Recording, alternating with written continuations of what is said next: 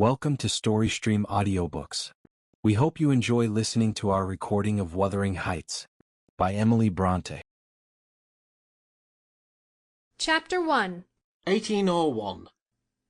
I have just returned from a visit to my landlord, the solitary neighbour that I shall be troubled with. This is certainly a beautiful country.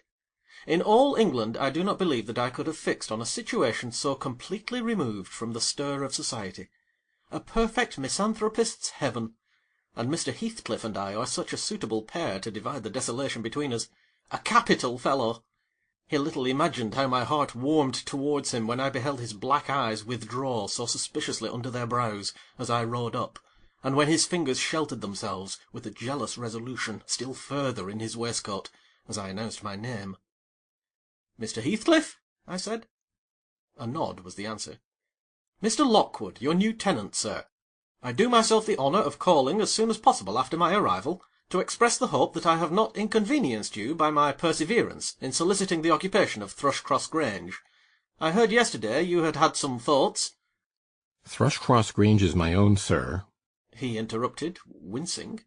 "I should not allow anyone to inconvenience me if I could hinder it. Walk in." The "walk in" was uttered with closed teeth, and expressed the sentiment, "Go to the deuce." Even the gate over which he leant manifested no sympathizing movement to the words, and I think that circumstance determined me to accept the invitation. I felt interested in a man who seemed more exaggeratedly reserved than myself. When he saw my horse's breast fairly pushing the barrier, he did put out his hand to unchain it, and then sullenly preceded me up the causeway, calling as we entered the court, "Joseph, take Mr. Lockwood's horse, and bring up some wine." Here we have the whole establishment of domestics, I suppose, was the reflection suggested by this compound order. No wonder the grass grows up between the flags, and cattle are the only hedge-cutters. Joseph was an elderly, nay, an old man, very old perhaps, though hale and sinewy. "The Lord help us," he soliloquized, in an undertone of peevish displeasure, while relieving me of my horse, looking meantime in my face so sourly that I charitably conjectured he must have need of divine aid to digest his dinner, and his pious ejaculation had no reference to my unexpected advent. Wuthering Heights is the name of Mr. Heathcliff's dwelling, Wuthering being a significant provincial adjective, descriptive of the atmospheric tumult to which its station is exposed in stormy weather. Pure bracing ventilation they must have up there at all times, indeed. One may guess the power of the north wind blowing over the edge by the excessive slant of a few stunted firs at the end of the house, and by a range of gaunt thorns all stretching their limbs one way, as if craving alms of the sun. Happily the architect had foresight to build it strong. The narrow windows are deeply set in the wall, and the corners defended with large jutting stones. Before passing the threshold, I paused to admire a quantity of grotesque carving lavished over the front, and especially about the principal door, above which, among a wilderness of crumbling griffins and shameless little boys, I detected the date 1500, and the name Catherine Earnshaw.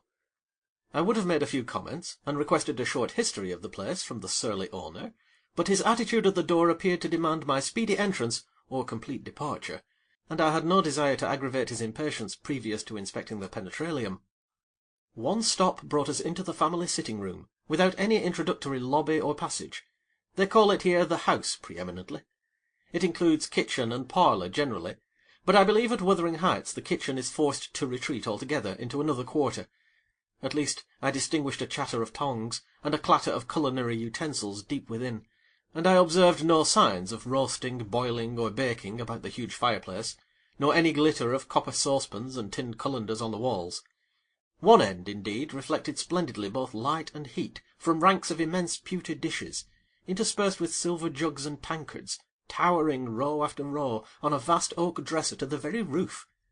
The latter had never been underdrawn, its entire anatomy lay bare to an inquiring eye, except where a frame of wood, laden with oat-cakes and clusters of legs of beef, mutton, and ham, concealed it.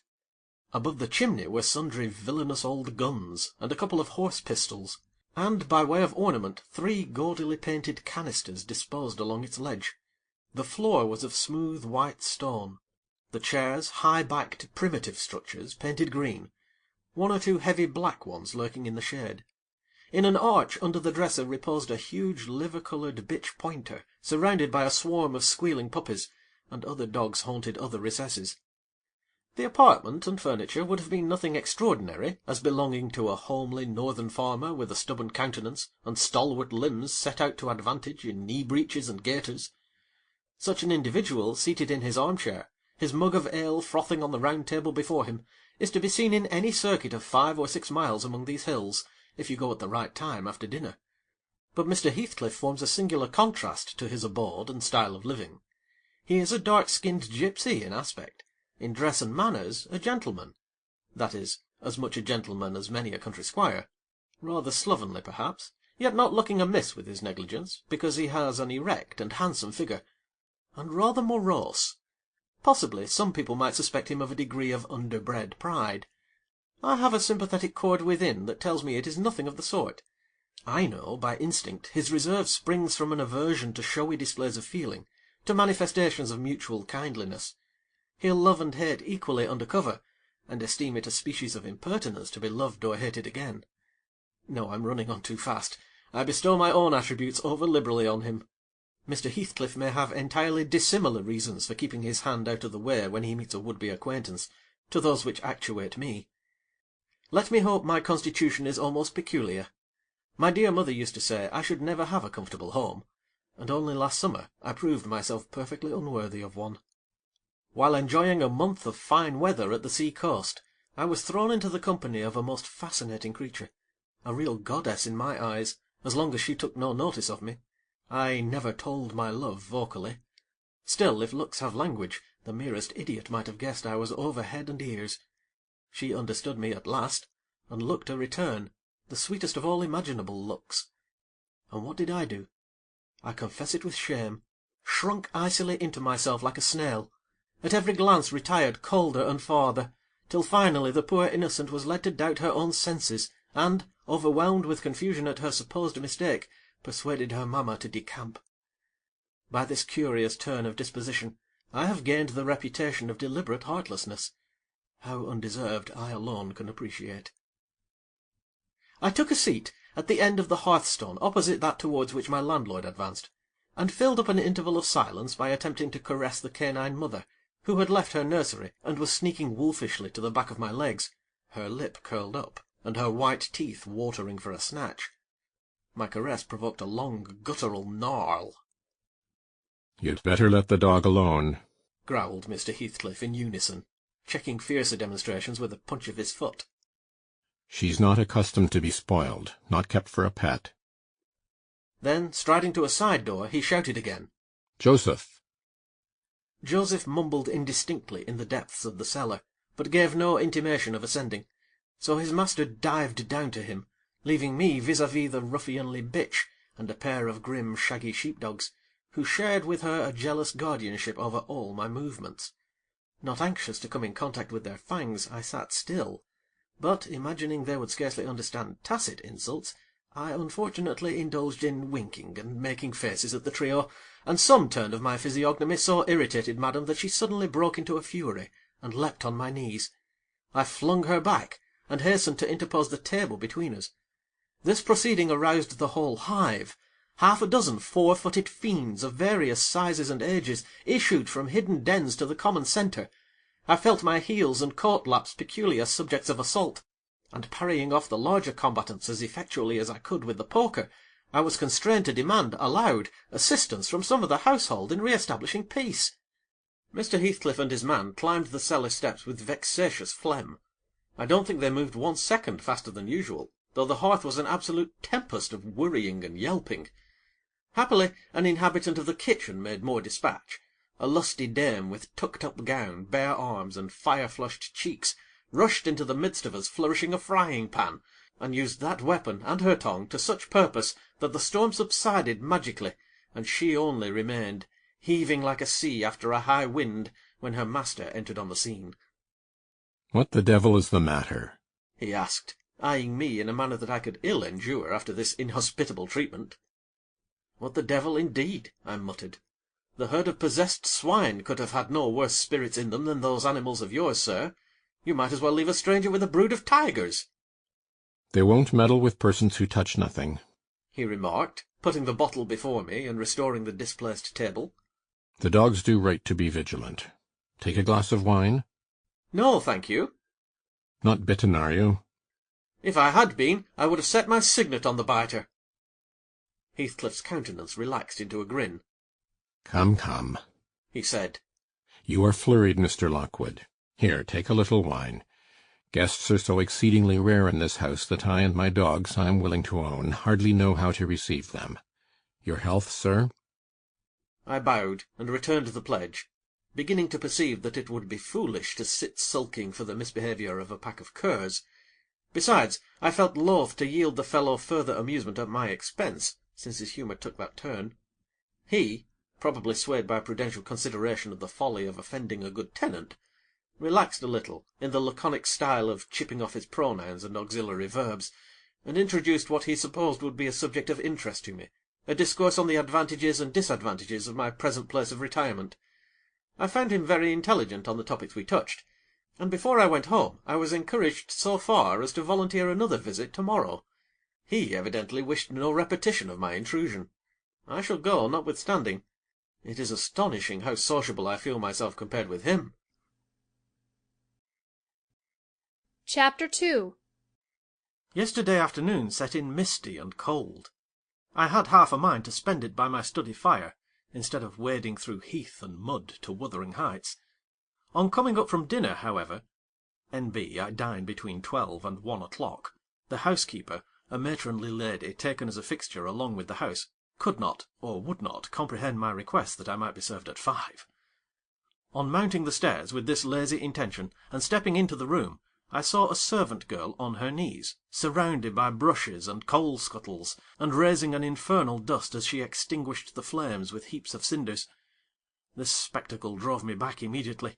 I took my hat, and after a 4 miles' walk, arrived at Heathcliff's garden gate, just in time to escape the first feathery flakes of a snow-shower. On that bleak hilltop the earth was hard with a black frost, and the air made me shiver through every limb. Being unable to remove the chain, I jumped over, and running up the flagged causeway bordered with straggling gooseberry bushes, knocked vainly for admittance, till my knuckles tingled, and the dogs howled. "Wretched inmates!" I ejaculated mentally. "You deserve perpetual isolation from your species for your churlish inhospitality. At least I would not keep my doors barred in the daytime. I don't care, I will get in." So resolved, I grasped the latch, and shook it vehemently. Vinegar-faced Joseph projected his head from a round window of the barn. "What are ye for?" he shouted. "The maister's down in the fold. Go round by the end of the leith, if ye want to speak to him." "Is there nobody inside to open the door?" I hallooed responsively. "There's nobbut to missus, and she'll not open't, and ye mak your fleesome dins till neet." "Why, cannot you tell her who I am, eh, Joseph?" "No name me. I'll hae no hand wi't," muttered the head, vanishing. The snow began to drive thickly. I seized the handle to essay another trial, when a young man without a coat, and shouldering a pitchfork, appeared in the yard behind. He hailed me to follow him, and after marching through a wash-house, and a paved area containing a coal-shed, pump, and pigeon-cot, we at length arrived in the huge, warm, cheerful apartment where I was formerly received. It glowed delightfully in the radiance of an immense fire, compounded of coal, peat, and wood, and near the table, laid for a plentiful evening meal, I was pleased to observe the Mrs., an individual whose existence I had never previously suspected. I bowed, and waited, thinking she would bid me take a seat. She looked at me, leaning back in her chair, and remained motionless and mute. "Rough weather," I remarked. "I'm afraid, Mrs. Heathcliff, the door must bear the consequence of your servant's leisure attendance. I had hard work to make them hear me." She never opened her mouth. I stared. She stared also. At any rate, she kept her eyes on me in a cool, regardless manner, exceedingly embarrassing and disagreeable. "Sit down," said the young man gruffly. "He'll be in soon." I obeyed, and hemmed, and called the villain Juno, who deigned at this second interview to move the extreme tip of her tail, in token of owning my acquaintance. "A beautiful animal," I commenced again. "Do you intend parting with the little ones, madam?" They are not mine, said the amiable hostess, more repellingly than Heathcliff himself could have replied. Ah, your favourites are among these, I continued, turning to an obscure cushion full of something like cats. A strange choice of favourites, she observed scornfully. Unluckily, it was a heap of dead rabbits. I hemmed once more, and drew closer to the hearth, repeating my comment on the wildness of the evening. You should not have come out, she said, rising and reaching from the chimney-piece 2 of the painted canisters. Her position before was sheltered from the light. Now I had a distinct view of her whole figure and countenance. She was slender, and apparently scarcely past girlhood, an admirable form, and the most exquisite little face that I have ever had the pleasure of beholding. Small features, very fair, flaxen ringlets, or rather golden, hanging loose on her delicate neck, and eyes, had they been agreeable in expression, that would have been irresistible. Fortunately for my susceptible heart, the only sentiment they evinced hovered between scorn and a kind of desperation, singularly unnatural to be detected there. The canisters were almost out of her reach. I made a motion to aid her. She turned upon me as a miser might turn if any one attempted to assist him in counting his gold. I don't want your help, she snapped. I can get them for myself. I beg your pardon, I hastened to reply. Were you asked to tea? she demanded, tying an apron over her neat black frock, and standing with a spoonful of the leaf poised over the pot. I shall be glad to have a cup, I answered. Were you asked? she repeated. No, I said, half smiling. You are the proper person to ask me. She flung the tea back, spoon and all, and resumed her chair in a pet. Her forehead corrugated, and her red underlip pushed out, like a child's ready to cry. Meanwhile the young man had slung on to his person a decidedly shabby upper garment, and, erecting himself before the blaze, looked down on me from the corner of his eyes, for all the world as if there were some mortal feud unavenged between us. I began to doubt whether he were a servant or not. His dress and speech were both rude, entirely devoid of the superiority observable in Mr. and Mrs. Heathcliff. His thick brown curls were rough and uncultivated, his whiskers encroached bearishly over his cheeks, and his hands were embrowned like those of a common labourer. Still his bearing was free, almost haughty, and he showed none of a domestic's assiduity in attending on the lady of the house. In the absence of clear proofs of his condition, I deemed it best to abstain from noticing his curious conduct, and 5 minutes afterwards the entrance of Heathcliff relieved me, in some measure, from my uncomfortable state. "You see, sir, I am come according to promise," I exclaimed, assuming the cheerful, "and I fear I shall be weather-bound for half an hour, if you can afford me shelter during that space."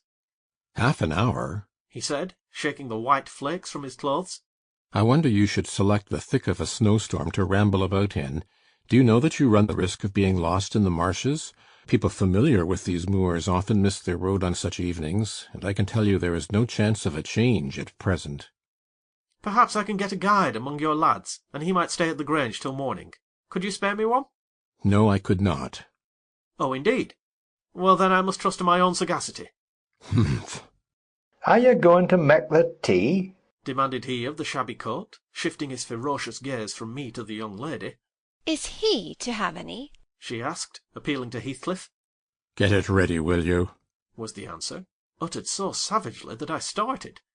The tone in which the words were said revealed a genuine bad nature. I no longer felt inclined to call Heathcliff a capital fellow. When the preparations were finished, he invited me with, Now, sir, bring forward your chair.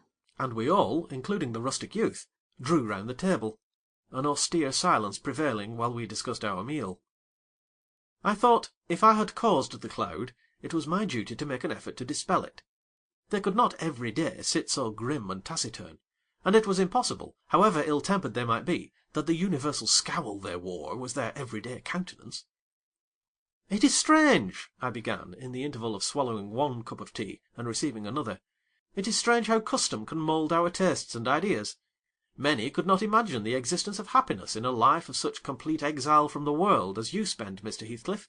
Yet I'll venture to say that, surrounded by your family, and with your amiable lady as the presiding genius over your home and heart—" My amiable lady! he interrupted, with an almost diabolical sneer on his face. Where is she, my amiable lady? "Mrs. Heathcliff, your wife, I mean." Well, yes. Oh, you would intimate that her spirit has taken the post of ministering angel, and guards the fortunes of Wuthering Heights, even when her body is gone. Is that it? Perceiving myself in a blunder, I attempted to correct it. I might have seen there was too great a disparity between the ages of the parties to make it likely that they were man and wife. One was about 40, a period of mental vigour at which men seldom cherish the delusion of being married for love by girls. That dream is reserved for the solace of our declining years. The other did not look 17. Then it flashed on me. The clown at my elbow, who is drinking his tea out of a basin and eating his bread with unwashed hands, may be her husband. Heathcliff Junior, of course. Here is the consequence of being buried alive. She has thrown herself away upon that boor, from sheer ignorance that better individuals existed. A sad pity. I must beware how I cause her to regret her choice. The last reflection may seem conceited. It was not. My neighbour struck me as bordering on repulsive. I knew, through experience, that I was tolerably attractive. Mrs. Heathcliff is my daughter-in-law, said Heathcliff, corroborating my surmise. He turned, as he spoke, a peculiar look in her direction. A look of hatred, unless he has a most perverse set of facial muscles that will not, like those of other people, interpret the language of his soul. Ah, certainly. I see now. You are the favoured possessor of the beneficent fairy, I remarked, turning to my neighbour. This was worse than before. The youth grew crimson and clenched his fist, with every appearance of a meditated assault. But he seemed to recollect himself presently, and smothered the storm in a brutal curse, muttered on my behalf, which, however, I took care not to notice. Unhappy in your conjectures, sir, observed my host. We neither of us have the privilege of owning your good fairy. Her mate is dead. I said she was my daughter-in-law. Therefore she must have married my son. And this young man is? Not my son, assuredly. Heathcliff smiled again, as if it were rather too bold a jest to attribute the paternity of that bear to him. My name is Catherine Earnshaw, growled the other, and I'd counsel you to respect it. I've shown no disrespect, was my reply, laughing internally at the dignity with which he announced himself. He fixed his eye on me longer than I cared to return the stare, for fear I might be tempted either to box his ears or render my hilarity audible. I began to feel unmistakably out of place in that pleasant family circle. The dismal spiritual atmosphere overcame and more than neutralized the glowing physical comforts round me, and I resolved to be cautious how I ventured under those rafters a third time. The business of eating being concluded, and no one uttering a word of sociable conversation, I approached a window to examine the weather. A sorrowful sight I saw. Dark night coming down prematurely, and sky and hills mingled in one bitter whirl of wind and suffocating snow. I don't think it possible for me to get home now without a guide, I could not help exclaiming. The roads will be buried already, and if they were bare, I could scarcely distinguish a foot in advance. Hareton, drive those dozen sheep into the barn porch. They'll be covered if left in the fold all night, and put a plank before them, said Heathcliff. How must I do? I continued, with rising irritation. There was no reply to my question, and on looking round I saw only Joseph bringing in a pail of porridge for the dogs, and Mrs. Heathcliff leaning over the fire, diverting herself with burning a bundle of matches which had fallen from the chimney-piece as she restored the tea canister to its place. The former, when he had deposited his burden, took a critical survey of the room, and in cracked tones grated out, "Oh, I wonder how you can fashion to stand there in idleness, unwar, when all of them's going out. But you're a knout, and it's no use talking. You'll never mend your ill ways, but go right to the devil, like your mother afore ye." I imagined for a moment that this piece of eloquence was addressed to me, and sufficiently enraged, stepped towards the aged rascal with an intention of kicking him out of the door. Mrs. Heathcliff, however, checked me by her answer. You scandalous old hypocrite, she replied. Are you not afraid of being carried away bodily whenever you mention the devil's name? I warn you to refrain from provoking me, or I'll ask your abduction as a special favour. Stop. Look here, Joseph, she continued, taking a long dark book from a shelf. I'll show you how far I've progressed in the black art. I shall soon be competent to make a clear house of it. The red cow didn't die by chance, and your rheumatism can hardly be reckoned among providential visitations. Oh, wicked, wicked! gasped the elder. May the Lord deliver us from evil. No, reprobate. You are a castaway. Be off, or I'll hurt you seriously. I'll have you all modelled in wax and clay, and the first who passes the limits I fix shall, I'll not say what he shall be done to, but you'll see. Go, I'm looking at you. The little witch put a mock malignity into her beautiful eyes, and Joseph, trembling with sincere horror, hurried out, praying and ejaculating, Wicked, as he went. I thought her conduct must be prompted by a species of dreary fun, and now that we were alone, I endeavoured to interest her in my distress. "Mrs. Heathcliff," I said, earnestly, "you must excuse me for troubling you. I presume, because, with that face, I'm sure you cannot help being good-hearted. Do point out some landmarks by which I may know my way home. I have no more idea how to get there than you would have how to get to London." Take the road you came, she answered, ensconcing herself in a chair, with a candle and the long book open before her. It is brief advice, but as sound as I can give. "Then, if you hear of me being discovered dead in a bog, or a pit full of snow, your conscience won't whisper that it's partly your fault?" How so? I cannot escort you. They wouldn't let me go to the end of the garden wall. "You? I should be sorry to ask you to cross the threshold for my convenience, on such a night," I cried. "I want you to tell me my way, not to show it, or else to persuade Mr. Heathcliff to give me a guide." Who? There is himself, Earnshaw, Zillah, Joseph, and I. Which would you have? "Are there no boys at the farm?" No, those are all. "Then it follows that I am compelled to stay." That you may settle with your host. I have nothing to do with it. I hope it will be a lesson to you to make no more rash journeys on these hills, cried Heathcliff's stern voice from the kitchen entrance. As to staying here, I don't keep accommodations for visitors. You must share a bed with Hareton or Joseph if you do. "I can sleep on a chair in this room," I replied. No, no. A stranger is a stranger, be he rich or poor. It will not suit me to permit anyone the range of the place while I am off guard," said the unmannerly wretch. With this insult my patience was at an end. I uttered an expression of disgust, and pushed past him into the yard, running against Earnshaw in my haste. It was so dark that I could not see the means of exit, and as I wandered round I heard another specimen of their civil behaviour amongst each other. At first the young man appeared about to befriend me. I'll go with him as far as the park, he said. "You'll go with him to hell," exclaimed his master, or whatever relation he bore. "And who is to look after the horses, eh?" A man's life is of more consequence than one evening's neglect of the horses. Somebody must go, murmured Mrs. Heathcliff, more kindly than I expected. Not at your command, retorted Hareton. If you set store on him, you'd better be quiet. Then I hope his ghost will haunt you, and I hope Mr. Heathcliff will never get another tenant till the Grange is a ruin, she answered sharply.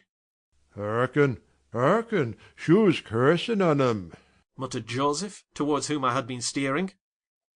He sat within earshot, milking the cows by the light of a lantern, which I seized unceremoniously, and, calling out that I would send it back on the morrow, rushed to the nearest postern. Meester, he's stealing the lantern, shouted the ancient, pursuing my retreat. Hey, Nasher! Hey, dog! Hey, wolf! Hold him! Hold him!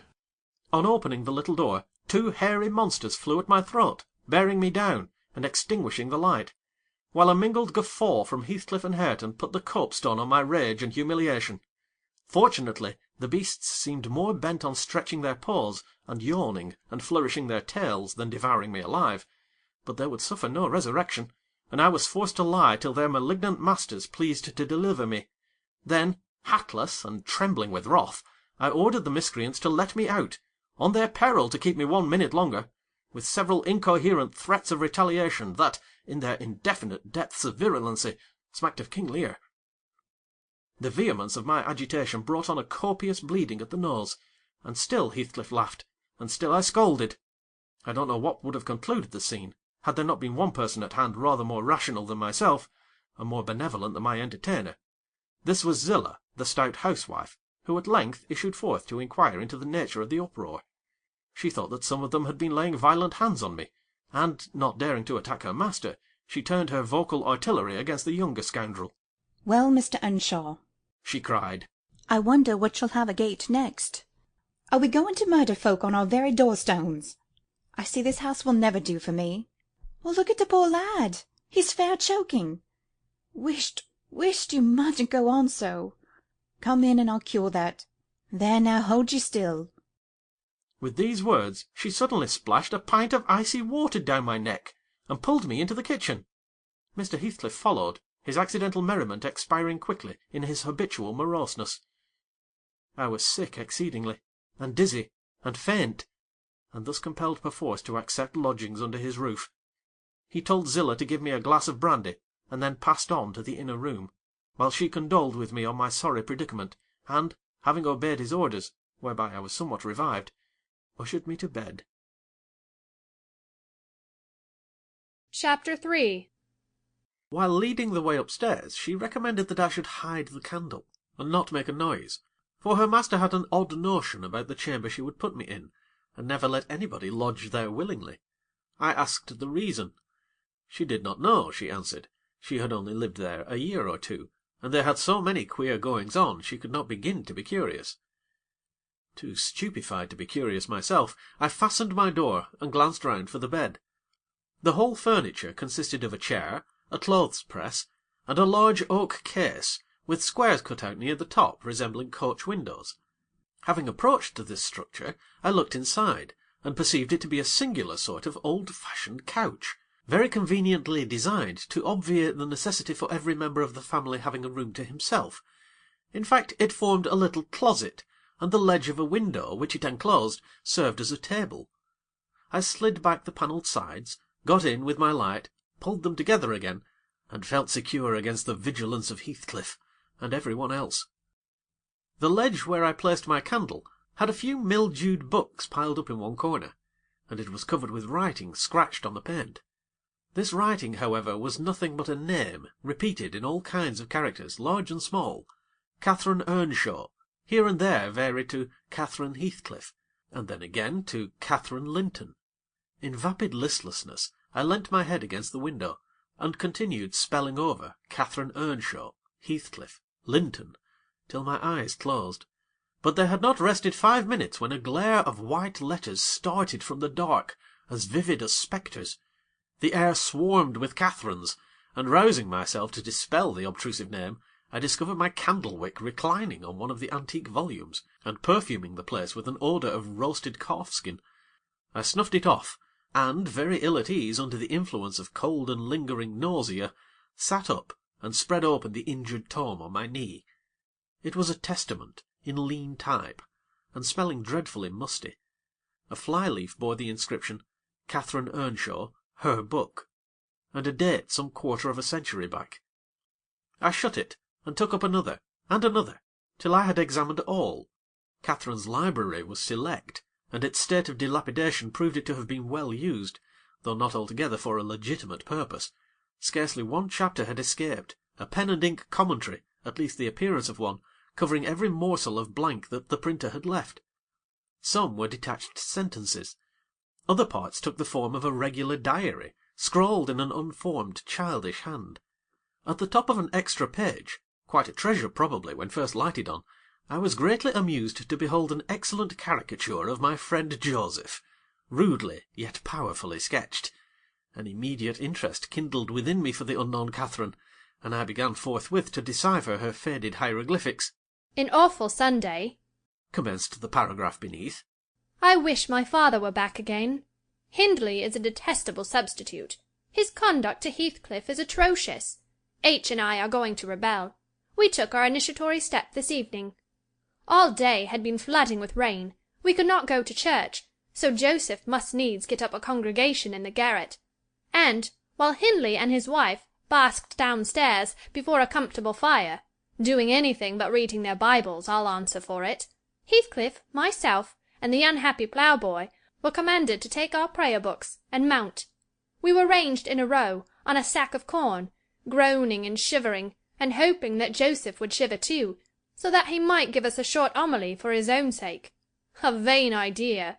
The service lasted precisely 3 hours, and yet my brother had the face to exclaim, when he saw us descending, "What, done already?"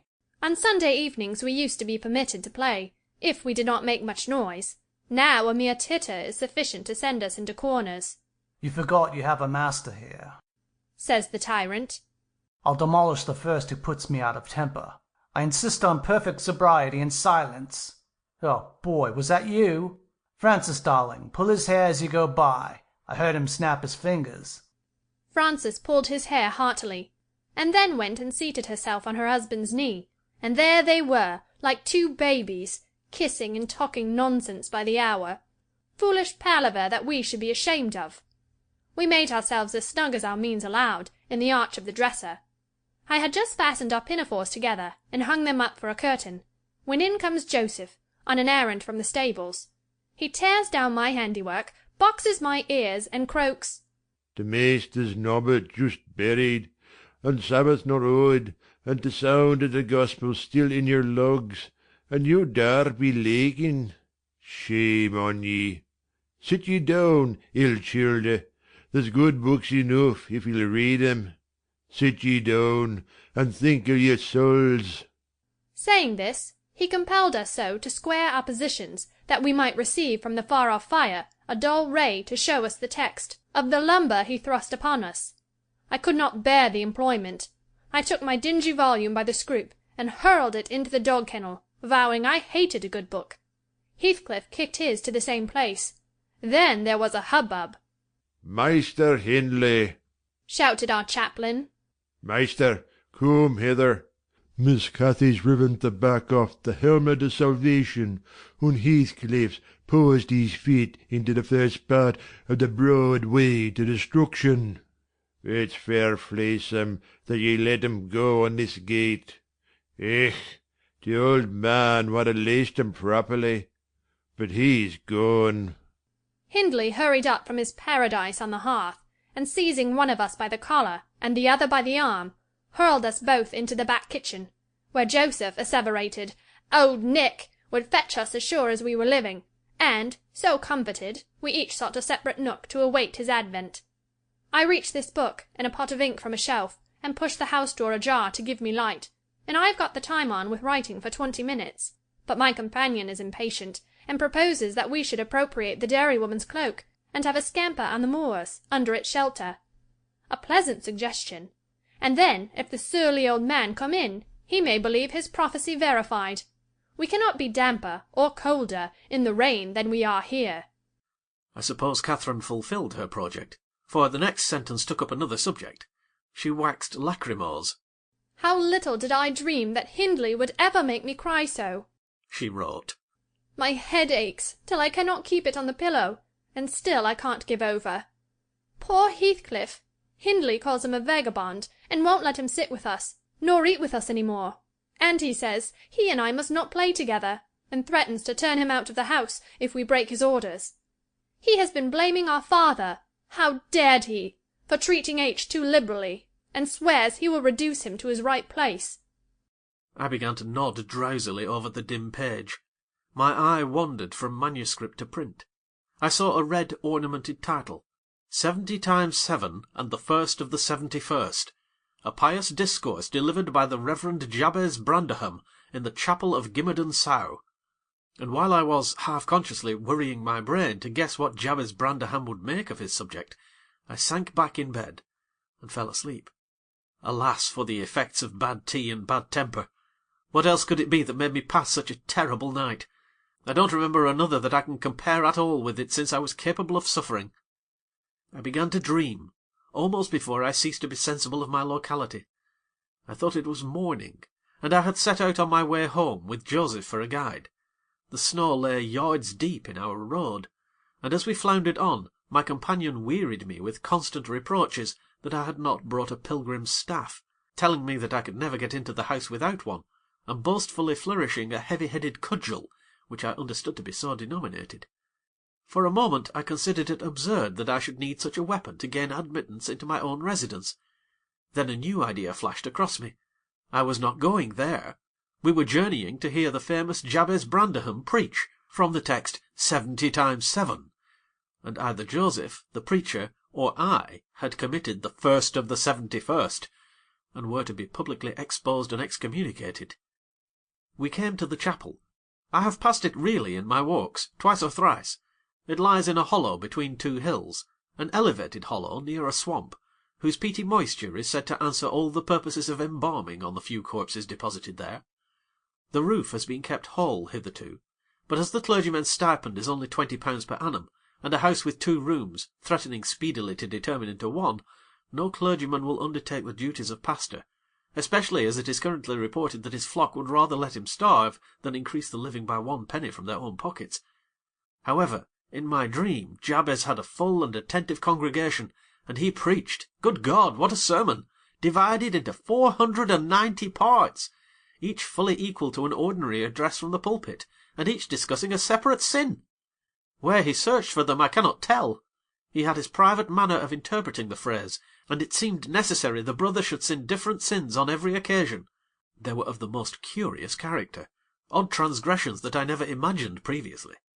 Oh, how weary I grew! How I writhed and yawned, and nodded, and revived! How I pinched and pricked myself, and rubbed my eyes, and stood up, and sat down again, and nudged Joseph to inform me if he would ever have done. I was condemned to hear all out. Finally he reached the first of the 71st. At that crisis a sudden inspiration descended on me. I was moved to rise and denounce Jabez Branderham as the sinner of the sin that no Christian need pardon. "Sir," I exclaimed, "sitting here within these 4 walls, at one stretch I have endured and forgiven the 490 heads of your discourse. 70 times 7 times have I plucked up my hat and been about to depart. 70 times 7 times have you preposterously forced me to resume my seat. The 491st is too much. Fellow martyrs, have at him. Drag him down, and crush him to atoms, that the place which knows him may know him no more." "Thou art the man," cried Jabez, after a solemn pause, leaning over his cushion. 70 times 7 times didst thou gapingly contort thy visage. 70 times 7 did I take counsel with my soul. Lo, this is human weakness, this also may be absolved. The first of the 71st is come. Brethren, execute upon him the judgment written. Such honour have all his saints.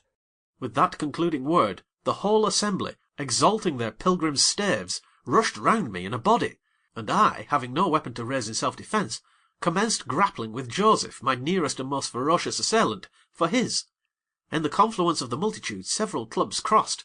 Blows aimed at me fell on other sconces. Presently the whole chapel resounded with rappings and counter-rappings. Every man's hand was against his neighbour, and Branderham, unwilling to remain idle, poured forth his zeal in a shower of loud taps on the boards of the pulpit, which responded so smartly that, at last, to my unspeakable relief, they woke me. And what was it that had suggested the tremendous tumult? What had played Jabez's part in the row?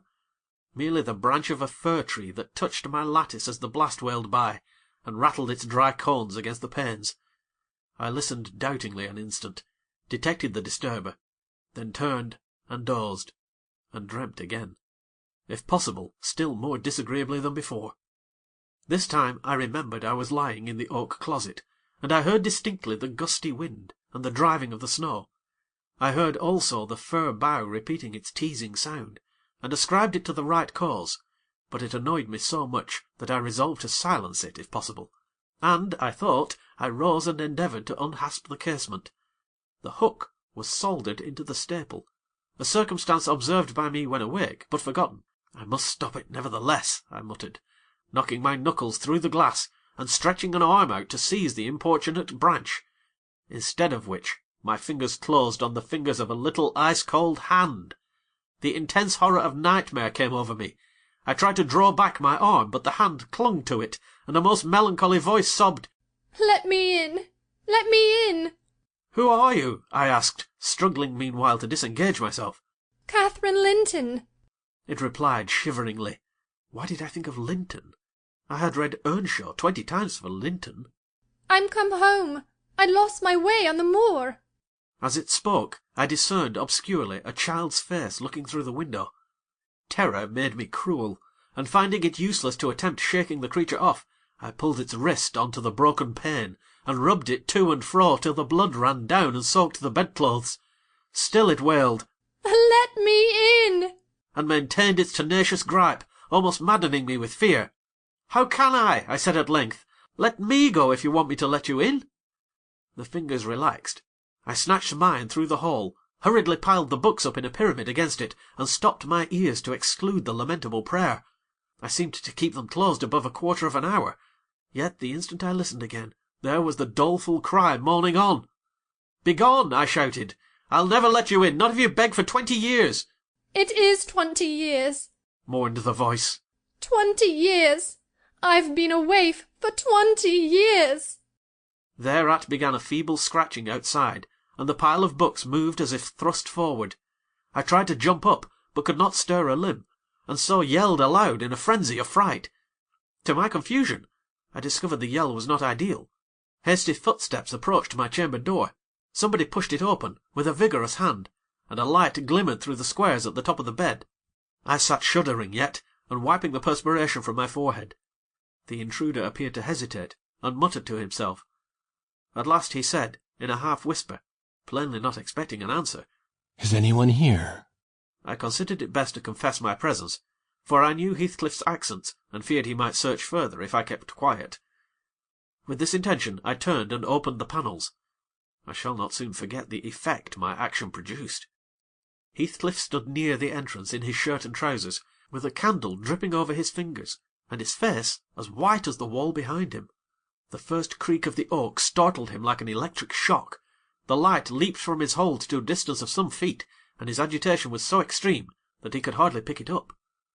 "It is only your guest, sir," I called out, desirous to spare him the humiliation of exposing his cowardice further. "I had the misfortune to scream in my sleep, owing to a frightful nightmare. I'm sorry I disturbed you." "Oh, God confound you, Mr. Lockwood. I wish you were at the—" commenced my host, setting the candle on a chair because he found it impossible to hold it steady. "And who showed you up into this room?" he continued, crushing his nails into his palms, and grinding his teeth to subdue the maxillary convulsions. "Who was it? I've a good mind to turn them out of the house this moment." "It was your servant Zillah," I replied, flinging myself onto the floor and rapidly resuming my garments. "I should not care if you did, Mr. Heathcliff. She richly deserves it. I suppose that she wanted to get another proof that the place was haunted, at my expense. Well, it is, swarming with ghosts and goblins. You have reason in shutting it up, I assure you. No one will thank you for a doze in such a den." "What do you mean?" asked Heathcliff. "And what are you doing? Lie down and finish out the night since you are here, but for heaven's sake don't repeat that horrid noise. Nothing could excuse it unless you were having your throat cut." "If the little fiend had got in at the window, she probably would have strangled me," I returned. "I'm not going to endure the persecutions of your hospitable ancestors again. Was not the Reverend Jabez Branderham akin to you on the mother's side? And that minx, Catherine Linton, or Earnshaw, or however she was called, she must have been a changeling, wicked little soul. She told me she had been walking the earth these 20 years, a just punishment for her mortal transgressions, I've no doubt." Scarcely were these words uttered, when I recollected the association of Heathcliff's with Catherine's name in the book, which had completely slipped from my memory till thus awakened. I blushed at my inconsideration, but without showing further consciousness of the offence, I hastened to add, "The truth is, sir, I passed the first part of the night in—" Here I stopped afresh. I was about to say, perusing those old volumes. Then it would have revealed my knowledge of their written as well as their printed contents. So, correcting myself, I went on, "in spelling over the names scratched on that window-ledge.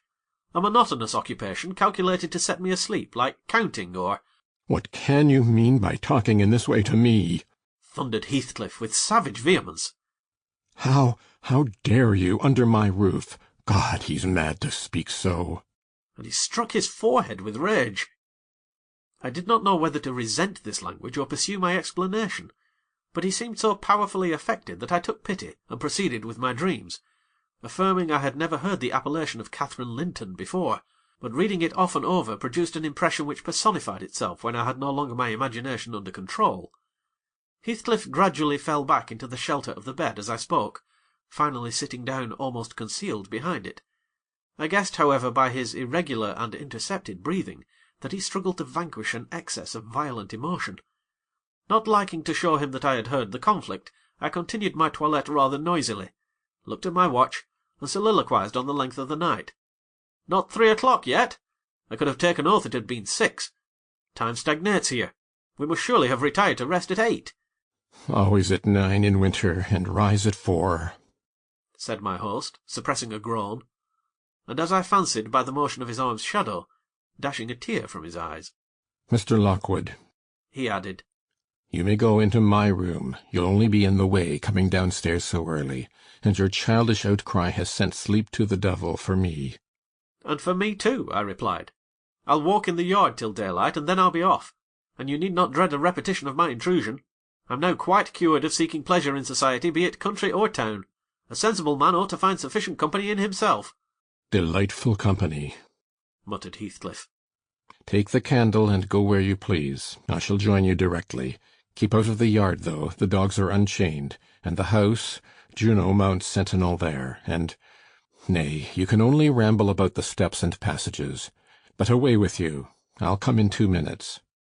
I obeyed, so far as to quit the chamber, when, ignorant where the narrow lobbies led, I stood still, and was witness, involuntarily, to a piece of superstition on the part of my landlord, which belied, oddly, his apparent sense. He got onto the bed, and wrenched open the lattice, bursting as he pulled at it into an uncontrollable passion of tears. Come in, he sobbed. Cathy, do come. Oh, do, once more. Oh, my heart's darling, hear me this time, Catherine, at last. The spectre showed a spectre's ordinary caprice. It gave no sign of being, but the snow and wind whirled wildly through, even reaching my station, and blowing out the light. There was such anguish in the gush of grief that accompanied this raving, that my compassion made me overlook its folly, and I drew off, half angry to have listened at all, and vexed at having related my ridiculous nightmare, since it produced that agony, though why was beyond my comprehension. I descended cautiously to the lower regions, and landed in the back kitchen, where a gleam of fire, raked compactly together, enabled me to rekindle my candle. Nothing was stirring, except a brindled grey cat, which crept from the ashes, and saluted me with a querulous mew. 2 benches, shaped in sections of a circle, nearly enclosed the hearth. On one of these I stretched myself, and Grimalkin mounted the other. We were both of us nodding ere anyone invaded our retreat, and then it was Joseph, shuffling down a wooden ladder that vanished in the roof, through a trap, the ascent to his garret, I suppose. He cast a sinister look at the little flame which I had enticed to play between the ribs, swept the cat from its elevation, and, bestowing himself in the vacancy, commenced the operation of stuffing a 3-inch pipe with tobacco. My presence in his sanctum was evidently esteemed a piece of impudence too shameful for remark.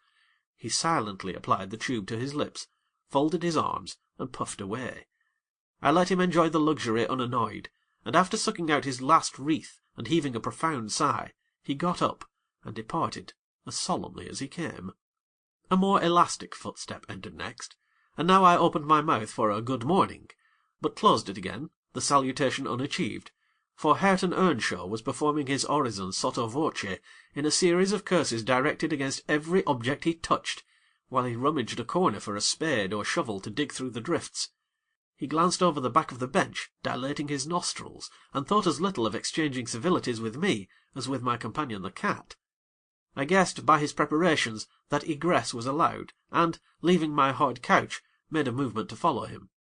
He noticed this, and thrust at an inner door with the end of his spade, intimating by an inarticulate sound that there was the place where I must go, if I changed my locality. It opened into the house, where the females were already astir, Zillah urging flakes of flame up the chimney with a colossal bellows, and Mrs. Heathcliff kneeling on the hearth, reading a book by the aid of the blaze.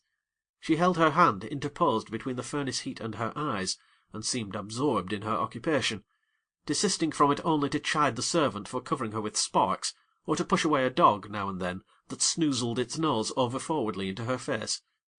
I was surprised to see Heathcliff there also. He stood by the fire, his back towards me, just finishing a stormy scene with poor Zillah, who ever and anon interrupted her labour to pluck up the corner of her apron and heave an indignant groan. "And you worthless—" he broke out as I entered, turning to his daughter-in-law, and employing an epithet as harmless as duck or sheep, but generally represented by a dash. "There you are at your idle tricks again. The rest of them do earn their bread. You live on my charity. Put your trash away and find something to do. You shall pay me for the plague of having you eternally in my sight. Do you hear, damnable jade?" I'll put my trash away, because you can make me if I refuse, answered the young lady, closing her book and throwing it on a chair. but I'll not do anything, though you should swear your tongue out, except what I please. Heathcliff lifted his hand, and the speaker sprang to a safer distance, obviously acquainted with its weight. Having no desire to be entertained by a cat-and-dog combat, I stepped forward briskly, as if eager to partake the warmth of the hearth, and innocent of any knowledge of the interrupted dispute. Each had enough decorum to suspend further hostilities. Heathcliff placed his fists, out of temptation, in his pockets. Mrs. Heathcliff curled her lip, and walked to a seat far off, where she kept her word by playing the part of a statue during the remainder of my stay. That was not long. I declined joining their breakfast, and at the first gleam of dawn took an opportunity of escaping into the free air, now clear and still, and cold as impalpable ice. My landlord hallooed for me to stop ere I reached the bottom of the garden, and offered to accompany me across the moor.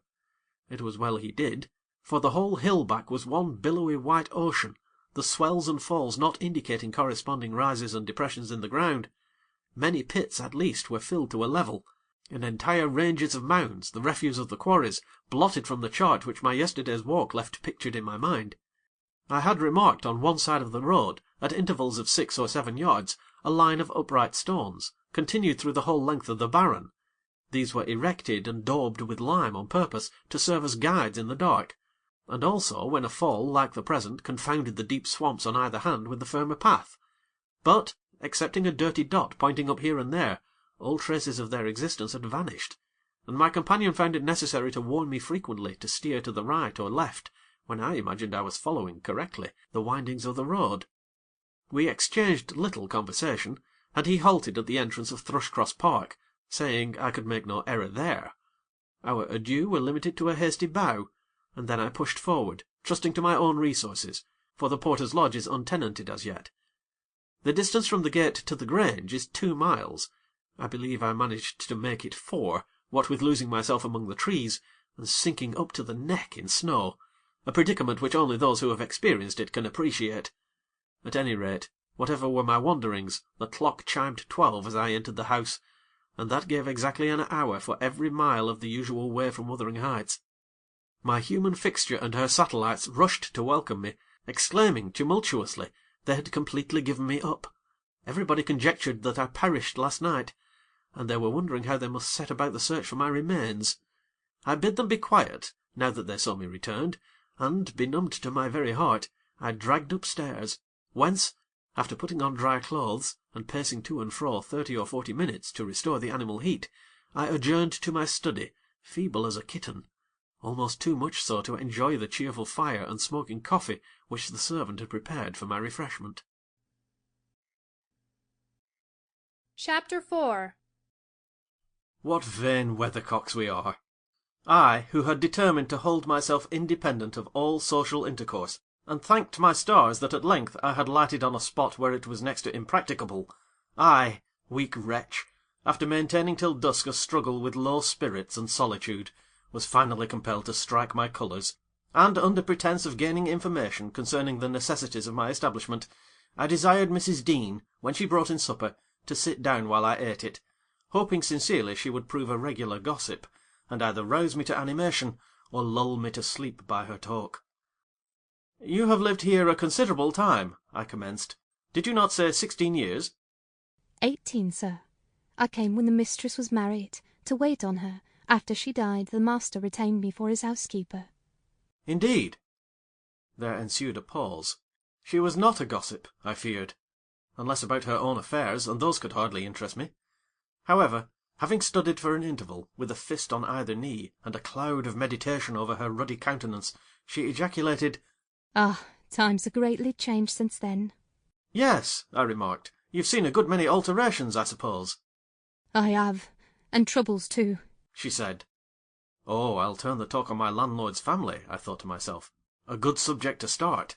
And that pretty girl widow, I should like to know her history, whether she be a native of the country, or, as is more probable, an exotic that the surly indigene will not recognise for kin. With this intention I asked Mrs. Dean why Heathcliff let Thrushcross Grange, and preferred living in a situation and residence so much inferior.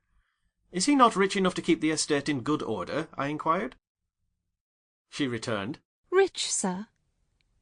He has nobody knows what money, and every year it increases. Yes, yes, he's rich enough to live in a finer house than this, but he's very near, close-handed, and, if he had meant to flit to Thrushcross Grange, as soon as he heard of a good tenant, he could not have borne to miss the chance of getting a few hundreds more. It is strange people should be so greedy, when they are alone in the world. He had a son, it seems. Yes, he had one. He is dead. And that young lady, Mrs. Heathcliff, is his widow? Yes. Where did she come from, originally? Why, sir, she's my late master's daughter. Catherine Linton was her maiden name. I nursed her, poor thing. I did wish Mr. Heathcliff would remove here, and then we might have been together again. What? Catherine Linton? I exclaimed, astonished. But a minute's reflection convinced me it was not my ghostly Catherine. Then, I continued, my predecessor's name was Linton. It was. And who is that Earnshaw, Hareton Earnshaw, who lives with Mr. Heathcliff? Are they relations? No, he's the late Mrs. Linton's nephew. The young lady's cousin, then? Yes, and her husband was her cousin also. One on the mother's, the other on the father's side. Heathcliff married Mr. Linton's sister. I see the house at Wuthering Heights has Earnshaw carved over the front door. Are they an old family? Very old, sir, and Hareton is the last of them, as our Miss Cathy is of us, I mean, of the Lintons. Have you been to Wuthering Heights? I beg pardon for asking, but I should like to hear how she is. Mrs. Heathcliff? She looked very well, and very handsome, yet, I think, not very happy. Oh dear, I don't wonder. And how did you like the master? A rough fellow, rather, Mrs. Dean. Is not that his character? Rough as a saw edge, and hard as a whinstone. The less you meddle with him, the better. He must have had some ups and downs in life to make him such a churl. Do you know anything of his history? It's a cuckoo's, sir. I know all about it, except where he was born, and who were his parents, and how he got his money at first, and Hareton has been cast out like an unfledged dunnock. The unfortunate lad is the only one in all of this parish that does not guess how he has been treated. Well, Mrs. Dean, it will be a charitable deed to tell me something of my neighbours. I feel I shall not rest if I go to bed, so be good enough to sit and chat an hour. Oh, certainly, sir. I'll just fetch a little sewing, and then I'll sit as long as you please. But you've caught cold. I saw you shivering, and you must have some gruel to drive it out. The worthy woman bustled off, and I crouched nearer the fire. My head felt hot, and the rest of me chill. Moreover, I was excited, almost to a pitch of foolishness, through my nerves and brain. This caused me to feel, not uncomfortable, but rather fearful, as I am still, of serious effects from the incidents of to-day and yesterday. She returned presently, bringing a smoking basin and a basket of work, and having placed the former on the hob, drew in her seat, evidently pleased to find me so companionable. Before I came to live here, she commenced, waiting no farther invitation to her story, I was almost always at Wuthering Heights, because my mother had nursed Mr. Hindley Earnshaw. That was Hareton's father, and I got used to playing with the children. I ran errands too, and helped to make hay, and hung about the farm ready for anything that anybody would set me to. One fine summer morning, it was the beginning of harvest, I remember, Mr. Earnshaw, the old master, came downstairs dressed for a journey, and, after he had told Joseph what was to be done during the day, he turned to Hindley and Cathy and me, for I sat eating my porridge with them, and he said, speaking to his son, "Now, my bonny man, I'm going to Liverpool to-day. What shall I bring you? You may choose what you like. Only let it be little, for I shall walk there and back, 60 miles each way. That is a long spell." Hindley named a fiddle, and then he asked Miss Cathy. She was hardly 6 years old, but she could ride any horse in the stable, and she chose a whip. He did not forget me, for he had a kind heart, though he was rather severe sometimes. He promised to bring me a pocketful of apples and pears, and then he kissed his children, said good-bye, and set off. It seemed a long while to us all, the 3 days of his absence, and often did little Cathy ask when he would be home. Mrs. Earnshaw expected him by supper-time on the 3rd evening, and she put the meal off hour after hour. There were no signs of his coming, however, and at last the children got tired of running down to the gate to look. Then it grew dark. She would have had them to bed, but they begged sadly to be allowed to stay up, and just about 11 o'clock the door-latch was raised quietly, and in stepped the master. He threw himself into a chair, laughing and groaning, and bid them all stand off, for he was nearly killed. He would not have such another walk for the 3 kingdoms. And at the end of it to be flighted to death, he said, opening his great-coat, which he held bundled up in his arms. See here, wife, I was never so beaten with anything in my life, but you must e'en take it as a gift of God, though it's as dark almost as if it came from the devil. We crowded round, and over Miss Cathy's head I had a peep at a dirty, ragged, black-haired child, big enough both to walk and talk. Indeed, its face looked older than Catherine's, yet when it was set on its feet, it only stared round, and repeated over and over again some gibberish that nobody could understand. I was frightened, and Mrs. Earnshaw was ready to fling it out of doors. She did fly up, asking how he could fashion to bring that gipsy brat into the house, when they had their own bairns to feed and fend for, what he meant to do with it, and whether he were mad. The master tried to explain the matter, but he was really half dead with fatigue, and all that I could make out, amongst a scolding, was a tale of his seeing it starving and houseless, and as good as dumb, in the streets of Liverpool, where he picked it up and inquired for its owner. Not a soul knew to whom it belonged, he said, and his money and time being both limited, he thought it better to take it home with him at once than to run into vain expenses there, because he was determined he would not leave it as he found it. Well, the conclusion was that my mistress grumbled herself calm, and Mr. Earnshaw told me to wash it, and give it clean things, and let it sleep with the children. Hindley and Cathy contented themselves with looking and listening till peace was restored. Then both began searching the father's pockets for the presents he had promised them. The former was a boy of 14, but when he drew out what had been a fiddle, crushed to morsels in the great-coat, he blubbered aloud, and Cathy, when she learned the master had lost her whip in attending on the stranger, showed her humour by grinning and spitting at the stupid little thing, earning for her pains a sound blow from her father to teach her cleaner manners. They entirely refused to have it in bed with them, or even in their room, and I had no more sense, so I put it on the landing of the stairs, hoping it might be gone on the morrow. By chance, or else attracted by hearing his voice, it crept into Mr. Earnshaw's door, and there he found it on quitting his chamber. Inquiries were made as to how it got there. I was obliged to confess, and in recompense for my cowardice and inhumanity was sent out of the house. This was Heathcliff's first introduction to the family. On coming back a few days afterwards, for I did not consider my banishment perpetual, I found they had christened him Heathcliff. It was the name of a son who died in childhood, and it has served him ever since, both for Christian and surname. Miss Cathy and he were now very thick, but Hindley hated him, and to say the truth I did the same, and we plagued and went on with him shamefully, for I wasn't reasonable enough to feel my injustice, and the mistress never put in a word on his behalf when she saw him wronged. He seemed a sullen, patient child, hardened perhaps to ill-treatment. He would stand Hindley's blows without winking or shedding a tear, and my pinches moved him only to draw in a breath and open his eyes, as if he had hurt himself by accident and nobody was to blame. This endurance made old Earnshaw furious when he discovered his son persecuting the poor fatherless child, as he called him. He took to Heathcliff strangely, believing all he said. For that matter he said precious little, and generally the truth, and petting him up far above Cathy, who was too mischievous and wayward for a favourite. So, from the very beginning, he bred bad feeling in the house, and, at Mrs. Earnshaw's death, which happened in less than 2 years after, the young master had learned to regard his father as an oppressor rather than a friend, and Heathcliff as a usurper of his parents' affections and his privileges, and he grew bitter with brooding over these injuries. I sympathized a while, but when the children fell ill of the measles, and I had to tend to them, and take on me the cares of a woman at once, I changed my idea. Heathcliff was dangerously sick, and while he lay at the worst, he would have me constantly by his pillow. I suppose he felt I did a good deal for him, and he hadn't wit to guess that I was compelled to do it. However, I will say this, he was the quietest child that ever nurse watched over.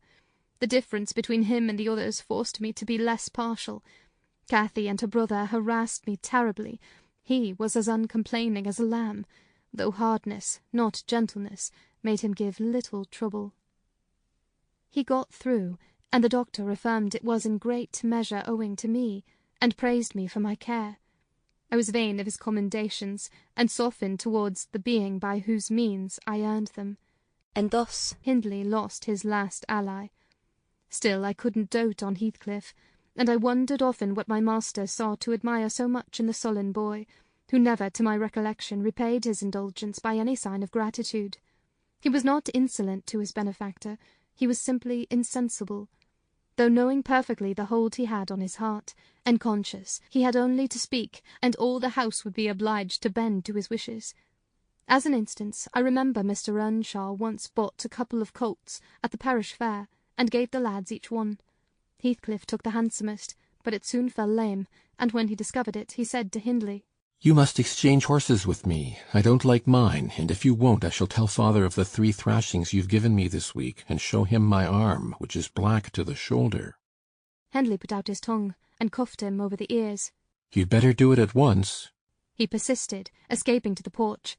They were in the stable. "You will have to, and if I speak of these blows, you'll get them again with interest."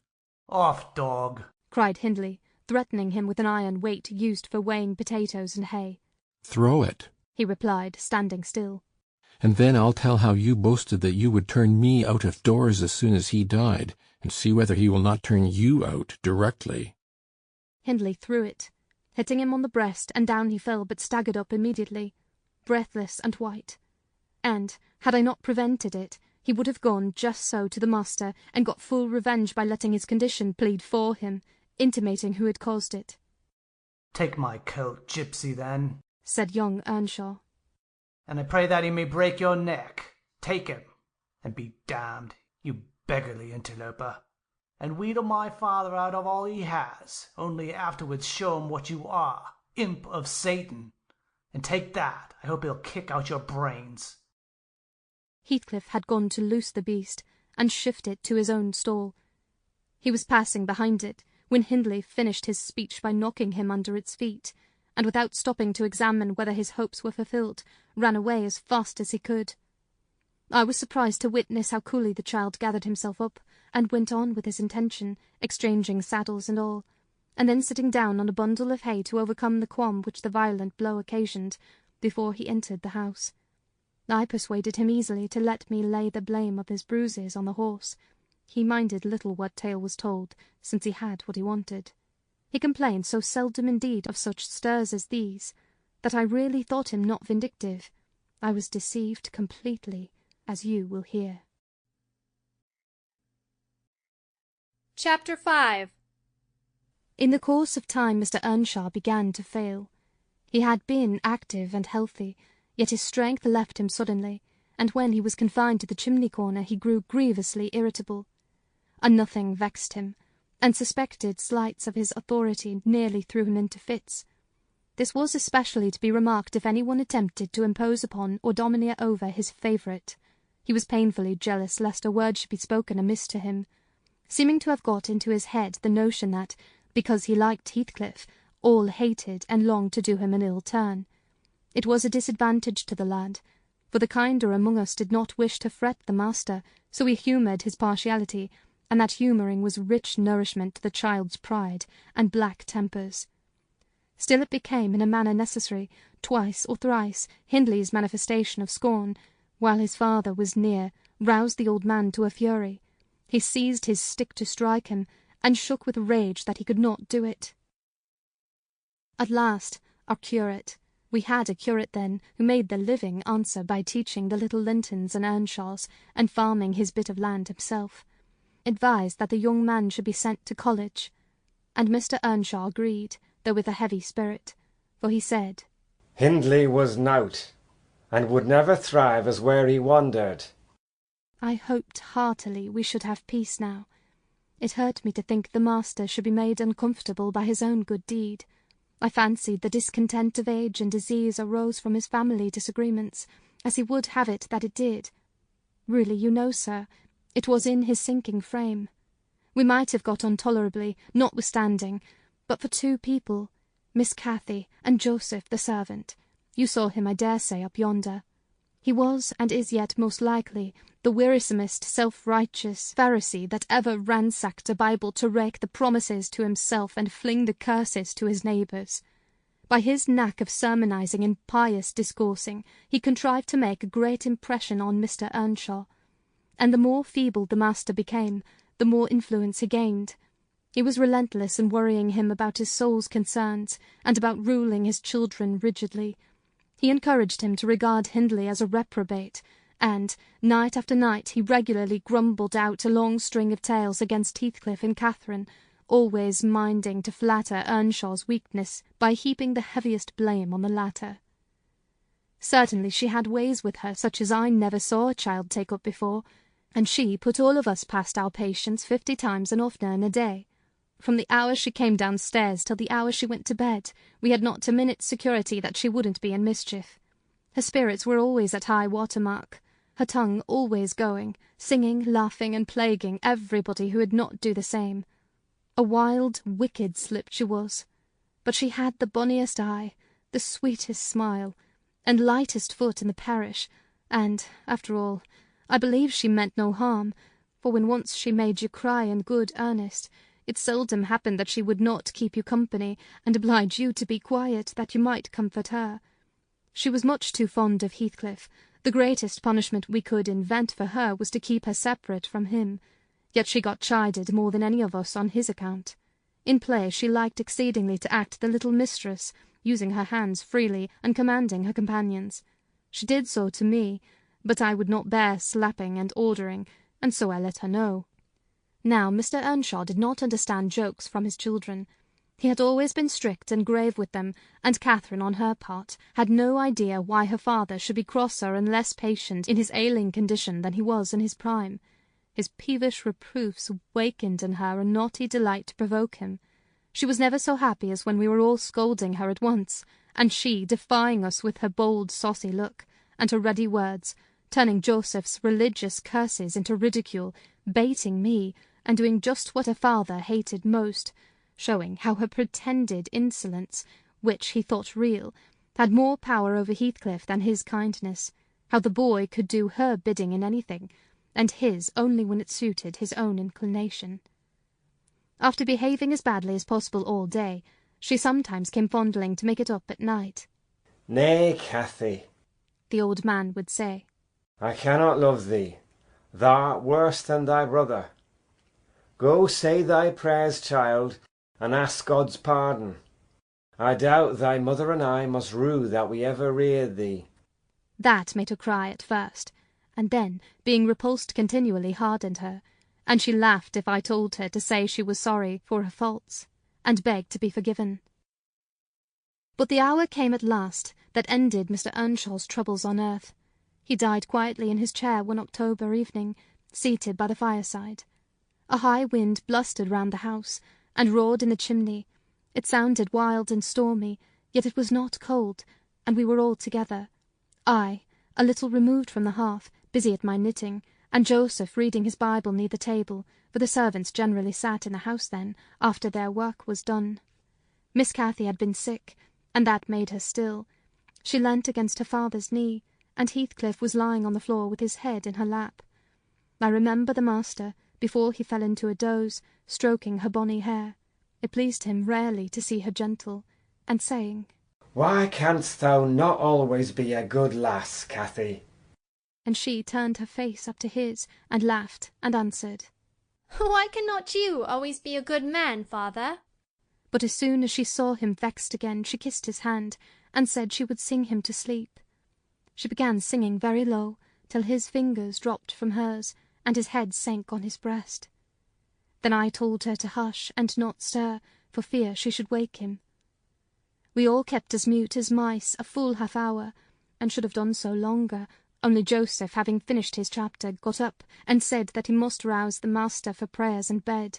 He stepped forward and called him by name and touched his shoulder, but he would not move. So he took the candle and looked at him. I thought there was something wrong as he set down the light, and seizing the children each by an arm, whispered to them, "Pray him upstairs, and make little din. They might pray alone that evening. He had summat to do." "I shall bid father good night first," said Catherine, putting her arms round his neck before we could hinder her. The poor thing discovered her loss directly. She screamed out, "Oh, he's dead, Heathcliff! He's dead!" And they both set up a heart-breaking cry. I joined my wail to theirs, loud and bitter, but Joseph asked what we could be thinking of to roar in that way over a saint in heaven. He told me to put on my cloak and run to Gimmerton for the doctor and the parson. I could not guess the use that either would be of then. However, I went, through wind and rain, and brought one, the doctor, back with me. The other said he would come in the morning. Leaving Joseph to explain matters, I ran to the children's room. Their door was ajar. I saw they had never lain down, though it was past midnight. But they were calmer, and did not need me to console them. The little souls were comforting each other with better thoughts than I could have hit on. No person in the world ever pictured heaven so beautifully as they did in their innocent talk, and, while I sobbed and listened, I could not help wishing we were all there, safe together. Chapter 6. Mr. Hindley came home to the funeral, and, a thing that amazed us, and set the neighbours gossiping right and left, he brought a wife with him. What she was, and where she was born, he never informed us. Probably she had neither money nor name to recommend her, or he would scarcely have kept the union from his father. She was not one that would have disturbed the house much on her own account. Every object she saw, the moment she crossed the threshold, appeared to delight her, and every circumstance that took place about her, except the preparing for the burial and the presence of the mourners. I thought she was half silly, from her behaviour while that went on. She ran into her chamber, and made me come with her, though I should have been dressing the children, and there she sat shivering and clasping her hands, and asking repeatedly, "Are they gone yet?" Then she began describing with hysterical emotion the effect it produced on her to see black, and started, and trembled, and at last fell a-weeping, and when I asked what was the matter, answered she didn't know, but she felt so afraid of dying. I imagined her as little likely to die as myself. She was rather thin, but young and fresh-complexioned, and her eyes sparkled as bright as diamonds. I did remark, to be sure, that mounting the stairs made her breathe very quick, that the least sudden noise set her all in a quiver, and that she coughed troublesomely sometimes, but I knew nothing of what these symptoms portended, and had no impulse to sympathize with her. We don't in general take to foreigners here, Mr. Lockwood, unless they take to us first. Young Earnshaw was altered considerably in the 3 years of his absence. He had grown sparer, and lost his colour, and spoke and dressed quite differently, and on the very day of his return he told Joseph and me we must thenceforth quarter ourselves in the back kitchen, and leave the house for him. Indeed, he would have carpeted and papered a small spare room for a parlour, but his wife expressed such pleasure at the white floor and huge glowing fireplace, at the pewter dishes and elf-case, and dog-kennel, and the wide space there was to move about in where they usually sat, that he thought it unnecessary to her comfort, and so dropped the intention. She expressed pleasure, too, at finding a sister among her new acquaintance, and she prattled to Catherine, and kissed her, and ran about with her, and gave her quantities of presents at the beginning.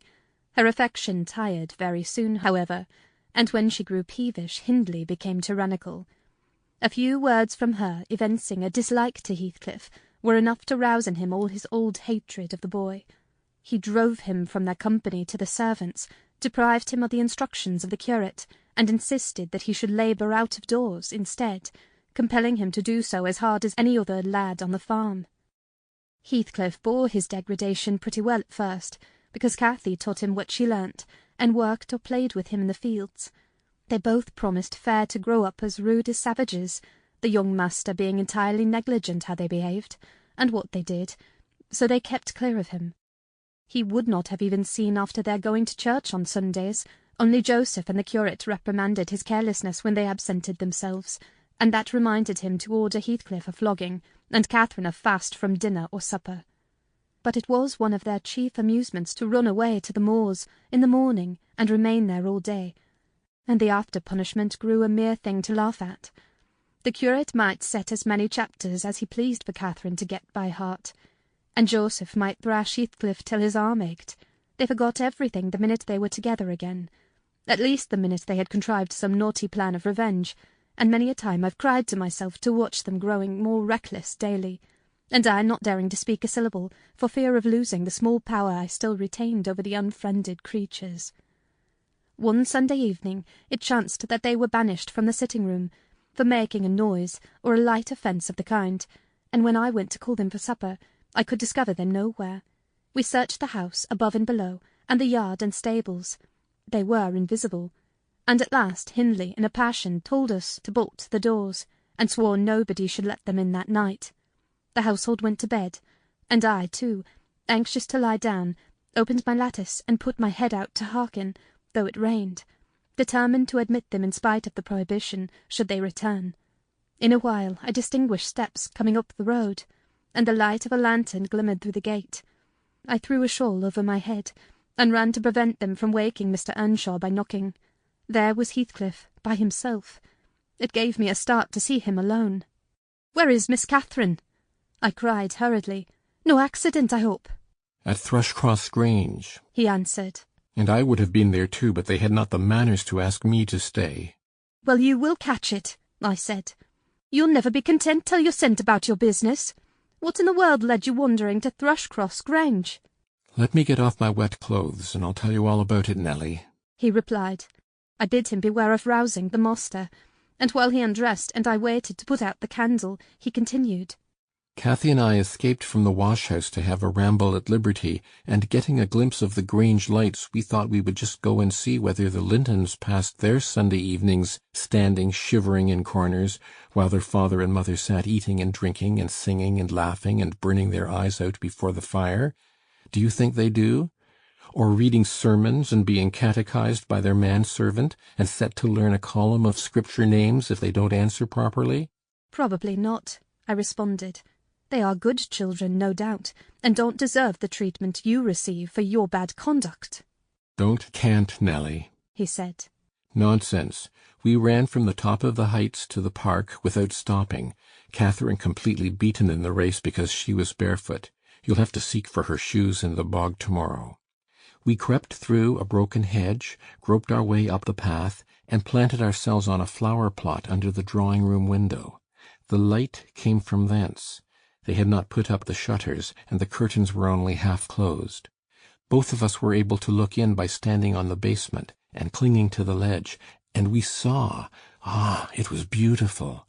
A splendid place, carpeted with crimson, and crimson-covered chairs and tables, and a pure white ceiling bordered by gold, a shower of glass drops hanging in silver chains from the centre and shimmering with little soft tapers. Old Mr. and Mrs. Linton were not there. Edgar and his sisters had it entirely to themselves. Shouldn't they have been happy? We should have thought ourselves in heaven. And now, guess what your good children were doing. Isabella, I believe she is 11, a year younger than Cathy, lay screaming at the farther end of the room, shrieking as if witches were running red-hot needles into her. Edgar stood on the hearth weeping silently, and in the middle of the table sat a little dog, shaking its paw and yelping, which from their mutual accusations we understood they had nearly pulled in two between them. The idiots! That was their pleasure. To quarrel who should hold a heap of warm hair, and each begin to cry because both, after struggling to get it, refused to take it. We laughed outright at the petted things. We did despise them. When would you catch me wishing to have what Catherine wanted? or find us by ourselves seeking entertainment in yelling and sobbing and rolling on the ground, divided by the whole room. I'd not exchange for 1,000 lives my condition here for Edgar Linton's at Thrushcross Grange, not if I might have the privilege of flinging Joseph off the highest gable and painting the house front with Hindley's blood. Hush, hush! I interrupted. Still you have not told me, Heathcliff, how Catherine is left behind. I told you we laughed, he answered. The Lintons heard us, and with one accord they shot like arrows to the door. There was silence, and then a cry, "Oh, mamma, mamma! Oh, papa! Oh, mamma! Come here! Oh, papa! Oh!" They really did howl out something in that way. We made frightful noises to terrify them still more, and then we dropped off the ledge, because somebody was drawing the bars, and we felt we had better flee. I had Cathy by the hand, and was urging her on, when all at once she fell down. "Run, Heathcliff, run!" she whispered. "They have let the bulldog loose, and he holds me." The devil had seized her ankle, Nelly. I heard his abominable snorting. She did not yell out. No, she would have scorned to do it if she had been spitted on the horns of a mad cow. I did, though. I vociferated curses enough to annihilate any fiend in Christendom, and I got a stone and thrust it between his jaws and tried with all my might to cram it down his throat. A beast of a servant came up with a lantern at last, shouting, "Keep fast, Skulker, keep fast!" He changed his note, however, when he saw Skulker's game. The dog was throttled off, his huge purple tongue hanging half a foot out of his mouth, and his pendant lips streaming with bloody slaver. The man took Cathy up. She was sick, not from fear, I'm certain, but from pain. He carried her in. I followed, grumbling execrations and vengeance. "What pray, Robert?" hallooed Linton from the entrance. "Skulker has caught a little girl, sir," he replied. "and there's a lad here," he added, making a clutch at me, "who looks an out-and-outer. Very like the robbers were for putting them through the window to open the doors to the gang after all were asleep, that they might murder us at their ease. Hold your tongue, you foul-mouthed thief, you. You shall go to the gallows for this. Mr. Linton, sir, don't lay by your gun." "No, no, Robert," said the old fool. "The rascals knew that yesterday was my rent day. They thought to have me cleverly. Come in, I'll furnish them a reception. There, John, fasten the chain. Give Skulker some water, Jenny. To be at a magistrate in his stronghold, and on the Sabbath, too. Where will their insolence stop? Oh, my dear Mary, look here. Don't be afraid, it is but a boy. Yet the villain scowls so plainly in his face. Would it not be kindness to the country to hang him at once, before he shows his nature and acts as well as features?" He pulled me under the chandelier, and Mrs. Linton placed her spectacles on her nose and raised her hands in horror. The cowardly children crept nearer also, Isabella lisping, "Frightful thing! Put him in the cellar, papa. He's exactly like the son of the fortune-teller that stole my tame pheasant.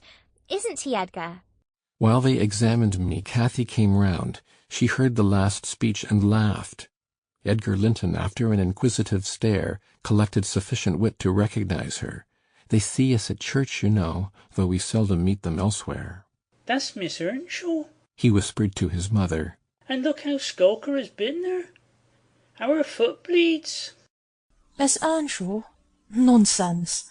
cried the dame. "Miss Earnshaw scouring the country with a gipsy? And yet, my dear, the child is in mourning, surely it is, and she might be lamed for life." "What culpable carelessness in her brother!" exclaimed Mr. Linton, turning from me to Catherine. "I've understood from Shielders—" That was the curate, sir. "that he lets her grow up in absolute heathenism. But who is this? Where did she pick up this companion? Oh, I declare he is that strange acquisition my late neighbour made in his journey to Liverpool. A little Lascar, or an American or Spanish castaway." "A wicked boy, at all events," remarked the old lady. "and quite unfit for a decent house. Did you notice his language, Linton? I'm shocked that my children should have heard it." I recommenced cursing. Don't be angry, Nelly. And so Robert was ordered to take me off. I refused to go without Cathy. He dragged me into the garden, pushed the lantern into my hand, assured me that Mr. Earnshaw should be informed of my behaviour, and, bidding me march directly, secured the door again.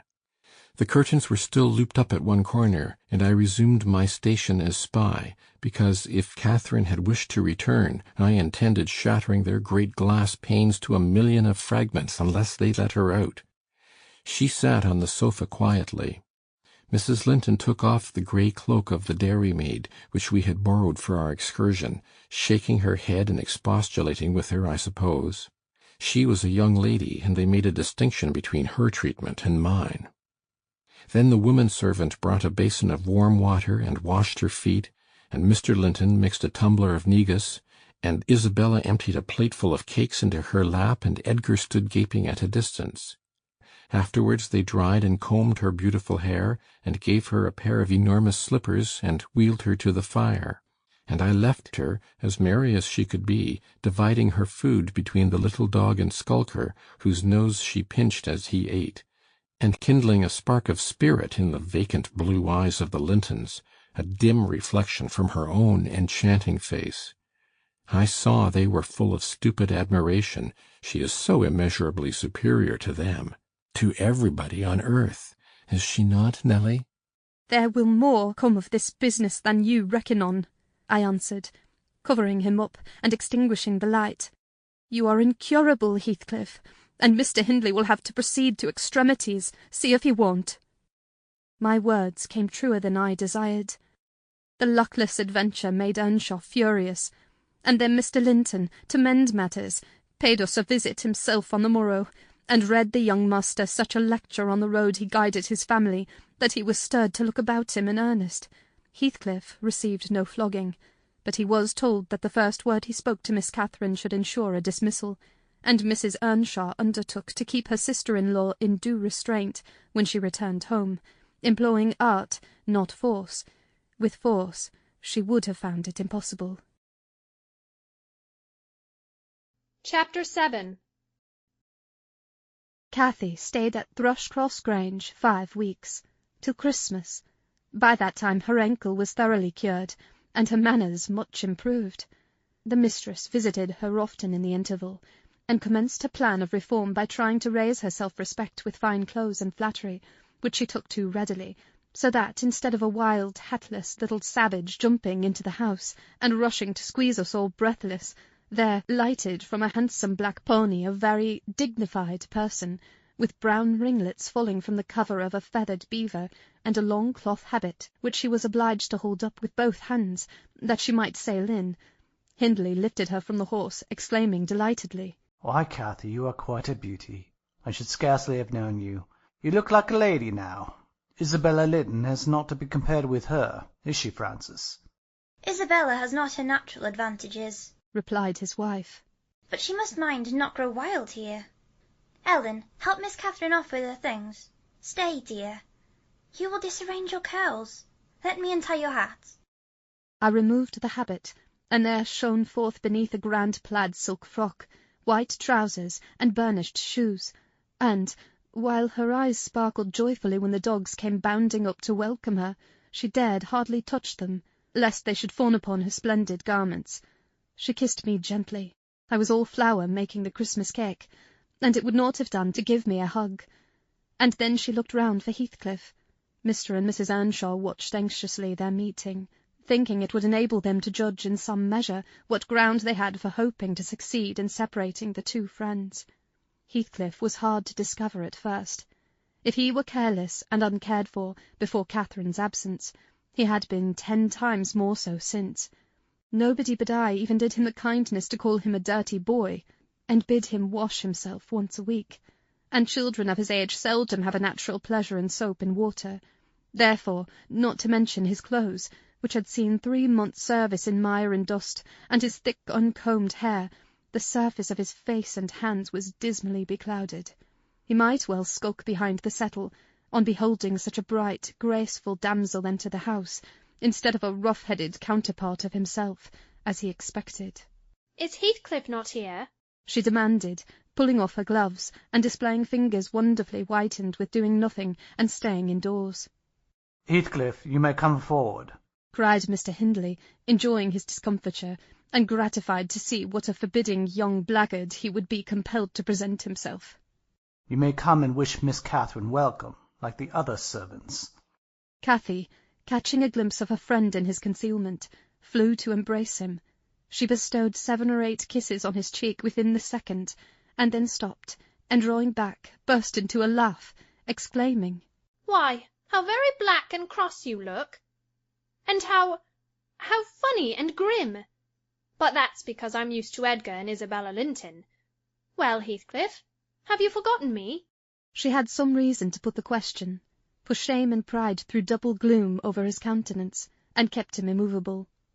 Shake hands, Heathcliff, said Mr. Earnshaw, condescendingly. Once in a way that is permitted. I shall not, replied the boy, finding his tongue at last. I shall not stand to be laughed at. I shall not bear it. And he would have broken from the circle, but Miss Cathy seized him again.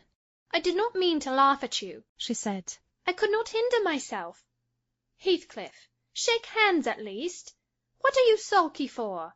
It was only that you looked odd. If you wash your face and brush your hair, it will be all right. But you are so dirty." She gazed concernedly at the dusky fingers she held in her own, and also at her dress, which she feared had gained no embellishment from its contact with his. You needn't have touched me, he answered, following her eye and snatching away his hand. I shall be as dirty as I please, and I like to be dirty, and I will be dirty. With that, he dashed headforemost out of the room, amid the merriment of the master and mistress, and to the serious disturbance of Catherine, who could not comprehend how her remarks should have produced such an exhibition of bad temper. After playing lady's maid to the newcomer, and putting my cakes in the oven, and making the house and kitchen cheerful with great fires befitting Christmas Eve, I prepared to sit down and amuse myself by singing carols, all alone, regardless of Joseph's affirmations that he considered the merry tunes I chose as next door to songs. He had retired to private prayer in his chamber, and Mr. and Mrs. Earnshaw were engaging Missy's attention by sundry gay trifles bought for her to present to the little Lintons as an acknowledgment of their kindness. They had invited them to spend the morrow at Wuthering Heights, and the invitation had been accepted on one condition. Mrs. Linton begged that her darlings might be kept carefully apart from that naughty, swearing boy. Under these circumstances I remained solitary. I smelt the rich scent of the heating spices, and admired the shining kitchen utensils, the polished clock, decked in holly, the silver mugs ranged on a tray ready to be filled with mulled ale for supper, and above all, the speckless purity of my particular care, the scoured and well-swept floor. I gave due inward applause to every object, and then I remembered how old Earnshaw used to come in when all was tidied, and call me a cant lass, and slip a shilling into my hand as a Christmas box. And from that I went on to think of his fondness for Heathcliff, and his dread lest he should suffer neglect after death had removed him, and that naturally led me to consider the poor lad's situation now, and from singing I changed my mind to crying. It struck me soon, however, there would be more sense in endeavouring to repair some of his wrongs than shedding tears over them. I got up and walked into the court to see him. He was not far. I found him smoothing the glossy coat of the new pony in the stable, and feeding the other beasts according to custom. "Make haste, Heathcliff," I said. "The kitchen is so comfortable, and Joseph is upstairs. Make haste, and let me dress you smart before Miss Cathy comes out, and then you can sit together, with the whole hearth to yourselves, and have a long chatter till bedtime." He proceeded with his task, and never turned his head towards me. "Come, are you coming?" I continued. "There's a little cake for each of you, nearly enough, and you'll need half an hour's donning." I waited 5 minutes, but getting no answer, left him. Catherine supped with her brother and sister-in-law. Joseph and I joined at an unsociable meal, seasoned with reproofs on one side and sauciness on the other. His cake and cheese remained on the table all night for the fairies. He managed to continue work till 9 o'clock, and then marched a dumb and dour to his chamber. Cathy sat up late, having a world of things to order for the reception of her new friends. She came into the kitchen once to speak to her old one, but he was gone, and she only stayed to ask what was the matter with him, and then went back. In the morning he rose early, and, as it was a holiday, carried his ill humour on to the moors, not reappearing till the family were departed for church. Fasting and reflection seemed to have brought him to a better spirit. He hung about me for a while, and having screwed up his courage, exclaimed abruptly, "Nelly, make me decent. I'm going to be good." "High time, Heathcliff," I said. "You have grieved Catherine. She's sorry she ever came home, I dare say. It looks as if you envied her, because she is more thought of than you." The notion of envying Catherine was incomprehensible to him, but the notion of grieving her he understood clearly enough. "Did she say she was grieved?" he inquired, looking very serious. "She cried when I told her you were off again this morning." "Well, I cried last night," he returned. "and I had more reason to cry than she." "Yes, you had the reason of going to bed with a proud heart and an empty stomach," said I. "Proud people breed sad sorrows for themselves.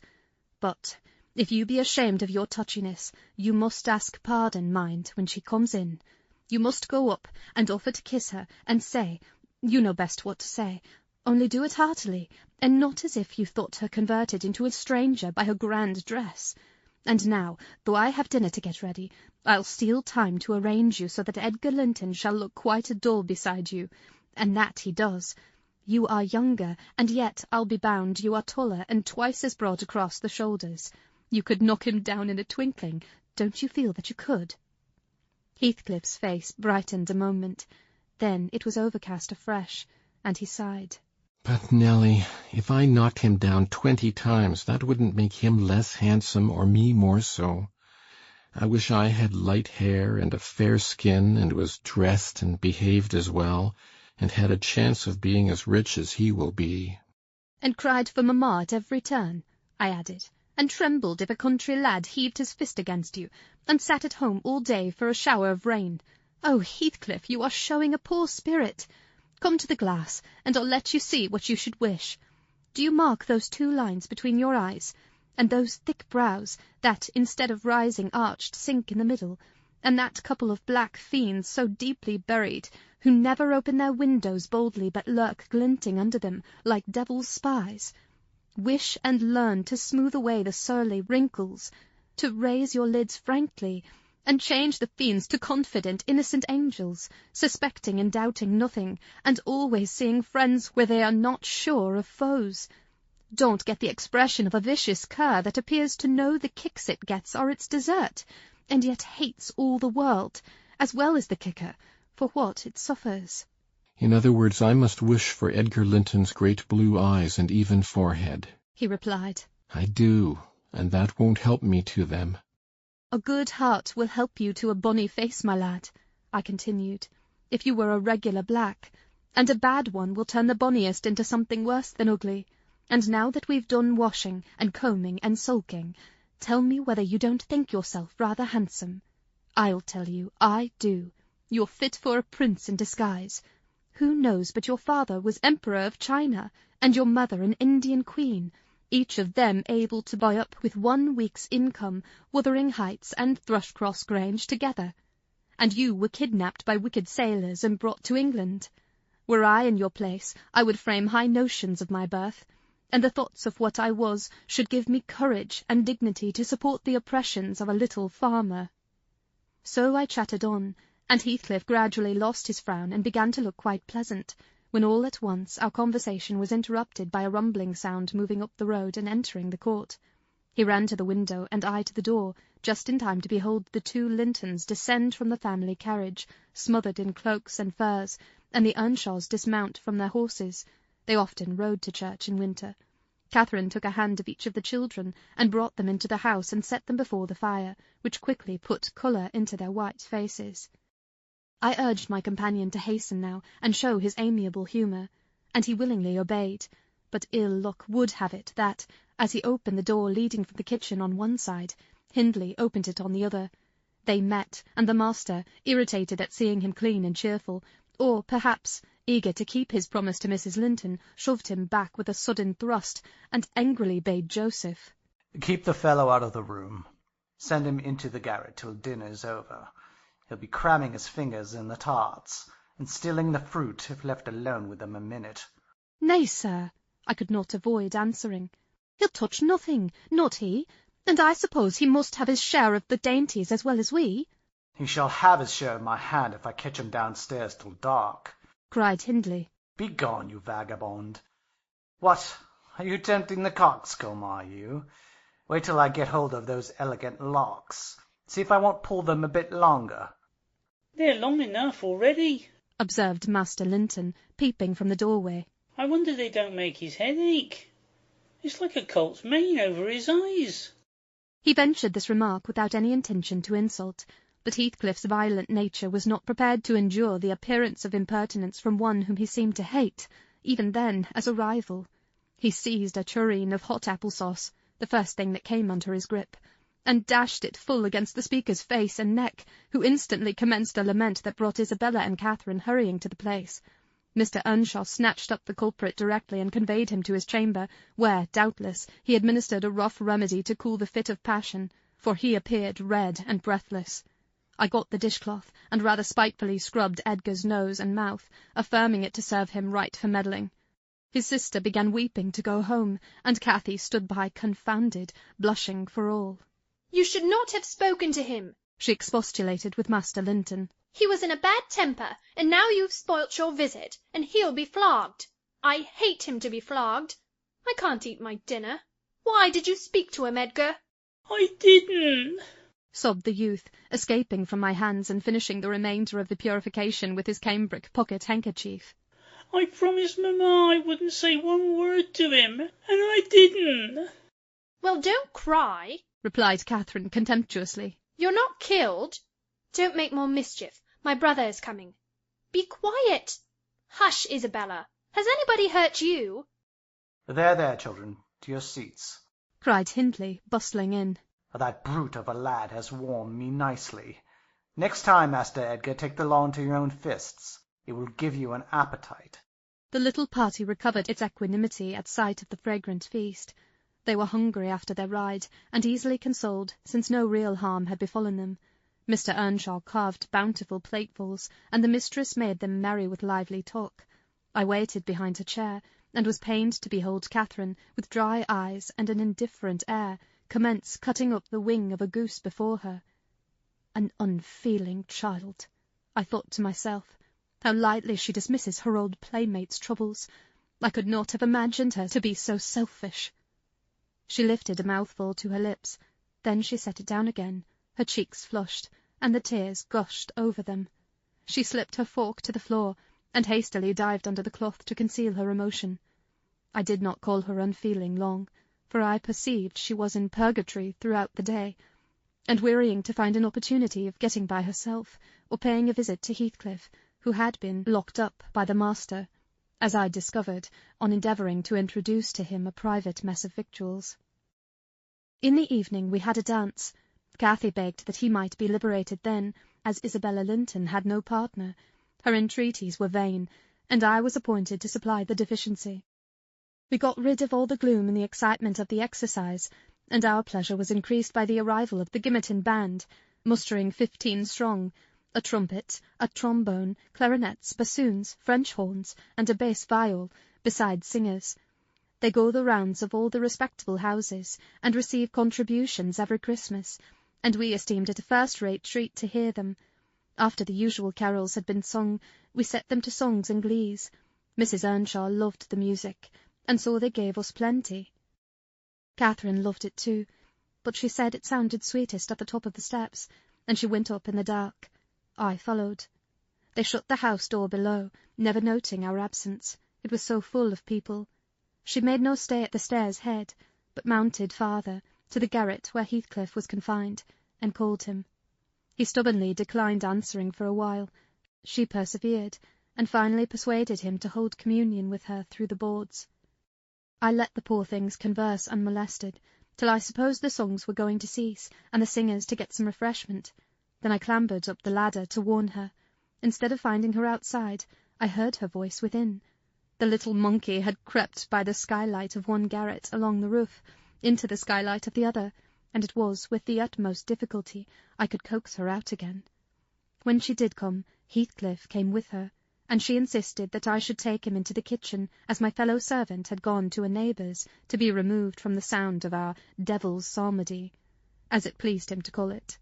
I told them I intended by no means to encourage their tricks, but as the prisoner had never broken his fast since yesterday's dinner, I would wink at his cheating Mr. Hindley that once. He went down. I set him a stool by the fire, and offered him a quantity of good things, but he was sick, and could eat little, and my attempts to entertain him were thrown away. He leant his 2 elbows on his knees, and his chin on his hands, and remained wrapped in dumb meditation. On my inquiring the subject of his thoughts, he answered gravely, I'm trying to settle how I shall pay Hindley back. I don't care how long I wait, if I can only do it at last. I hope he will not die before I do. For shame, Heathcliff, said I. It is for God to punish wicked people. We should learn to forgive.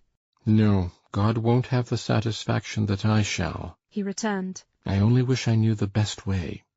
Let me alone, and I'll plan it out. While I'm thinking of that, I don't feel pain. But, Mr. Lockwood, I forget these tales cannot divert you. I'm annoyed how I should dream of chattering on at such a rate, and your gruel cold, and you nodding for bed. I could have told Heathcliff's history, all that you need to hear, in 6 words. Thus interrupting herself, the housekeeper rose, and proceeded to lay aside her sewing, but I felt incapable of moving from the hearth, and I was very far from nodding. "Sit still, Mrs. Dean," I cried. "Do sit still another half-hour. You've done just right to tell the story leisurely. That is the method I like, and you must finish it in the same style. I am interested in every character you have mentioned, more or less." The clock is on the stroke of 11, sir. "No matter. I'm not accustomed to go to bed in the long hours. 1 or 2 is early enough for a person who lies till 10. You shouldn't lie till 10. There's the very prime of the morning gone long before that time. A person who has not done 1/2 his day's work by 10 o'clock runs a chance of leaving the other half undone." "Nevertheless, Mrs. Dean, resume your chair, because tomorrow I intend lengthening the night till afternoon. I prognosticate for myself an obstinate cold, at least." "I hope not, sir. Well, you must allow me to leap over some 3 years. During that space, Mrs. Earnshaw—" "No, no, I'll allow nothing of the sort. Are you acquainted with the mood of mind in which, if you were seated alone, and the cat licking its kitten on the rug before you, you would watch the operation so intently that Puss's neglect of one ear would put you seriously out of temper?" "A terribly lazy mood, I should say." "On the contrary, a tiresomely active one. It is mine at present, and therefore continue minutely. I perceive that people in these regions acquire over people in towns the value that a spider in a dungeon does over a spider in a cottage to their various occupants. And yet the deepened attraction is not entirely owing to the situation of the looker-on. They do live more in earnest, more in themselves, and less in surface, change, and frivolous external things. I could fancy a love for life here almost possible, and I was a fixed unbeliever in any love of a year's standing. One state resembles setting a hungry man down to a single dish, on which he may concentrate his entire appetite and do it justice. The other, introducing him to a table laid out by French cooks. He can perhaps extract as much enjoyment from the whole, but each part is a mere atom in his regard and remembrance." "Oh, here we are the same as anywhere else, when you get to know us," observed Mrs. Dean, somewhat puzzled at my speech. "Excuse me," I responded. "You, my good friend, are a striking evidence against that assertion. Excepting a few provincialisms of slight consequence, you have no marks of the manners which I am habituated to consider as peculiar to your class. I am sure you have thought a great deal more than the generality of servants think. You have been compelled to cultivate your reflective faculties, for want of occasions for frittering your life away in silly trifles." Mrs. Dean laughed. "I certainly esteem myself a steady, reasonable kind of body," she said. "Not exactly from living among the hills, and seeing one set of faces, and one series of actions from year's end to year's end, but I have undergone sharp discipline, which has taught me wisdom, and then I have read more than you would fancy, Mr. Lockwood. You could not open a book in this library that I have not looked into, and got something out of also, unless it be that range of Greek and Latin, and that of French, and those I know one from another. It is as much as you can expect of a poor man's daughter. However, if I am to follow my story in true gossip's fashion, I had better go on, and, instead of leaping 3 years, I will be content to pass to the next summer, the summer of 1778. That is nearly 23 years ago. Chapter 8. On the morning of a fine June day, My first bonny little nursling, and the last of the ancient Earnshaw stock, was born. We were busy with the hay in a faraway field, and the girl that usually brought our breakfast came running an hour too soon across the meadow and up the lane, calling me as she ran. "Oh, such a grand bairn!" she panted out. "The finest lad that ever breathed. But the doctor says Missus must go. He says she's been in a consumption these many months. I heard him tell Mr. Hindley, and now she has nothing to keep her, and she'll be dead before winter. You must come home directly. You're to nurse it, Nelly, to feed it with sugar and milk, and take care of it day and night. I wish I were you, because it will be all yours when there is no missus." "But is she very ill?" I asked, flinging down my rake and tying my bonnet. "I guess she is, yet she looks bravely," replied the girl. "And she talks as if she thought of living to see it grow a man. She's out of her head for joy at such a beauty. If I were her, I'm certain I should not die. I should get better at the bare sight of it, in spite of Kenneth.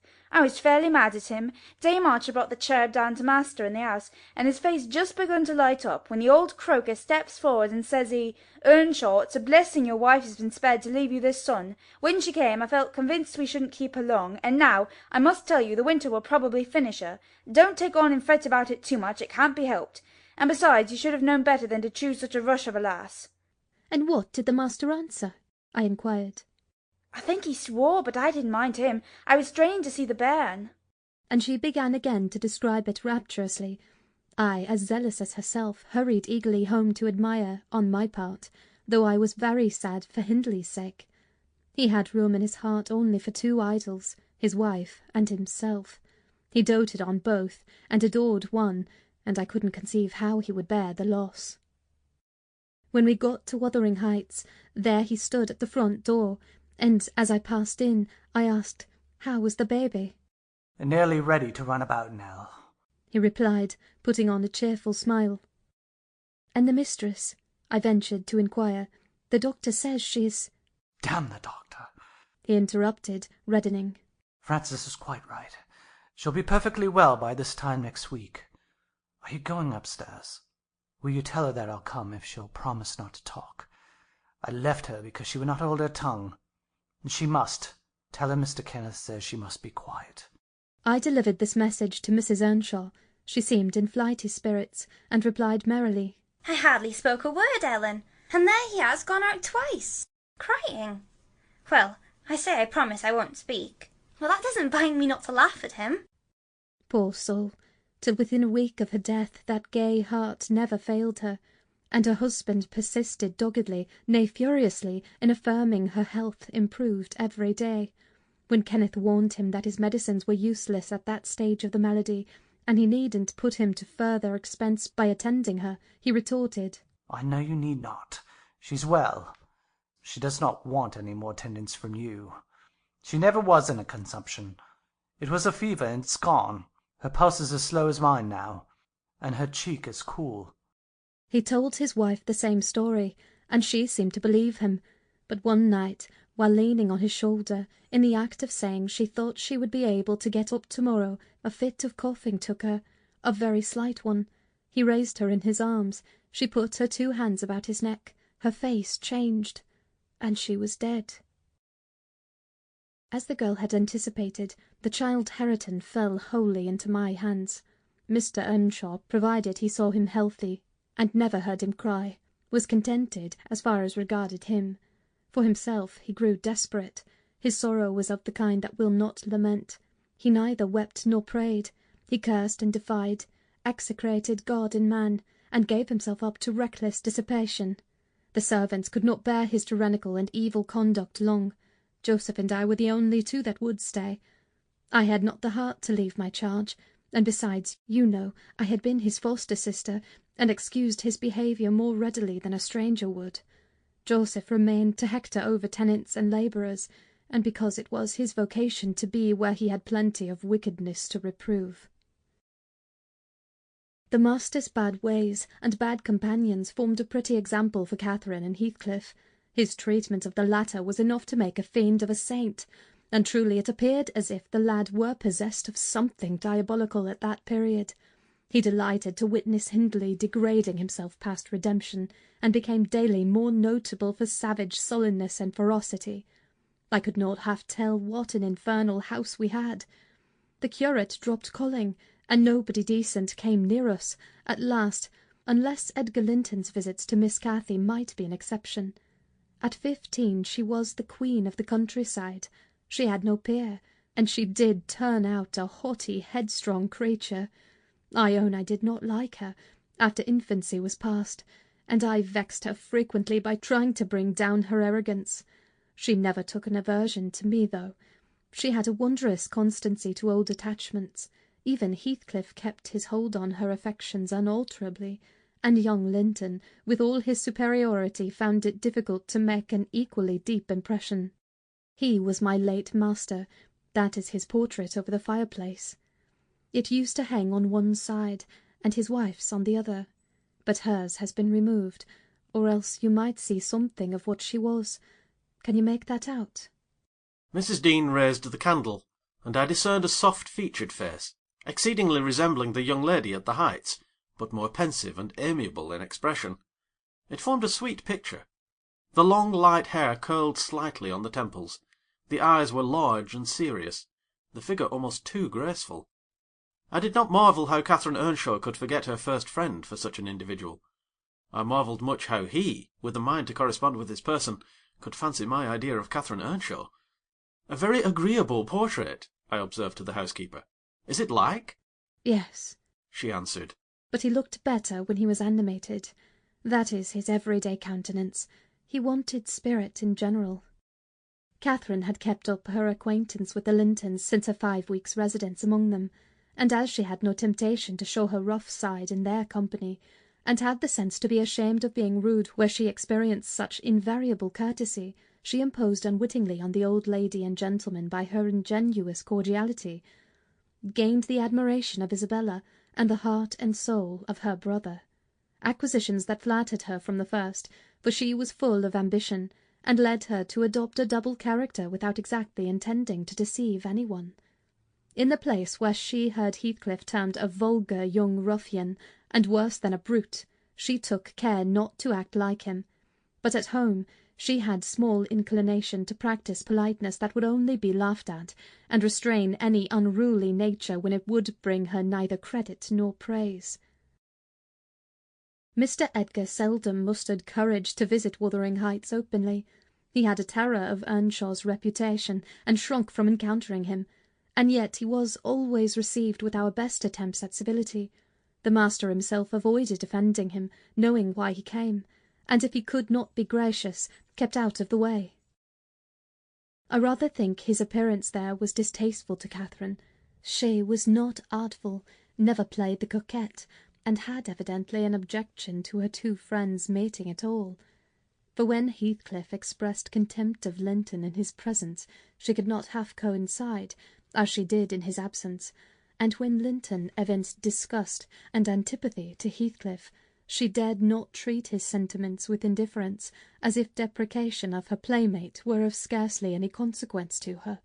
I've had many a laugh at her perplexities and untold troubles, which she vainly strove to hide from my mockery. That sounds ill-natured, but she was so proud it became really impossible to pity her distresses, till she should be chastened into more humility. She did bring herself finally to confess, and to confide in me. There was not a soul else that she might fashion into an adviser. Mr. Hindley had gone from home one afternoon, and Heathcliff presumed to give himself a holiday on the strength of it.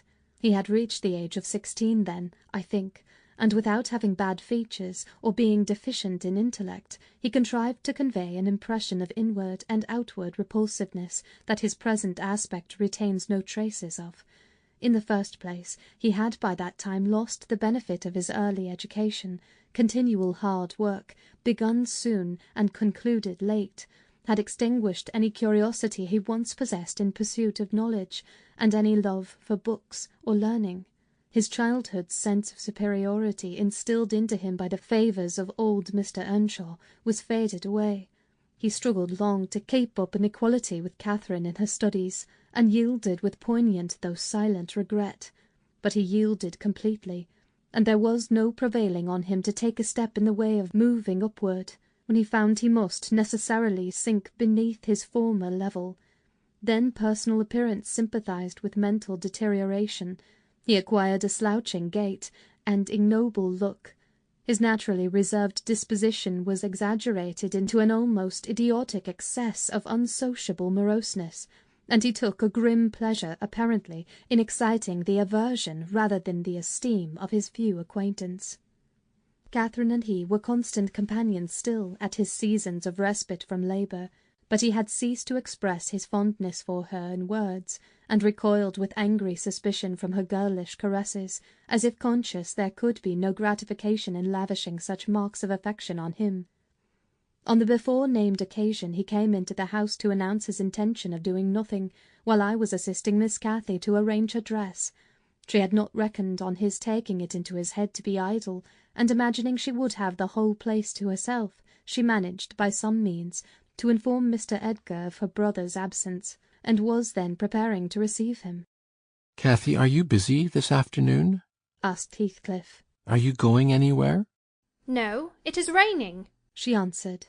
"Why have you that silk frock on, then?" he said. "Nobody coming here, I hope?" "Not that I know of," stammered Miss. "But you should be in the field now, Heathcliff. It is an hour past dinner-time. I thought you were gone." "Hindley does not often free us from his accursed presence," observed the boy. "I'll not work any more to-day. I'll stay with you." "Oh, but Joseph will tell," she suggested. "You'd better go." "Joseph is loading lime on the further side of Penistone Crags. It will take him till dark, and he'll never know." So saying, he lounged to the fire and sat down. Catherine reflected an instant, with knitted brows. She found it needful to smooth the way for an intrusion. "Isabella and Edgar Linton talked of calling this afternoon," she said, at the conclusion of a minute's silence. "As it rains, I hardly expect them, but they may come, and if they do, you run the risk of being scolded for no good." "Order Ellen to say you are engaged, Cathy," he persisted. "Don't turn me out for those pitiful, silly friends of yours. I'm on the point sometimes of complaining that but I'll not." "That they what?" cried Catherine, gazing at him with a troubled countenance. "Oh, Nelly!" she added petulantly, jerking her hand away from my hands. "You've combed my hair quite out of curl. That's enough. Let me alone. What are you on the point of complaining about, Heathcliff?" "Nothing. Only look at the almanac on that wall." He pointed to a framed sheet hanging near the window, and continued, "The crosses are for the evenings you have spent with the Lintons. The dots for those spent with me. Do you see? I've marked every day." "Yes, very foolish. As if I took notice," replied Catherine in a peevish tone. "And where is the sense of that?" "To show that I do take notice," said Heathcliff. "And should I always be sitting with you?" she demanded, growing more irritated. "What good do I get? What do you talk about?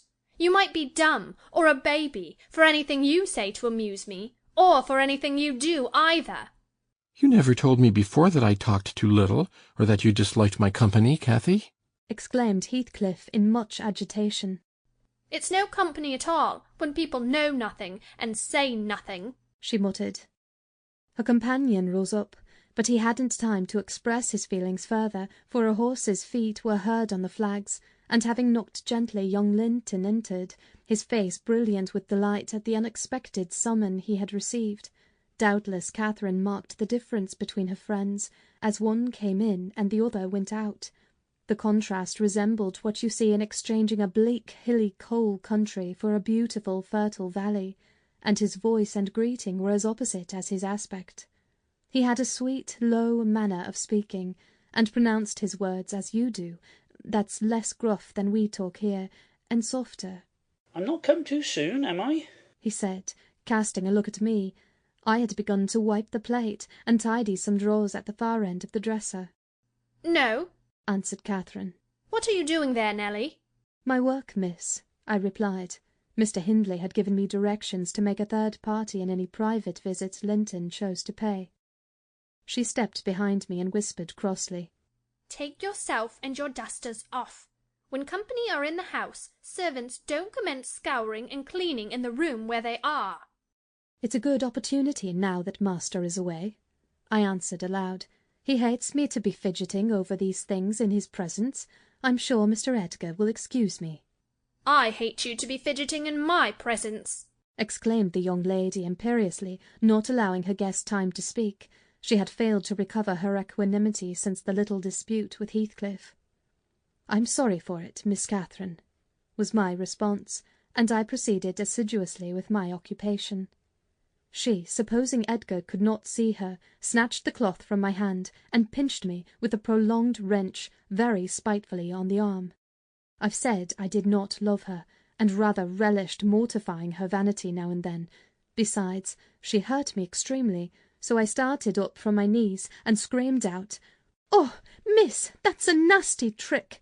You have no right to nip me, and I'm not going to bear it."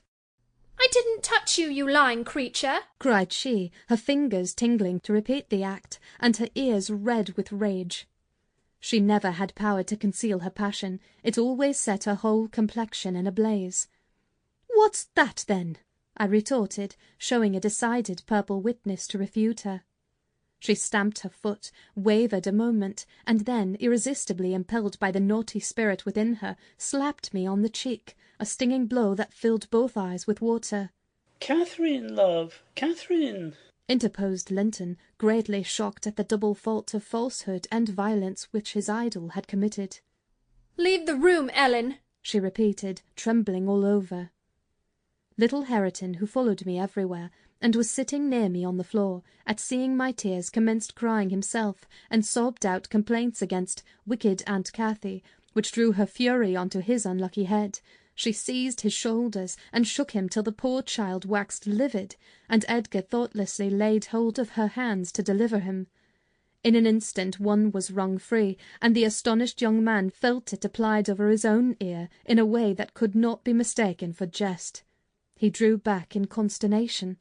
I lifted Hareton in my arms and walked off to the kitchen with him, leaving the door of communication open, for I was curious to watch how they would settle their disagreement.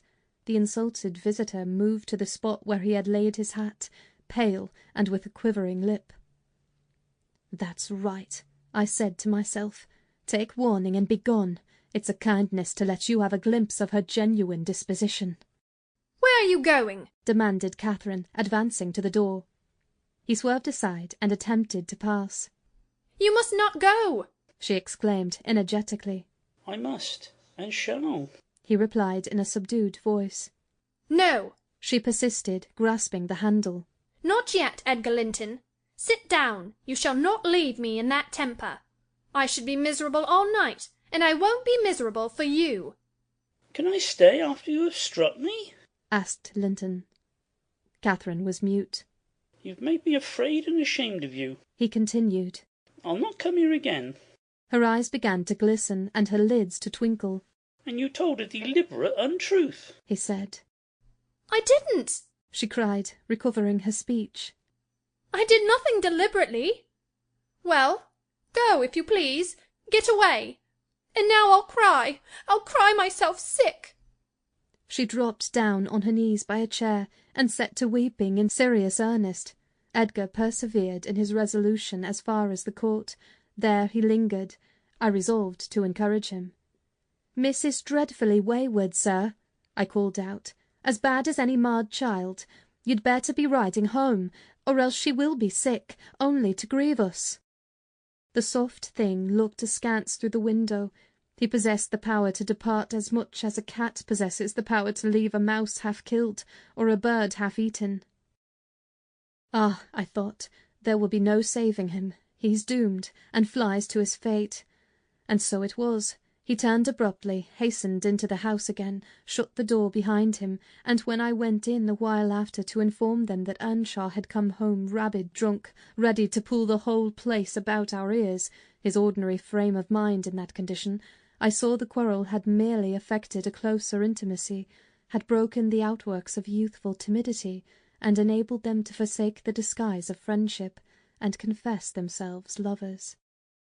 Intelligence of Mr. Hindley's arrival drove Linton speedily to his horse, and Catherine to her chamber. I went to hide little Hareton, and to take the shot out of the master's fowling-piece, which he was fond of playing with in his insane excitement, to the hazard of the lives of any who provoked, or even attracted his notice too much. and I had hit upon the plan of removing it, that he might do less mischief if he did go to the length of firing the gun. Chapter 9. He entered, vociferating oaths dreadful to hear, and caught me in the act of stowing his son away in the kitchen cupboard. Hareton was impressed with a wholesome terror of encountering either his wild beast's fondness or his madman's rage, for in one he ran a chance of being squeezed and kissed to death, and in the other of being flung into the fire or dashed against the wall, and the poor thing remained perfectly quiet wherever I chose to put him. "There, I've found it out at last," cried Hindley, pulling me back by the skin of my neck like a dog. "By heaven and hell, you sworn between you to murder that child. I know how it is now, that he is always out of my way. But with the help of Satan I shall make you swallow the carving-knife, Nelly. You needn't laugh, for I've just crammed Kenneth head downmost in the Black Horse Marsh, and 2 is the same as 1, and I want to kill some of you. I shall have no rest till I do." "But I don't like the carving-knife, Mr. Hindley," I answered. "It has been cutting red herrings. I'd rather be shot, if you please." "You'd rather be damned," he said. "And so you shall. No law in England can hinder a man from keeping his house decent and mine's abominable. Open your mouth." He held the knife in his hand and pushed its point between my teeth, but for my part I was never much afraid of his vagaries. I spat out and affirmed it tasted detestably. I would not take it on any account. "Oh," said he, releasing me. "I see that hideous little villain is not Hareton. I beg your pardon, Nell. If it be, he deserves flaying alive for not running to welcome me, and for screaming as if I were a goblin. Unnatural cub, come hither. I'll teach thee to impose on a good-hearted, deluded father. Now, don't you think the lad would be handsomer cropped? It makes a dog fiercer, and I love something fierce. Get me that scissors. Something fierce and trim. Besides, it's infernal affectation. Devilish conceit it is to cherish our ears. We're asses enough without them. Hush, child, hush. Well then, it is, my darling. Wishes dry thy eyes. There's a joy, kiss me. What? It won't. Kiss me, Hareton. Damn thee, kiss me. By God, as if I would rear such a monster. As sure as I'm living, I'll break the brat's neck." Poor Hareton was squalling and kicking in his father's arms with all his might, and redoubled his yells when he carried him upstairs and lifted him over the banister. I cried out he would frighten the child into fits, and ran to rescue him. As I reached them, Hindley leant forward on the rails to listen to a noise below, almost forgetting what he had in his hands. "Who is that?" he asked, hearing someone approaching on the stairs foot. I leant forward also, for the purpose of signing to Heathcliff, whose step I recognised, not to come further, and at the instant when my eye quitted Hareton, he gave a sudden spring, delivering himself from the careless grasp that held him, and fell. There was scarcely time to experience a thrill of horror before we saw that the little wretch was safe. Heathcliff arrived underneath just at the critical moment. By a natural impulse he arrested his descent, and setting him on his feet, looked up to discover the author of the accident, a miser who had parted with a lucky lottery ticket for 5 shillings, and finds next day he has lost in the bargain £5,000, could not show a blanker countenance than he did on beholding the figure of Mr. Earnshaw above. It expressed, plainer than words could do, the intense anguish at having made himself the instrument of thwarting his own revenge. Had it been dark, I dare say he would have tried to remedy the mistake by smashing Hareton's skull on the steps. But we witnessed his salvation, and I was presently below with my precious charge pressed to my heart. Hindley descended more leisurely, sobered and abashed. "It's your fault, Ellen," he said. "You should have kept him out of sight. You should have taken him from me. Is he injured anywhere?" "Injured!" I cried angrily. "If he is not killed, he'll be an idiot. Oh, I wonder his mother does not rise from her grave to see how you use him. You're worse than a heathen, treating your own flesh and blood in that manner." He attempted to touch the child, who, on finding himself with me, sobbed off his terror directly. At the first finger his father laid on him, however, he shrieked again louder than before, and struggled as if he would go into convulsions. "You shall not meddle with him," I continued. "He hates you. They all hate you. That's the truth. A happy family you have, and a pretty state you'll come to." "I shall come to a prettier yet, Nelly," laughed the misguided man, recovering his hardness. "At present convey yourself and him away. And hark you, Heathcliff, clear you too quite from my reach and hearing. I wouldn't murder you tonight unless, perhaps, I set the house on fire, but that's as my fancy goes." While saying this, he took a pint bottle of brandy from the dresser and poured some into a tumbler. "Nay, don't," I entreated. "Mr. Hindley, do take warning. Have mercy on this unfortunate boy, if you care nothing for yourself." "Anyone will do better for him than I shall," he answered. "Have mercy on your own soul," I said, endeavouring to snatch the glass from his hand. "Not I. On the contrary, I shall have great pleasure in sending it to perdition, to punish its maker," exclaimed the blasphemer. "Here's to its hearty damnation." He drank the spirits and impatiently bade us go, terminating his command with a sequel of horrid imprecations too bad to repeat or remember. "It's a pity he cannot kill himself with drink," observed Heathcliff, muttering an echo of curses back when the door was shut. "He's doing his very utmost, but his constitution defies him. Mr. Kenneth says he would wager his mare that he'll outlive any man on this side Gimmerton, and go to the grave a hoary sinner, unless some happy chance out of the common course befall him." I went into the kitchen and sat down to lull my little lamb to sleep. Heathcliff, as I thought, walked through to the barn. It turned out afterwards that he only got as far as the other side of the settle, when he flung himself on a bench by the wall, removed from the fire, and remained silent. I was rocking Hareton on my knee, and humming a song that began, "It was far in the night, and the bairnies grat, the mither beneath the mools heard that," when Miss Cathy, who had listened to the hubbub from her room, put her head in and whispered, "Are you alone, Nelly?" "Yes, miss," I replied. She entered and approached the hearth. I, supposing she was going to say something, looked up. The expression of her face seemed disturbed and anxious. Her lips were half asunder, as if she meant to speak, and she drew a breath, but it escaped in a sigh instead of a sentence. I resumed my song, not having forgotten her recent behaviour. "Where's Heathcliff?" she said, interrupting me. "About his work in the stable," was my answer. He did not contradict me. Perhaps he had fallen into a doze. There followed another long pause, during which I perceived a drop or two trickle from Catherine's cheek to the flags. Is she sorry for her shameful conduct? I asked myself. That will be a novelty. But she may come to the point. As she will, I shan't help her. No, she felt small trouble regarding any subject, save her own concerns. "Oh dear," she cried at last. "I'm very unhappy." "A pity," observed I. "You're hard to please. So many friends and so few cares, and can't make yourself content."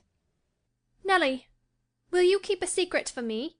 she pursued, kneeling down by me, and lifting her winsome eyes to my face with that sort of look which turns off bad temper, even when one has all the right in the world to indulge it.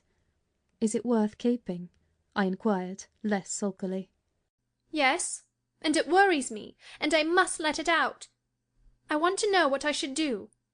Today, Edgar Linton has asked me to marry him, and I've given him an answer. Now, before I tell you whether it was a consent or denial, you tell me which it ought to have been." "Really, Miss Catherine, how can I know?" I replied. "To be sure, considering the exhibition you performed in his presence this afternoon, I might say it would be wise to refuse him, since he asked you after that. He must either be hopelessly stupid or a venturesome fool." "If you talk so, I won't tell you any more," she returned, peevishly rising to her feet. "I accepted him, Nelly. Be quick, and say whether I was wrong." "You accepted him? Then what good is it discussing the matter? You have pledged your word, and cannot retract." "But say whether I should have done so. Do!" she exclaimed in an irritated tone, chafing her hands together and frowning. There are many things to be considered before that question can be answered properly, I said sententiously. First and foremost, do you love Mr. Edgar? Who can help it? Of course I do, she answered. Then I put her through the following catechism. For a girl of 22, it was not injudicious. Why do you love him, Miss Cathy? Nonsense! I do. That's sufficient. By no means. You must say why. Well, because he is handsome and pleasant to be with. Bad, was my commentary. And because he is young and cheerful. Bad still. And because he loves me. Indifferent, coming there. And he will be rich, and I shall like to be the greatest woman of the neighbourhood, and I shall be proud of having such a husband. Worst of all, and now say how you love him. As everybody loves. You're silly, Nelly. Not at all. Answer. I love the ground under his feet, and the air over his head, and everything he touches, and every word he says.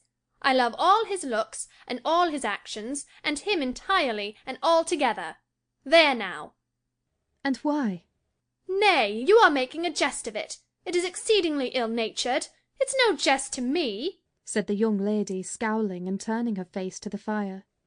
I'm very far from jesting, Miss Catherine, I replied. You love Mr. Edgar because he is handsome and young and cheerful and rich and loves you. The last, however, goes for nothing. You would love him without that, probably, and with it you wouldn't, unless he possessed the 4 former attractions. No, to be sure not. I should only pity him. Hate him, perhaps, if he were ugly and a clown. But there are several other handsome, rich young men in the world, handsomer, possibly, and richer than he is. What should hinder you from loving them? If there be any, they are out of my way. I've seen none like Edgar. You may see some, and he won't always be handsome and young, and may not always be rich. He is now, and I have only to do with the present. I wish you would speak rationally. Well, that settles it. If you have only to do with the present, marry Mr. Linton. I don't want your permission for that. I shall marry him. And yet you have not told me whether I am right. Perfectly right, if people be right to marry only for the present. And now let us hear what you are unhappy about. Your brother will be pleased. The old lady and gentleman will not object, I think. You will escape from a disorderly, comfortless home into a wealthy, respectable one. And you love Edgar, and Edgar loves you. All seems smooth and easy. Where is the obstacle? Here, and here, replied Catherine, striking one hand on her forehead, and the other on her breast. In whichever place the soul lives, in my soul and in my heart, I'm convinced I'm wrong. That's very strange. I cannot make it out. It's my secret. But if you will not mock at me, I'll explain it. I can't do it distinctly, but I'll give you a feeling of how I feel. She seated herself by me again. Her countenance grew sadder and graver, and her clasped hands trembled. Nelly, do you never dream queer dreams? She said, suddenly, after some minutes' reflection. Yes, now and then, I answered. And so do I. I've dreamt in my life dreams that have stayed with me ever after, and changed my ideas. They've gone through and through me, like wine through water, and altered the colour of my mind. And this is one. I'm going to tell it, but take care not to smile at any part of it. Oh, don't, Miss Catherine, I cried. We're dismal enough without conjuring up ghosts and visions to perplex us. Come, come, be merry, and like yourself. Look at little Hareton. He's dreaming nothing dreary. How sweetly he smiles in his sleep. Yes, and how sweetly his father curses in his solitude. You remember him, I dare say, when he was just such another as that chubby thing, nearly as young and innocent. However, Nelly, I shall oblige you to listen. It's not long, and I've no power to be merry tonight. I won't hear it. I won't hear it, I repeated hastily. I was superstitious about dreams then, and am still, and Catherine had an unusual gloom in her aspect that made me dread something from which I might shape a prophecy, and foresee a fearful catastrophe. She was vexed, but she did not proceed. Apparently taking up another subject, she recommenced in a short time. If I were in heaven, Nelly, I should be extremely miserable. Because you are not fit to go there, I answered. All sinners would be miserable in heaven. But it is not for that. I dreamt once that I was there. I tell you I won't hearken to your dreams, Miss Catherine. I'll go to bed, I interrupted again. She laughed and held me down, for I made a motion to leave my chair. This is nothing, cried she. I was only going to say that heaven did not seem to be my home, and I broke my heart with weeping to come back to earth, and the angels were so angry that they flung me out into the middle of the heath, on the top of Wuthering Heights, where I woke sobbing for joy. That will do to explain my secret, as well as the other. I've no more business to marry Edgar Linton than I have to be in heaven, and if the wicked man in there had not brought Heathcliff so low, I shouldn't have thought of it. It would degrade me to marry Heathcliff now, so he shall never know how I love him, and that, not because he's handsome, Nelly, but because he's more myself than I am. Whatever our souls are made of, his and mine are the same, and Linton's is as different as a moonbeam from lightning, or frost from fire.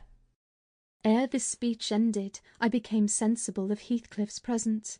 Having noticed a slight movement, I turned my head, and saw him rise from the bench and steal out noiselessly.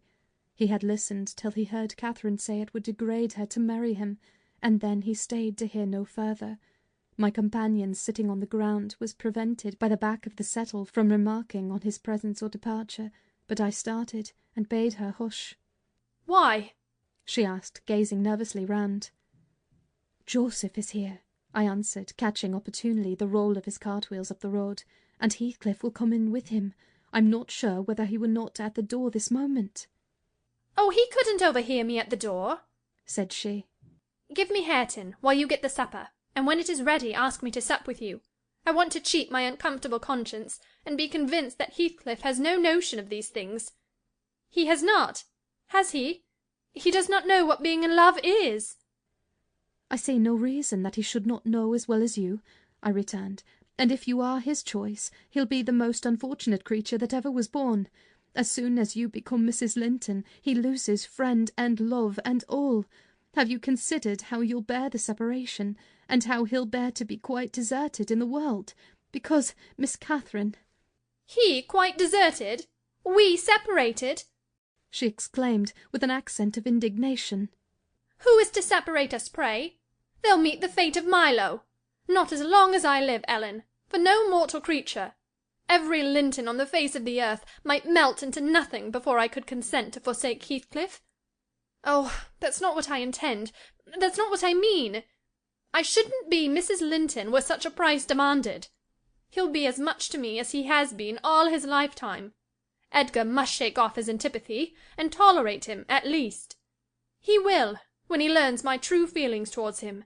Nelly, I see now you think me a selfish wretch, but did it never strike you that if Heathcliff and I married, we should be beggars?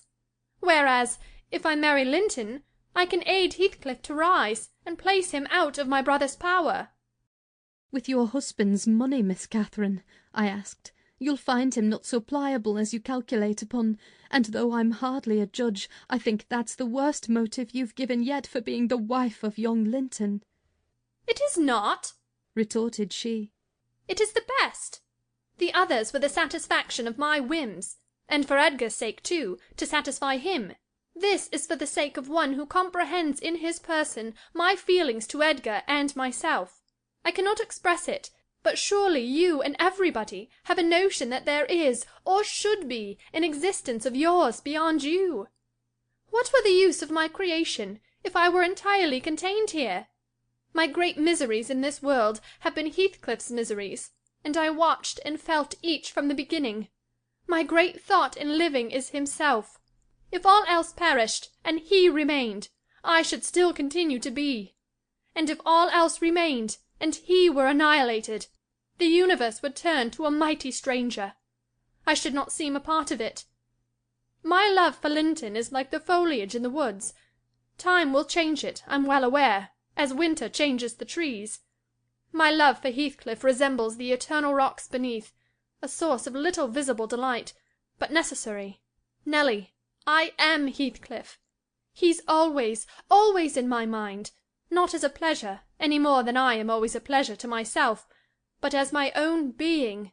So don't talk of our separation again. It is impracticable, and—" She paused and hid her face in the folds of my gown, but I jerked it forcibly away. I was out of patience with her folly. "If I can make any sense of your nonsense, miss," I said, "it only goes to convince me that you are ignorant of the duties you undertake in marrying, or else that you are a wicked, unprincipled girl. But trouble me with no more secrets. I'll not promise to keep them." "You'll keep that?" she asked eagerly. "No, I'll not promise," I repeated. She was about to insist, when the entrance of Joseph finished our conversation, and Catherine removed her seat to a corner and nursed Hareton, while I made the supper. After it was cooked, my fellow servant and I began to quarrel who should carry some to Mr. Hindley, and we didn't settle it till all was nearly cold. Then we came to the agreement that we would let him ask, if he wanted any, for we feared particularly to go into his presence when he had been some time alone.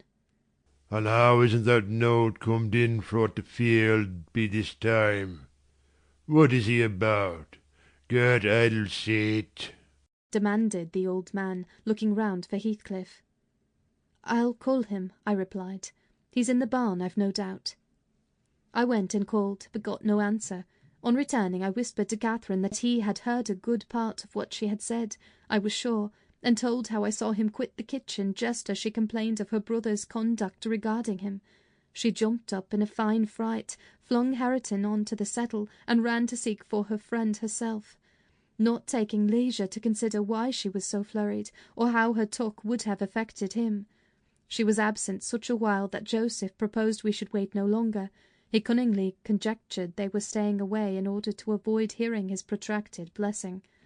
They were "ill enough for ony foul manners," he affirmed, and on their behalf he added that night a special prayer to the unusual quarter of an hour's supplication before meat, and would have tacked another to the end of the grace, had not his young mistress broken in upon him with a hurried command that he must run down the road, and, wherever Heathcliff had rambled, find and make him re-enter directly. "I want to speak to him, and I must, before I go upstairs," she said. "And the gate is open. He is somewhere out of hearing, for he would not reply, though I shouted at the top of the fold as loud as I could." Joseph objected at first. She was too much in earnest, however, to suffer contradiction, and at last he placed his hat on his head and walked grumbling forth. Meantime Catherine paced up and down the floor, exclaiming, "I wonder where he is. I wonder where he can be. What did I say, Nelly? I've forgotten. Was he vexed at my bad humour this afternoon? Dear, tell me what I've said to grieve him. I do wish he'd come. I do wish he would." "What a noise for nothing!" I cried, though rather uneasy myself. "What a trifle scares you! It's surely no great cause of alarm that Heathcliff should take a moonlight saunter on the moors, or even lie too sulky to speak to us in the hay-loft. I'll engage he's lurking there. See if I don't ferret him out." I departed to renew my search. Its result was disappointment, and Joseph's quest ended the same. "Yon lad gets waur and waur," observed he on re-entering. "He's left the gate at the full swing, and Mrs. Pony has trodden down 2 rigs of corn, and plodded through right over into the meadow. Handsome diver, the maester will play the devil to morn, and he'll do well. He's patience itself with sich careless, offald craters. Patience itself he is. But he'll not be so allus. Ya'll see, all on ye. Ye're muntin' to drive him out of his head for nowt." "Have you found Heathcliff, you ass?" interrupted Catherine. "Have you been looking for him, as I ordered?" "I should more liker look for the horse," he replied. "It'd be to more sense.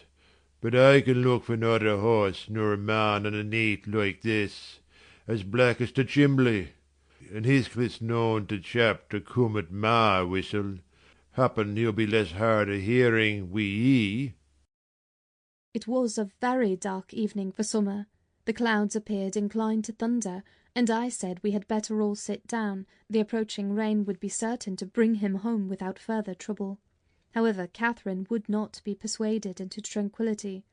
She kept wandering to and fro from the gate to the door in a state of agitation which permitted no repose, and at length took up a permanent situation on one side of the wall near the road, where, heedless of my expostulations and the growling thunder, and the great drops that began to plash around her, she remained, calling at intervals, and then listening, and then crying outright. She beat Hareton or any child at a good passionate fit of crying. About midnight, while we still sat up, the storm came rattling over the heights in a full fury. There was a violent wind, as well as thunder, and either one or the other split a tree off at the corner of the building. A huge bough fell across the roof, and knocked down a portion of the east chimney-stack, sending a clatter of stones and soot into the kitchen fire. We thought a bolt had fallen in the middle of us, and Joseph swung on to his knees, beseeching the Lord to remember the patriarchs Noah and Lot, and, as in former times, spare the righteous, though he smote the ungodly. I felt some sentiment that it must be a judgment on us also. The Jonah, in my mind, was Mr. Earnshaw, and I shook the handle of his den that I might ascertain if he were yet living. He replied audibly enough, in a fashion which made my companion vociferate more clamorously than before, that a wide distinction might be drawn between saints like himself and sinners like his master. But the uproar passed away in 20 minutes, leaving us all unharmed, excepting Cathy, who got thoroughly drenched for her obstinacy in refusing to take shelter, and standing bonnetless and shawlless to catch as much water as she could with her hair and clothes. She came in and lay down on the settle, all soaked as she was, turning her face to the back, and putting her hands before it. "Well, miss," I exclaimed, touching her shoulder, "you are not bent on getting your death, are you? Do you know what o'clock it is?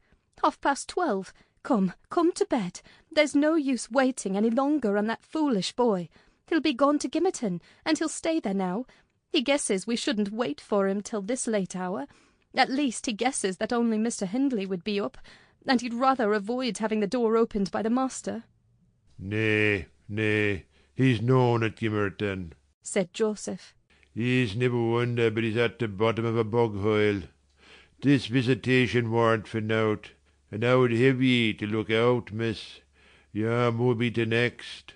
Thank heaven for all. All works together for good to them as is chosen and picked out from the rubbish. You know what the Scripture says." And he began quoting several texts, referring us to chapters and verses where we might find them. I, having vainly begged the wilful girl to rise and remove her wet things, left him preaching and her shivering, and betook myself to bed with little Hareton, who slept as fast as if every one had been sleeping round him.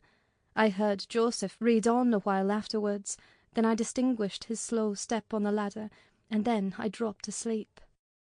Coming down somewhat later than usual, I saw, by the sunbeams piercing the chinks of the shutters, Miss Catherine still seated near the fireplace. The house door was ajar too. Light entered from its unclosed windows. Hindley had come out, and stood on the kitchen hearth, haggard and drowsy. "What ails you, Cathy?" he was saying when I entered. "You look as dismal as a drowned whelp. Why are you so damp and pale, child?" "I've been wet," she answered reluctantly. "And I'm cold, that's all." "Oh, she is naughty," I cried, perceiving the master to be tolerably sober. "She got steeped in the shower of yesterday evening, and there she has sat the night through, and I couldn't prevail on her to stir." Mr. Earnshaw stared at us in surprise. "The night through," he repeated. "What kept her up? Not fear of thunder, surely? That was over hours since." Neither of us wished to mention Heathcliff's absence as long as we could conceal it, so I replied I didn't know how she took it into her head to sit up, and she said nothing. The morning was fresh and cool. I threw back the lattice, and presently the room filled with sweet scents from the garden. But Catherine called peevishly to me. "Ellen, shut the window. I'm starving." And her teeth chattered as she shrank closer to the almost extinguished embers. "She's ill," said Hindley, taking her wrist. "I suppose that's the reason she would not go to bed. Damn it! I don't want to be troubled with more sickness here. What took you into the rain? Running after the lads, as usual. Croaked Joseph, catching an opportunity from our hesitation to thrust in his evil tongue. If I were you, Maister, I'd just slam the boards in their faces, all on 'em, gentle and simple. Never a day out you're off, but young Carol Linton comes sneaking hither, and Miss Nelly, sure's a fine lass, sure sits watching for ye at the kitchen, and as ye're in at one door, he's out at t'other, and then, where grand lady goes a-courting of her side. It's bonny behaviour, lurking among the fields, after 12 at the night, with the foul, fleesome divil of a gipsy, Heathcliff. They think I'm blind, but I'm no nowt o' the sort. I seed young Linton both coming and going, and I'd seed yah. Directing his discourse to me. You're good for nowt, slattendy witch. Nip up and bolt into the house the minute you're heard the maister's horse fit clatter up the road. Silence, eavesdropper! Cried Catherine. None of your insolence before me. Edgar Linton came yesterday by chance, Hindley, and it was I who told him to be off, because I knew you would not like to have met him as you were. You lie, Cathy, no doubt, answered her brother. And you are a confounded simpleton. But never mind Linton at present. Tell me, were you not with Heathcliff last night? Speak the truth now. You need not be afraid of harming him, though I hate him as much as ever. He did me a good turn a short time since. That will make my conscience tender of breaking his neck. To prevent it, I shall send him about his business this very morning, and after he's gone, I'd advise you all to look sharp. I shall only have the more humour for you. I never saw Heathcliff last night, answered Catherine, beginning to sob bitterly. And if you do turn him out of doors, I'll go with him. But perhaps you'll never have an opportunity. Perhaps he's gone. Here she burst into uncontrollable grief, and the remainder of her words were inarticulate. Hindley lavished on her a torrent of scornful abuse, and bade her get to her room immediately, or she shouldn't cry for nothing. I obliged her to obey, and I shall never forget what a scene she acted when we reached her chamber. It terrified me. I thought she was going mad, and I begged Joseph to run for the doctor. It proved the commencement of delirium. Mr. Kenneth, as soon as he saw her, pronounced her dangerously ill. She had a fever. He bled her, and he told me to let her live on whey and water gruel, and take care she did not throw herself downstairs or out of the window. And then he left, for he had enough to do in the parish, where 2 or 3 miles was the ordinary distance between cottage and cottage. Though I cannot say I made a gentle nurse, and Joseph and the master were no better, and though our patient was as wearisome and headstrong as a patient could be, she weathered it through. Old Mrs. Linton paid us several visits, to be sure, and set things to rights, and scolded and ordered us all, and when Catherine was convalescent she insisted on conveying her to Thrushcross Grange, for which deliverance we were very grateful. But the poor dame had reason to repent her kindness. She and her husband both took the fever, and died within a few days of each other. Our young lady returned to us saucier and more passionate, and haughtier than ever. Heathcliff had never been heard of since the evening of the thunderstorm, and one day I had the misfortune, when she had provoked me exceedingly, to lay the blame of his disappearance on her, where indeed it belonged, as she well knew. From that period for several months she ceased to hold any communication with me, save in the relation of a mere servant. Joseph fell under a ban also. He would speak his mind and lecture her all the same as if she were a little girl, and she esteemed herself a woman, and our mistress, and thought that her recent illness gave her a claim to be treated with consideration. Then the doctor had said that she would not bear crossing much.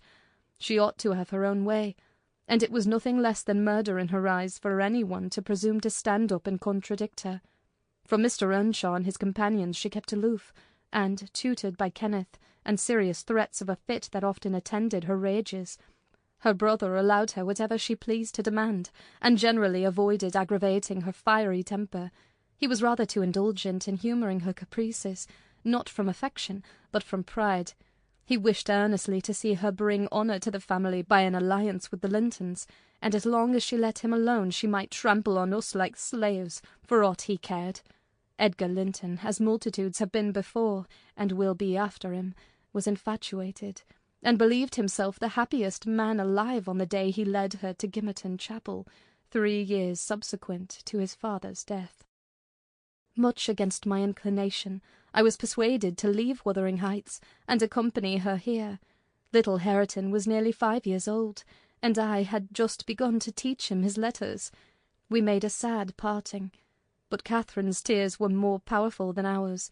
When I refused to go, and when she found her entreaties did not move me, she went lamenting to her husband and brother.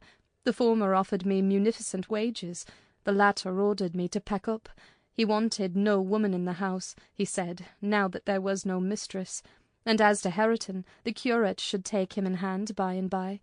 And so I had but one choice left, to do as I was ordered. I told the master he got rid of all decent people only to run to ruin a little faster. I kissed Hareton, said good-bye, and since then he has been a stranger, and it's very queer to think it, but I've no doubt he has completely forgotten all about Ellen Dean, and that he was ever more than all the world to her, and she to him. At this point of the housekeeper's story, she chanced to glance towards the timepiece over the chimney, and was in amazement on seeing the minute-hand measure 1:30. She would not hear of staying a second longer. In truth, I felt rather disposed to defer the sequel of her narrative myself. And now that she is vanished to her rest, and I have meditated for another hour or two, I shall summon courage to go also, in spite of aching laziness of head and limbs. Chapter 10. A charming introduction to a hermit's life. 4 weeks' torture, tossing, and sickness. Oh, these bleak winds and bitter northern skies, and impassable roads and dilatory country surgeons, and oh, this dearth of the human physiognomy, and worse than all, the terrible intimation of Kenneth that I need not expect to be out of doors till spring. Mr. Heathcliff has just honoured me with a call. About 7 days ago he sent me a brace of grouse, the last of the season. Scoundrel! He is not altogether guiltless in this illness of mine, and that I had a great mind to tell him. But alas, how could I offend a man who was charitable enough to sit at my bedside a good hour, and talk on some subject other than pills and draughts, blisters and leeches? This is quite an easy interval. I am too weak to read, yet I feel as if I could enjoy something interesting. Why not have up Mrs. Dean to finish her tale? I can recollect its chief incidents, as far as she had gone. Yes, I remember her hero had run off, and never been heard of for 3 years, and the heroine was married. I'll ring. She'll be delighted to find me capable of talking cheerfully. Mrs. Dean came. "It wants 20 minutes, sir, to taking the medicine," she commenced. "Away, away with it," I replied. "I desire to have—" "The doctor says you must drop the powders." "With all my heart. Don't interrupt me. Come and take your seat here. Keep your finger from that bitter phalanx of vials. Draw your knitting out of your pocket. That will do. Now, continue the history of Mr. Heathcliff, from where you left off, to the present day. Did he finish his education on the Continent, and come back a gentleman? Or did he get a sizar's place at college, or escape to America, and earn honours by drawing blood from his foster country, or make a fortune more promptly on the English highways?" "He may have done a little in all these vocations, Mr. Lockwood, but I couldn't give my word for any. I stated before that I didn't know how he gained his money, neither am I aware of the means he took to raise his mind from the savage ignorance into which it was sunk. But, with your leave, I'll proceed in my own fashion, if you think it will amuse and not weary you. Are you feeling better this morning?" "Much." "That's good news." I got Miss Catherine and myself to Thrushcross Grange, and, to my agreeable disappointment, she behaved infinitely better than I dared to expect. She seemed almost over-fond of Mr. Linton, and even to his sister she showed plenty of affection. They were both very attentive to her comfort, certainly. It was not the thorn bending to the honeysuckles, but the honeysuckles embracing the thorn. There were no mutual concessions. One stood erect, the others yielded.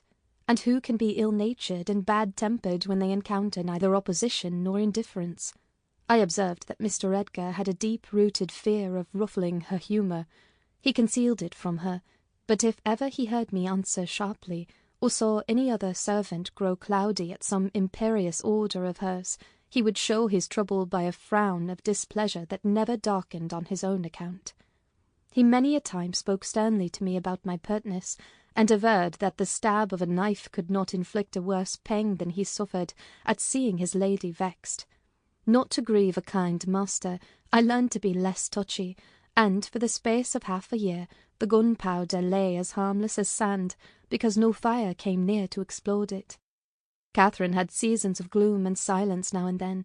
They were respected with sympathizing silence by her husband, who ascribed them to an alteration in her constitution, produced by her perilous illness, as she was never subject to depression of spirits before.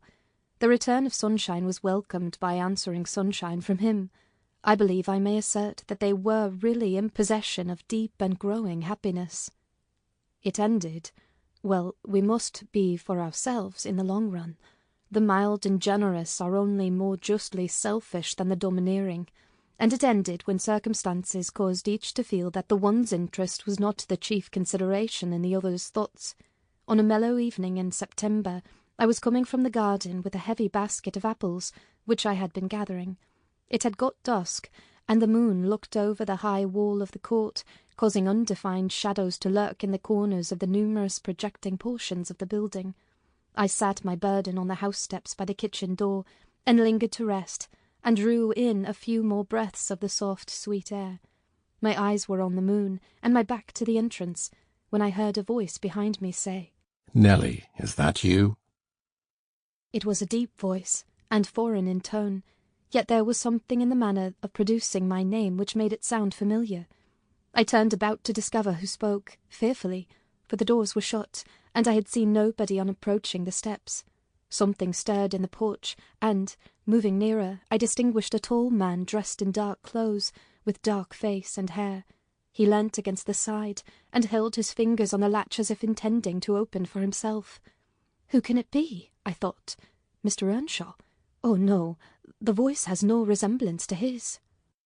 "I have waited here an hour," he resumed, while I continued staring. "and the whole of that time all round has been as still as death. I dared not enter. You do not know me? Look, I'm not a stranger." A ray fell on his features. The cheeks were sallow, and half covered with black whiskers, the brows lowering, the eyes deep-set and singular. I remembered the eyes.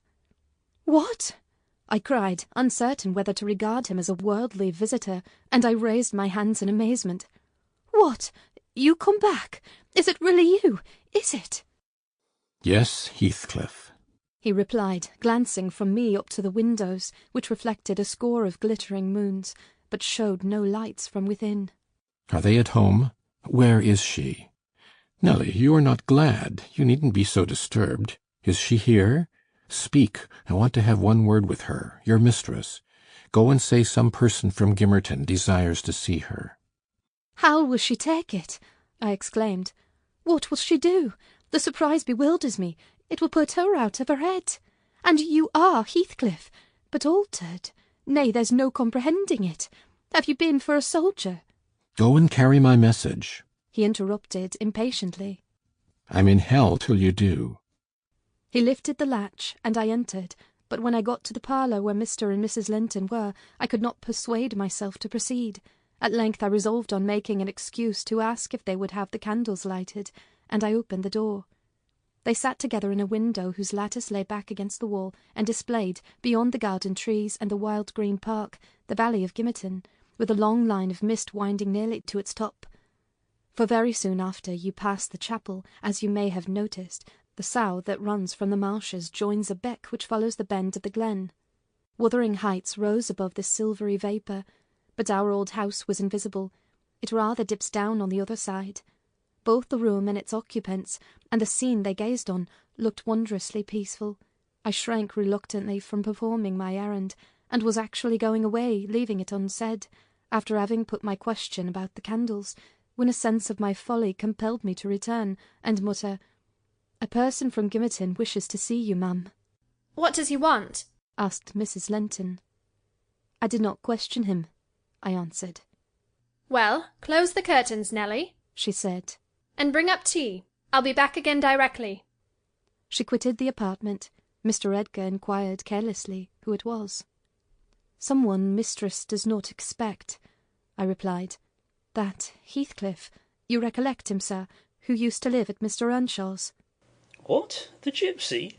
The ploughboy? He cried. Why did you not say so, Catherine? Hush! You must not call him by those names, master, I said. She'd be sadly grieved to hear you. She was nearly heartbroken when he ran off. I guess his return will make a jubilee to her. Mr. Linton walked to a window on the other side of the room that overlooked the court. He unfastened it and leant out. I suppose they were below, for he exclaimed quickly, Don't stand there, love.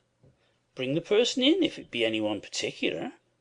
Ere long I heard the click of the latch, and Catherine flew upstairs, breathless and wild, too excited to show gladness. Indeed, by her face you would rather have surmised an awful calamity. Oh, Edgar! Edgar! She panted, flinging her arms round his neck. Oh, Edgar, darling! Heathcliff's come back! He is! And she tightened her embrace to a squeeze. Well, well, cried her husband crossly. Don't strangle me for that. He never struck me as such a marvellous treasure. There's no need to be frantic. I know you didn't like him, she answered, repressing a little intensity of her delight. Yet, for my sake, you must be friends now. Shall I tell him to come up? Here? He said. Into the parlour? Where else? She asked. He looked vexed, and suggested the kitchen as a more suitable place for him. Mrs. Linton eyed him with a droll expression, half angry, half laughing at his fastidiousness. No, she added, after a while. I cannot sit in the kitchen. Set 2 tables here, Ellen, one for your master and Miss Isabella, being gentry, the other for Heathcliff and myself, being of the lower orders. Will that please you, dear? Or must I have a fire lighted elsewhere? If so, give directions. I'll run down and secure my guest. I'm afraid the joy is too great to be real. She was about to dart off again, but Edgar arrested her. You bid him step up, he said, addressing me. And, Catherine, try to be glad without being absurd. The whole household need not witness the sight of your welcoming a runaway servant as a brother. I descended and found Heathcliff waiting under the porch, evidently anticipating an invitation to enter. He followed my guidance without waste of words, and I ushered him into the presence of the master and mistress, whose flushed cheeks betrayed signs of warm talking. But the ladies glowed with another feeling when her friend appeared at the door. She sprang forward, took both his hands, and led him to Linton, and then she seized Linton's reluctant fingers and crushed them into his. Now, fully revealed by the fire and candlelight, I was amazed more than ever to behold the transformation of Heathcliff. He had grown a tall, athletic, well-formed man, beside whom my master seemed quite slender and youth-like. His upright carriage suggested the idea of his having been in the army. His countenance was much older in expression and decision of feature than Mr. Linton's. It looked intelligent, and retained no marks of former degradation. A half-civilized ferocity lurked yet in the depressed brows and eyes full of black fire, but it was subdued, and his manner was even dignified, quite divested of roughness, though stern for grace. My master's surprise equalled or exceeded mine. He remained for a minute at a loss how to address the ploughboy, as he had called him. Heathcliff dropped his slight hand, and stood looking at him coolly till he chose to speak.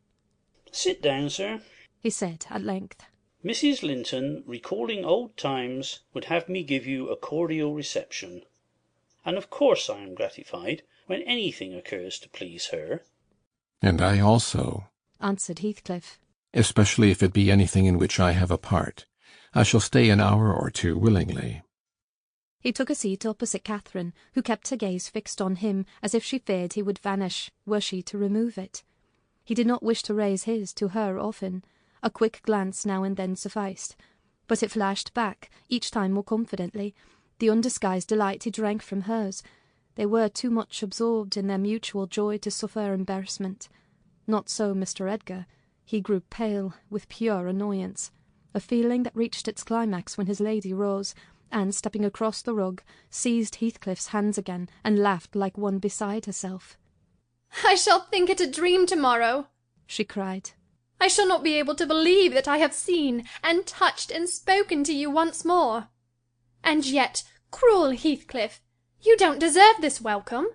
To be absent and silent for 3 years, and never to think of me." "A little more than you have thought of me," he murmured. "I heard of your marriage, Cathy, not long since, and while waiting in the yard below I meditated this plan, just to have one glimpse of your face, a stare of surprise, perhaps, and pretended pleasure, afterwards settle my score with Hindley, and then prevent the law by doing execution on myself. Your welcome has put these ideas out of my mind, but beware of meeting me with another aspect next time. Nay, you'll not drive me off again. You were really sorry for me, were you? Well, there was cause. I've fought through a bitter life since I last heard your voice, and you must forgive me, for I struggled only for you." "Catherine, unless we are to have cold tea, please come to the table," interrupted Linton, striving to preserve his ordinary tone and a due measure of politeness. "Mr. Heathcliff will have a long walk, wherever he may lodge tonight, and I'm thirsty." She took her post before the urn, and Miss Isabella came, summoned by the bell. Then, having handed the chairs forward, I left the room. The meal hardly endured 10 minutes. Catherine's cup was never filled. She could neither eat nor drink. Edgar had made a slop in his saucer, and scarcely swallowed a mouthful. Their guest did not protract his stay that evening above an hour longer. I asked, as he departed, if he went to Gimmerton. "No, to Wuthering Heights," he answered.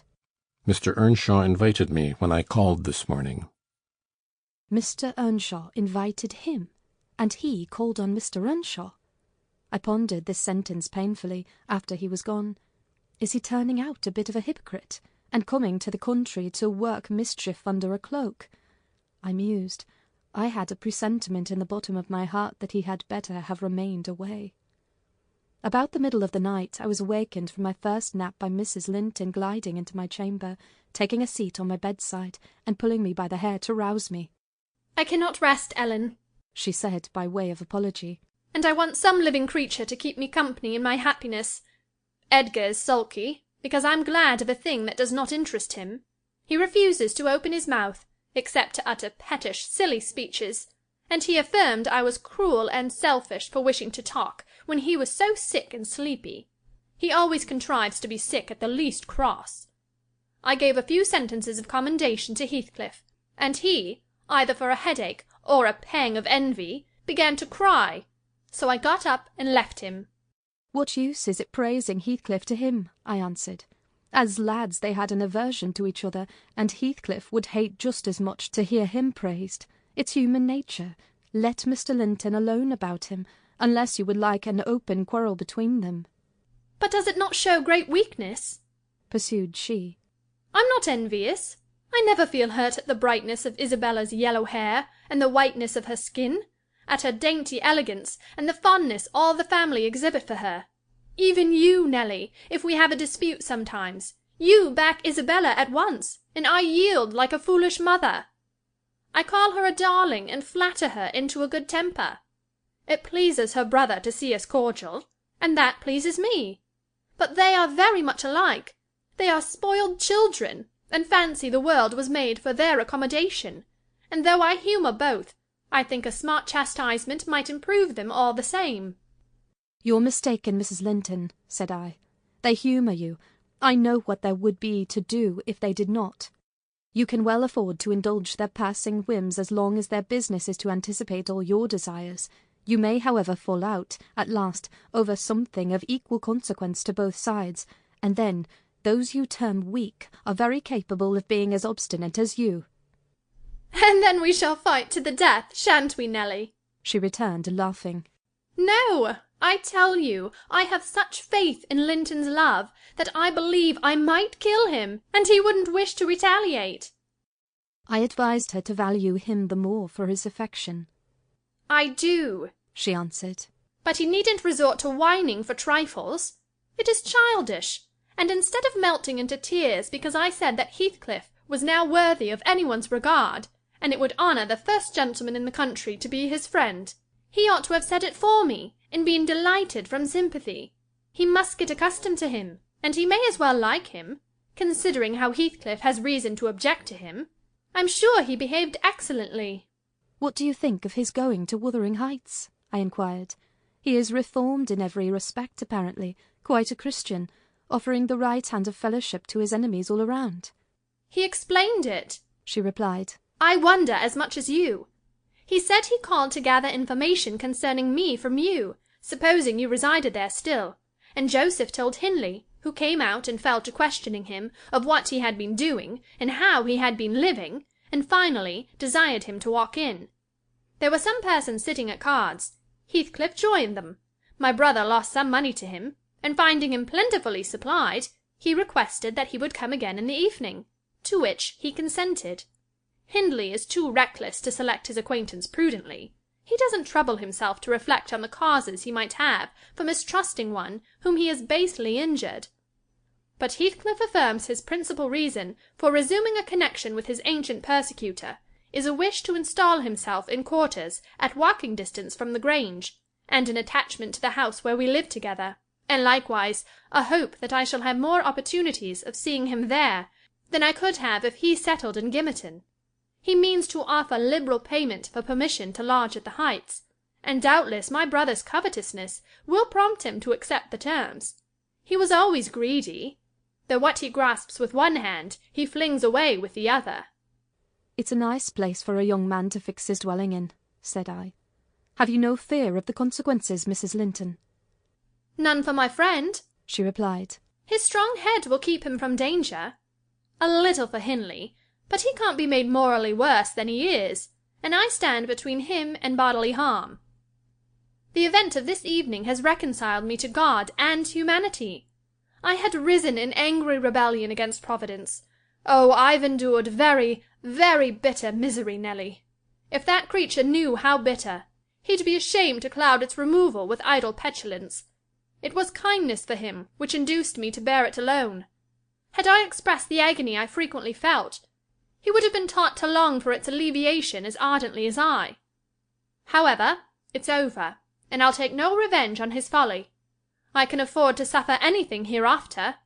Should the meanest thing alive slap me on the cheek, I'd not only turn the other, but I'd ask pardon for provoking it.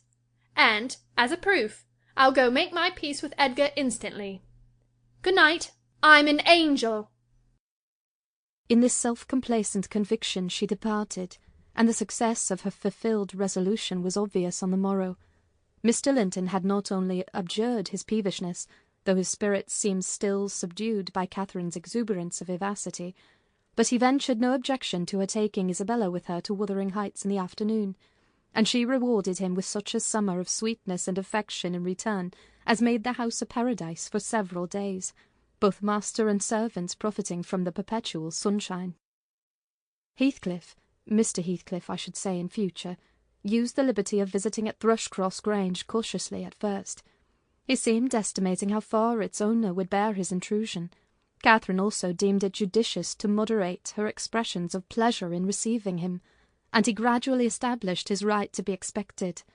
He retained a great deal of the reserve for which his boyhood was remarkable, and that served to repress all startling demonstrations of feeling. My master's uneasiness experienced a lull, and further circumstances diverted it into another channel for a space. His new source of trouble sprang from the not anticipated misfortune of Isabella Linton evincing a sudden and irresistible attraction towards the tolerated guest. She was at that time a charming young lady of 18, infantile in manners, though possessed of keen wit, keen feelings, and a keen temper too, if irritated. Her brother, who loved her tenderly, was appalled at this fantastic preference. Leaving aside the degradation of an alliance with a nameless man, and the possible fact that his property, in default of heirs male, might pass into such a one's power, he had sense to comprehend Heathcliff's disposition, to know that, though his exterior was altered, his mind was unchangeable and unchanged. And he dreaded that mind. It revolted him. He shrank forebodingly from the idea of committing Isabella to its keeping. He would have recoiled still more had he been aware that her attachment rose unsolicited, and was bestowed where it awakened no reciprocation of sentiment, for the minute he discovered its existence he laid the blame on Heathcliff's deliberate designing. We had all remarked, during some time, that Miss Linton fretted and pined over something. She grew cross and wearisome, snapping at and teasing Catherine continually, at the imminent risk of exhausting her limited patience. We excused her, to a certain extent, on the plea of ill health. She was dwindling and fading before our eyes. But one day, when she had been peculiarly wayward, rejecting her breakfast, complaining that the servants did not do what she told them, that the mistress would allow her to be nothing in the house, and Edgar neglected her, that she had caught a cold with the doors being left open, and we let the parlour fire go out on purpose to vex her, with 100 yet more frivolous accusations, Mrs. Linton peremptorily insisted that she should get to bed, and, having scolded her heartily, threatened to send for the doctor. Mention of Kenneth caused her to exclaim instantly that her health was perfect, and it was only Catherine's harshness which made her unhappy. "How can you say I am harsh, you naughty fondling?" cried the mistress, amazed at the unreasonable assertion. "You are surely losing your reason. When have I been harsh, tell me?" "Yesterday," sobbed Isabella. "And now." "Yesterday?" said her sister-in-law. "On what occasion?" "In our walk along the moor. You told me to ramble where I pleased, while you sauntered on with Mr. Heathcliff." "And that's your notion of harshness?" said Catherine, laughing. "It was no hint that your company was superfluous. We didn't care whether you kept with us or not. I merely thought Heathcliff's talk would have nothing entertaining for your ears." "Oh, no," wept the young lady. "You wished me away because you knew I liked to be there." "Is she sane?" asked Mrs. Linton, appealing to me. "I'll repeat our conversation, word for word, Isabella, and you point out any charm it could have had for you." "I don't mind the conversation," she answered. "I wanted to be with—" "Well?" said Catherine, perceiving her hesitate to complete the sentence. "With him, and I won't be always sent off," she continued, kindling up. "You are a dog in the manger, Cathy, and desire no one to be loved but yourself." "You are an impertinent little monkey!" exclaimed Mrs. Linton in surprise. "But I'll not believe this idiocy. It is impossible that you can covet the admiration of Heathcliff, that you consider him an agreeable person. I hope I have misunderstood you, Isabella." "No, you have not," said the infatuated girl. "I love him more than ever you loved Edgar, and he might love me if you would let him." "I wouldn't be you for a kingdom, then," Catherine declared emphatically, and she seemed to speak sincerely. "Nelly, help me to convince her of her madness. Tell her what Heathcliff is. An unreclaimed creature, without refinement, without cultivation, an arid wilderness of furze and whinstone. I'd as soon put that little canary into the park on a winter's day as recommend you to bestow your heart on him. It is deplorable ignorance of his character, child, and nothing else, which makes that dream enter your head. Pray don't imagine that he conceals depths of benevolence and affection beneath a stern exterior. He's not a rough diamond, a pearl-containing oyster of a rustic. He's a fierce, pitiless, wolfish man. I never say to him, let this or that enemy alone, because it would be ungenerous or cruel to harm them. I say, let them alone, because I should hate them to be wronged. And he'd crush you like a sparrow's egg, Isabella, if he found you a troublesome charge. I know he couldn't love a Linton, and yet he'd be quite capable of marrying your fortune and expectations. Avarice is growing with him a besetting sin. There's my picture, and I'm his friend, so much so that had he thought seriously to catch you, I should perhaps have held my tongue and let you fall into his trap." Mrs. Linton regarded her sister-in-law with indignation. "For shame! For shame!" she repeated angrily. "You are worse than 20 foes, you poisonous friend." "Ah, you won't believe me, then?" said Catherine. "You think I speak from wicked selfishness?" "I'm certain you do," retorted Isabella. "And I shudder at you." "Good!" cried the other. "Try for yourself if that be your spirit. I have done, and yield the argument to your saucy insolence." "And I must suffer for her egotism," she sobbed as Mrs. Linton left the room. all is against me. She has blighted my single consolation. But she uttered falsehoods, didn't she?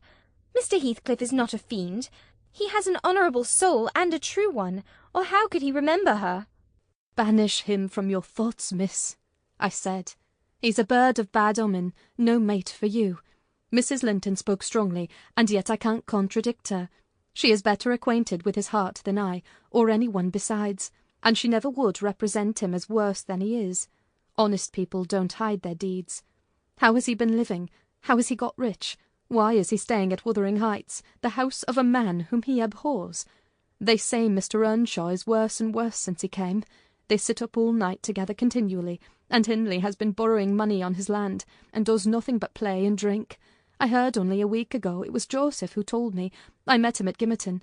Nelly, he said, we haes a crown a question now at our folks. One on them, sir, a getting his finger cut off with holding t'other for sticking his sound like a calf. That's maister, you know, that's so up a going to the grand sizes. He's noan feared at a bench of judges, nor at a Paul, nor Peter, nor John, nor Matthew, nor none on them, not he. He fair likes, he longs to set his brazen face again 'em. And yon bonny lad, Heathcliff, you mind, he's a rare un. He can gan a laugh as well as onybody at a right divil's gist. Does he never see nought of his fine living among us, when he goes to the Grange? This is the way on't, up at sundown, dice, brandy, closed shutters, and candlelight till next day at noon. Then the full gang's banning and raving to his chamber, making decent folks dig their fingers in their lugs for very shame, and the knave where ye can caint his brass, and eat, and sleep, and off to his neighbours to gossip with the wife. Because he tells Dame Catherine how her father's gold runs into his pocket, and her father's son gallops down to Broad Road, while he flees afore to open the pikes. Now, Miss Linton, Joseph is an old rascal, but no liar, and if his account of Heathcliff's conduct be true, you would never think of desiring such a husband, would you? You are leagued with the rest, Ellen, she replied. I'll not listen to your slanders. What malevolence you must have to wish to convince me that there is no happiness in the world. Whether she would have got over this fancy if left to herself, or persevered in nursing it perpetually, I cannot say. She had little time to reflect. The day after, there was a justice meeting at the next town. My master was obliged to attend, and Mr. Heathcliff, aware of his absence, called rather earlier than usual. Catherine and Isabella were sitting in the library, on hostile terms, but silent, the latter alarmed at her recent indiscretion, and the disclosure she had made of her secret feelings in a transient fit of passion, the former, on mature consideration, really offended with her companion, and, if she laughed again at her pertness, inclined to make it no laughing matter to her. She did laugh as she saw Heathcliff pass the window. I was sweeping the hearth, and I noticed a mischievous smile on her lips. Isabella, absorbed in her meditations, or a book, remained till the door opened, and it was too late to attempt an escape, which she would gladly have done had it been practicable. "Come in, that's right," exclaimed the mistress gaily, pulling a chair to the fire. "Here are two people sadly in need of a third to thaw the ice between them, and you are the very one we should both of us choose. Heathcliff, I'm proud to show you, at last, somebody that dotes on you more than myself. I expect you to feel flattered. Nay, it's not Nelly. Don't look at her. My poor little sister-in-law is breaking her heart by mere contemplation of your physical and moral beauty. It lies in your own power to be Edgar's brother. No, no, Isabella, you shan't run off," she continued, arresting with feigned playfulness the confounded girl, who had risen indignantly. "We were quarrelling like cats about you, Heathcliff, and I was fairly beaten in protestations of devotion and admiration. And, moreover, I was informed that if I would but have the manners to stand aside, my rival, as she will have herself to be, would shoot a shaft into your soul that would fix you forever, and send my image into eternal oblivion."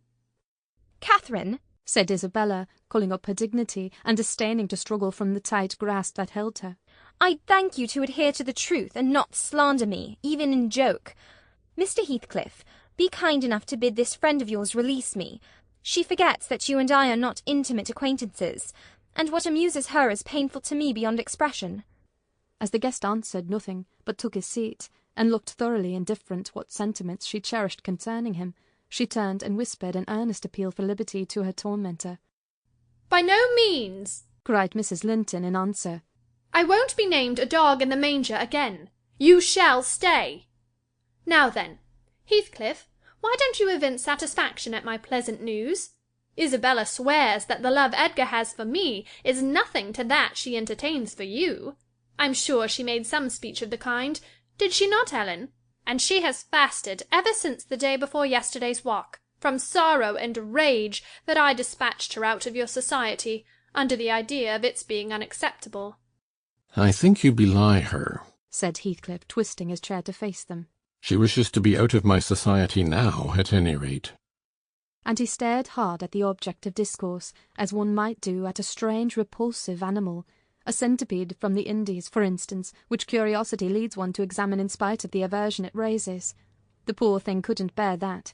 She grew white and red in rapid succession, and, while the tears beaded her lashes, bent the strength of her small fingers to loosen the firm clutch of Catherine, and perceiving that as fast as she raised one finger off her arm, another closed down, and she could not remove the whole together, she began to make use of her nails, and their sharpness presently ornamented the detainers with crescents of red. "There's a tigress!" exclaimed Mrs. Linton, setting her free, and shaking her hand with pain. "Be gone, for God's sake, and hide your vixen face. How foolish to reveal those talents to him!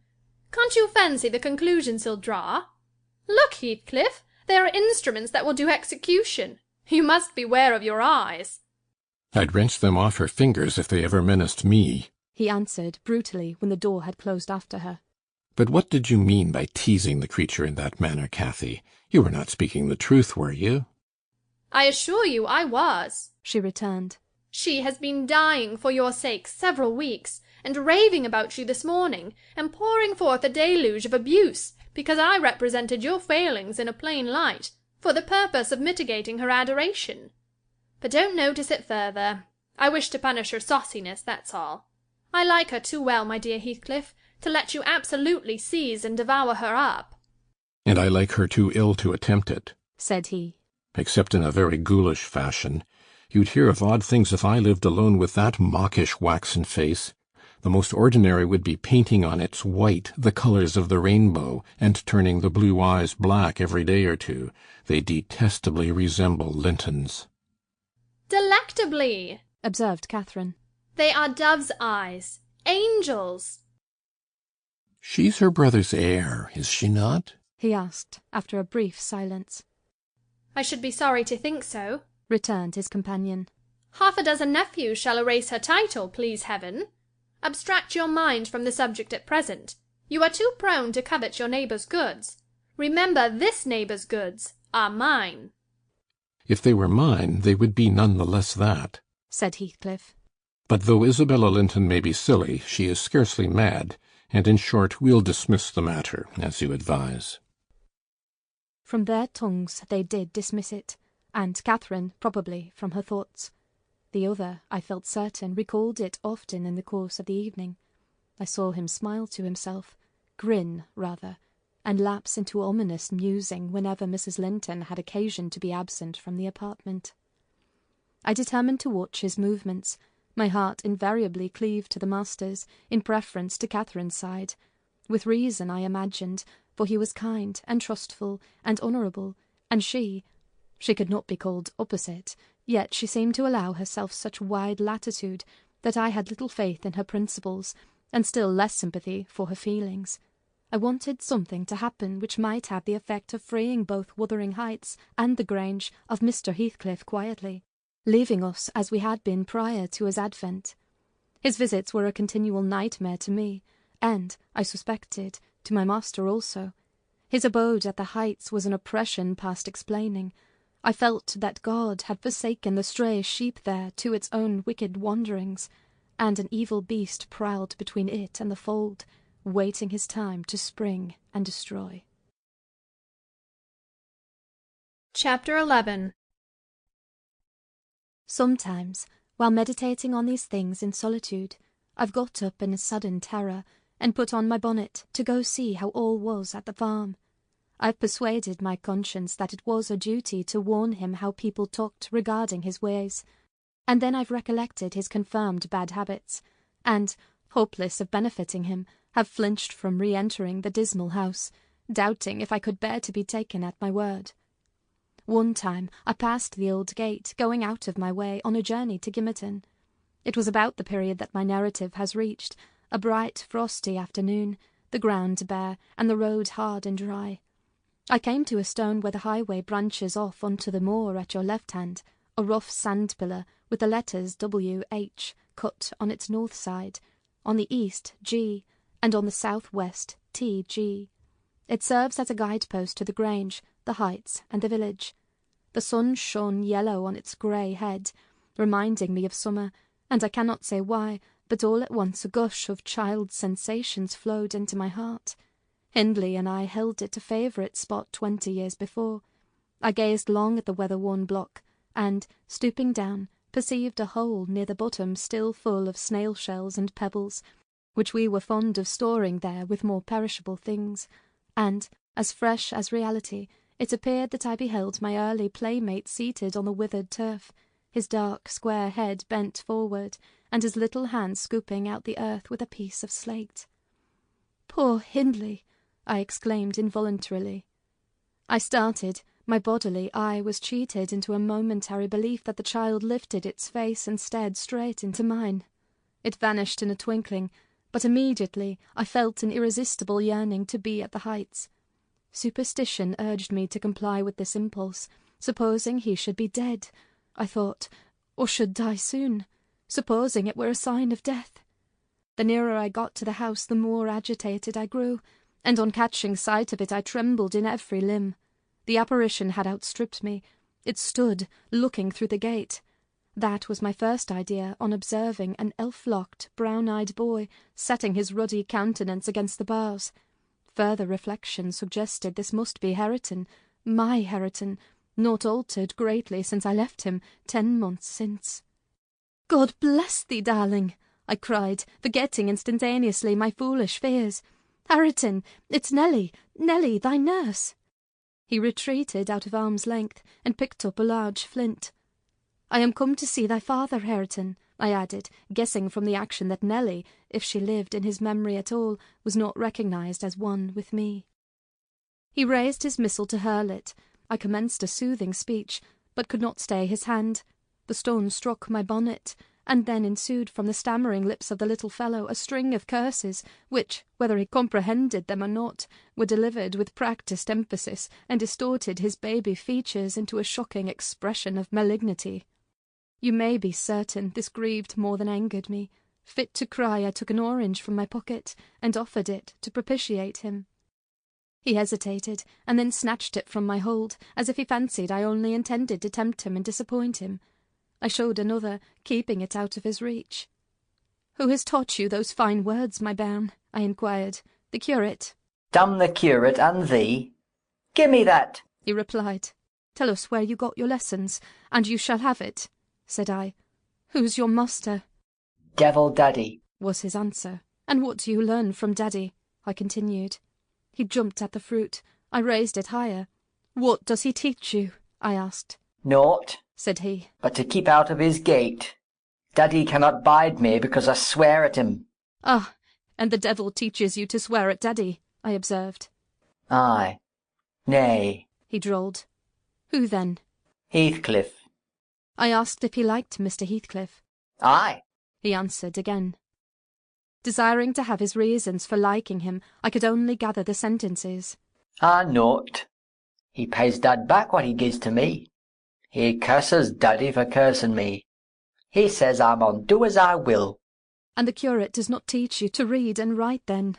I pursued. "No, I was told the curate should have his teeth dashed down his throat if he stepped over the threshold.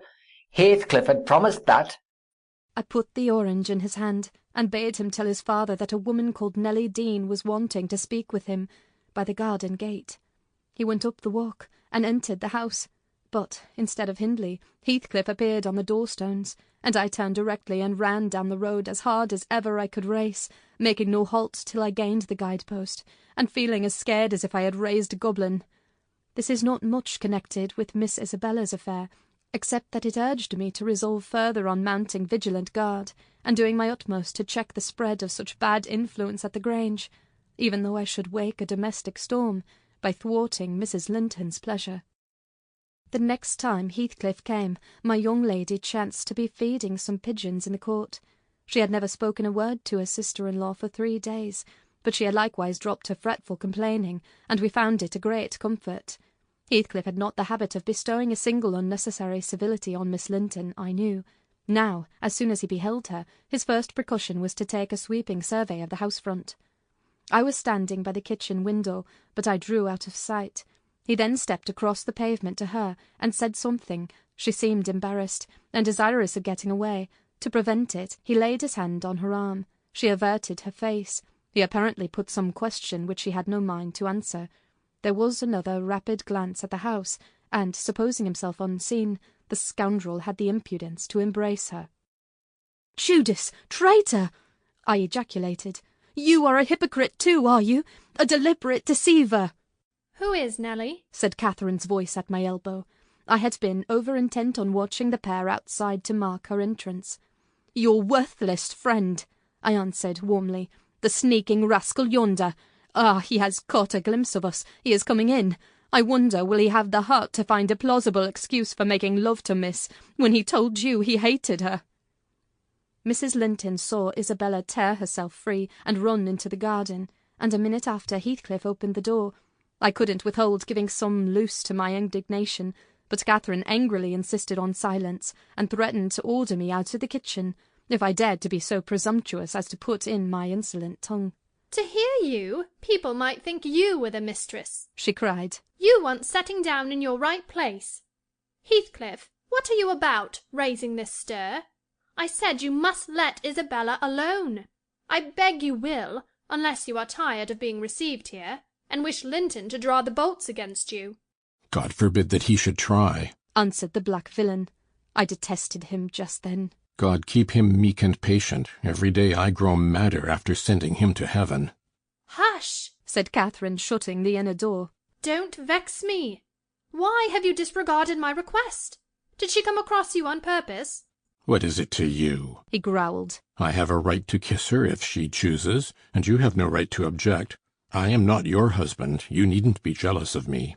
"I'm not jealous of you," replied the mistress. "I'm jealous for you. Clear your face. You shan't scowl at me. If you like Isabella, you shall marry her. But do you like her? Tell the truth, Heathcliff. There, you won't answer. I'm certain you don't." "And would Mr. Linton approve of his sister marrying that man?" I inquired. "Mr. Linton should approve," returned my lady decisively. "He might spare himself the trouble," said Heathcliff. "I could do as well without his approbation. And as to you, Catherine, I have a mind to speak a few words now while we are at it. I want you to be aware that I know you have treated me infernally, do you hear? And if you flatter yourself that I don't perceive it, you are a fool. And if you think I can be consoled by sweet words, you are an idiot. And if you fancy I'll suffer unrevenged, I'll convince you of the contrary in a very little while. Meantime, thank you for telling me your sister-in-law's secret. I swear I'll make the most of it, and stand you aside." "What new phase of his character is this?" exclaimed Mrs. Linton in amazement. "I've treated you infernally, and you'll take your revenge? How will you take it, ungrateful brute? How have I treated you infernally?" "I seek no revenge on you," replied Heathcliff less vehemently. "That's not the plan. The tyrant grinds down his slaves, and they don't turn against him. They crush those beneath them. You are welcome to torture me to death for your amusement. Only allow me to amuse myself a little in the same style, and refrain from insult as much as you are able. Having levelled my palace, don't erect a hovel and complacently admire your own charity in giving me that for a home. If I imagined you really wished me to marry Isabel, I'd cut my throat." "Oh, the evil is that I am not jealous, is it?" cried Catherine. Well, I won't repeat my offer of a wife. It is as bad as offering Satan a lost soul. Your bliss lies, like his, in inflicting misery. You prove it. Edgar is restored from the ill temper he gave way to at your coming. I begin to be secure and tranquil, and you, restless to know us at peace, appear resolved on exciting a quarrel. Quarrel with Edgar, if you please, Heathcliff, and deceive his sister. You'll hit on exactly the most efficient method of revenging yourself on me. The conversation ceased. Mrs. Linton sat down by the fire, flushed and gloomy. The spirit which served her was growing intractable. She could neither lay nor control it. He stood on the hearth with folded arms, brooding on his evil thoughts, and in this position I left them to seek the master, who was wondering what kept Catherine below so long. "Ellen," said he, when I entered. "have you seen your mistress?" "Yes, she's in the kitchen, sir," I answered. "She's sadly put out by Mr. Heathcliff's behaviour, and indeed I do think it's time to arrange his visits on another footing. There's harm in being too soft, and now it's come to this." And I related the scene in the court, and, as near as I dared, the whole subsequent dispute. I fancied it could not be very prejudicial to Mrs. Linton, unless she made so afterwards, by assuming the defensive for her guest. Edgar Linton had difficulty in hearing me to the close. His first words revealed that he did not clear his wife of blame. "This is insufferable," he exclaimed. "It is disgraceful that she should own him for a friend, and force his company on me. Call me 2 men out of the hall, Ellen. Catherine shall linger no longer to argue with the low ruffian. I have humoured her enough." He descended, and bidding the servants wait in the passage, went, followed by me, to the kitchen. Its occupants had recommenced their angry discussion. Mrs. Linton, at least, was scolding with renewed vigour. Heathcliff had moved to the window, and hung his head, somewhat cowed by her violent rating apparently. He saw the master first, and made a hasty motion that she should be silent, which she obeyed abruptly, on discovering the reason of his intimation. "How is this?" said Linton, addressing her. "What notion of propriety must you have to remain here after the language which has been held to you by that blackguard? I suppose, because it is his ordinary talk, you think nothing of it. You are habituated to his baseness, and perhaps imagine that I can get used to it too."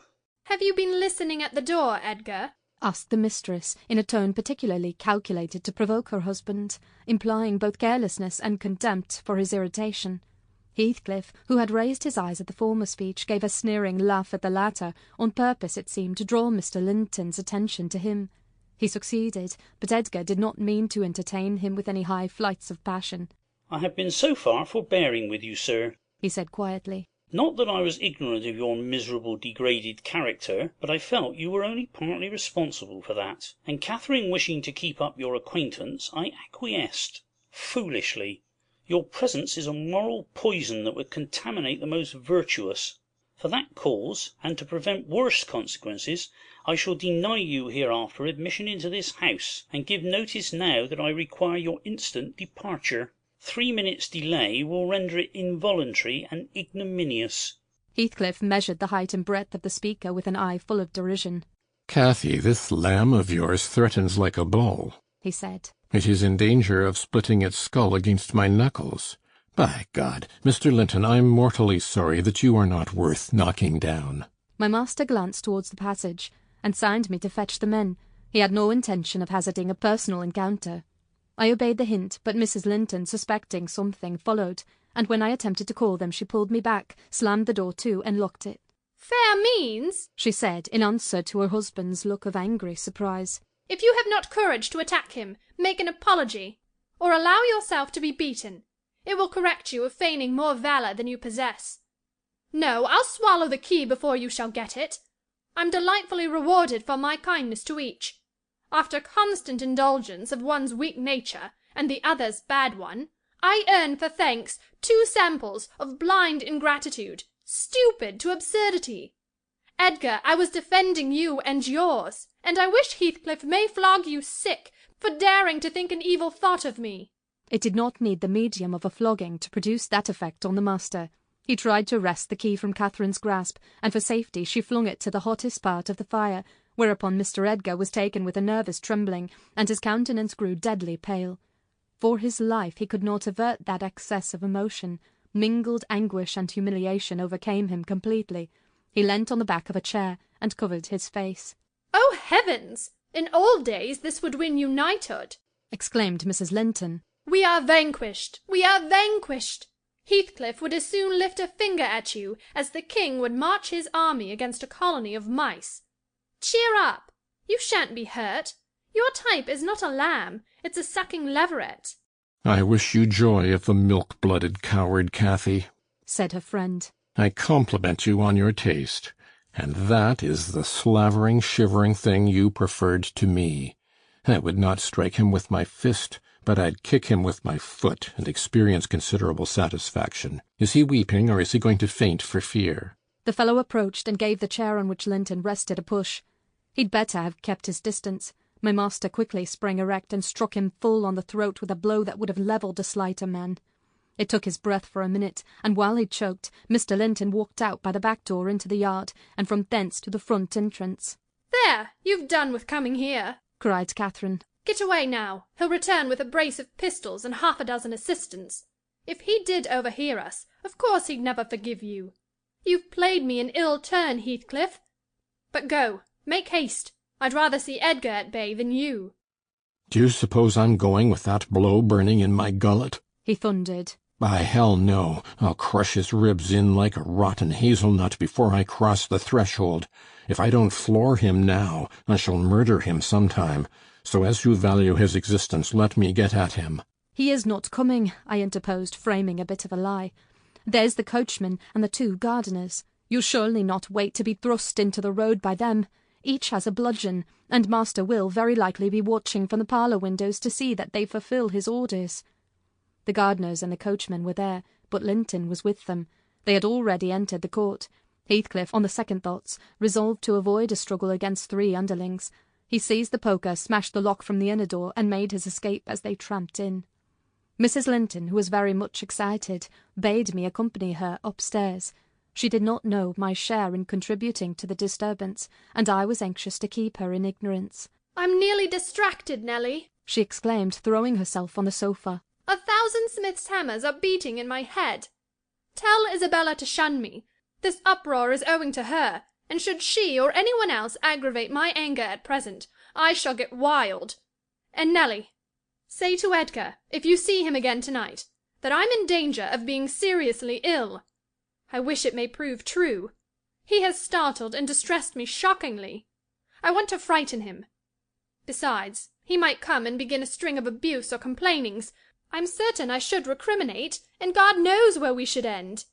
Will you do so, my good Nelly? You are aware that I am in no way blamable in this matter. What possessed him to turn listener? Heathcliff's talk was outrageous after you left us, but I could soon have diverted him from Isabella, and the rest meant nothing. Now all is dashed wrong, by the fool's craving to hear evil of self, that haunts some people like a demon. Had Edgar never gathered our conversation, he would never have been the worse for it. Really, when he opened on me in that unreasonable tone of displeasure, after I had scolded Heathcliff till I was hoarse for him, I did not care hardly what they did to each other, especially as I felt that, however the scene closed, we should all be driven asunder, for nobody knows how long. Well, if I cannot keep Heathcliff for my friend, if Edgar will be mean and jealous, I'll try to break their hearts by breaking my own. That will be a prompt way of finishing all, when I am pushed to extremity. But it's a deed to be reserved for a forlorn hope. I'd not take Linton by surprise with it. To this point he has been discreet in dreading to provoke me. You must represent the peril of quitting that policy, and remind him of my passionate temper, verging, when kindled, on frenzy. I wish you could dismiss that apathy out of that countenance, and look rather more anxious about me. The stolidity with which I received these instructions was, no doubt, rather exasperating, for they were delivered in perfect sincerity, but I believed a person who could plan the turning of her fits of passion to account beforehand might, by exerting her will, manage to control herself tolerably, even while under their influence, and I did not wish to frighten her husband, as she said, and multiply his annoyances for the purpose of serving her selfishness. Therefore I said nothing when I met the master coming towards the parlour, but I took the liberty of turning back to listen whether they would resume their quarrel together. He began to speak first. Remain where you are, Catherine. he said, without any anger in his voice, but with much sorrowful despondency. I shall not stay. I am neither come to wrangle nor to be reconciled, but I wish just to learn whether, after this evening's events, you intend to continue your intimacy with— Oh, for mercy's sake! Interrupted the mistress, stamping her foot. For mercy's sake, let us hear no more of it now. Your cold blood cannot be worked into a fever. Your veins are full of ice water, but mine are boiling, and the sight of such chillness makes them dance. To get rid of me, answer my question. Persevered Mr. Linton. You must answer it, and that violence does not alarm me. I have found that you can be as stoical as anyone when you please. Will you give up Heathcliff hereafter, or will you give up me? It is impossible for you to be my friend and his at the same time, and I absolutely require to know which you choose. I require to be let alone, exclaimed Catherine furiously. I demand it. Don't you see I can scarcely stand? Edgar, you leave me. She rang the bell till it broke with a twang. I entered leisurely. It was enough to try the temper of a saint, such senseless, wicked rages. There she lay, dashing her head against the arm of the sofa, and grinding her teeth, so that you might fancy she would crash them to splinters. Mr. Linton stood looking at her in sudden compunction and fear. He told me to fetch some water. She had no breath for speaking. I brought a glass full, and as she would not drink, I sprinkled it on her face. In a few seconds she stretched herself out stiff, and turned up her eyes, while her cheeks, at once blanched and livid, assumed the aspect of death. Linton looked terrified. "There is nothing in the world the matter," I whispered. I did not want him to yield, though I could not help being afraid in my heart. She has blood on her lips, he said, shuddering. "Never mind," I answered tartly. And I told him how she had resolved, previous to his coming, on exhibiting a fit of frenzy. I incautiously gave the account aloud, and she heard me, for she started up, her hair flying over her shoulders, her eyes flashing, the muscles of her neck and arms standing out preternaturally. I made up my mind for broken bones, at least, but she only glared about her for an instant, and then rushed from the room. The master directed me to follow. I did, to her chamber door. She hindered me from going further by securing it against me. As she never offered to descend to breakfast next morning, I went to ask whether she would have some carried up. No, she replied peremptorily. The same question was repeated at dinner and tea, and again on the morrow after, and received the same answer. Mr. Linton, on his part, spent his time in the library, and did not inquire concerning his wife's occupations. Isabella and he had an hour's interview, during which he tried to elicit from her some sentiment of proper horror for Heathcliff's advances, but he could make nothing of her evasive replies, and was obliged to close the examination unsatisfactorily, adding, however, a solemn warning that if she were so insane as to encourage that worthless suitor, it would dissolve all bonds of relationship between herself and him. Chapter 12. While Miss Linton moped about the park and garden, always silent and almost always in tears, and her brother shut himself up among books that he never opened, wearying, I guessed, with a continual vague expectation that Catherine, repenting her conduct, would come out of her own accord to ask pardon and seek a reconciliation, and she fasted pertinaciously, under the idea, probably, that at every meal Edgar was ready to choke for her absence, and pride alone held him from running to cast himself at her feet. I went about my household duties, convinced that the Grange had but one sensible soul in all its walls, and that lodged in my body. I wasted no condolences on Miss, nor any expostulations on my mistress, nor did I pay much attention to the sighs of my master, who yearned to hear his lady's name, since he might not hear her voice. I determined they should come about as they pleased for me, and though it was a tiresomely slow process, I began to rejoice at length in a faint dawn of its progress, as I thought at first. Mrs. Linton, on the third day, unbarred her door, and having finished the water in her pitcher and decanter, desired a renewed supply, and a basin of gruel, for she believed she was dying. That I set down as a speech meant for Edgar's ears.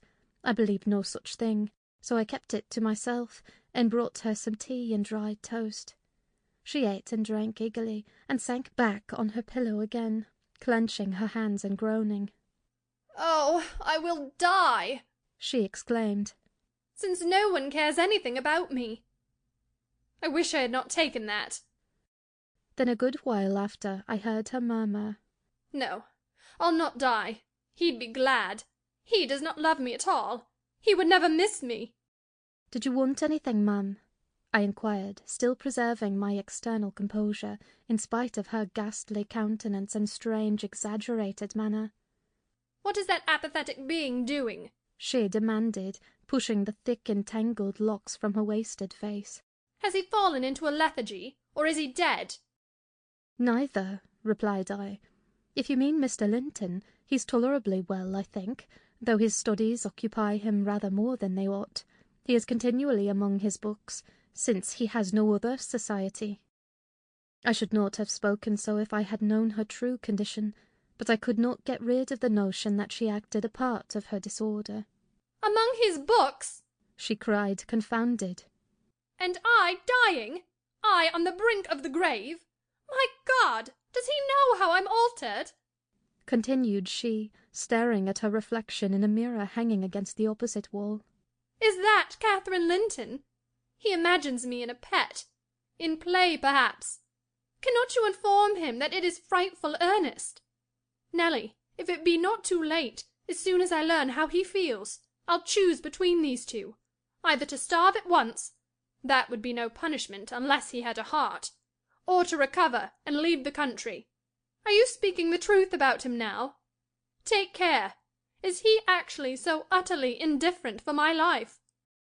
Why, mum, I answered, the master has no idea of your being deranged, and of course he does not fear that you will let yourself die of hunger. You think not? Cannot you tell him I will? She returned. Persuade him. Speak of your own mind. Say you are certain I will. No, you forget, Mrs. Linton, I suggested, that you have eaten some food with a relish this evening, and tomorrow you will perceive its good effects. If I were only sure it would kill him, she interrupted, I'd kill myself directly. These 3 awful nights have never closed my lids, and oh, I've been tormented. I've been haunted, Nelly. But I begin to fancy you don't like me. How strange! I thought, though everybody hated and despised each other, they could not avoid loving me. And they have all turned to enemies in a few hours. They have, I'm positive, the people here. How dreary to meet death, surrounded by their cold faces. Isabella, terrified and repelled, afraid to enter the room, it would be so dreadful to watch Catherine go. And Edgar, standing solemnly by to see it over, then offering prayers of thanks to God for restoring peace to his house and going back to his books. What in the name of all that feels has he to do with books when I am dying? She could not bear the notion which I had put into her head of Mr. Linton's philosophical resignation. Tossing about, she increased her feverish bewilderment to madness, and tore the pillow with her teeth, then raising herself up all burning, desired that I would open the window. We were in the middle of winter, the wind blew strong from the northeast, and I objected. Both the expressions flitting over her face, and the changes of her moods, began to alarm me terribly, and brought to my recollection her former illness, and the doctor's injunction that she should not be crossed. A minute previously she was violent, now supported on one arm, and not noticing my refusal to obey her, she seemed to find childish diversion in pulling the feathers from the rents she had just made, and ranging them on the sheet according to their different species. Her mind had strayed to other associations. That's a turkey's, she murmured to herself. And this is a wild duck's, and this is a pigeon's. Ah, they put pigeons' feathers in the pillows. No wonder I couldn't die. Let me take care to throw it on the floor when I lie down.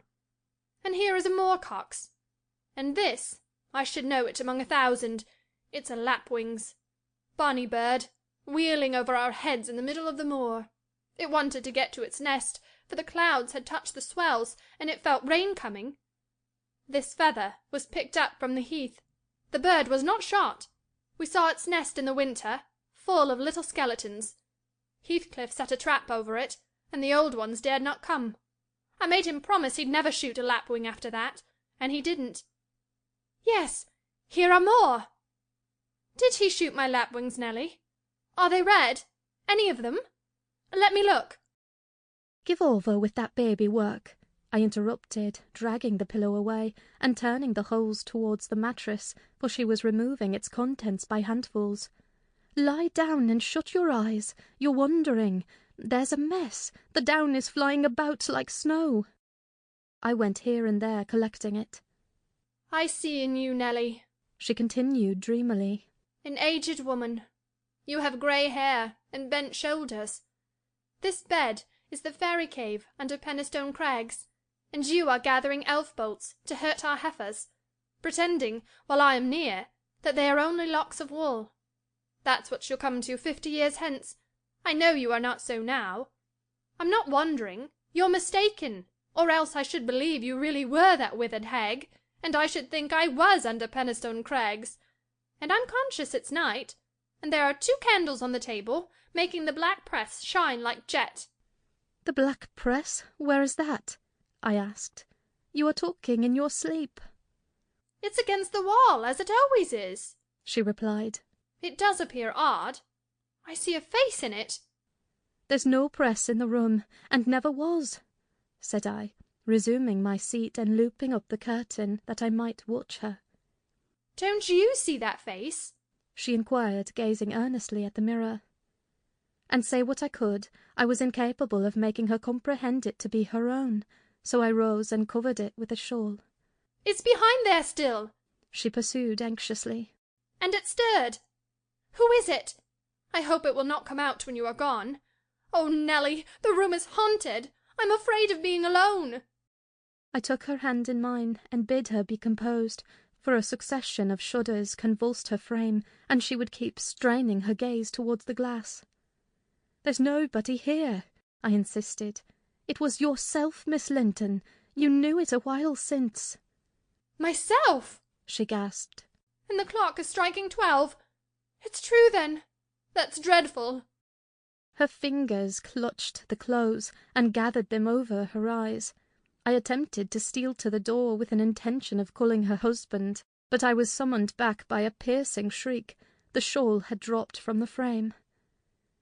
"Why, what is the matter?" cried I.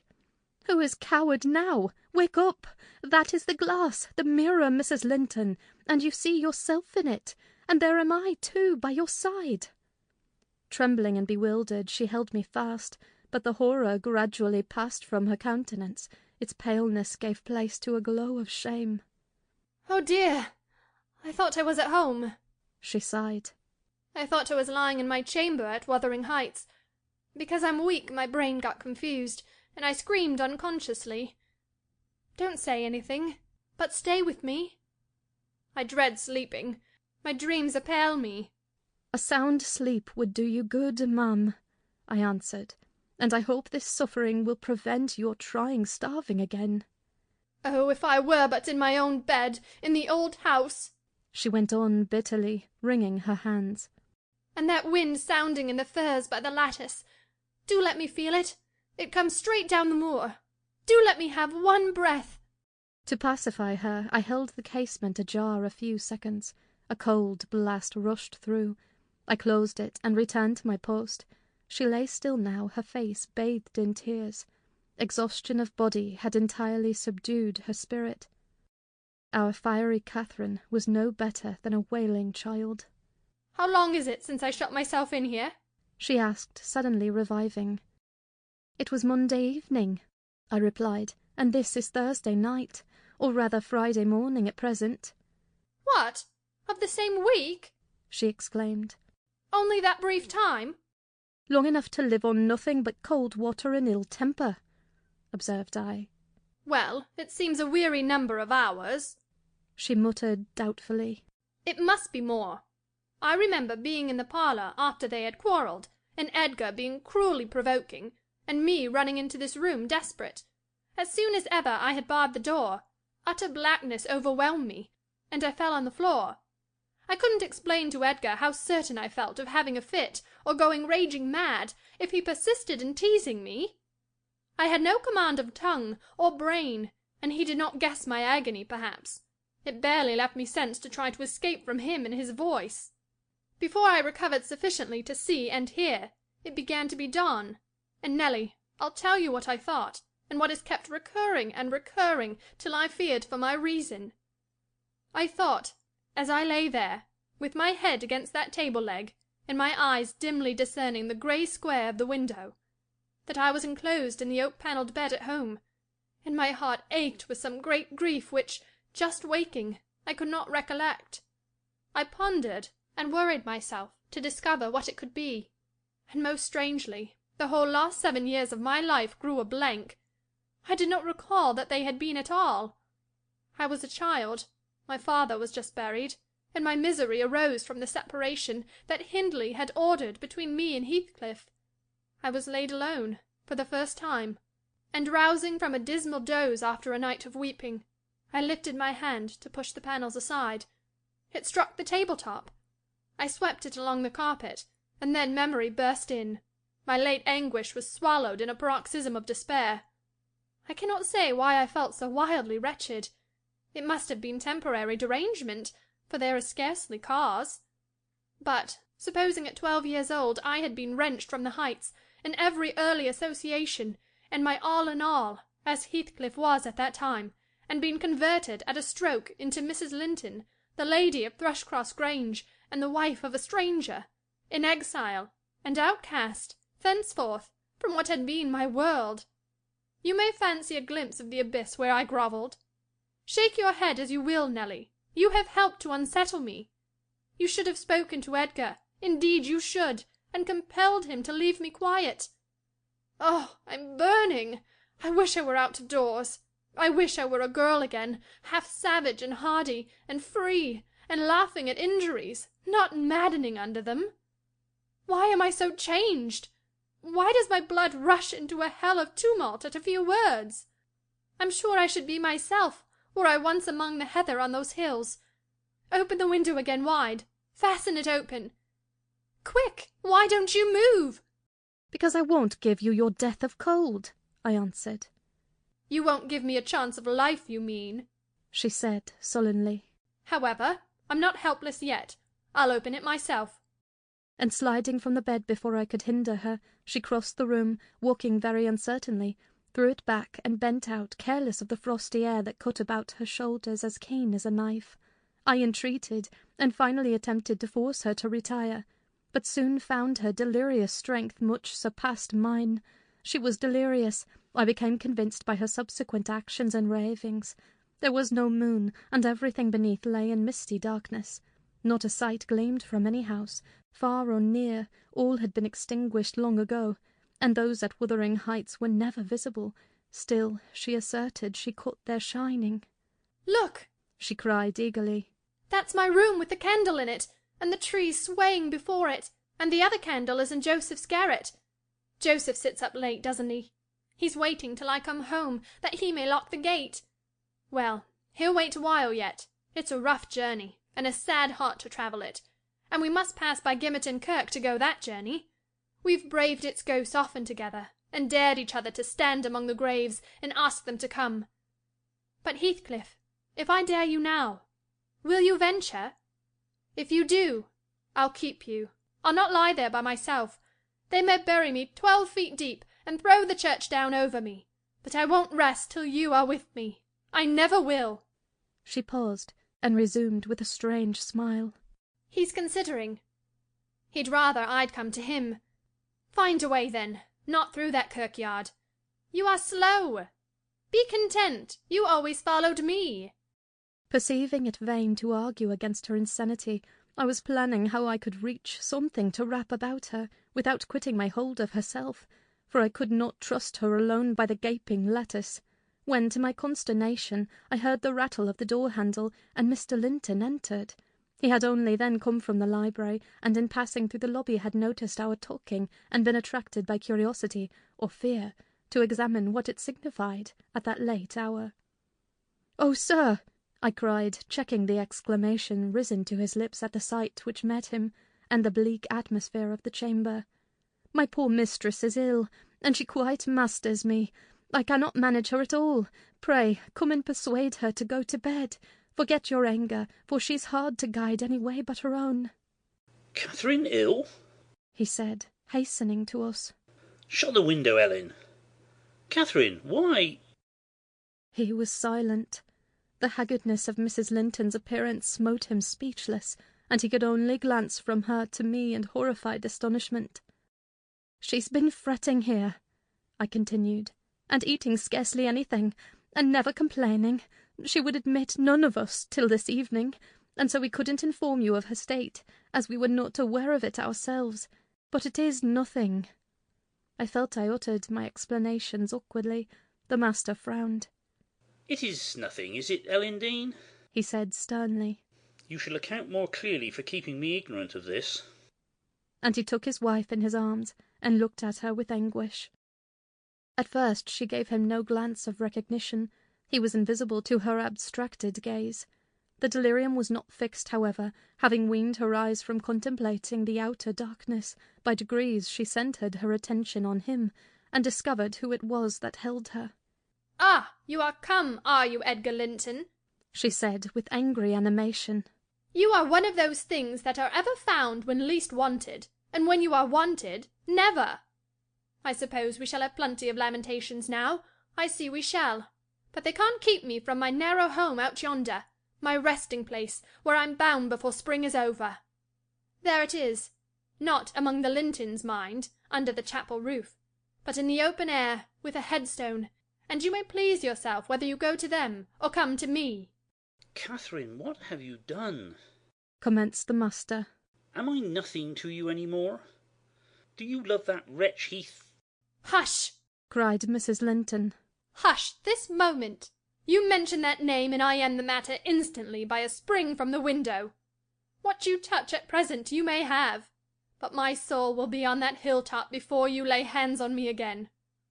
I don't want you, Edgar. I'm past wanting you. Return to your books. I'm glad you possess a consolation, for all you had in me is gone." "Her mind wanders, sir," I interposed. "She has been talking nonsense the whole evening.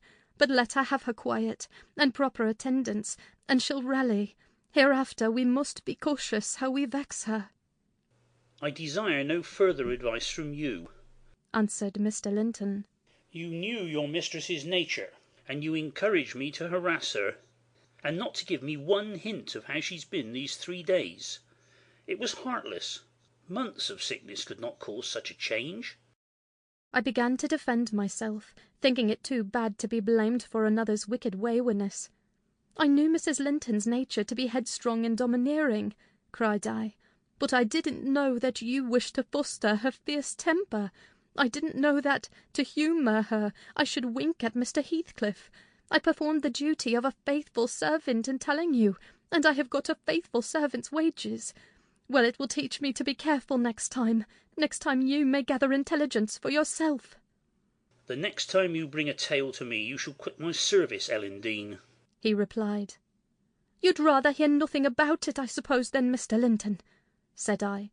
"Heathcliff has your permission to come a-courting to Miss, and to drop in at every opportunity your absence offers, on purpose to poison the mistress against you." Confused as Catherine was, her wits were alert at applying our conversation. "Ah! Nelly has played traitor!" she exclaimed passionately. "Nelly is my hidden enemy. You witch!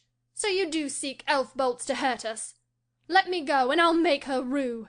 I'll make her howl a recantation." A maniac's fury kindled under her brows. She struggled desperately to disengage herself from Linton's arms. I felt no inclination to tarry the event, and, resolving to seek medical aid on my own responsibility, I quitted the chamber. In passing the garden to reach the road, at a place where a bridle hook is driven into the wall, I saw something white move irregularly, evidently by another agent than the wind. Notwithstanding my hurry, I stayed to examine it, lest ever after I should have the conviction impressed on my imagination that it was a creature of the other world.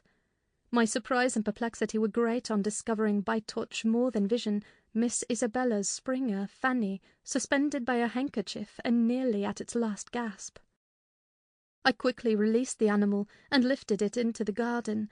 I had seen it follow its mistress upstairs when she went to bed, and wondered much how it could have got out there, and what mischievous person had treated it so. While untying the knot around the hook, it seemed to me that I repeatedly caught the beat of horses' feet galloping at some distance, but there were such a number of things to occupy my reflections that I hardly gave the circumstance a thought, though it was a strange sound in that place at 2 o'clock in the morning. Mr. Kenneth was fortunately just issuing from his house to see a patient in the village as I came up the street, and my account of Catherine Linton's malady induced him to accompany me back immediately. He was a plain, rough man, and he made no scruple to speak his doubts of her surviving this second attack, unless she were more submissive to his directions than she had shown herself before. "Meladine," said he, "I can't help fancying there's an extra cause for this. What has there been to do at the Grange? We've odd reports up here. A stout, hearty lass like Catherine does not fall ill for a trifle, and that sort of people should not either. It's hard work bringing them through fevers and such things. How did it begin?" "The master will inform you," I answered. "But you are acquainted with the Earnshaws' violent dispositions, and Mrs. Linton caps them all. I may say this, it commenced in a quarrel. She was struck, during a tempest of passion, with a kind of fit. That's her account at least, for she flew off in the height of it, and locked herself up. Afterwards she refused to eat, and now she alternately raves and remains in a half-dream, knowing those about her, but having her mind filled with all sorts of strange ideas and illusions." "Mr. Linton will be sorry," observed Kenneth interrogatively. "Sorry? He'll break his heart should anything happen," I replied. "Don't alarm him more than necessary." "Well, I told him to beware," said my companion, "and he must bide the consequences of neglecting me warning. Hasn't he been intimate with Mr. Heathcliff lately?" "Heathcliff frequently visits at the Grange," answered I, "the more on the strength of the mistress having known him when he was a boy, than because the master likes his company. At present he's discharged from the trouble of calling, owing to some presumptuous aspirations after Miss Linton, which he manifested. I hardly think he'll be taken in again." "And does Miss Linton turn a cold shoulder on him?" was the doctor's next question. "I'm not in her confidence," returned I, reluctant to continue the subject. "No, she's a sly one," he remarked, shaking his head. "She keeps her own counsel. But she's a real little fool. I have it from good authority that last night, and a pretty night it was, she and Heathcliff were walking in the plantation at the back of your house above 2 hours, and he pressed her not to go in again, but just mount his horse and away with him. My informant said she could only put him off by pledging her word of honor to be prepared on their first meeting after that. When it was, he didn't hear.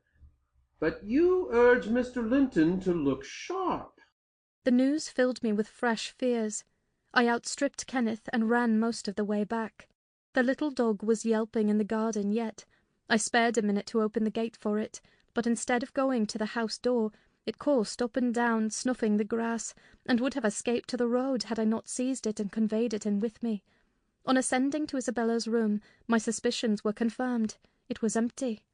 Had I been a few hours sooner, Mrs. Linton's illness might have arrested her rash step. But what could be done now? There was a bare possibility of overtaking them if pursued instantly. I could not pursue them, however, and I dared not rouse the family and fill the place with confusion, still less unfold the business to my master, absorbed as he was in his present calamity, and having no heart to spare for a second grief. I saw nothing for it but to hold my tongue, and suffer matters to take their course, and Kenneth being arrived, I went with a badly composed countenance to announce him. Catherine lay in a troubled sleep. Her husband had succeeded in soothing the excess of frenzy.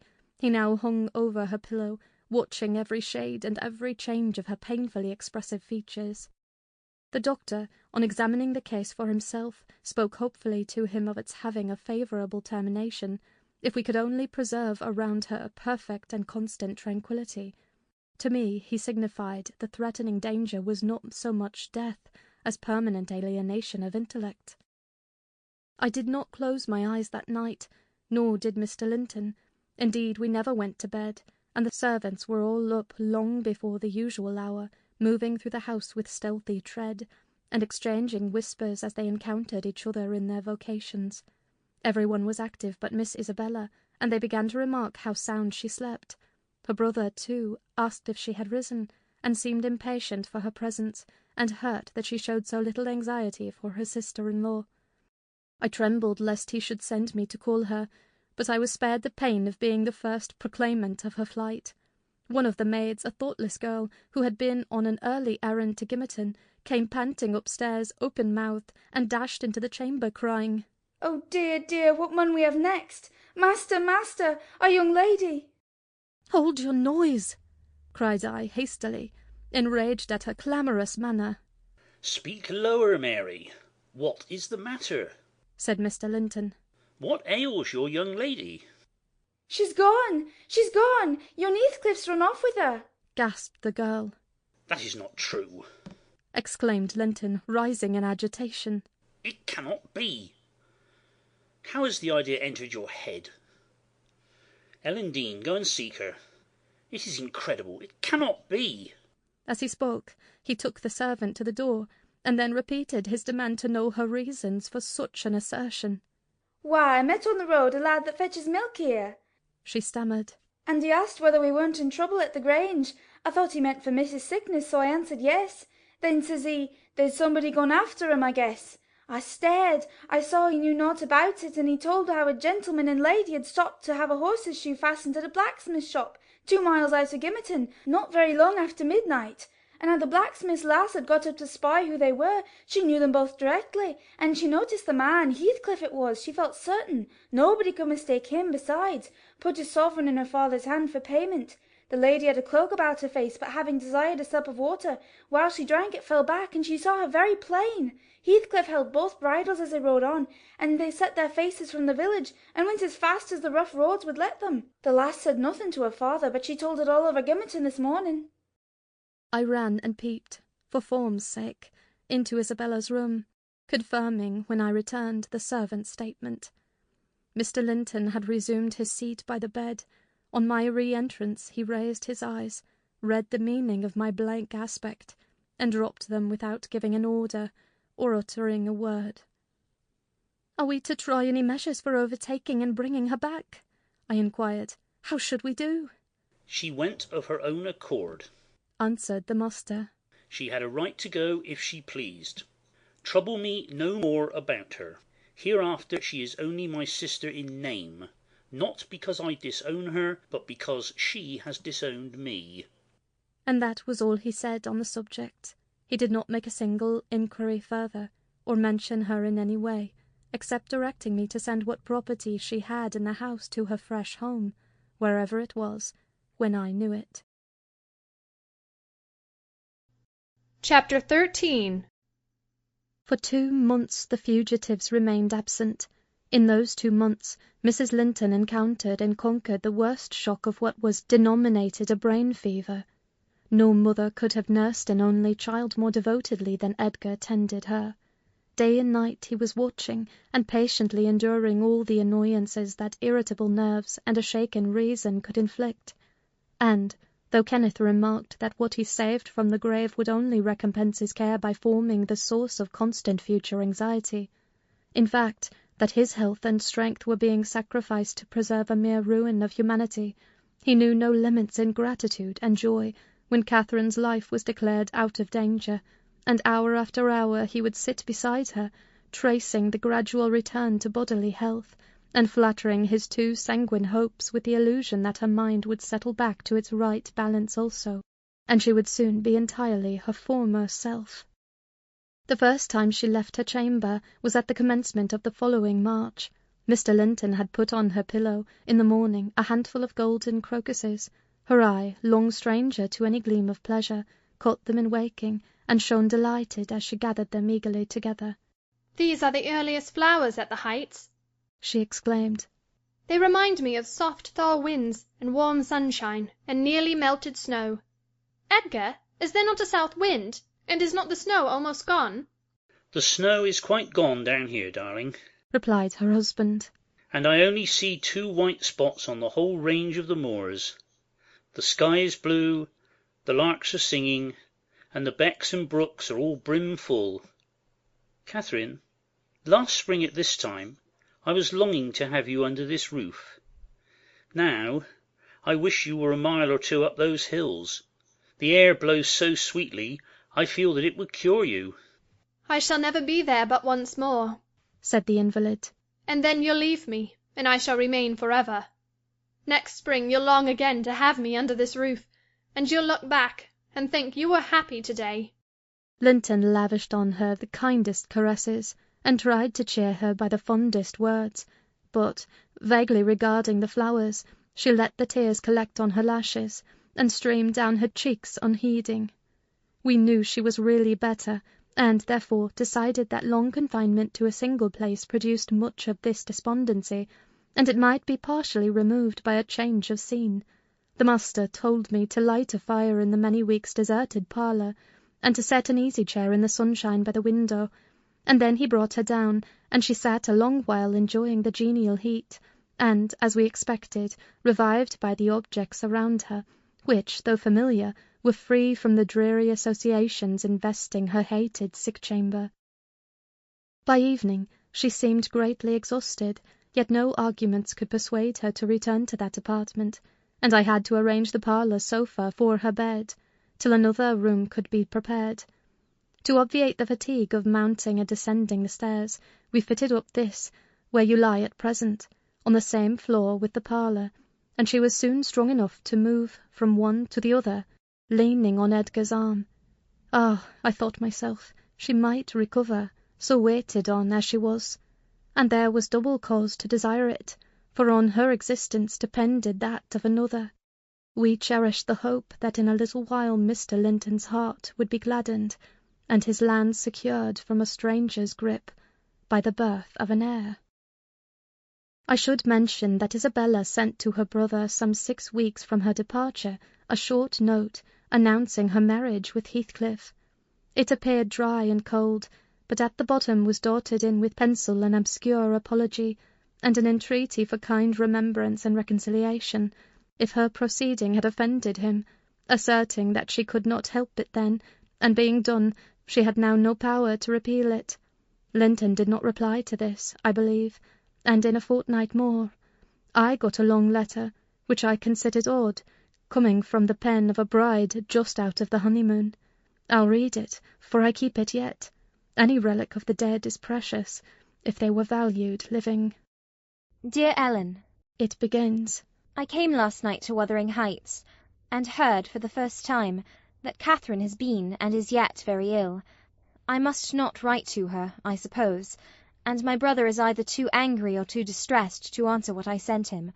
Still, I must write to somebody, and the only choice left to me is you. Inform Edgar that I'd give the world to see his face again, that my heart returned to Thrushcross Grange in 24 hours after I left it, and is there at this moment, full of warm feelings for him and Catherine.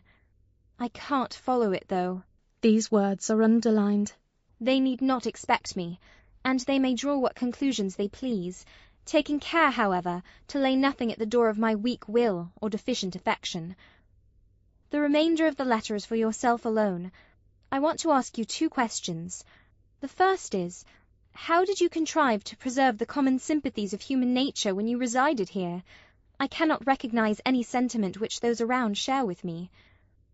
The second question I have great interest in. It is this. Is Mr. Heathcliff a man? If so, is he mad? And if not, is he a devil? I shan't tell my reasons for making this inquiry, but I beseech you to explain, if you can, what I have married. That is, when you call to see me, and you must call, Ellen, very soon. Don't write, but come, and bring me something from Edgar. Now you shall hear how I have been received in my new home, as I am led to imagine the Heights will be. It is to amuse myself that I dwell on such subjects as the lack of external comforts. They never occupy my thoughts, except at the moment when I miss them. I should laugh and dance for joy if I found their absence was the total of my miseries, and the rest was an unnatural dream. The sun set behind the Grange as we turned on to the moors. By that I judged it to be 6 o'clock, and my companion halted half an hour to inspect the park and the gardens, and probably the place itself as well as he could. So it was dark when we dismounted in the paved yard of the farmhouse, and your old fellow servant, Joseph, issued out to receive us by the light of a dip candle. He did it with a courtesy that redounded to his credit. His first act was to elevate his torch to a level with my face, squint malignantly, project his under lip, and turn away. Then he took the 2 horses and led them into the stables, reappearing for the purpose of locking the outer gate, as if we lived in an ancient castle. Heathcliff stayed to speak to him, and I entered the kitchen, a dingy, untidy hole. I dare say you would not know it, it is so changed since it was in your charge. By the fire stood a ruffianly child, strong in limb and dirty in garb, with a look of Catherine in his eyes and about his mouth. This is Edgar's legal nephew, I reflected. Mine, in a manner. I must shake hands, and, yes, I must kiss him. It is right to establish a good understanding at the beginning. I approached, and attempting to take his chubby fist, said, "How do you do, my dear?" He replied in a jargon I did not comprehend. "Shall you and I be friends, Hareton?" was my next essay at conversation. An oath, and a threat to set Throttler on me if I did not frame off, rewarded my perseverance. "Here, Throttler, lad," whispered the little wretch, rousing a half-bred bulldog from its lair in a corner. "Now, wilt thou be ganging?" he asked authoritatively. Love for my life urged a compliance. I stepped over the threshold to wait till the others should enter. Mr. Heathcliff was nowhere visible, and Joseph, whom I followed to the stables, and requested to accompany me in, after staring and muttering to himself, screwed up his nose and replied, "Mim, mim, mim. Did ever Christian body hear aught like it? Mincing and munching. How can I say what ye say?" "I say I wish you to come with me into the house," I cried, thinking him deaf, yet highly disgusted at his rudeness. "None o' me. I gettin' summat else to do," he answered, and continued his work, moving his lantern jaws meanwhile, and surveying my dress and countenance, the former a great deal too fine, but the latter, I'm sure, as sad as he could desire, with sovereign contempt. I walked round the yard and through a wicket to another door, at which I took the liberty of knocking, in hopes some more civil servant might show himself. After a short suspense, it was opened by a tall, gaunt man, without neckerchief, and otherwise extremely slovenly. His features were lost in masses of shaggy hair that hung on his shoulders, and his eyes, too, were like a ghostly Catherine's, with all their beauty annihilated. "What's your business here?" he demanded, grimly. "Who are you?" "My name was Isabella Linton," I replied. "You've seen me before, sir. I'm lately married to Mr. Heathcliff, and he has brought me here, I suppose by your permission." "Has he come back, then?" asked the hermit, glaring like a hungry wolf. "Yes, we came just now," I said, "but he left me by the kitchen door, and when I would have gone in, your little boy played sentinel over the place, and frightened me off by the help of a bulldog." "It's well the hellish villain has kept his word," growled my future host, searching the darkness beyond me in expectation of discovering Heathcliff, and then he indulged in a soliloquy of execrations, and threats of what he would have done had the fiend deceived him.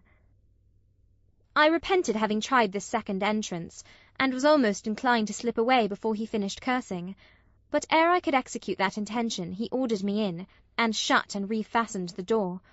There was a great fire, and that was all the light in the huge apartment, whose floor had grown a uniform grey, and the once brilliant pewter dishes, which used to attract my gaze when I was a girl, partook of a similar obscurity, created by tarnish and dust. I inquired whether I might call the maid, and be conducted to a bedroom. Mr. Earnshaw vouchsafed no answer. He walked up and down, with his hands in his pockets, apparently quite forgetting my presence, and his abstraction was evidently so deep, and his whole aspect so misanthropical, that I shrank from disturbing him again. "You'll not be surprised, Ellen, at my feeling particularly cheerless. seated in worse than solitude on that inhospitable hearth, and remembering that 4 miles distant lay my delightful home, containing the only people I loved on earth, and there might as well be the Atlantic to part us, instead of those 4 miles. I could not overpass them. I questioned with myself, where must I turn for comfort? And, mind you don't tell Edgar or Catherine, above every sorrow beside, this rose preeminent.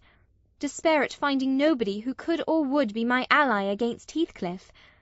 I had sought shelter at Wuthering Heights, almost gladly, because I was secured by that arrangement from living alone with him, but he knew the people we were coming amongst, and he did not fear their intermeddling. I sat and thought a doleful time. The clock struck 8 and 9, and still my companion paced to and fro, his head bent on his breast and perfectly silent, unless a groan or a bitter ejaculation forced itself out at intervals. I listened, to detect a woman's voice in the house, and filled the interim with wild regrets and dismal anticipations, which, at last, spoke audibly in irrepressible sighing and weeping. I was not aware how openly I grieved, till Earnshaw halted opposite, in his measured walk, and gave me a stare of newly awakened surprise. Taking advantage of his recovered attention, I exclaimed, "I'm tired with my journey, and I want to go to bed. Where is the maid-servant? Direct me to her, as she won't come to me." "We have none," he answered. "You must wait on yourself." "Where must I sleep, then?" I sobbed. I was beyond regarding self-respect, weighed down by fatigue and wretchedness. "Joseph will show you Heathcliff's chamber," said he. "Open that door. He's in there." I was going to obey, but he suddenly arrested me, and added in the strangest tone, "Be so good as to turn your lock and draw your bolt. Don't omit it." "Well," I said, "but why, Mr. Earnshaw?" I did not relish the notion of deliberately fastening myself in with Heathcliff.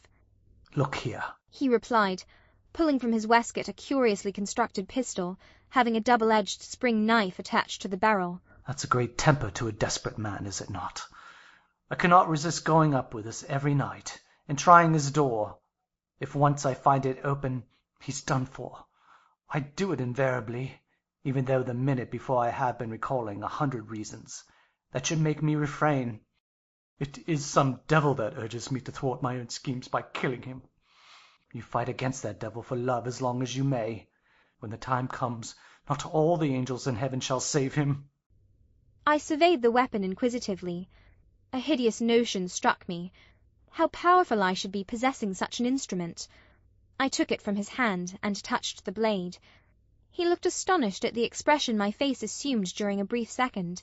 It was not horror, it was covetousness. He snatched the pistol back jealously, shut the knife, and returned it to its concealment. "I don't care if you tell him," said he. "Put him on his guard, and watch for him. You know the terms we are on, I see. His danger does not shock you." "What has Heathcliff done to you?" I asked. "In what has he wronged you, to warrant this appalling hatred? Wouldn't it be wiser to bid him quit the house?" "No," thundered Earnshaw. "Should he offer to leave me, he is a dead man.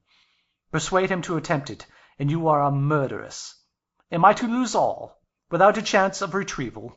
Is Hareton to be a beggar? Oh, damnation! I will have it back, and I'll have his gold too, and then his blood, and hell shall have his soul. It will be 10 times blacker with that guest than ever it was before." "You've acquainted me, Ellen, with your old master's habits. He is clearly on the verge of madness. He was so last night, at least. I shuddered to be near him, and thought on the servant's ill-bred moroseness as comparatively agreeable. He now recommenced his moody walk, and I raised the latch and escaped into the kitchen. Joseph was bending over the fire, peering into a large pan that swung above it, and a wooden bowl of oatmeal stood on the settle close by. The contents of the pan began to boil, and he turned to plunge his hand into the bowl. I conjectured that this preparation was probably for our supper, and being hungry, I resolved it should be eatable, so, crying out sharply, "I'll make the porridge," I removed the vessel out of his reach, and proceeded to take off my hat and riding habit. "Mr. Earnshaw," I continued, "directs me to wait on myself. I will. I'm not going to act the lady among you, for fear I should starve." Good Lord, he muttered, sitting down and stroking his ribbed stockings from the knee to the ankle. if there's to be fresh authorings, just when I getten used to two meisters, if I mun have a mistress set o'er my head, it's like time to be flitting. I never did think to see today when I would leave the old place, but I doubt it's nigh at hand. This lamentation drew no notice from me. I went briskly to work, sighing to remember a period when it would have been all merry fun, but compelled speedily to drive off the remembrance. It racked me to recall past happiness, and the greater peril there was of conjuring up its apparition, the quicker the thimble ran round, and the faster the handfuls of meal fell into the water. Joseph beheld my style of cookery with growing indignation. There, He ejaculated. Hareton, thou willn't sup thy porridge to night, there'll be nought but lumps as big as my knave. There, again, I'd fling in un bowl and all, if I were ye. There, pail and gulp off, and then you'll hae done wi't. Bang, bang. It's a mercy the bottom isn't deaved out. It was rather a rough mess, I own, when poured into the basins. 4 had been provided, and a gallon pitcher of new milk was brought from the dairy, which Hareton seized and commenced drinking and spilling from the expansive lip. I expostulated, and desired that he should have his in a mug, affirming that I could not taste the liquid treated so dirtily. The old cynic chose to be vastly offended at this nicety, assuring me repeatedly that the barn was every bit as good, as I, and every bit as wholesome, and wondering how I could fashion to be so conceited. Meanwhile the infant ruffian continued sucking, and glowered up at me defyingly as he slavered into the jug. "I shall have my supper in another room," I said. "Have you no place you call a parlour?" Parlour, he echoed sneeringly. Parlour. Ye nay, we know a parlours. If you dunna like we're company, there's meisters, and if ye dunnot like meister, there's us. "Then I shall go upstairs," I answered. "Show me a chamber." I put my basin on a tray, and went myself to fetch some more milk. With great grumblings the fellow rose, and preceded me in my ascent. We mounted to the garrets. He opened a door, now and then, to look into the apartments we passed. Here's a ram, he said at last, flinging back a cranky board on hinges. It's weel enough to eat a few porridge in. There's a peck of corn in the corner, there, meatily clean. If you're feared of mucking your grand silk clothes, spread your handkerchief over the top on't. The rum was a kind of lumber-hole, smelling strong of malt and grain, various sacks of which articles were piled around, leaving a wide bare space in the middle. "Why, man," I exclaimed, facing him angrily, "this is not a place to sleep in. I wish to see my bedroom." Bedroom, he repeated in a tone of mockery. You'll see all's to bedrooms there is. Yon's mine. He pointed into the second garret, only differing from the first in being more naked about the walls, and having a large, low, curtainless bed, with an indigo-coloured quilt at one end. "What do I want with yours?" I retorted. "I suppose Mr. Heathcliff does not lodge at the top of the house, does he?" Oh, it's Maister Heathcliff you're wanting, cried he, as if making a new discovery. Couldn't ye ha' said so at onst? And then I would tell ye about all this work, that's just one ye cannot see. He allus keeps it locked, and nobody ever bells on't but hisseln. "You've a nice house, Joseph," I could not refrain from observing, "and pleasant inmates, and I think the concentrated essence of all the madness in the world took up its abode in my brain the day I linked my fate with theirs. However, that is not to the present purpose. There are other rooms. For heaven's sake be quick, and let me settle somewhere." He made no reply to this adjuration, only plodding doggedly down the wooden steps, and halting before an apartment which, from that halt and the superior quality of its furniture, I conjectured to be the best one. There was a carpet, a good one, but the pattern was obliterated by dust. A fireplace hung with cut paper, dropping to pieces. A handsome oak bedstead, with ample crimson curtains of rather expensive material and modern make, but they had evidently experienced rough usage. The valances hung in festoons, wrenched from their rings, and the iron rod supporting them was bent in an arc on one side, causing the drapery to trail upon the floor. The chairs were also damaged, many of them severely, and deep indentations deformed the panels of the walls. I was endeavouring to gather resolution for entering and taking possession, when my fool of a guide announced, "This here is the Meister's." My supper by this time was cold, my appetite gone, and my patience exhausted. I insisted on being provided instantly with a place of refuge and means of repose. "Where the devil," began the religious elder. "The Lord bless us, the Lord forgie us. Where the hell would ye gang, ye mad wearisome nowt? Ye've seen all but Hareton's bit of a chamber. There's not another hole to lig down in the house." I was so vexed I flung my tray and its contents on the ground, and then seated myself at the stair's head, hid my face in my hands, and cried. "Eh, eh," exclaimed Joseph. "Well done, Miss Cathy, well done, Miss Cathy. Hows'ever, the Maister shall just tumble o'er them broken pots, and then we'll hear summat, we'll hear how it's to be. Good for nought, madling. You deserve pining through this to Christmas, flinging the precious gifts of God under foot ye flaysome rages. But I mistain if ye show ye spare it long. Will Heathcliff bide such bonny ways, think ye? I nobbut wish he may catch ye in that plisky, I nobbut wish he may."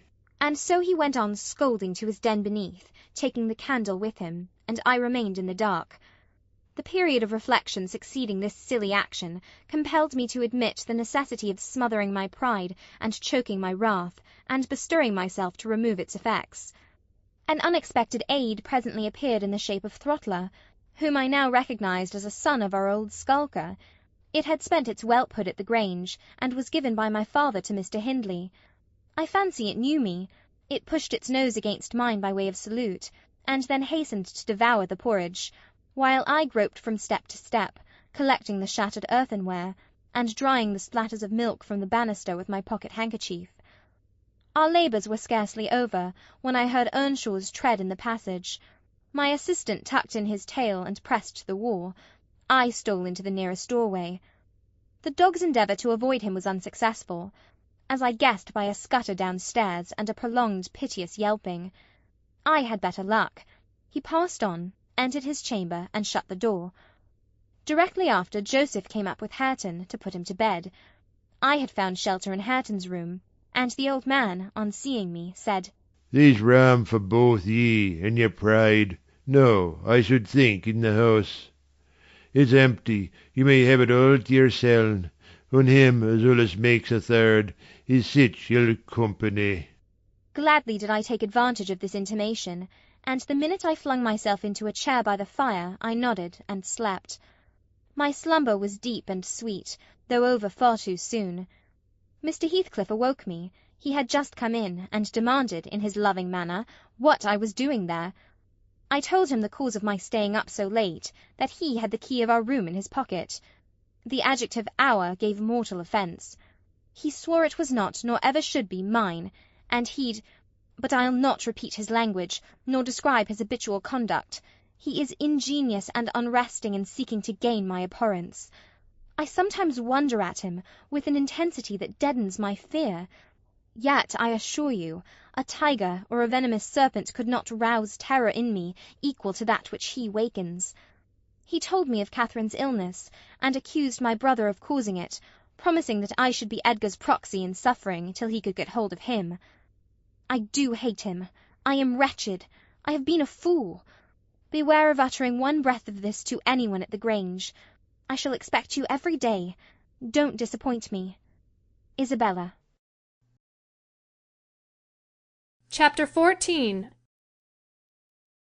As soon as I had perused this epistle, I went to the master, and informed him that his sister had arrived at the Heights, and sent me a letter expressing her sorrow for Mrs. Linton's situation, and her ardent desire to see him, with a wish that he would transmit to her, as early as possible, some token of forgiveness by me. "Forgiveness?" said Linton. "I have nothing to forgive her, Ellen. You may call at Wuthering Heights this afternoon if you like, and say that I am not angry, but I am sorry to have lost her, especially as I can never think she'll be happy. It is out of the question my going to see her, however. We are eternally divided, and should she really wish to oblige me, let her persuade the villain she has married to leave the country. And you won't write her a little note, sir? I asked imploringly. No, he answered. It is needless. My communication with Heathcliff's family shall be as sparing as his with mine. It shall not exist. Mr. Edgar's coldness depressed me exceedingly, and all the way from the Grange I puzzled my brains how to put more heart into what he said when I repeated it, and how to soften his refusal of even a few lines to console Isabella. I dare say she had been on the watch for me since morning. I saw her looking through the lattice as I came up the garden causeway, and I nodded to her, but she drew back, as if afraid of being observed. I entered without knocking. There never was such a dreary, dismal scene as the formerly cheerful house presented. I must confess that if I had been in the young lady's place, I would at least have swept the hearth, and wiped the tables with a duster, but she already partook of the pervading spirit of neglect which encompassed her. Her pretty face was wan and listless, her hair uncurled, some locks hanging lankily down, and some carelessly twisted round her head. Probably she had not touched her dress since yester evening. Hindley was not there. Mr. Heathcliff sat at a table, turning over some papers in his pocket-book, but he rose when I appeared, asked me how I did, quite friendly, and offered me a chair. He was the only thing there that seemed decent, and I thought he never looked better. So much had circumstances altered their positions that he would certainly have struck a stranger as a born and bred gentleman, and his wife as a thorough little slattern.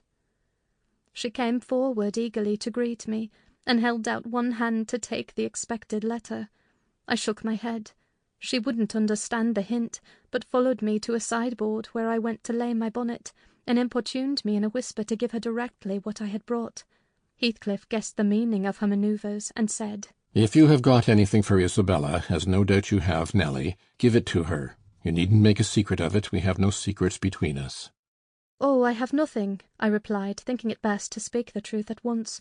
"My master bid me tell his sister that she must not expect either a letter or a visit from him at present. He sends his love, ma'am, and his wishes for your happiness, and his pardon for the grief you have occasioned, but he thinks that after this time his household and the household here should drop into communication, as nothing could come of keeping it up." Mrs. Heathcliff's lip quivered slightly, and she returned to her seat in the window. Her husband took his stand on the hearthstone near me, and began to put questions concerning Catherine.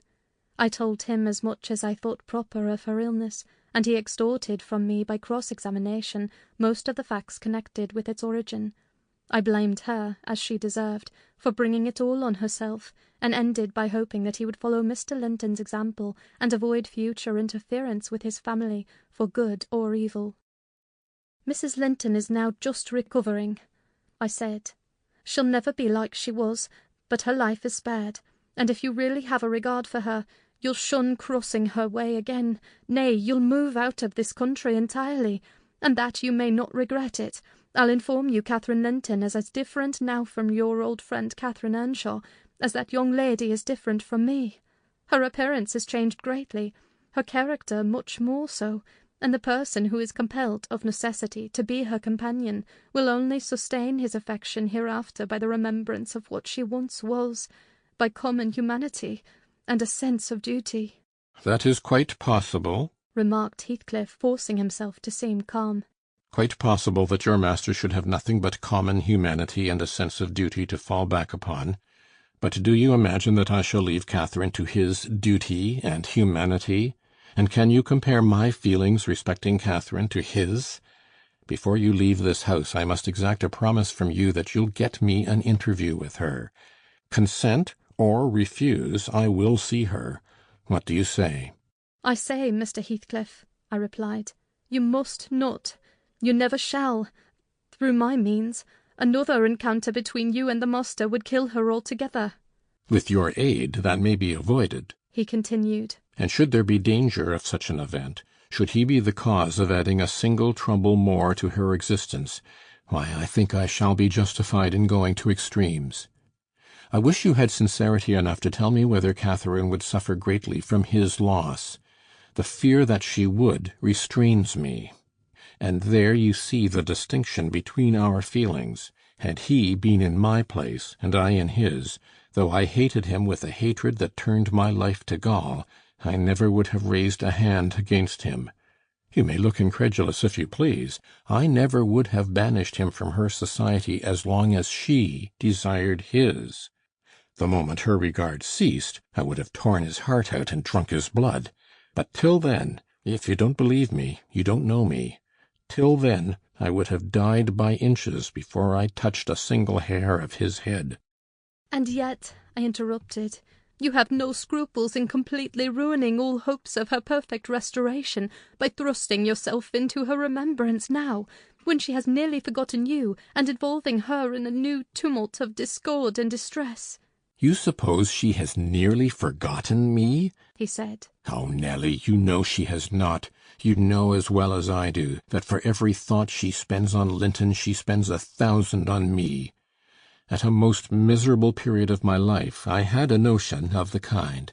It haunted me on my return to the neighbourhood last summer, but only her own assurance could make me admit the horrible idea again. And then Linton would be nothing, nor Hindley, nor all the dreams that ever I dreamt. 2 words would comprehend my future, death and hell. Existence after losing her would be hell. Yet I was a fool to fancy for a moment that she valued Edgar Linton's attachment more than mine. If he loved with all the powers of his puny being, he couldn't love as much in 80 years as I could in a day. And Catherine has a heart as deep as I have. The sea could be as readily contained in that horse trough as her whole affection be monopolized by him. Tush! He is scarcely a degree dearer to her than her dog or her horse. It is not in him to be loved like me. How can she love in him what he has not?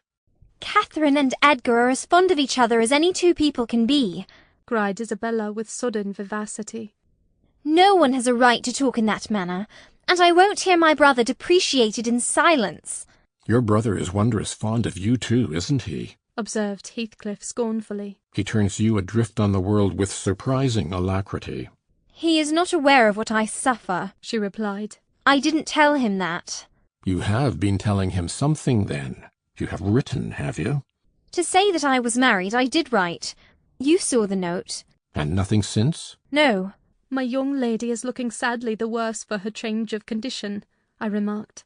Somebody's love comes short in her case. Obviously, whose I may guess, but perhaps I shouldn't say. I should guess it was her own, said Heathcliff. She degenerates into a mere slut. She is tired of trying to please me uncommonly early. You'll hardly credit it, but the very morrow of our wedding she was weeping to go home. However, she'll suit this house so much the better for not being over nice, and I'll take care she does not disgrace me by rambling abroad. Well, sir, returned I hope you'll consider that Mrs. Heathcliff is accustomed to being looked after and waited on, and that she has been brought up like an only daughter, whom every one was ready to serve. You must let her have a maid to keep things tidy about her, and you must treat her kindly. Whatever be your notion of Mr. Edgar, you cannot doubt that she has a capacity for strong attachments, or she wouldn't have abandoned the elegancies and comforts and friends of her former home, to fix contentedly in such a wilderness as this, with you. She abandoned them under a delusion, he answered, picturing in me a hero of romance and expecting unlimited indulgences from my chivalrous devotion. I can hardly regard her in the light of a rational creature, so obstinately has she persisted in forming a fabulous notion of my character and acting on the false impressions she cherished. But at last I think she begins to know me. I don't perceive the silly smiles and grimaces that provoked me at first, and the senseless incapability of discerning that I was in earnest when I gave her my opinion of her infatuation and herself. It was a marvellous effort of perspicacity to discover that I did not love her. I believed at one time no lessons could teach her that.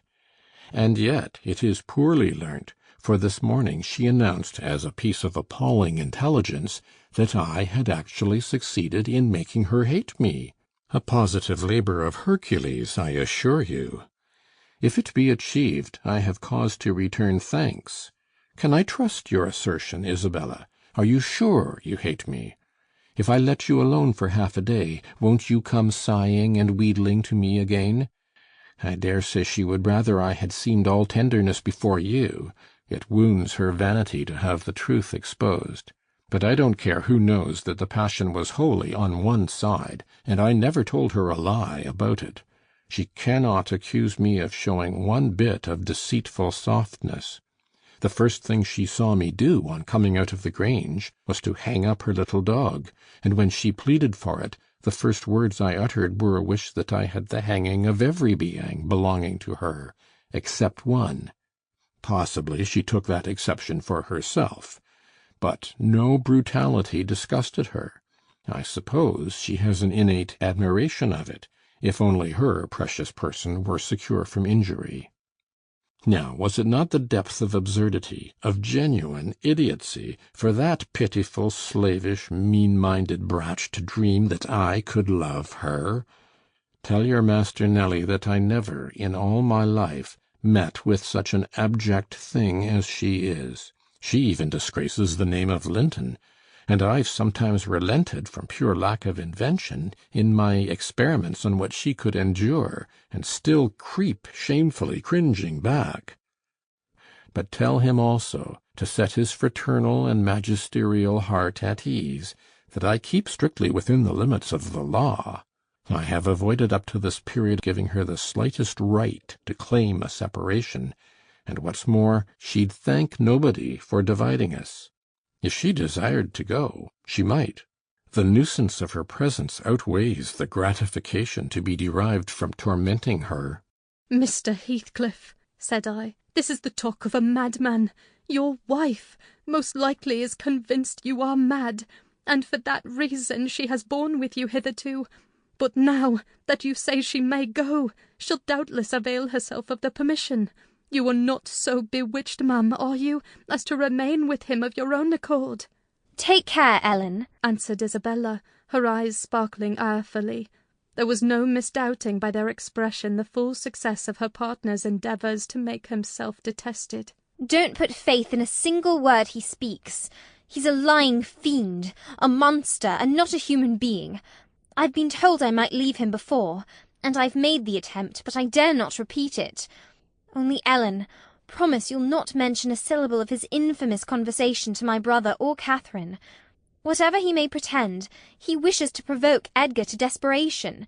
He says he has married me on purpose to obtain power over him, and he shan't obtain it. I'll die first.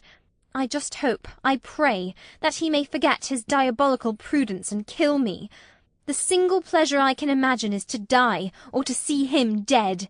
There, that will do for the present, said Heathcliff. If you are called upon in a court of law, you'll remember her language, Nelly, and take a good look at that countenance. She's near the point which would suit me. No, you're not fit to be your own guardian, Isabella, now, and I, being your legal protector, must retain you in my custody, however distasteful the obligation may be. Go upstairs. I have something to say to Ellen Dean in private. That's not the way. Upstairs, I tell you. Why, this is the road upstairs, child. He seized and thrust her from the room, and returned, muttering, I have no pity. I have no pity. The more the worms writhe, the more I yearn to crush out their entrails. It is a moral teething, and I grind with greater energy in proportion to the increase of pain. Do you understand what the word pity means? I said, hastening to resume my bonnet. Did you ever feel a touch of it in your life? Put that down, he interrupted, perceiving my intention to depart. You are not going yet. Come here now, Nelly. I must either persuade or compel you to aid me in fulfilling my determination to see Catherine, and that without delay. I swear that I meditate no harm. I don't desire to cause any disturbance, or to exasperate or insult Mr. Linton. I only wish to hear from herself how she is, and why she has been ill, and to ask if anything that I could do would be of use to her. Last night I was in the Grange garden 6 hours, and I'll return there to-night, and every night I'll haunt the place, and every day, till I find an opportunity of entering. If Edgar Linton meets me, I shall not hesitate to knock him down, and give him enough to ensure his quiescence while I stay. If his servants oppose me, I shall threaten them off with these pistols. But wouldn't it be better to prevent my coming in contact with them or their master? And you could do it so easily. I'd warn you when I came, and then you might let me in unobserved as soon as she was alone, and watch till I departed, your conscience quite calm. You would be hindering mischief. I protested against playing that treacherous part in my employer's house, and besides, I urged the cruelty and selfishness of his destroying Mrs. Linton's tranquillity for his satisfaction. The commonest occurrence startles her painfully, I said. She's all nerves, and she couldn't bear the surprise, I'm positive. Don't persist, sir, or else I shall be obliged to inform my master of your designs, and he'll take measures to secure his house and its inmates from any such unwarrantable intrusions. In that case I'll take measures to secure you, woman, exclaimed Heathcliff. You shall not leave Wuthering Heights till tomorrow morning. It is a foolish story to assert that Catherine could not bear to see me, and as to surprising her, I don't desire it. You must prepare her. Ask her if I may come. You say she never mentions my name, and that I am never mentioned to her. To whom should she mention me if I am a forbidden topic in the house? She thinks you are all spies for her husband. Oh, I've no doubt she's in hell among you. I guess, by her silence as much as anything, what she feels. You say she is often restless and anxious-looking. Is that a proof of tranquillity? You talk of her mind being unsettled. How the devil could it be otherwise in her frightful isolation? And that insipid, paltry creature attending her from duty and humanity, from pity and charity. He might as well plant an oak in a flower-pot and expect it to thrive, as imagine he can restore her to vigour in the soil of his shallow cares. Let us settle it at once. Will you stay here, and am I to fight my way to Catherine over Linton and his footman? Or will you be my friend, as you have been hitherto, and do what I request? Decide, because there is no reason for my lingering another minute if you persist in your stubborn ill nature. Well, Mr. Lockwood, I argued and complained, and flatly refused him 50 times, but in the long run he forced me to an agreement. I engaged to carry a letter from him to my mistress, and should she consent, I promised to let him have intelligence of Linton's next absence from home, when he might come, and get in as he was able. I wouldn't be there, and my fellow servants should be equally out of the way. Was it right or wrong? I fear it was wrong, though expedient. I thought I prevented another explosion by my compliance, and I thought, too, it might create a favourable crisis in Catherine's mental illness. And then I remembered Mr. Edgar's stern rebuke of my carrying tales, and I tried to smooth away all disquietude on the subject by affirming with frequent iteration that betrayal of trust, if it merited so harsh an appellation, should be the last. Notwithstanding, my journey homeward was sadder than my journey hither, and many misgivings I had ere I could prevail on myself to put the missive into Mrs. Linton's hand. But here is Kenneth. I'll go down and tell him how much better you are. My history is dree, as we say, and will serve to while away another morning. Dree and dreary, I reflected as the good woman descended to receive the doctor, and not exactly of the kind which I should have chosen to amuse me. But never mind. I'll extract wholesome medicines from Mrs. Dean's bitter herbs. And firstly, let me beware of the fascination that lurks in Catherine Heathcliff's brilliant eyes. I should be in a curious taking if I surrendered my heart to that young person, and the daughter turned out a second edition of the mother. Chapter 15. Another week over, and I am so many days nearer health and spring. I have now heard all my neighbour's history at different sittings, as the housekeeper could spare time from more important occupations. I'll continue it in her own words, only a little condensed. She is, on the whole, a very fair narrator, and I don't think I could improve her style. In the evening, she said, the evening of my visit to the Heights, I knew, as well as if I saw him, that Mr. Heathcliff was about the place, and I shunned going out, because I still carried his letter in my pocket, and didn't want to be threatened or teased any more.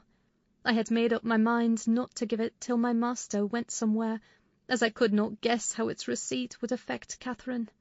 The consequence was that it did not reach her before the lapse of 3 days.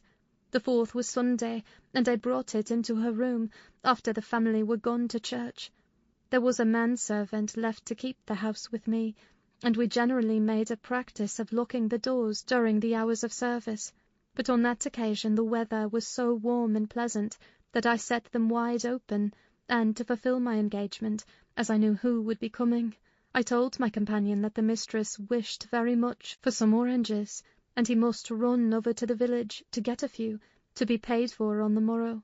He departed, and I went upstairs. Mrs. Linton sat in a loose white dress, with a light shawl over her shoulders, in the recess of the open window, as usual. Her thick long hair had been partly removed at the beginning of her illness, and now she wore it simply, combed in its natural tresses over her temples and neck. Her appearance was altered, as I had told Heathcliff, but when she was calm there seemed unearthly beauty in the change.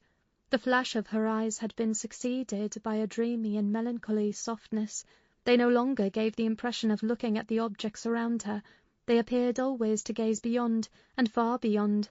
You would have said out of this world. Then the paleness of her face, its haggard aspect having vanished as she recovered flesh, and the peculiar expression arising from her mental state, though painfully suggestive of their causes, added to the touching interest which she awakened, and invariably, to me, I know, and to any person who saw her, I should think, refuted more tangible proofs of convalescence, and stamped her as one doomed to decay. A book lay spread on the sill before her, and the scarcely perceptible wind fluttered its leaves at intervals. I believe Linton had laid it there, for she never endeavoured to divert herself with reading or occupation of any kind, and he would spend many an hour in trying to entice her attention to some subject which had formerly been her amusement. She was conscious of his aim, and in her better moods endured his efforts placidly, only showing their uselessness by now and then suppressing a wearied sigh, and checking him at last with the saddest of smiles and kisses. At other times she would turn petulantly away, and hide her face in her hands, or even push him off angrily, and then he took care to let her alone, for he was certain of doing no good. Gimmerton Chapel bells were still ringing, and the full, mellow flow of the beck in the valley came soothingly on the ear. It was a sweet substitute for the yet absent murmur of the summer foliage, which drowned that music about the Grange when the trees were in leaf. At Wuthering Heights it always sounded on quiet days, following a great thaw or a season of steady rain. And of Wuthering Heights Catherine was thinking as she listened, that is, if she thought or listened at all, but she had the vague distant look I mentioned before, which expressed no recognition of material things either by ear or eye. "There's a letter for you, Mrs. Linton," I said, gently inserting it in one hand that rested on her knee. "You must read it immediately, because it wants an answer. Shall I break the seal?" "Yes," she answered, without altering the direction of her eyes. I opened it. It was very short. "Now," I continued, "read it." She drew away her hand and let it fall. I replaced it in her lap, and stood waiting till it should please her to glance down, but that movement was so long delayed that at last I resumed. "Must I read it, ma'am? It is from Mr. Heathcliff." There was a start and a troubled gleam of recollection, and a struggle to arrange her ideas. She lifted the letter and seemed to peruse it, and when she came to the signature she sighed. Yet still I found she had not gathered its import, for, upon my desiring to hear her reply, she merely pointed to the name and gazed at me with mournful and questioning eagerness. "Well, he wishes to see you," said I, guessing her need of an interpreter. "He's in the garden by this time, and impatient to know what answer I shall bring." As I spoke, I observed a large dog lying on the sunny grass beneath raise its ears as if about to bark, and then smoothing them back, announce by a wag of the tail that someone approached whom it did not consider a stranger. Mrs. Lenton bent forward and listened breathlessly. The minute after a step traversed the hall, the open house was too tempting for Heathcliff to resist walking in. Most likely he supposed that I was inclined to shirk my promise, and so resolved to trust to his own audacity. With straining eagerness, Catherine gazed towards the entrance of her chamber. He did not hit the right room directly. She motioned me to admit him, but he found it ere I could reach the door, and in a stride or two was at her side, and had her grasped in his arms. He neither spoke nor loosed his hold for some 5 minutes, during which period he bestowed more kisses than ever he gave in his life before, I dare say. But then my mistress had kissed him first, and I plainly saw that he could hardly bear, for downright agony, to look into her face.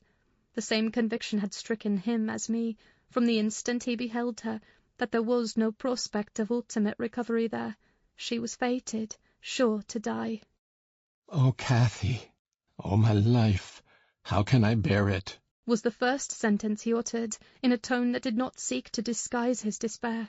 And now he stared at her so earnestly that I thought the very intensity of his gaze would bring tears into his eyes, but they burned with anguish, they did not melt. "What now?" said Catherine, leaning back and returning his look with a suddenly clouded brow. Her humour was a mere vein for constantly varying caprices. "You and Edgar have broken my heart, Heathcliff, and you both come to bewail the deed to me, as if you were the people to be pitied. I shall not pity you, not I. You have killed me, and thriven on it, I think.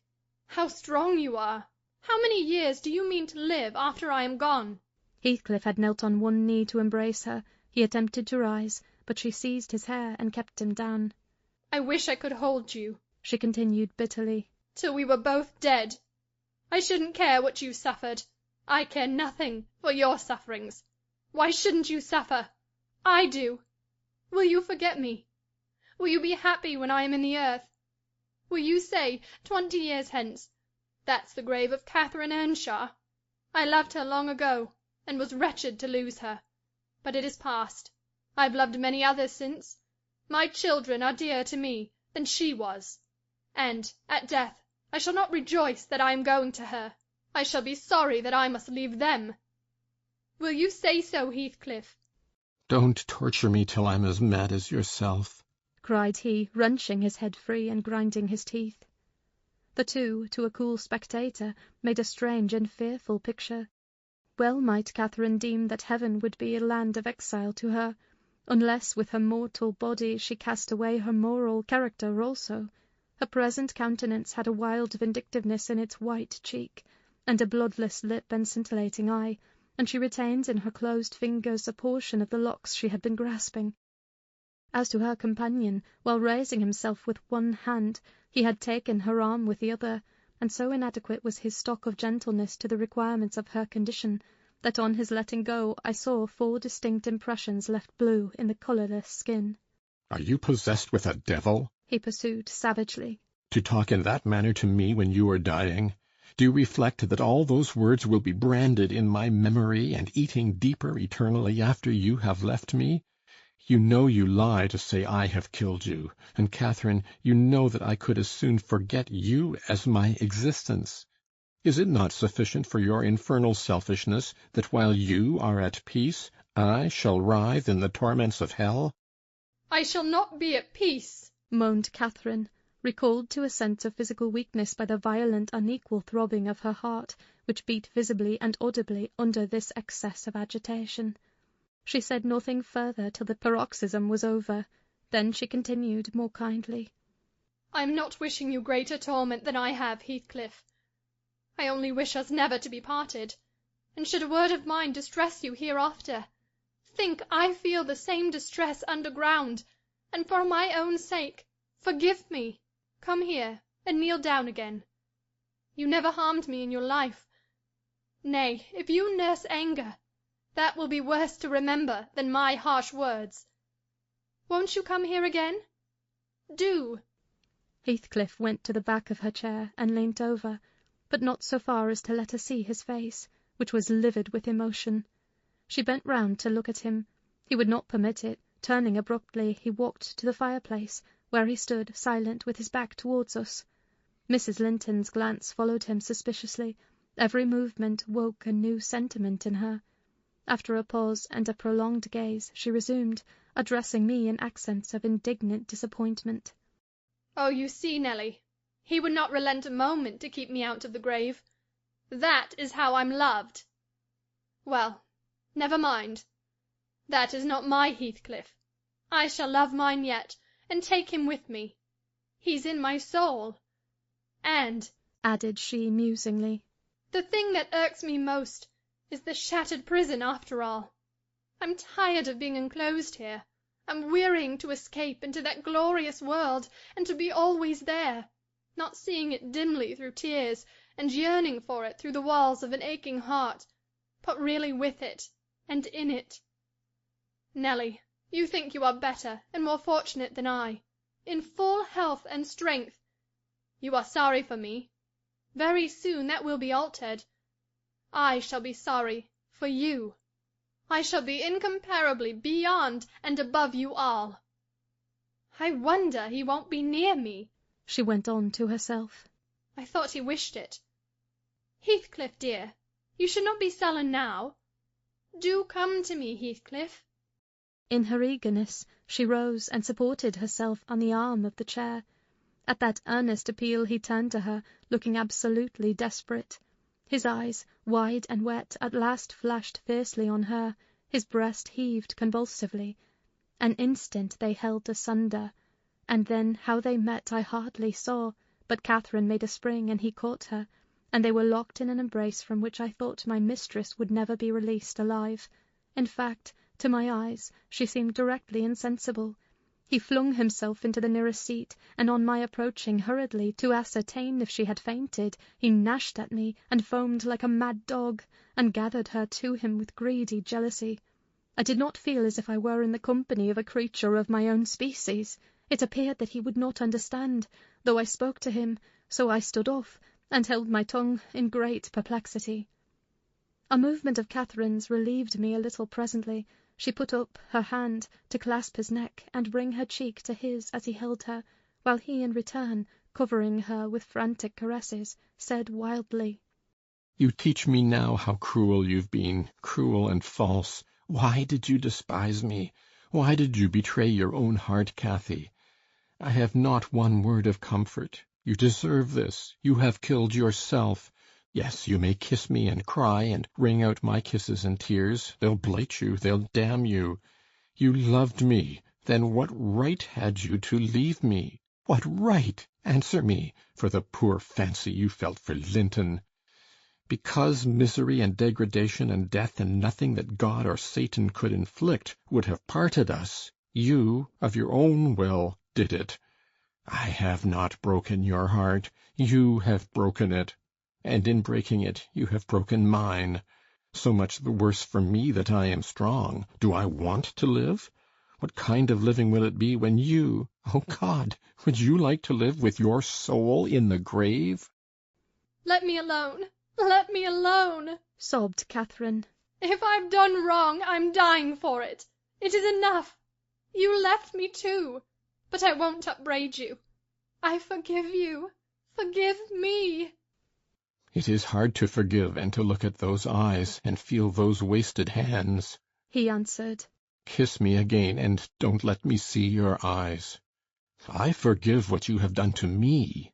I love my murderer, but yours, how can I?" They were silent, their faces hid against each other, and washed by each other's tears. At least, I suppose the weeping was on both sides, as it seemed Heathcliff could weep on a grand occasion like this. I grew very uncomfortable. Meanwhile, for the afternoon wore fast away. The man whom I had sent off returned from his errand, and I could distinguish by the shine of the western sun up in the valley a concourse thickening outside Gimmerton Chapel porch. "Service is over," I announced. "My master will be here in half an hour." Heathcliff groaned a curse and strained Catherine closer. She never moved. Ere long I perceived a group of the servants passing up the road towards the kitchen wing. Mr. Linton was not far behind. He opened the gate himself and sauntered slowly up, probably enjoying the lovely afternoon that breathed as soft as summer. "Now he is here!" I exclaimed. "For heaven's sake, hurry down! You'll not meet anyone on the front stairs. Do be quick, and stay among the trees till he is fairly in." "I must go, Cathy," said Heathcliff, seeking to extricate himself from his companion's arms. "but if I live, I'll see you again before you are asleep. I won't stray 5 yards from your window." "You must not go," she answered, holding him as firmly as her strength allowed. "You shall not, I tell you." "For 1 hour," he pleaded earnestly. "Not for 1 minute," she replied. "I must. Linton will be up immediately," persisted the alarmed intruder. He would have risen and unfixed her fingers by the act. She clung fast, gasping. There was mad resolution in her face. "No!" she shrieked. "Oh, don't go! It is the last time. Edgar will not hurt us. Heathcliff, I shall die! I shall die!" "Damn the fool, there he is!" cried Heathcliff, sinking back into his seat. "Hush, my darling. Hush, hush, Catherine. I'll stay. If he shot me so, I'd expire with a blessing on my lips." And there they were fast again. I heard my master mounting the stairs. The cold sweat ran from my forehead. I was horrified. "Are you going to listen to her ravings?" I said passionately. "She does not know what she says. Will you ruin her, because she has not wit to help herself? Get up! You could be free instantly. That is the most diabolical deed that you ever did. We are all done for, master, mistress, and servant." I wrung my hands and cried out, and Mr. Linton hastened his step at the noise. In the midst of my agitation, I was secretly glad to observe that Catherine's arms had fallen relaxed, and her head hung down. "She's fainted, or dead," I thought. "So much the better. Far better that she should be dead than lingering, a burden and a misery-maker to all about her." Edgar sprang to his unbidden guest, blanched with astonishment and rage. What he meant to do I cannot tell. However, the other stopped all demonstrations at once by placing the lifeless-looking form in his arms. "Look there," he said. "Unless you be a fiend, help her first, then you shall speak to me." He walked into the parlour and sat down. Mr. Linton summoned me, and with great difficulty, and after resorting to many means, we managed to restore her to sensation. But she was all bewildered. She sighed and moaned, and knew nobody. Edgar, in his anxiety for her, forgot her hated friend. I did not. I went at the earliest opportunity and besought him to depart, affirming that Catherine was better, and he should hear from me in the morning how she passed the night. "I shall not refuse to go out of doors," he answered. "but I shall stay in the garden. And, Nelly, mind you keep your word tomorrow. I shall be under those larch trees. Mind, or I pay another visit, whether Linton be in or not." He sent a rapid glance through the half-open door of the chamber, and, ascertaining that what I stated was apparently true, delivered the house of his luckless presence. Chapter 16.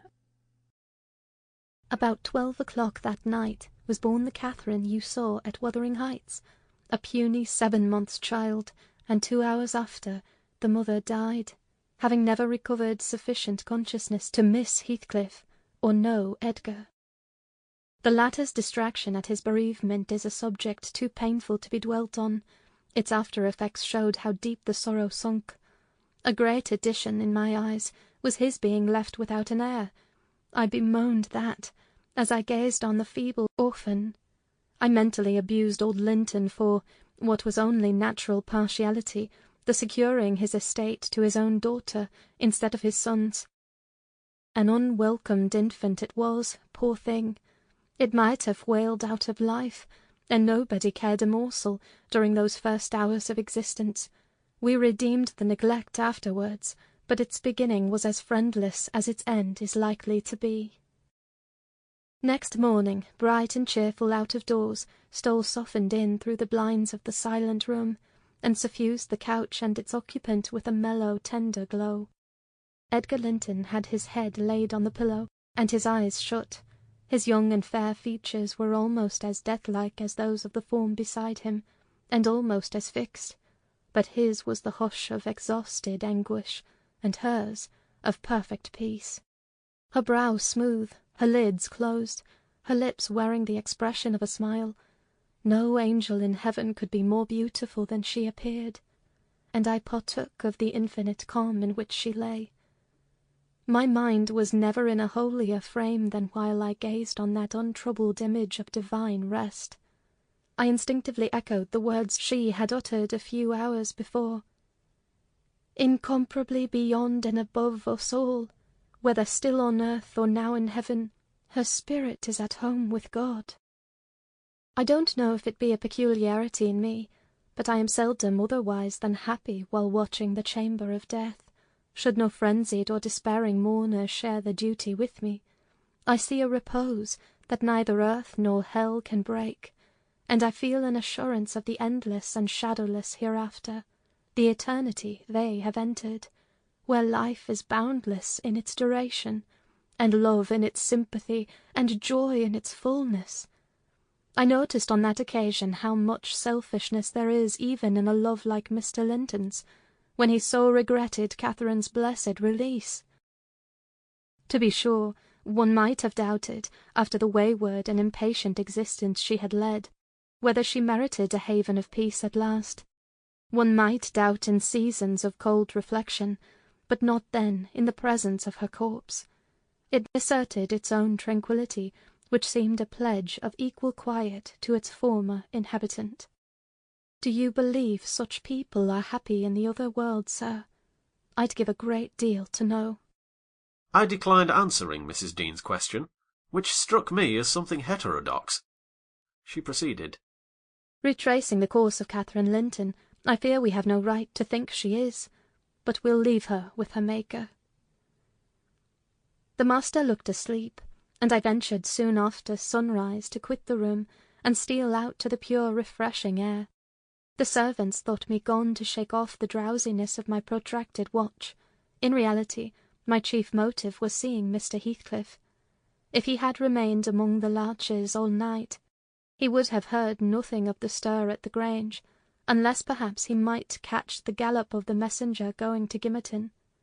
If he had come nearer, he would probably be aware, from the lights flitting to and fro, and the opening and shutting of the outer doors, that all was not right within. I wished, yet feared, to find him. I felt the terrible news must be told, and I longed to get it over, but how to do it I did not know. He was there, at least, a few yards further in the park, leant against an old ash-tree, his hat off, and his hair soaked with the dew that had gathered on the budded branches, and fell pattering round him. He had been standing a long time in that position, for I saw a pair of osels passing and repassing scarcely 3 feet from him, busy in building their nest, and regarding his proximity no more than that of a piece of timber. They flew off at my approach, and he raised his eyes and spoke. "She's dead," he said. "I've not waited for you to learn that. Put your handkerchief away. Don't snivel before me. Damn you all, she wants none of your tears." I was weeping as much for him as her. We do sometimes pity creatures that have none of the feeling either for themselves or others. When I first looked into his face, I perceived that he had got intelligence of the catastrophe, and a foolish notion struck me that his heart was quelled and he prayed, because his lips moved and his gaze was bent on the ground. "Yes, she's dead," I answered, checking my sobs and drying my cheeks. "Gone to heaven, I hope, where we may every one join her, if we take due warning and leave our evil ways to follow good." "Did she take due warning, then?" asked Heathcliff, attempting a sneer. "Did she die like a saint? Come, give me a true history of the event. How did—" He endeavoured to pronounce the name, but could not manage it, and compressing his mouth he held a silent combat with his inward agony, defying meanwhile my sympathy with an unflinching ferocious stare. "How did she die?" he resumed at last, fain, notwithstanding his hardihood, to have a support behind him, for, after the struggle, he trembled in spite of himself to his very finger ends. Poor wretch, I thought.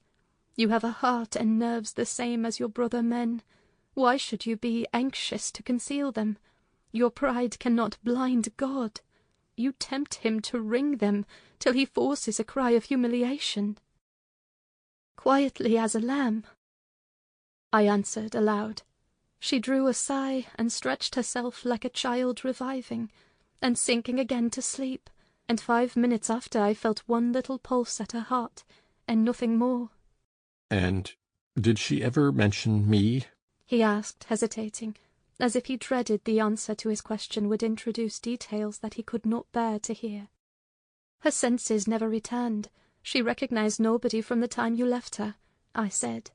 She lies with a sweet smile on her face, and her latest ideas wandered back to pleasant early days, her life closed in a gentle dream. She may wake as kindly in the other world. May she wake in torment, he cried with frightful vehemence, stamping his foot and groaning in a sudden paroxysm of ungovernable passion.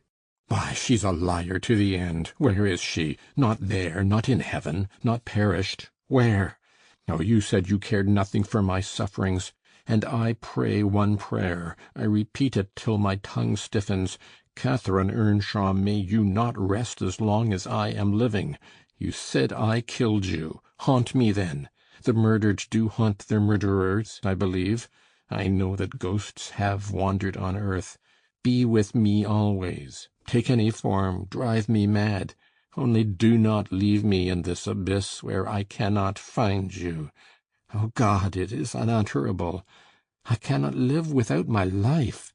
I cannot live without my soul. He dashed his head against the knotted trunk, and, lifting up his eyes, howled, not like a man but like a savage beast being goaded to death with knives and spears. I observed several splashes of blood about the bark of the tree, and his hand and forehead were both stained. Probably the scene I witnessed was a repetition of others acted during the night. It hardly moved my compassion, it appalled me. Still, I felt reluctant to quit him so. But the moment he recollected himself enough to notice me watching, he thundered a command for me to go, and I obeyed. He was beyond my skill to quiet or console. Mrs. Linton's funeral was appointed to take place on the Friday following her decease. Until then her coffin remained uncovered, and strewn with flowers and scented leaves, in the great drawing-room. Linton spent his days and nights there, a sleepless guardian, and, a circumstance concealed from all but me, Heathcliff spent his nights, at least, outside, equally a stranger to repose. I held no communication with him. Still, I was conscious of his design to enter if he could, and on the Tuesday, a little after dark, when my master, from sheer fatigue, had been compelled to retire a couple of hours, I went and opened one of the windows, moved by his perseverance to give him a chance of bestowing on the faded image of his idol one final adieu. He did not omit to avail himself of the opportunity, cautiously and briefly, too cautiously to betray his presence by the slightest noise. Indeed, I shouldn't have discovered that he had been there, except for the disarrangement of the drapery about the corpse's face, and for observing on the floor a curl of light hair, fastened with a silver thread, which, on examination, I ascertained to have been taken from a locket hung round Catherine's neck. Heathcliff had opened the trinket and cast out its contents, replacing them by a black lock of his own. I twisted the two, and enclosed them together. Mr. Earnshaw was, of course, invited to attend the remains of his sister to the grave. He sent no excuse, but he never came, so that, besides her husband, the mourners, who were wholly composed of tenants and servants, Isabella was not asked. The place of Catherine's interment, to the surprise of the villagers, was neither in the chapel under the carved monument of the Lintons, nor yet by the tombs of her own relations outside. It was dug on a green slope in a corner of the kirkyard, where the wall is so low that heath and bilberry plants have climbed over it from the moor, and peat mould almost buries it. Her husband lies in the same spot now, and they have each a simple headstone above, and a plain grey block at their feet, to mark the graves. Chapter 17. That Friday made the last of our fine days for a month. In the evening the weather broke, the wind shifted from south to northeast, and brought rain first, and then sleet and snow. On the hidden moor one could hardly imagine that there had been 3 weeks of summer. The primroses and crocuses were hidden under wintry drifts, the larks were silent, the young leaves of the early trees smitten and blackened, and dreary and chill and dismal that morrow did creep over. My master kept his room. I took possession of the lonely parlour, converting it into a nursery, and there I was, sitting with the moaning doll of a child laid on my knee, rocking it to and fro, and watching meanwhile the still driving flakes build up the uncurtained window, when the door opened, and some person entered, out of breath and laughing. My anger was greater than my astonishment for a minute. I supposed it one of the maids, and I cried, "Have done! How dare you show your giddiness here? What would Mr. Linton say if he heard you?"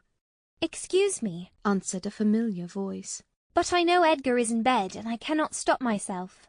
With that, the speaker came forward into the fire, panting and holding her hand to her side. "I have run the whole way from Wuthering Heights," she continued after a pause, "except where I've flown.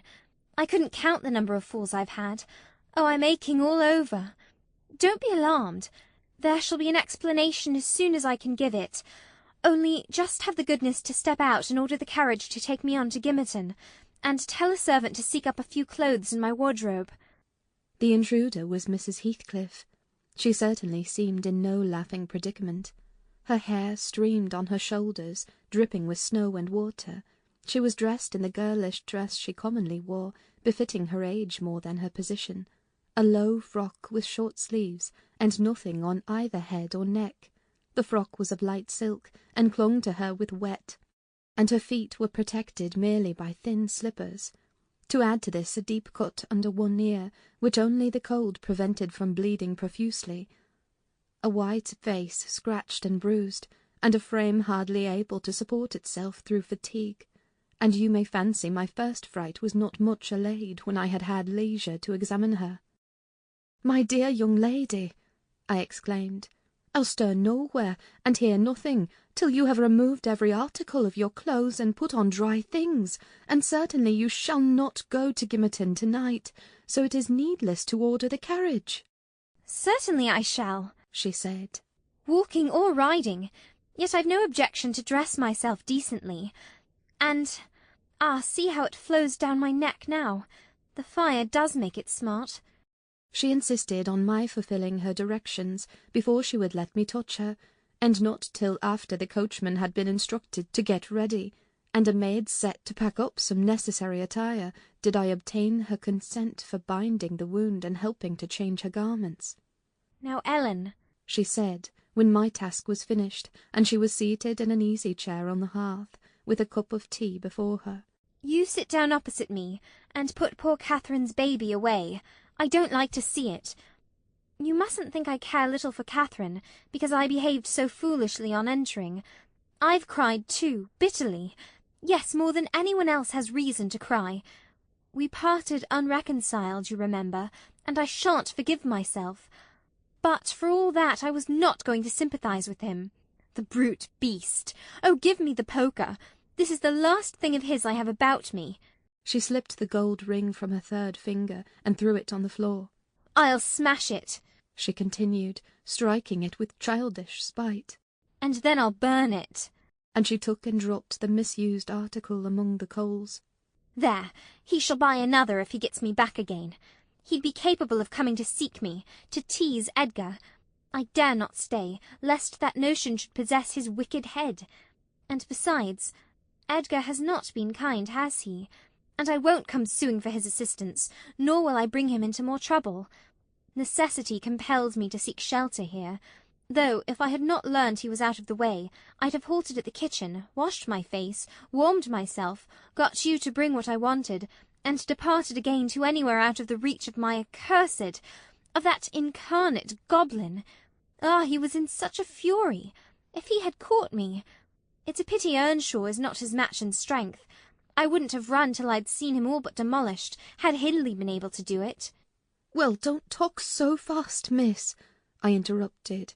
You'll disorder the handkerchief I have tied round your face, and make the cut bleed again. Drink your tea, and take breath, and give over laughing. Laughter is sadly out of place under this roof, and in your condition." "An undeniable truth," she replied. "Listen to that child. It maintains a constant wail. Send it out of my hearing for an hour. I shan't stay any longer." I rang the bell, and committed it to a servant's care, and then I inquired what had urged her to escape from Wuthering Heights in such an unlikely plight, and where she meant to go, as she refused remaining with us. "I ought, and I wished to remain," answered she, "to cheer Edgar and take care of the baby, for two things, and because the Grange is my right home. But I tell you he wouldn't let me. Do you think he could bear to see me grow fat and merry?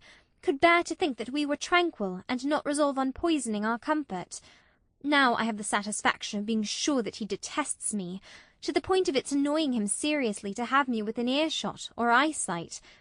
I notice, when I enter his presence, the muscles of his countenance are involuntarily distorted into an expression of hatred, partly arising from his knowledge of the good causes I have to feel that sentiment for him, and partly from original aversion. It is strong enough to make me feel pretty certain that he would not chase me over England, supposing I contrived a clear escape, and therefore I must get quite away. I've recovered from my first desire to be killed by him. I'd rather he'd kill himself. He has extinguished my love effectually, and so I'm at my ease. I can recollect yet how I loved him, and can dimly imagine that I could still be loving him if— No, even if he had doted on me, the devilish nature would have revealed its existence somehow. Catherine had an awfully perverted taste to esteem him so dearly, knowing him so well. Monster! Would that he could be blotted out of creation, and out of my memory. "Hush, hush, he's a human being," I said. "Be more charitable. There are worse men than he is yet." "He's not a human being," she retorted, "and he has no claim on my charity. I gave him my heart, and he took and pinched it to death and flung it back to me. People feel with their hearts, Ellen, and since he has destroyed mine, I have not power to feel for him, and I would not, though he groaned from this to his dying day, and wept tears of blood for Catherine. No, indeed I wouldn't." And here Isabella began to cry, but immediately dashing the water from her lashes, she recommenced. "You asked what has driven me to flight at last. I was compelled to attempt it, because I had succeeded in rousing his rage a pitch above his malignity. Pulling out the nerves with red-hot pincers requires more coolness than knocking on the head. He was worked up to forget the fiendish prudence he boasted of, and proceeded to murderous violence. I experienced pleasure in being able to exasperate him. The sense of pleasure woke my instinct of self-preservation, so I fairly broke free, and if ever I come into his hands again, he is welcome to a signal revenge. Yesterday, you know, Mr. Earnshaw should have been at the funeral. He kept himself sober for the purpose, tolerably sober, not going to bed mad at 6 o'clock and getting up drunk at 12. Consequently he rose, in suicidal low spirits, as fit for the church as for a dance, and instead he sat down by the fire and swallowed gin or brandy by tumblerfuls. Heathcliff, I shudder to name him, has been a stranger in the house from last Sunday till to-day. Whether the angels have fed him, or his kin beneath, I cannot tell, but he has not eaten a meal with us for nearly a week. He has just come home at dawn, and gone upstairs to his chamber, locking himself in, as if anybody dreamt of coveting his company. There he has continued, praying like a Methodist, only the deity he implored is senseless dust and ashes, and God, when addressed, was curiously confounded with his own black father. After concluding these precious orisons, and they lasted generally till he grew hoarse, and his voice was strangled in his throat, he would be off again, always straight down to the Grange. I wonder Edgar did not send for a constable and give him into custody. For me, grieved as I was about Catherine, it was impossible to avoid regarding this season of deliverance from degrading oppression as a holiday. I recovered spirits sufficient to bear Joseph's eternal lectures without weeping, and to move up and down the house less with the foot of a frightened thief than formerly. You wouldn't think that I should cry at anything Joseph could say, but he and Hareton are detestable companions. I'd rather sit with Hindley and hear his awful talk than with little Mayster and his staunch supporter, that odious old man. When Heathcliff is in, I'm often obliged to seek the kitchen in their society, or starve among the damp uninhabited chambers. When he is not, as was the case this week, I establish a table and chair at one corner of the house-fire, and never mind how Mr. Earnshaw may occupy himself, and he does not interfere with my arrangements. He is quieter now than he used to be, if no one provokes him, more sullen and depressed and less furious. Joseph affirms he's sure he's an altered man, that the Lord has touched his heart and he is saved. So as by fire. I'm puzzled to detect signs of the favourable change, but it is not my business. Yester evening I sat in my nook reading some old books till late on towards 12. It seemed so dismal to go upstairs, with the wild snow blowing outside, and my thoughts continually reverting to the kirkyard and the new-made grave. I dared hardly lift my eyes from the page before me, that melancholy scene so instantly usurped its place. Hindley sat opposite, his head leant on his hand, perhaps meditating on the same subject. He had ceased drinking at a point below irrationality, and had neither stirred nor spoken during 2 or 3 hours. There was no sound through the house but the moaning wind, which shook the windows every now and then, the faint crackling of the coals, and the click of my snuffers as I removed at intervals the long wick of the candle. Hareton and Joseph were probably fast asleep in bed. It was very, very sad, and while I read I sighed, for it seemed as if all joy had vanished from the world, never to be restored. The doleful silence was broken at length by the sound of the kitchen latch. Heathcliff had returned from his watch earlier than usual, owing, I suppose, to the sudden storm. That entrance was fastened, and we heard him coming round to get in by the other.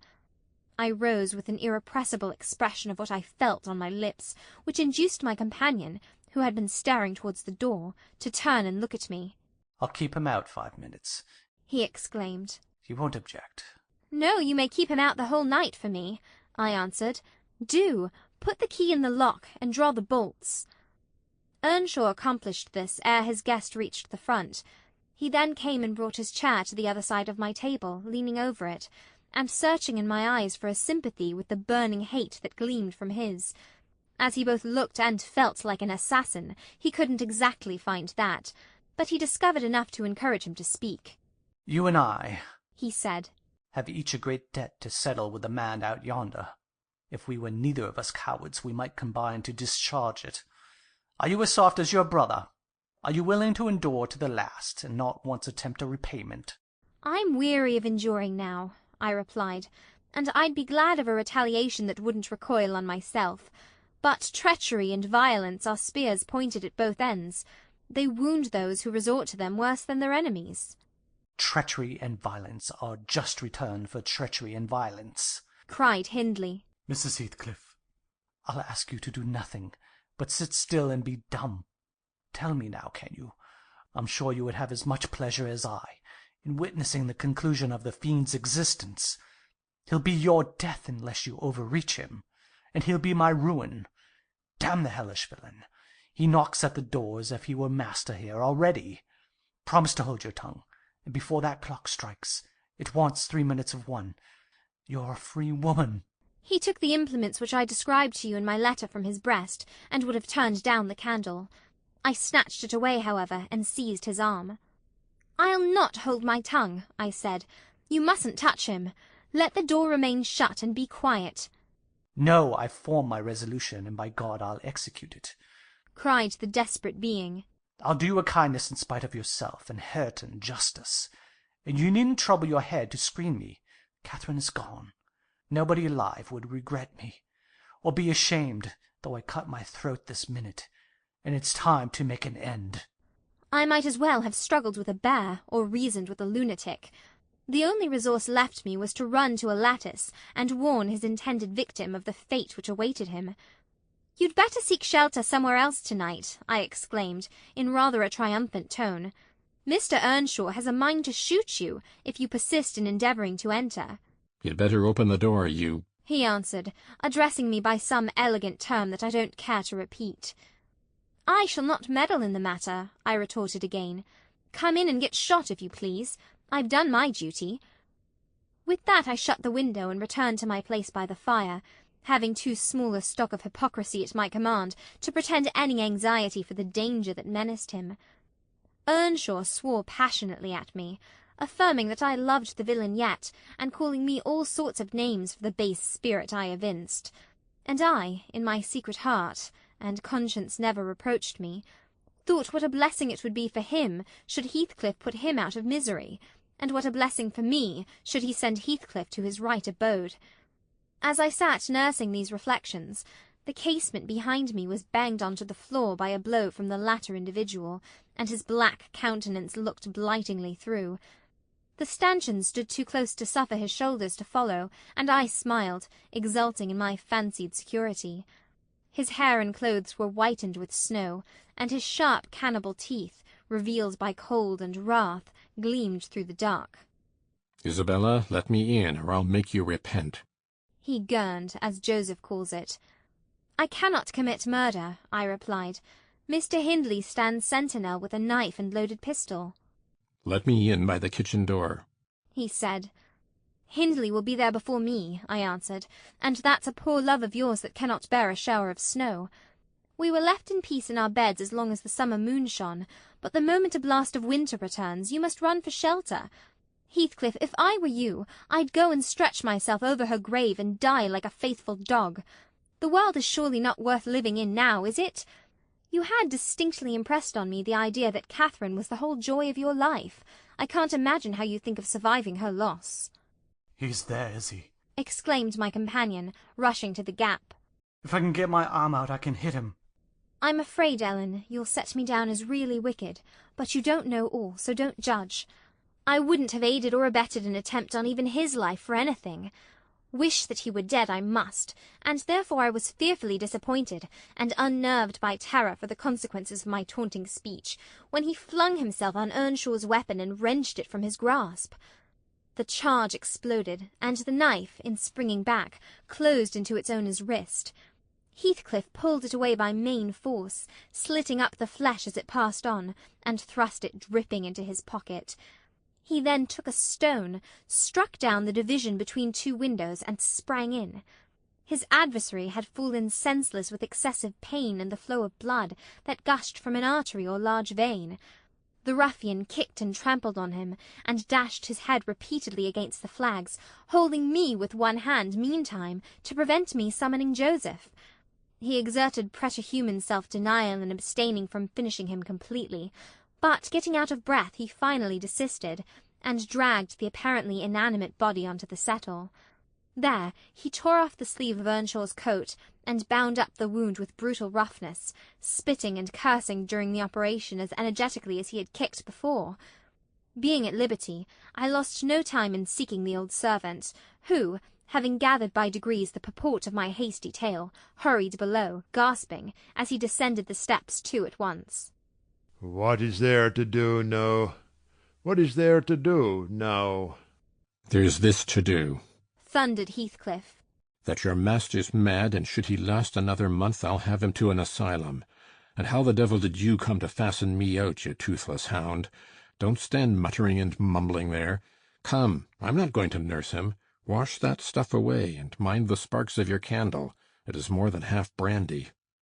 And so ye be murthering on him? Exclaimed Joseph, lifting his hands and eyes in horror. If ever I see the sight like this, may the Lord... Heathcliff gave him a push onto his knees in the middle of the blood, and flung a towel to him. But instead of proceeding to dry it up, he joined his hands and began a prayer, which excited my laughter from its odd phraseology. I was in the condition of mind to be shocked at nothing. In fact, I was as reckless as some malefactors show themselves at the foot of the gallows. Oh, I forgot you, said the tyrant. You do that. Down with you. And you conspire with him against me, do you, viper? There, that is work fit for you. He shook me till my teeth rattled, and pitched me beside Joseph, who steadily concluded his supplications, and then rose, vowing he would set off for the Grange directly. Mr. Linton was a magistrate, and though he had 50 wives dead, he should inquire into this. He was so obstinate in his resolution that Heathcliff deemed it expedient to compel from my lips a recapitulation of what had taken place, standing over me, heaving with malevolence, as I reluctantly delivered the account in answer to his questions. It required a great deal of labour to satisfy the old man that Heathcliff was not the aggressor, especially with my hardly wrung replies. However, Mr. Earnshaw soon convinced him that he was alive still. Joseph hastened to administer a dose of spirits, and by their succour his master presently regained motion and consciousness. Heathcliff, aware that his opponent was ignorant of the treatment received while insensible, called him deliriously intoxicated, and said that he should not notice his atrocious conduct further, but advised him to get to bed. To my joy he left us, after giving this judicious counsel, and Hindley stretched himself on the hearthstone. I departed to my own room, marvelling that I had escaped so easily. This morning, when I came down, about half an hour before noon, Mr. Earnshaw was sitting by the fire, deadly sick. His evil genius, almost as gaunt and ghastly, leant against the chimney. Neither appeared inclined to dine, and having waited till all was cold on the table, I commenced alone. Nothing hindered me from eating heartily, and I experienced a certain sense of satisfaction and superiority, as, at intervals, I cast a look towards my silent companions, and felt the comfort of a quiet conscience within me. After I had done, I ventured on the unusual liberty of drawing near the fire, going round Earnshaw's seat, and kneeling in the corner beside him. Heathcliff did not glance my way, and I gazed up, and contemplated his features almost as confidently as if they had been turned to stone. His forehead, that I once thought so manly, and that I now think so diabolical, was shaded with a heavy cloud. His basilisk eyes were nearly quenched by sleeplessness, and weeping, perhaps, for the lashes were wet then.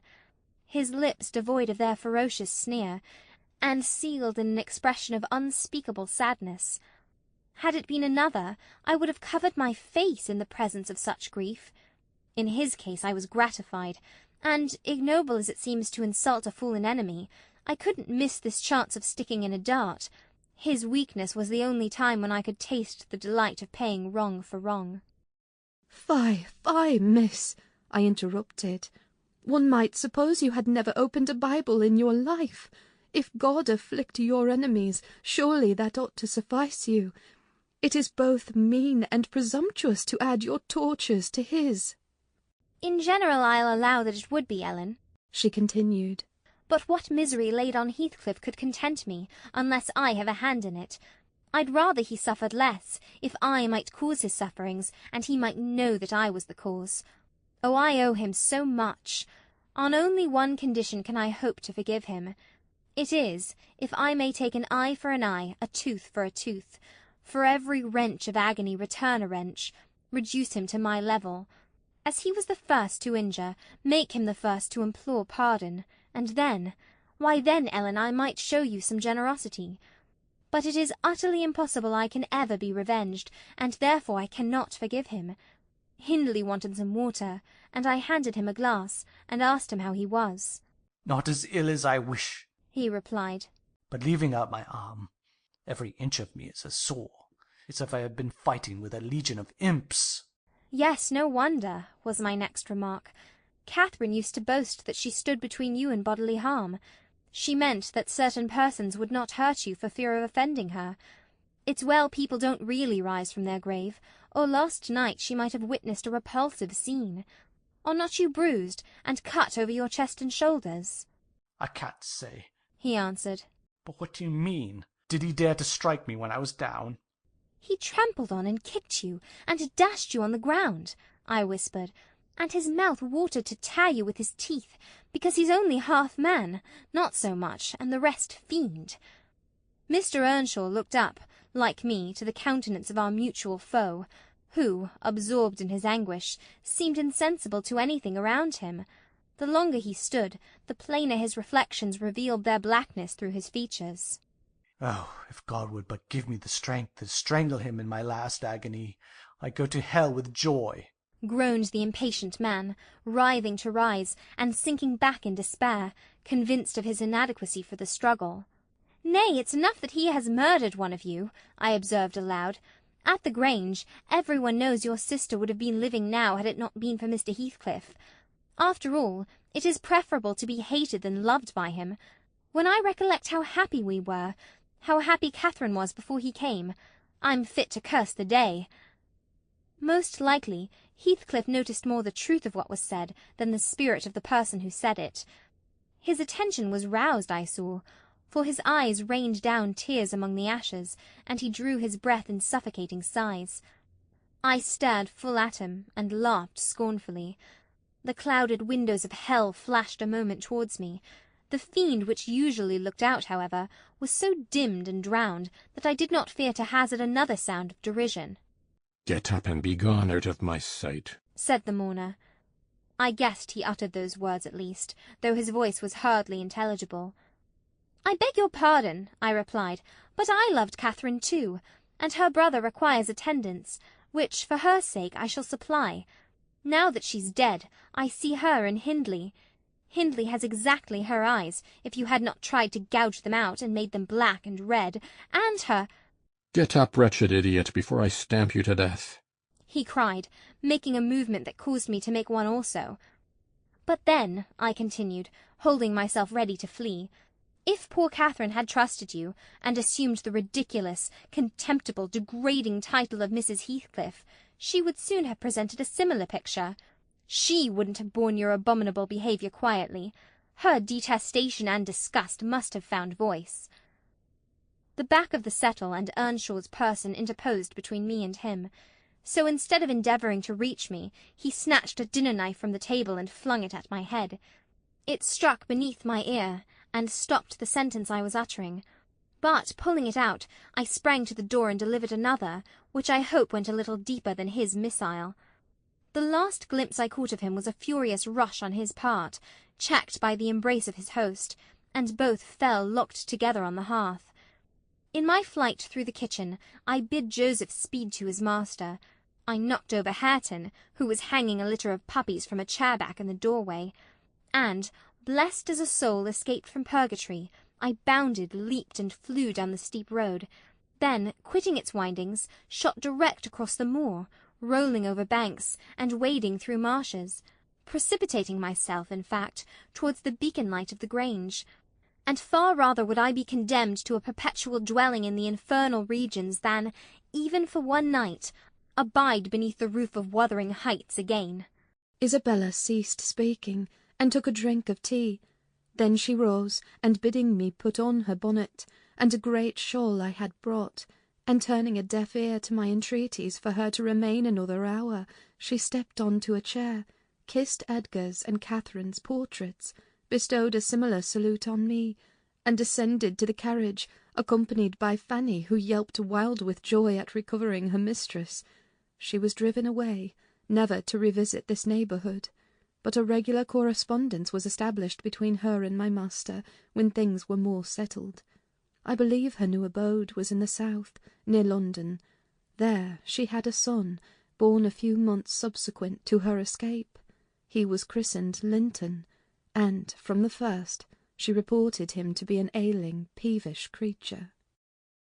Mr. Heathcliff, meeting me one day in the village, inquired where she lived. I refused to tell. He remarked that it was not of any moment, only she must beware of coming to her brother. She should not be with him, if he had to keep her himself. Though I would give no information, he discovered, through some of the other servants, both her place of residence and the existence of the child.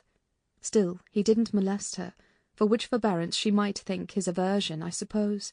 He often asked about the infant, when he saw me, and on hearing its name smiled grimly, and observed, "They wish me to hate it too, do they?" "I don't think they wish you to know anything about it," I answered. "But I'll have it," he said, "when I want it. They may reckon on that." Fortunately, its mother died before the time arrived, some 13 years after the decease of Catherine, when Linton was 12, or a little more. On the day succeeding Isabella's unexpected visit, I had no opportunity of speaking to my master. He shunned conversation, and was fit for discussing nothing. When I could get him to listen, I saw it pleased him that his sister had left her husband, whom he abhorred with an intensity which the mildness of his nature would scarcely seem to allow. So deep and sensitive was his aversion that he refrained from going anywhere where he was likely to see or hear of Heathcliff.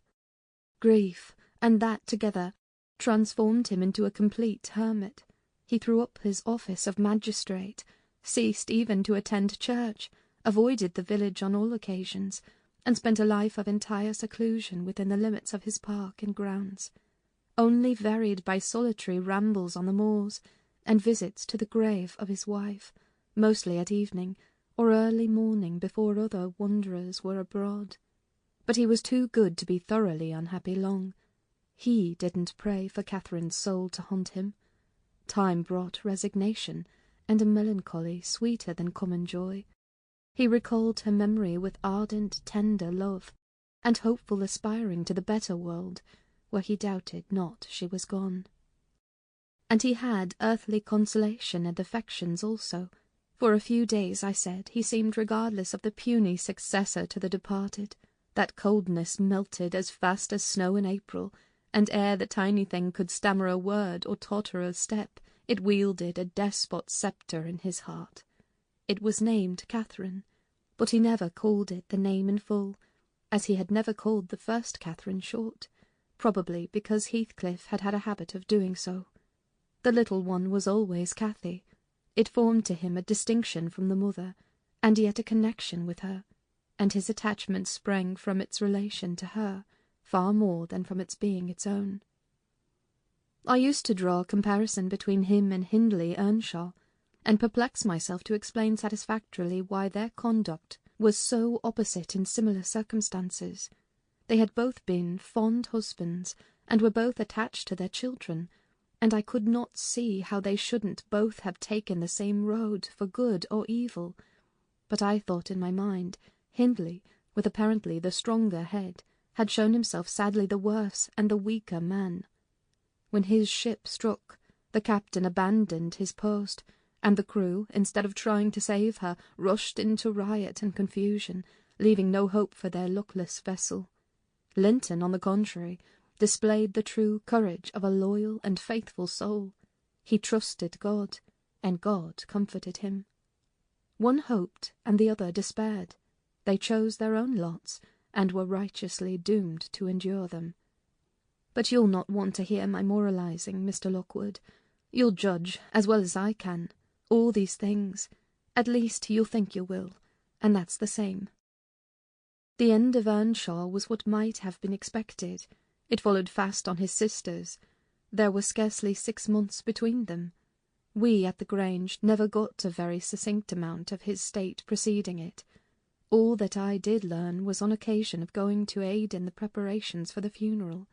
Mr. Kenneth came to announce the event to my master. "Well, Nelly," said he, riding into the yard one morning, too early not to alarm me with an instant presentiment of bad news. "it's yours and my turn to go into mourning at present. Who's given us the slip now, do you think?" "Who?" I asked in a flurry. "Why, guess," he returned, dismounting and slinging his bridle on a hook by the door. "and nip up the corner of your apron. I'm certain you'll need it." "Not Mr. Heathcliff, surely!" I exclaimed. "What, would you have tears for him?" said the doctor. "No, Heathcliff's a tough young fellow. He looks blooming today. I've just seen him. He's rapidly regaining flesh since he lost his better half." "Who is it then, Mr. Kenneth?" I repeated impatiently. "Hindley Earnshaw, your old friend Hindley," he replied. "and my wicked gossip, though he's been too wild for me this long while. There, I said we should draw water. But cheer up. He died true to his character, drunk as a lord. Poor lad, I'm sorry too. One can't help missing an old companion, though he had the worst tricks with him that ever man imagined, and has done me many a rascally turn. He's barely 27, it seems, but that's your own age. Who would have thought you were born in 1 year?" I confess this blow was greater to me than the shock of Mrs. Linton's death. Ancient associations lingered round my heart. I sat down in the porch, and wept as for a blood relation, desiring Mr. Kenneth to get another servant to introduce him to the master. I could not hinder myself from pondering on the question, had he had fair play? Whatever I did, that idea would bother me. It was so tiresomely pertinacious that I resolved on requesting leave to go to Wuthering Heights and assist in the last duties to the dead. Mr. Linton was extremely reluctant to consent, but I pleaded eloquently for the friendless condition in which he lay, and I said my old master and foster-brother had a claim on my services as strong as his own. Besides, I reminded him that the child Hareton was his wife's nephew, and, in the absence of nearer kin, he ought to act as its guardian, and he ought to and must inquire how the property was left, and look over the concerns of his brother-in-law. He was unfit for attending to such matters then, but he bid me speak to his lawyer, and at length permitted me to go. His lawyer had been Earnshaw's also. I called at the village, and asked him to accompany me. He shook his head, and advised that Heathcliff should be let alone, affirming, if the truth were known, Hareton would be found little else than a beggar. His father died in debt, he said. The whole property is mortgaged, and the sole chance for the natural heir is to allow him an opportunity of creating some interest in the creditor's heart, that he may be inclined to deal leniently towards him. When I reached the Heights, I explained that I had come to see everything carried on decently, and Joseph, who appeared in sufficient distress, expressed satisfaction at my presence. Mr. Heathcliff said he did not perceive that I was wanted, but I might stay and order the arrangements for the funeral if I chose. Correctly, he remarked. That fool's body should be buried at the crossroads without ceremony of any kind. I happened to leave him 10 minutes yesterday afternoon, and in that interval he fastened the 2 doors of the house against me, and he has spent the night in drinking himself to death deliberately. We broke in this morning, for we heard him sporting like a horse, and there he was, laid over the settle. Flaying and scalping would not have wakened him. I sent for Kenneth, and he came, but not till the beast had changed into carrion. He was both dead and cold and stark, and so you'll allow it was useless making more stir about him. The old servant confirmed this statement, but muttered, I'd rather he'd gone in sailing for the doctor. I should ta'en to the master better nor him. And he weren't dead when I left, not at a sight. I insisted on the funeral being respectable. Mr. Heathcliff said I might have my own way there too, only he desired me to remember that the money for the whole affair came out of his pocket. He maintained a hard, careless deportment, indicative of neither joy nor sorrow. If anything, it expressed a flinty gratification at a piece of difficult work successfully executed. I observed once, indeed, something like exultation in his aspect. It was just when the people were bearing the coffin from the house. He had the hypocrisy to represent a mourner, and previous to following with Hareton, he lifted the unfortunate child onto the table and muttered, with peculiar gusto, Now, my bonny lad, you are mine, and we'll see if one tree won't grow as crooked as another, with the same wind to twist it. The unsuspecting thing was pleased at this speech. He played with Heathcliff's whiskers and stroked his cheek, but I divined its meaning, and observed tartly, That boy must go back with me to Thrushcross Grange, sir. There is nothing in the world less yours than he is. Does Linton say so? He demanded. Of course, he has ordered me to take him, I replied. Well, said the scoundrel, we'll not argue the subject now, but I have a fancy to try my hand at rearing a young one.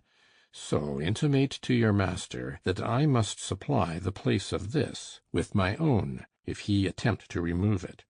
I don't engage to let Hareton go undisputed, but I'll be pretty sure to make the other come. Remember to tell him. This hint was enough to bind our hands. I repeated its substance on my return, and Edgar Linton, little interested at the commencement, spoke no more of interfering. I'm not aware that he could have done it to any purpose, had he been ever so willing. The guest was now the master of Wuthering Heights. He held firm possession, and proved to the attorney, who, in his turn, proved it to Mr. Linton, that Earnshaw had mortgaged every yard of land he owned for cash to supply his mania for gaming, and he, Heathcliff, was the mortgagee. In that manner Hareton, who should now be the first gentleman in the neighbourhood, was reduced to a state of complete dependence on his father's inveterate enemy, and lives in his own house as a servant, deprived of the advantage of wages, quite unable to right himself, because of his friendlessness and his ignorance that he has been wronged. Chapter 18. The 12 years, continued Mrs. Dean, following that dismal period were the happiest of my life. My greatest troubles in their passage rose from our little lady's trifling illnesses, which she had to experience in common with all children, rich and poor. For the rest, after the first 6 months, she grew like a larch, and could walk and talk too, in her own way, before the heath blossomed a second time over Mrs. Linton's dust. She was the most winning thing that ever brought sunshine into a desolate house, a real beauty in face, with the Earnshaws' handsome dark eyes, but the Lintons' fair skin and small features, and yellow curling hair. Her spirit was high, though not rough, and qualified by a heart sensitive and lively to excess in its affections. That capacity for intense attachments reminded me of her mother. Still she did not resemble her, for she could be soft and mild as a dove, and she had a gentle voice and pensive expression. Her anger was never furious, her love never fierce, it was deep and tender. However, it must be acknowledged she had faults to foil her gifts. A propensity to be saucy was one, and a perverse will that indulged children invariably acquire, whether they be good-tempered or cross. If a servant chanced to vex her, it was always, "I shall tell papa." And if he reproved her, even by a look, you would have thought it a heart-breaking business. I don't believe he ever did speak a harsh word to her. He took her education entirely on himself, and made it an amusement. Fortunately, curiosity and a quick intellect made her an apt scholar. She learned rapidly and eagerly, and did honour to his teaching. Till she reached the age of 13, she had not once been beyond the range of the park by herself. Mr. Linton would take her with him a mile or so outside, on rare occasions, but he trusted her to no one else. Gimmerton was an unsubstantial name in her ears, the chapel the only building she had approached or entered, except her own home. Wuthering Heights and Mr. Heathcliff did not exist for her. She was a perfect recluse, and, apparently, perfectly contented. Sometimes, indeed, while surveying the country from her nursery window, she would observe, "Ellen, how long will it be before I can walk to the top of those hills? I wonder what lies on the other side. Is it the sea?" "No, Miss Cathy," I would answer. "It is hills again, just like these." "And what are those golden rocks like when you stand under them?" she once asked. The abrupt descent of Penistone Crags particularly attracted her notice, especially when the setting sun shone on it, and the topmost heights and the whole extent of landscape besides lay in shadow. I explained that they were bare masses of stone, with hardly enough earth in their clefts to nourish a stunted tree. "And why are they bright so long after it is evening here?" she pursued. "Because they are a great deal higher up than we are," replied I. "You could not climb them, they are too high and steep. In winter the frost is always there before it comes to us, and deep into summer I have found snow under that black hollow on the north-east side." "Oh, you have been on them!" she cried gleefully. "Then I can go too, when I am a woman. Has papa been, Ellen?" "Papa would tell you, miss," I answered hastily, "that they are not worth the trouble of visiting. The moors where you ramble with him are much nicer, and Thrushcross Park is the finest place in the world." "But I know the park, and I don't know those," she murmured to herself. "And I should delight to look round me from the brow of that tallest point. My little pony Minnie shall take me some time." One of the maids mentioning the fairy cave quite turned her head with a desire to fulfil this project. She teased Mr. Linton about it, and he promised she should have the journey when she got older. But Miss Catherine measured her age by months, and, "Now am I old enough to go to Penistone Crags?" was the constant question in her mouth. The road thither wound close by Wuthering Heights.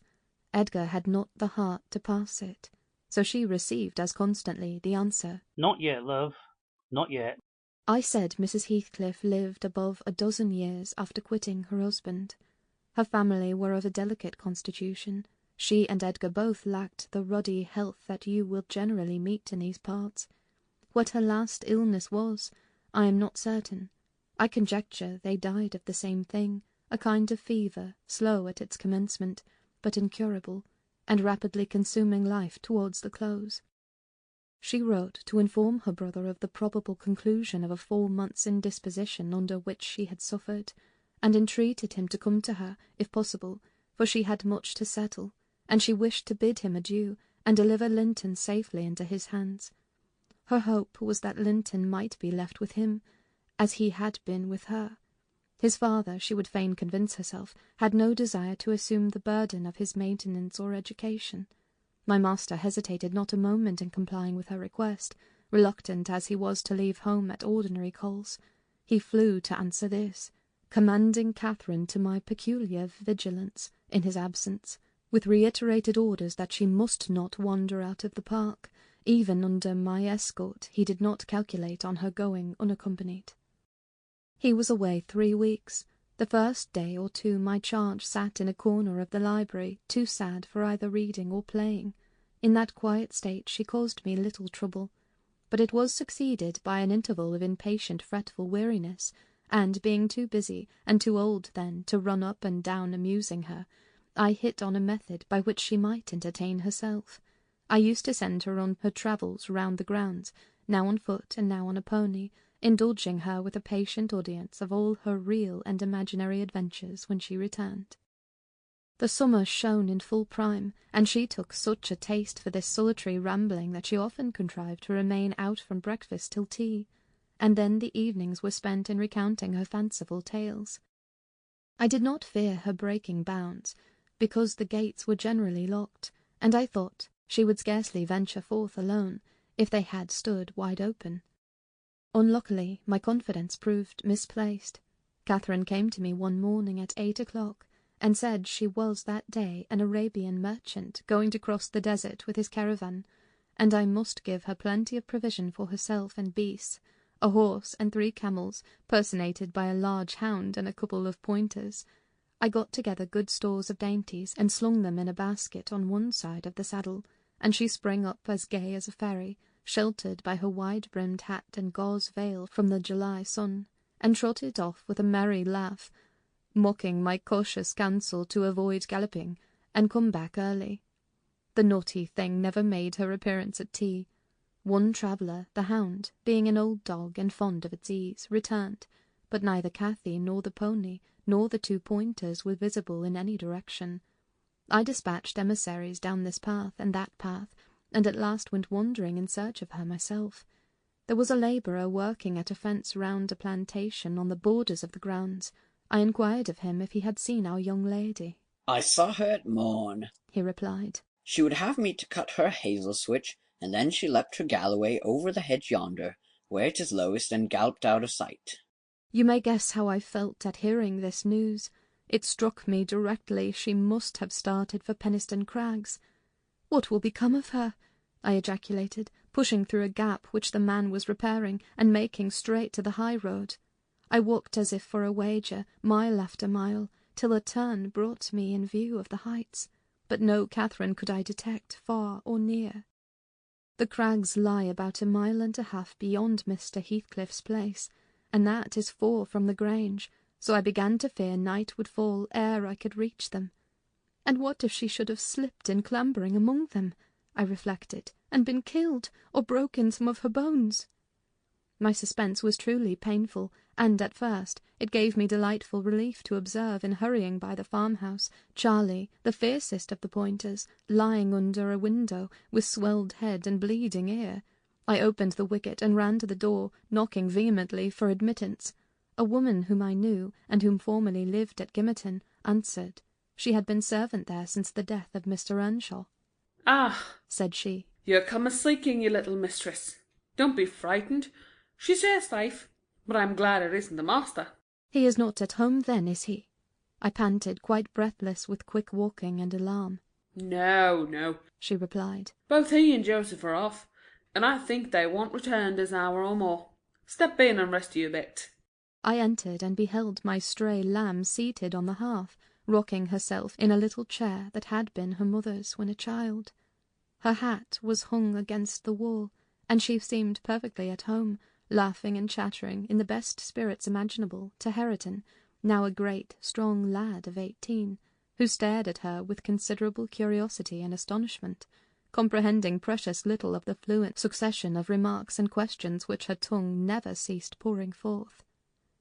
"Very well, miss," I exclaimed, concealing my joy under an angry countenance. "This is your last ride till papa comes back. I'll not trust you over the threshold again, you naughty, naughty girl." "Aha, Ellen!" she cried gaily, jumping up and running to my side. "I shall have a pretty story to tell tonight, and so you found me out. Have you ever been here in your life before?" "Put that hat on, and home at once," said I. "I'm dreadfully grieved at you, Miss Cathy. You've done extremely wrong. It's no use pouting and crying. That won't repay the trouble I've had scouring the country after you. To think how Mr. Linton charged me to keep you in, and you stealing off so. It shows you are a cunning little fox, and nobody will put faith in you any more." "What have I done?" sobbed she, instantly checked. "Papa charged me nothing. He'll not scold me, Ellen. He's never cross like you." "Come, come," I repeated. "I'll tie the riband. Now let us have no petulance. Oh, for shame, you 13 years old, and such a baby!"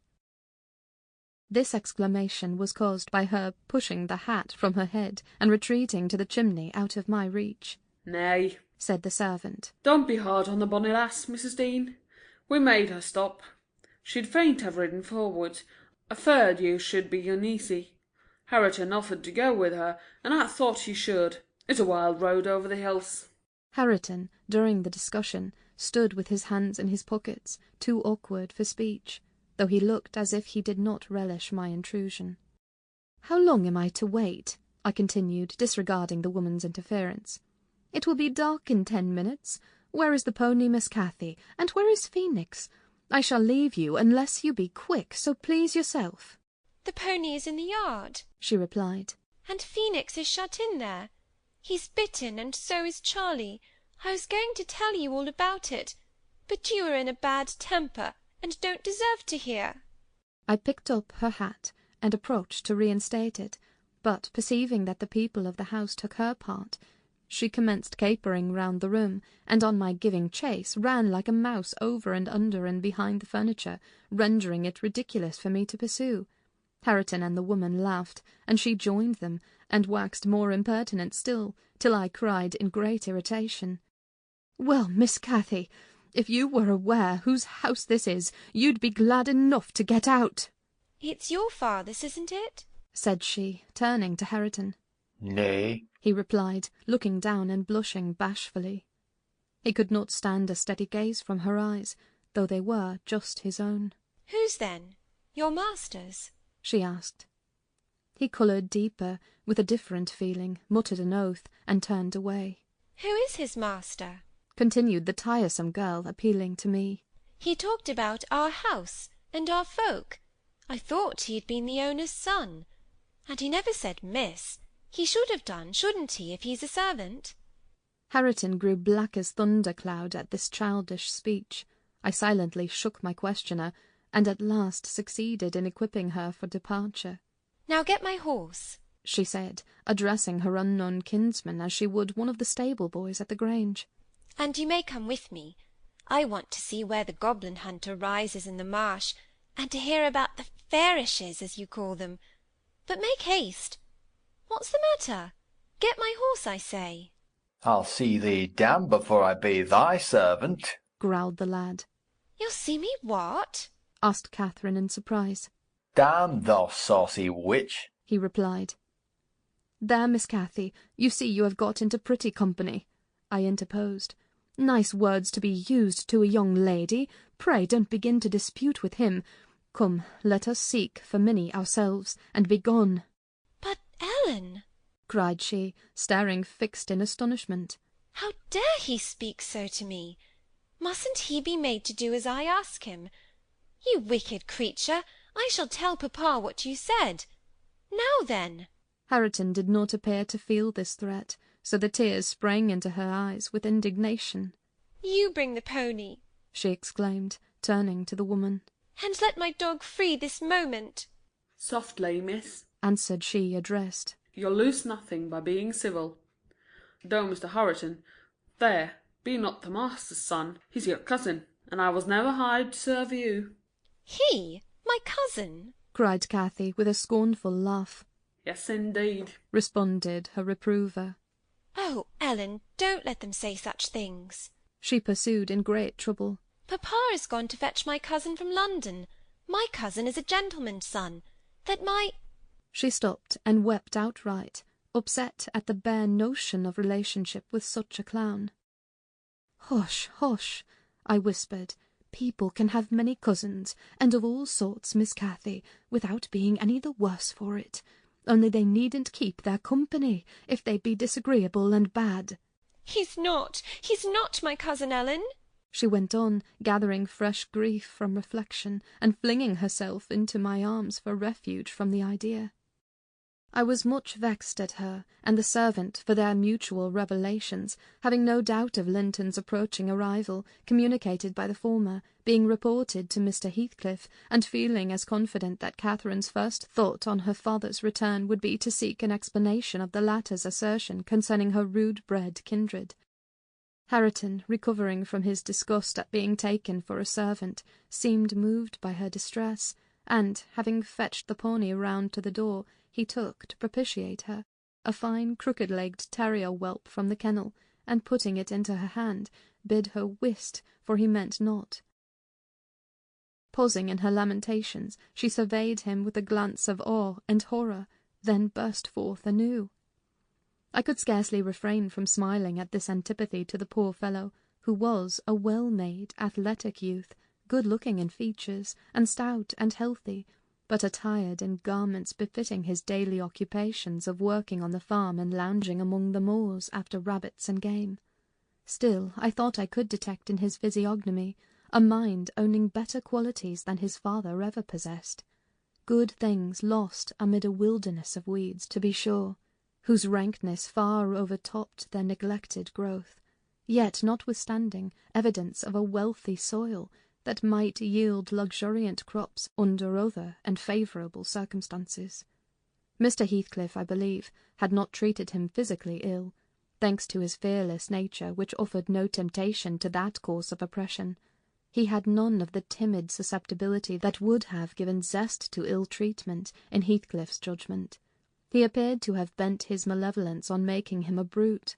He was never taught to read or write, never rebuked for any bad habit which did not annoy his keeper, never led a single step towards virtue, or guarded by a single precept against vice, and from what I heard, Joseph contributed much to his deterioration by a narrow-minded partiality which prompted him to flatter and pet him, as a boy, because he was the head of the old family, and as he had been in the habit of accusing Catherine Earnshaw and Heathcliff when children of putting the master past his patience, and compelling him to seek solace in drink by what he termed their offled ways. So at present he laid the whole burden of Hareton's faults on the shoulders of the usurper of his property. If the lad swore, he wouldn't correct him, nor however culpably he behaved. It gave Joseph satisfaction, apparently, to watch him go the worst lengths. He allowed that the lad was ruined, that his soul was abandoned to perdition, but then he reflected that Heathcliff must answer for it. Hareton's blood would be required at his hands, and there lay immense consolation in that thought. Joseph had instilled into him a pride of name, and of his lineage. He would, had he dared, have fostered hate between him and the present owner of the Heights, but his dread of that owner amounted to superstition, and he confined his feelings regarding him to muttered innuendos and private comminations. I don't pretend to be intimately acquainted with the mode of living customary in those days at Wuthering Heights. I only speak from hearsay, for I saw little. The villagers affirmed Mr. Heathcliff was near, and a cruel hard landlord to his tenants. but the house inside had regained its ancient aspect of comfort under female management, and the scenes of riot common in Hindley's time were not now enacted within its walls. The master was too gloomy to seek companionship with any people, good or bad, and he is yet. This, however, is not making progress with my story. Miss Cathy rejected the peace offering of the terrier and demanded her own dogs, Charlie and Phoenix. They came limping and hanging their heads, and we set out for home, sadly out of sorts, every one of us. I could not wring from my little lady how she had spent the day, except that, as I supposed, the goal of her pilgrimage was Penistone Crags, and she arrived without adventure to the gate of the farmhouse, where Hareton happened to issue forth, attended by some canine followers who attacked her train. They had a smart battle before their owners could separate them. That formed an introduction. Catherine told Hareton who she was, and where she was going, and asked him to show her the way, finally beguiling him to accompany her. He opened the mysteries of the fairy cave, and 20 other queer places, but, being in disgrace, I was not favoured with a description of the interesting objects she saw. I could gather, however, that her guide had been a favourite till she hurt his feelings by addressing him as a servant, and Heathcliff's housekeeper hurt hers by calling him her cousin.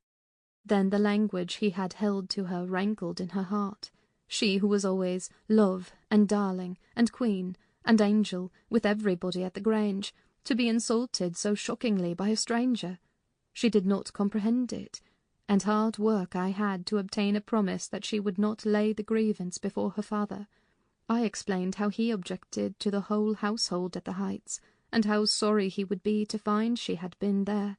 But I insisted most on the fact that if she revealed my negligence of his orders, he would perhaps be so angry that I should have to leave, and Cathy couldn't bear that prospect. She pledged her word, and kept it for my sake. After all, she was a sweet little girl. Chapter 19. A letter, edged with black, announced the day of my master's return. Isabella was dead, and he wrote to bid me get mourning for his daughter, and arrange a room and other accommodations for his youthful nephew. Catherine ran wild with joy at the idea of welcoming her father back, and indulged most sanguine anticipations of the innumerable excellencies of her real cousin. The evening of their expected arrival came. Since early morning she had been busy ordering her own small affairs, and now attired in her new black frock, poor thing, her aunt's death impressed her with no definite sorrow. She obliged me, by constant worrying, to walk with her down through the grounds to meet them. Linton is just 6 months younger than I am, she chattered, as we strolled leisurely over the swells and hollows of mossy turf, under shadow of the trees. How delightful it will be to have him for a playfellow. Aunt Isabella sent papa a beautiful lock of his hair. It was lighter than mine, more flaxen, and quite as fine. I have it carefully preserved in a little glass box, and I've often thought what a pleasure it would be to see its owner. Oh, I am happy. And papa, dear, dear papa! Come, Ellen, let us run. Come, run. She ran and returned and ran again many times before my sober footsteps reached the gate, and then she seated herself on the grassy bank beside the path and tried to wait patiently, but that was impossible. She couldn't be still a minute. How long they are! She exclaimed. Ah, I see some dust on the road. They are coming. No. When will they be here? May we not go a little way? 1/2 a mile, Ellen, only just 1/2 a mile. Do say yes. To that clump of birches at the turn. I refused staunchly. At length her suspense was ended. The travelling carriage rolled in sight. Miss Cathy shrieked and stretched out her arms as soon as she caught her father's face looking from the window. He descended, nearly as eager as herself, and a considerable interval elapsed ere they had a thought to spare for any but themselves. While they exchanged caresses, I took a peep in to see after Linton. He was asleep in a corner, wrapped in a warm fur-lined cloak, as if it had been winter. A pale, delicate, effeminate boy, who might have been taken for my master's younger brother, so strong was the resemblance, but there was a sickly peevishness in his aspect that Edgar Linton never had. The latter saw me looking, and having shaken hands, advised me to close the door and leave him undisturbed, for the journey had fatigued him. Cathy would fain have taken one glance, but her father told her to come, and they walked together up the park, while I hastened before to prepare the servants. "Now, darling," said Mr. Linton, addressing his daughter, as they halted at the bottom of the front steps. "your cousin is not so strong and so merry as you are, and he has lost his mother, remember, a very short time since. Therefore, don't expect him to play and run about with you directly. And don't harass him much by talking. Let him be quiet this evening at least, will you?" Yes, yes, papa, answered Catherine. "But I do want to see him, and he hasn't once looked out." The carriage stopped, and the sleeper, being roused, was lifted to the ground by his uncle. "This is your cousin Cathy Linton," he said, putting their little hands together. "She's fond of you already, and mind you don't grieve her by crying tonight. Try to be cheerful now. The travelling is at an end, and you have nothing to do but rest and amuse yourself as you please." "Let me go to bed, then," answered the boy, shrinking from Catherine's salute, and he put his fingers to remove incipient tears. "Come, come, there's a good child," I whispered, leading him in. "You'll make her weep too. See how sorry she is for you." I do not know whether it was sorrow for him, but his cousin put on as sad a countenance as himself, and returned to her father. All three entered, and mounted to the library, where tea was laid ready. I proceeded to remove Linton's cap and mantle, and placed him on a chair by the table. But he was no sooner seated than he began to cry afresh. My master inquired what was the matter. "I can't sit on a chair," sobbed the boy. "Go to the sofa, then, and Ellen shall bring you some tea," answered his uncle patiently. He had been greatly tried during the journey, I felt convinced, by his fretful ailing charge. Linton slowly trailed himself off and lay down. Cathy carried a footstool and her cup to his side. At first she sat silent, but that could not last. She had resolved to make a pet of her little cousin, and she would have him to be, and she commenced stroking his curls and kissing his cheek and offering him tea in her saucer, like a baby. This pleased him, for he was not much better. He dried his eyes and lightened into a faint smile. "Oh, he'll do very well," said the master to me, after watching them a minute. "Very well, if we can keep him, Ellen. The company of a child of his own age will instil new spirit into him soon, and by wishing for strength he'll gain it." "Ay, if we can keep him," I mused to myself, and sore misgivings came over me that there was slight hope of that. And then I thought, how ever will that weakling live at Wuthering Heights? Between his father and Hareton, what playmates and instructors they'll be. Our doubts were presently decided, even earlier than I expected. I had just taken the children upstairs, after tea was finished, and seen Linton asleep. He would not suffer me to leave him till that was the case. I had come down, and was standing by the table in the hall, lighting a bedroom candle for Mr. Edgar, when a maid stepped out of the kitchen and informed me that Mr. Heathcliff's servant Joseph was at the door, and wished to speak with the master. "I shall ask him what he wants first," I said, in considerable trepidation.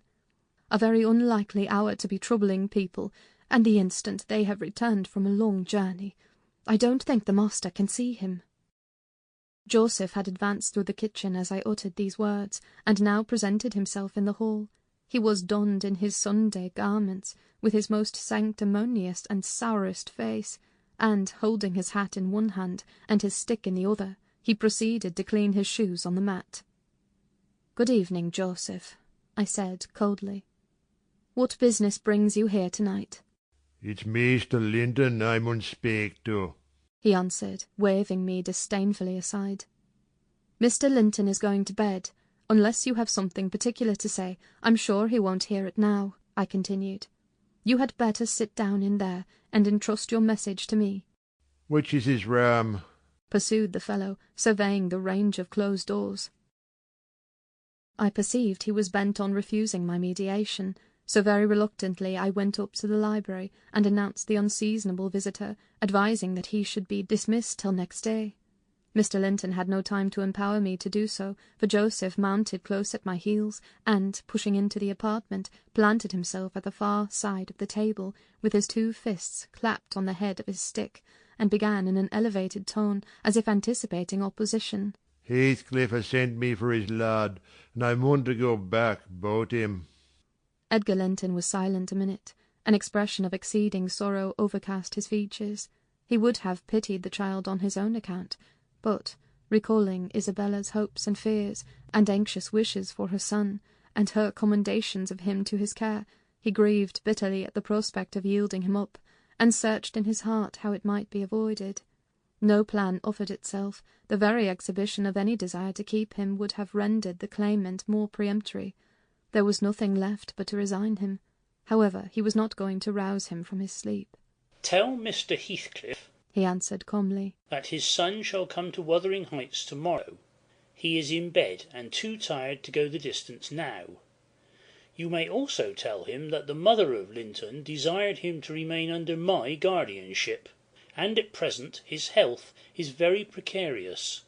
"No," said Joseph, giving a thud with his prop on the floor, and assuming an authoritative air. "No, that means naught. Heathcliff makes no account of t' mother, nor to n'other, but he'll hoy his lad, and I mun take him. So now ye know." "You shall not to-night," answered Linton decisively. "Walk down the stairs at once, and repeat to your master what I have said. Ellen, show him down. Go." And, aiding the indignant elder with a lift by the arm, he rid the room of him and closed the door. "Very well," shouted Joseph, as he slowly drew off. "Tomorrow he's come himseln, and thrust him out, if ye dare." Chapter 20. To obviate the danger of this threat being fulfilled, Mr. Linton commissioned me to take the boy home early, on Catherine's pony, and, said he, "As we shall now have no influence over his destiny, good or bad, you must say nothing of where he has gone to my daughter.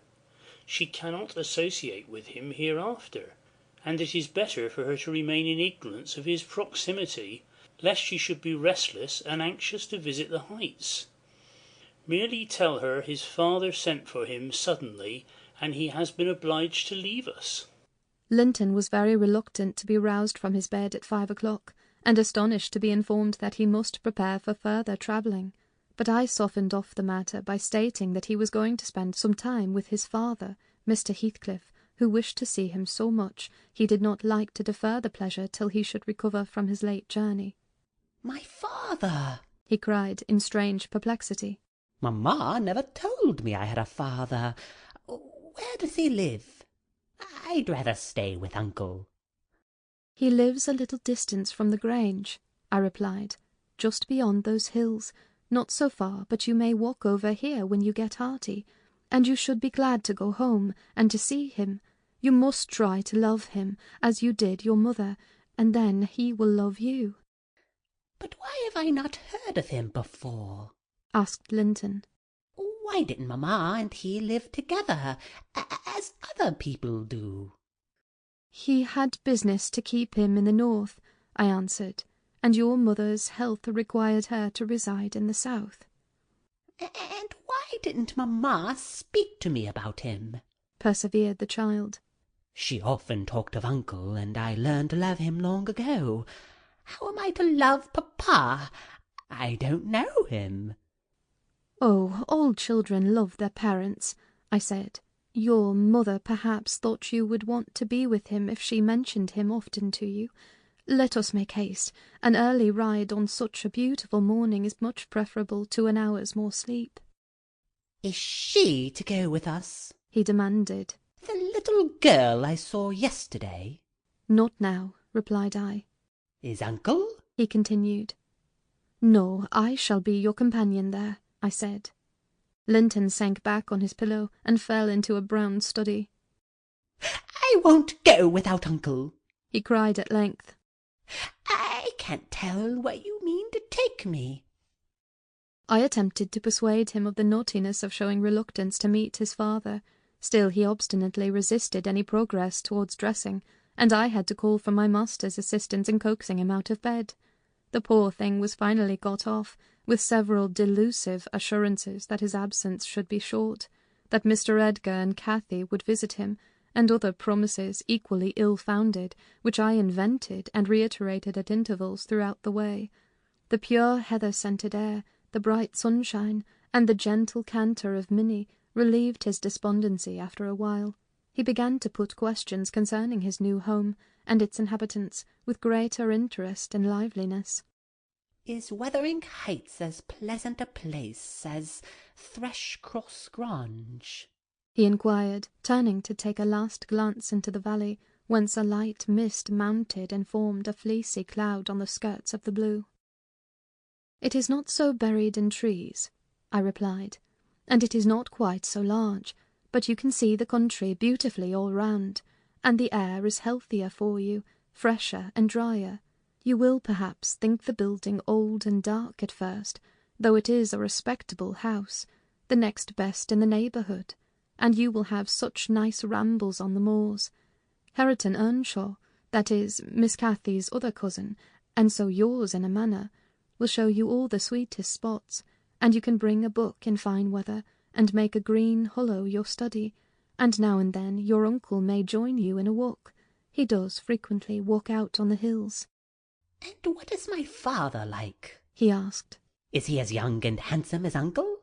"He is as young," said I, "but he has black hair and eyes, and looks sterner, and he is taller and bigger altogether. He'll not seem to you so gentle and kind at first, perhaps, because it is not his way. Still, mind you, be frank and cordial with him, and naturally he'll be fonder of you than any uncle, for you are his own." "Black hair and eyes," mused Linton. "I can't fancy him. Then I am not like him, am I?" "Not much," I answered. "Not a morsel," I thought, surveying with regret the white complexion and slim frame of my companion, and his large languid eyes, his mother's eyes, save that, unless a morbid touchiness kindled them a moment, they had not a vestige of her sparkling spirit. "How strange that he should never come to see mamma and me," he murmured. "Has he ever seen me? If he has, I must have been a baby. I remember not a single thing about him." "Why, Master Linton," said I, 300 miles is a great distance, and 10 years seem very different in length to a grown-up person compared with what they do to you. It is probable Mr. Heathcliff proposed going from summer to summer, but never found a convenient opportunity, and now it is too late. Don't trouble him with questions on the subject. It will disturb him for no good." The boy was fully occupied with his own cogitations for the remainder of the ride, till we halted before the farmhouse garden gate. I watched to catch his impressions in his countenance. He surveyed the carved front and low-browed lattices, the straggling gooseberry bushes and crooked firs, with solemn intentness, and then shook his head. His private feelings entirely disapproved of the exterior of his new abode, but he had sense to postpone complaining. There might be compensation within. Before he dismounted, I went and opened the door. It was 6:30. The family had just finished breakfast. The servant was clearing and wiping down the table. Joseph stood by his master's chair, telling some tale concerning a lame horse, and Hareton was preparing for the hayfield. "Hello, Nelly," said Mr. Heathcliff when he saw me. "I feared I should have to come down and fetch my property myself. You've brought it, have you? Let us see what we can make of it." He got up and strode to the door. Hareton and Joseph followed in gaping curiosity. Poor Linton ran a frightened eye over the faces of the three. "Surely," said Joseph after a grave inspection, "he's swapped wi' ye, measter, and yon's his lass." Heathcliff, having stared his son into an ague of confusion, uttered a scornful laugh. "God, what a beauty! What a lovely, charming thing!" he exclaimed. "Haven't they reared it on snails and sour milk, Nelly? Oh, damn my soul, but that's worse than I expected, and the devil knows I was not sanguine." I bid the trembling and bewildered child get down and enter. He did not thoroughly comprehend the meaning of his father's speech, or whether it were intended for him. Indeed, he was not yet certain that the grim, sneering stranger was his father, but he clung to me with growing trepidation, and on Mr. Heathcliff's taking a seat and bidding him come hither, he hid his face on my shoulder and wept. "Tut, tut," said Heathcliff, stretching out a hand and dragging him roughly between his knees, and then holding up his head by the chin. "None of that nonsense. We're not going to hurt thee, Linton. Isn't that thy name? Thou art thy mother's child entirely. Where is my share in thee, puling chicken?"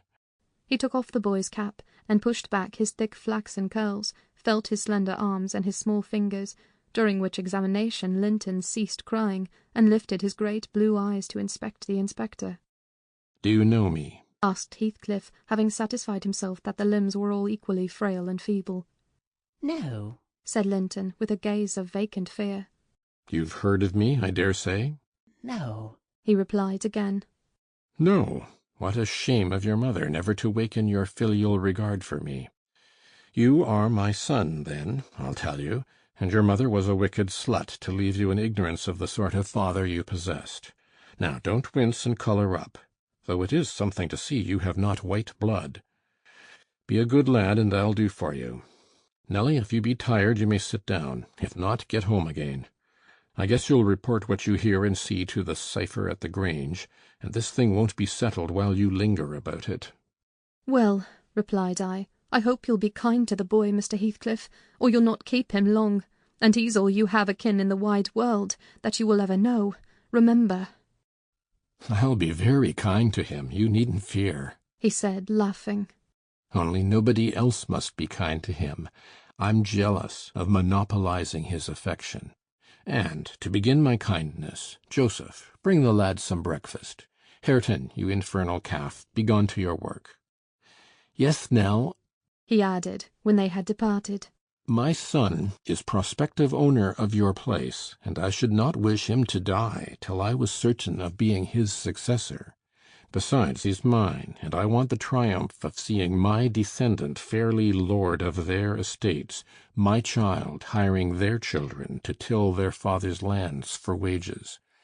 That is the sole consideration which can make me endure the whelp.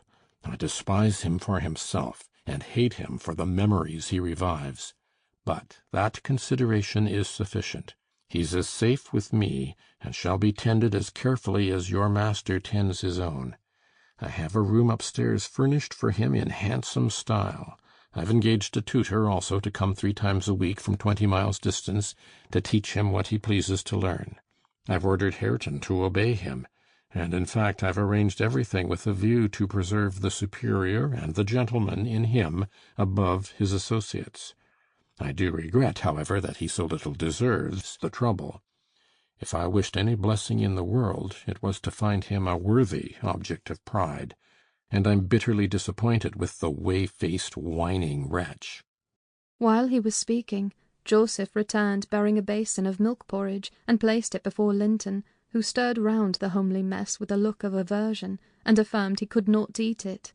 I saw the old manservant shared largely in his master's scorn of the child, though he was compelled to retain the sentiment in his heart, because Heathcliff plainly meant his underlings to hold him in honour. "Cannot eat it?" repeated he, peering in Linton's face, and subduing his voice to a whisper for fear of being overheard. "But Maister Hareton never ate naught else when he were little un, and what were good enough for him is good enough for ye, I's rather think." "I shan't eat it," answered Linton snappishly. "Take it away." Joseph snatched up the food indignantly and brought it to us. "Is there aught ails thy victuals?"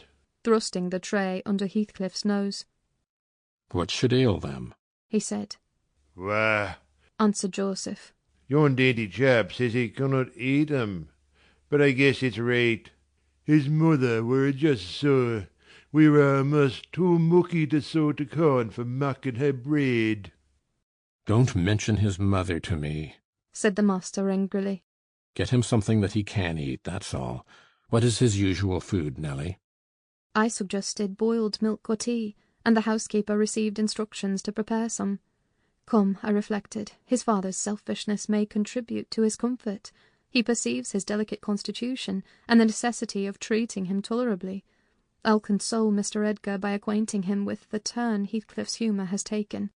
Having no excuse for lingering longer, I slipped out, while Linton was engaged in timidly rebuffing the advances of a friendly sheepdog.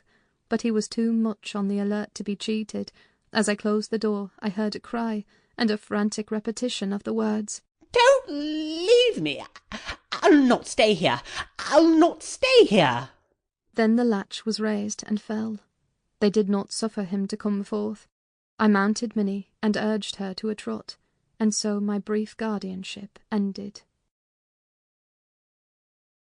Chapter 21. We had sad work with little Cathy that day. She rose in high glee, eager to join her cousin, and such passionate tears and lamentations followed the news of his departure that Edgar himself was obliged to soothe her by affirming he should come back soon. He added, however, "If I can get him," and there were no hopes of that. This promise poorly pacified her, but time was more potent, and though still at intervals she inquired of her father when Linton would return, before she did see him again his features had waxed so dim in her memory that she did not recognise him. When I chanced to encounter the housekeeper of Wuthering Heights in paying business visits to Gimmerton, I used to ask how the young master got on, for he lived almost as secluded as Catherine herself, and was never to be seen. I could gather from her that he continued in weak health, and was a tiresome inmate. She said Mr. Heathcliff seemed to dislike him ever longer and worse, though he took some trouble to conceal it. He had an antipathy to the sound of his voice, and could not do at all with his sitting in the same room with him many minutes together. There seldom passed much talk between them.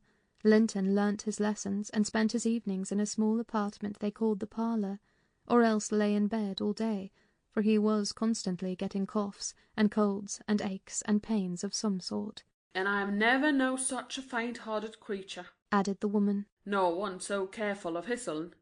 He will go on, if I leave the window open a bit late in the evening. Oh, it's killing a breathing of night air.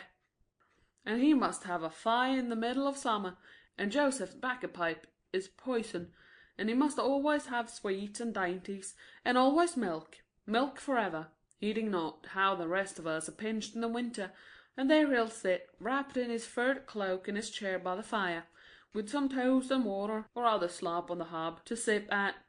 And if Hareton, for pity, comes to amuse him, Hareton is not bad-natured, though he's rough, they're sure to part, one swearing and the other crying.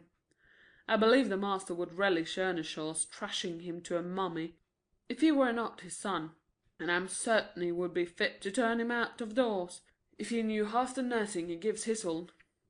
But then he won't go into danger of temptation. He never enters the parlour, and should Linton show those ways in the house where he is, he sends him upstairs directly." I divined from this account that utter lack of sympathy had rendered young Heathcliff selfish and disagreeable, if he were not so originally, and my interest in him, consequently, decayed, though still I was moved with a sense of grief at his lot, and a wish that he had been left with us. Mr. Edgar encouraged me to gain information. He thought a great deal about him, I fancy, and would have run some risk to see him, and he told me once to ask the housekeeper whether he ever came into the village. She said he had only been twice on horseback, accompanying his father, and both times he pretended to be quite knocked up for 3 or 4 days afterwards. That housekeeper left, if I recollect rightly, 2 years after he came, and another, whom I did not know, was her successor. She lives there still. Time wore on at the Grange in its former pleasant way, till Miss Cathy reached 16. On the anniversary of her birth, we never manifested any signs of rejoicing, because it was also the anniversary of my late mistress's death. Her father invariably spent the day alone in the library, and walked at dusk as far as Gimmerton kirkyard, where he would frequently prolong his stay beyond midnight. Therefore Catherine was thrown on her own resources for amusement. This 20th of March was a beautiful spring day, and when her father had retired, my young lady came down dressed for going out, and said she asked to have a ramble on the edge of the moor with me. Mr. Linton had given her leave, if we went only a short distance and were back within the hour. "So make haste, Ellen," she cried. "I know where I wish to go, where a colony of moor game are settled. I want to see whether they have made their nests yet." "That must be a good distance up," I answered. "They don't breed on the edge of the moor." "No, it's not," she said. "I've gone very near with papa." I put on my bonnet and sallied out, thinking nothing more of the matter. She bounded before me and returned to my side, and was off again like a young greyhound, and at first I found plenty of entertainment in listening to the larks singing far and near, and enjoying the sweet, warm sunshine, and watching her, my pet and my delight, with her golden ringlets flying loose behind, and her bright cheek, as soft and pure in its bloom as a wild rose, and her eyes radiant with cloudless pleasure. She was a happy creature, and an angel in those days. It's a pity she could not be content. "Well," said I, "where are your moor game, Miss Cathy? We should be at them. The Grange Park fence is a great way off now." "Oh, a little further, only a little further, Ellen," was her answer continually. "Climb to that hillock, pass that bank, and by the time you reach the other side I shall have raised the birds." But there were so many hillocks and banks to climb and pass that, at length, I began to be weary, and told her we must halt, and retrace our steps. I shouted to her, as she had outstripped me a long way. She either did not hear or did not regard, for she still sprang on, and I was compelled to follow. Finally she dived into a hollow, and before I came in sight of her again, she was 2 miles nearer Wuthering Heights than her own home, and I beheld a couple of persons arrest her, one of whom I felt convinced was Mr. Heathcliff himself. Cathy had been caught in the act of plundering, or at least hunting out the nests of the grouse. The Heights were Heathcliff's land, and he was reproving the poacher. "I've neither taken any nor found any," she said, as I toiled to them, expanding her hands in corroboration of the statement. "I didn't mean to take them, but papa told me there were quantities up here, and I wished to see the eggs." Heathcliff glanced at me with an ill-meaning smile, expressing his acquaintance with the party, and, consequently, his malevolence towards it, and demanded who papa was. "Mr. Linton of Thrushcross Grange," she replied. "I thought you did not know me, or you wouldn't have spoken in that way." You suppose papa is highly esteemed and respected, then? He said sarcastically. "And what are you?" inquired Catherine, gazing curiously on the speaker. "That man I've seen before. Is he your son?" She pointed to Hareton, the other individual, who had gained nothing but increased bulk and strength by the addition of 2 years to his age. He seemed as awkward and rough as ever. "Miss Cathy," I interrupted, "it will be 3 hours instead of 1 that we are out presently. We really must go back." "No, that man is not my son," answered Heathcliff, pushing me aside. "But I have one, and you have seen him before, too. And though your nurse is in a hurry, I think both you and she would be the better for a little rest. Will you just turn this nab of heath and walk into my house? You'll get home earlier for the ease, and you shall receive a kind welcome." I whispered Catherine that she mustn't on any account accede to the proposal. It was entirely out of the question. "Why?" she asked aloud. "I'm tired of running, and the ground is dewy. I can't sit here. Let us go, Ellen. Besides, he says I have seen his son. He's mistaken, I think. But I guess where he lives, at the farmhouse I visited in coming from Penistone Crags. Don't you?" "I do. Come, Nelly, hold your tongue. It will be a treat for her to look in on us. Hareton, get forwards with the lass. You shall walk with me, Nelly." "No, she's not going to any such place," I cried, struggling to release my arm, which he had seized. But she was almost at the door-stones already, scampering round the brow at full speed. Her appointed companion did not pretend to escort her. He shied off by the roadside and vanished. "Mr. Heathcliff, it's very wrong," I continued. "You know you mean no good. And there she'll see Linton, and all will be told as soon as ever we return, and I shall have the blame." "I want her to see Linton," he answered. "He's looking better these few days, and it's not often he's fit to be seen. And we'll soon persuade her to keep the visit secret. Where is the harm of it?" "The harm of it is that her father would hate me if he found I suffered her to enter your house, and I am convinced you have a bad design in encouraging her to do so," I replied. My design is as honest as possible. I'll inform you of its whole scope. He said. That the two cousins may fall in love and get married. I'm acting generously to your master. His young chit has no expectations, and should she second my wishes, she'll be provided for at once as joint successor with Linton. If Linton died, I answered, and his life is quite uncertain, Catherine would be the heir. No, she would not, he said. There is no clause in the will to secure it so. His property would go to me, but, to prevent disputes, I desire their union, and am resolved to bring it about. And I'm resolved she shall never approach your house with me again, I returned, as we reached the gate, where Miss Cathy waited our coming. Heathcliff bade me be quiet, and, preceding us up the path, hastened to open the door. My young lady gave him several looks, as if she could not exactly make up her mind what to think of him, but now he smiled when he met her eye, and softened his voice in addressing her, and I was foolish enough to imagine the memory of her mother might disarm him from desiring her injury.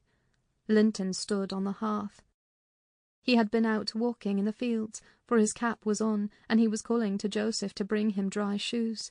He had grown tall of his age, still wanting some months of 16. His features were pretty yet, and his eye and complexion brighter than I remembered them, though with merely temporary lustre borrowed from the salubrious air and genial sun. Now, who is that? Asked Mr. Heathcliff, turning to Cathy. Can you tell? Your son? She said, having doubtfully surveyed first one and then the other. Yes, yes, answered he. But is this the only time you have beheld him? Think. Ah, you have a short memory. Linton, don't you recall your cousin that you used to tease us so with wishing to see? What?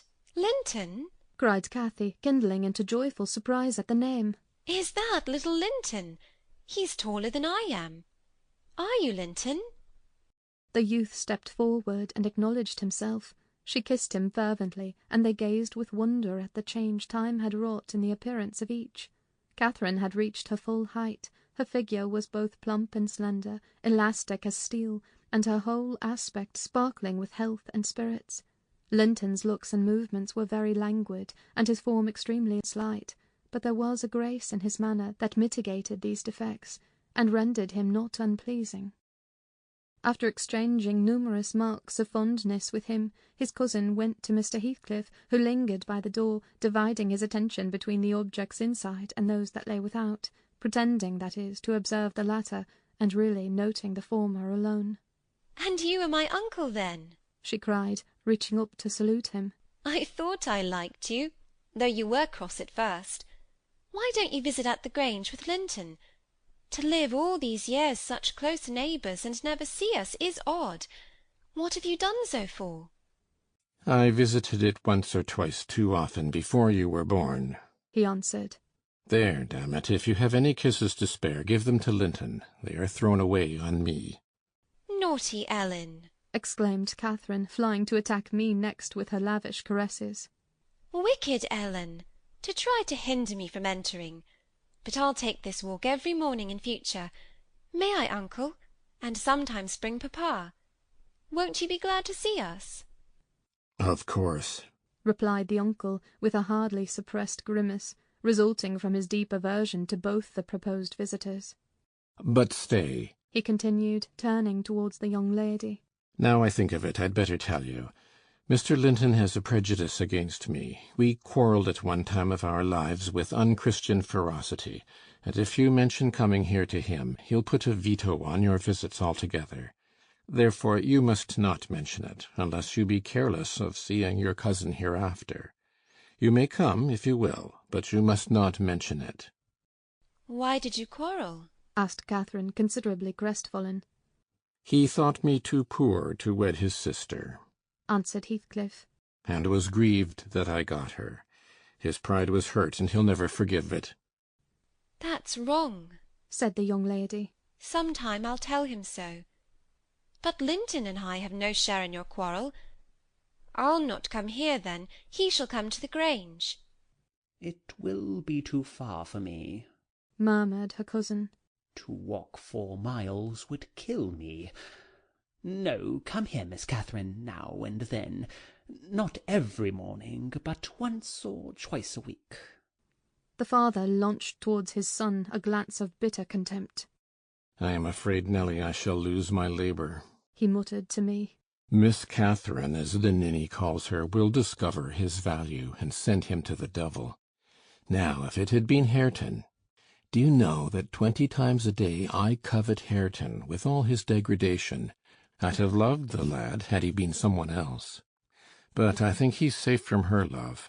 I'll pit him against that paltry creature unless it bestir itself briskly. We calculate it will scarcely last till it is 18. Oh, confound the vapid thing! He's absorbed in drying his feet, and never looks at her. Linton!" "Yes, father," answered the boy. "Have you nothing to show your cousin anywhere about, not even a rabbit or a weasel's nest? Take her into the garden before you change your shoes, and into the stable to see your horse." "Wouldn't you rather sit here?" asked Linton, addressing Cathy in a tone which expressed reluctance to move again. "I don't know," she replied, casting a longing look to the door, and evidently eager to be active. He kept his seat, and shrank closer to the fire. Heathcliff rose and went into the kitchen, and from thence to the yard, calling out for Hareton. Hareton responded, and presently the two re-entered. The young man had been washing himself, as was visible by the glow on his cheeks and his wetted hair. "Oh, I'll ask you, uncle," cried Miss Cathy, recollecting the housekeeper's assertion. "That is not my cousin, is he?" "Yes," he replied. "Your mother's nephew. Don't you like him?" Catherine looked queer. "Is he not a handsome lad?" he continued. The uncivil little thing stood on tiptoe, and whispered a sentence in Heathcliff's ear. He laughed. Hareton darkened. I perceived he was very sensitive to suspected slights, and had obviously a dim notion of his inferiority. But his master, or guardian, chased the frown by exclaiming, "You'll be the favourite among us, Hareton. She says you are what was it? Well, something very flattering. Here, you go with her round the farm. And behave like a gentleman, mind. Don't use any bad words, and don't stare when the young lady is not looking at you, and be ready to hide your face when she is. And when you speak, say your words slowly, and keep your hands out of your pockets. Be off, and entertain her as nicely as you can." He watched the couple walking past the window. Earnshaw had his countenance completely averted from his companion. He seemed studying the familiar landscape with a stranger's and an artist's interest. Catherine took a sly look at him, expressing small admiration. She then turned her attention to seeking out objects of amusement for herself, and tripped merrily on, lilting a tune to supply the lack of conversation. "I've tied his tongue," observed Heathcliff. "He'll not venture a single syllable all the time.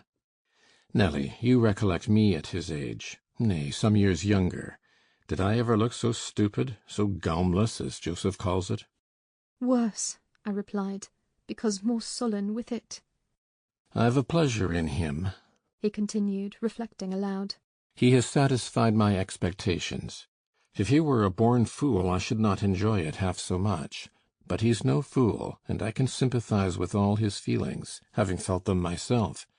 I know what he suffers now, for instance, exactly. It is merely a beginning of what he shall suffer, though. And he'll never be able to emerge from his bathos of coarseness and ignorance. I've got him faster than his scoundrel of a father secured me, and lower, for he takes a pride in his brutishness. I've taught him to scorn everything extra-animal as silly and weak. Don't you think Hindley would be proud of his son if he could see him? Almost as proud as I am of mine. But there's this difference. One is gold put to the use of paving stones, and the other is tin polished to ape a service of silver. Mine has nothing valuable about it, yet I shall have the merit of making it go as far as such poor stuff can go. His had first-rate qualities, and they are lost, rendered worse than unavailing. I have nothing to regret. He would have more than any but I are aware of. And the best of it is, Hareton is damnably fond of me. You'll own that I've outmatched Hindley there.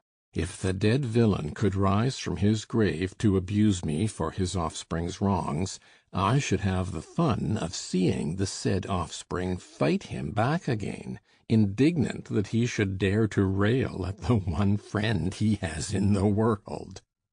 Heathcliff chuckled a fiendish laugh at the idea. I made no reply, because I saw that he expected none. Meantime, our young companion, who sat too removed from us to hear what was said, began to evince symptoms of uneasiness, probably repenting that he had denied himself the treat of Catherine's society for fear of a little fatigue. His father remarked the restless glances wandering to the window, and the hand irresolutely extended towards his cap. "Get up, you idle boy," he exclaimed with assumed heartiness. "Away after them. They are just at the corner, by the stand of hives." Linton gathered his energies and left the hearth. The lattice was open, and as he stepped out, I heard Cathy inquiring of her unsociable attendant what was that inscription over the door. Hareton stared up and scratched his head like a true clown. "It's some damnable writing," he answered. "I cannot read it." "Can't read it?" cried Catherine. "I can read it. It's English. But I want to know why it is there." Linton giggled, the first appearance of mirth he had exhibited. "He does not know his letters," he said to his cousin. "Could you believe in the existence of such a colossal dunce?" "Is he all as he should be?" asked Miss Cathy seriously. "Or is he simple? Not right? I've questioned him twice now, and each time he looked so stupid I think he does not understand me. I can hardly understand him, I'm sure." Linton repeated his laugh and glanced at Hareton tauntingly, who certainly did not seem quite clear of comprehension at that moment. "There's nothing the matter but laziness. Is there, Earnshaw?" he said. "My cousin fancies you are an idiot. There you experience the consequence of scorning book-larning, as you would say.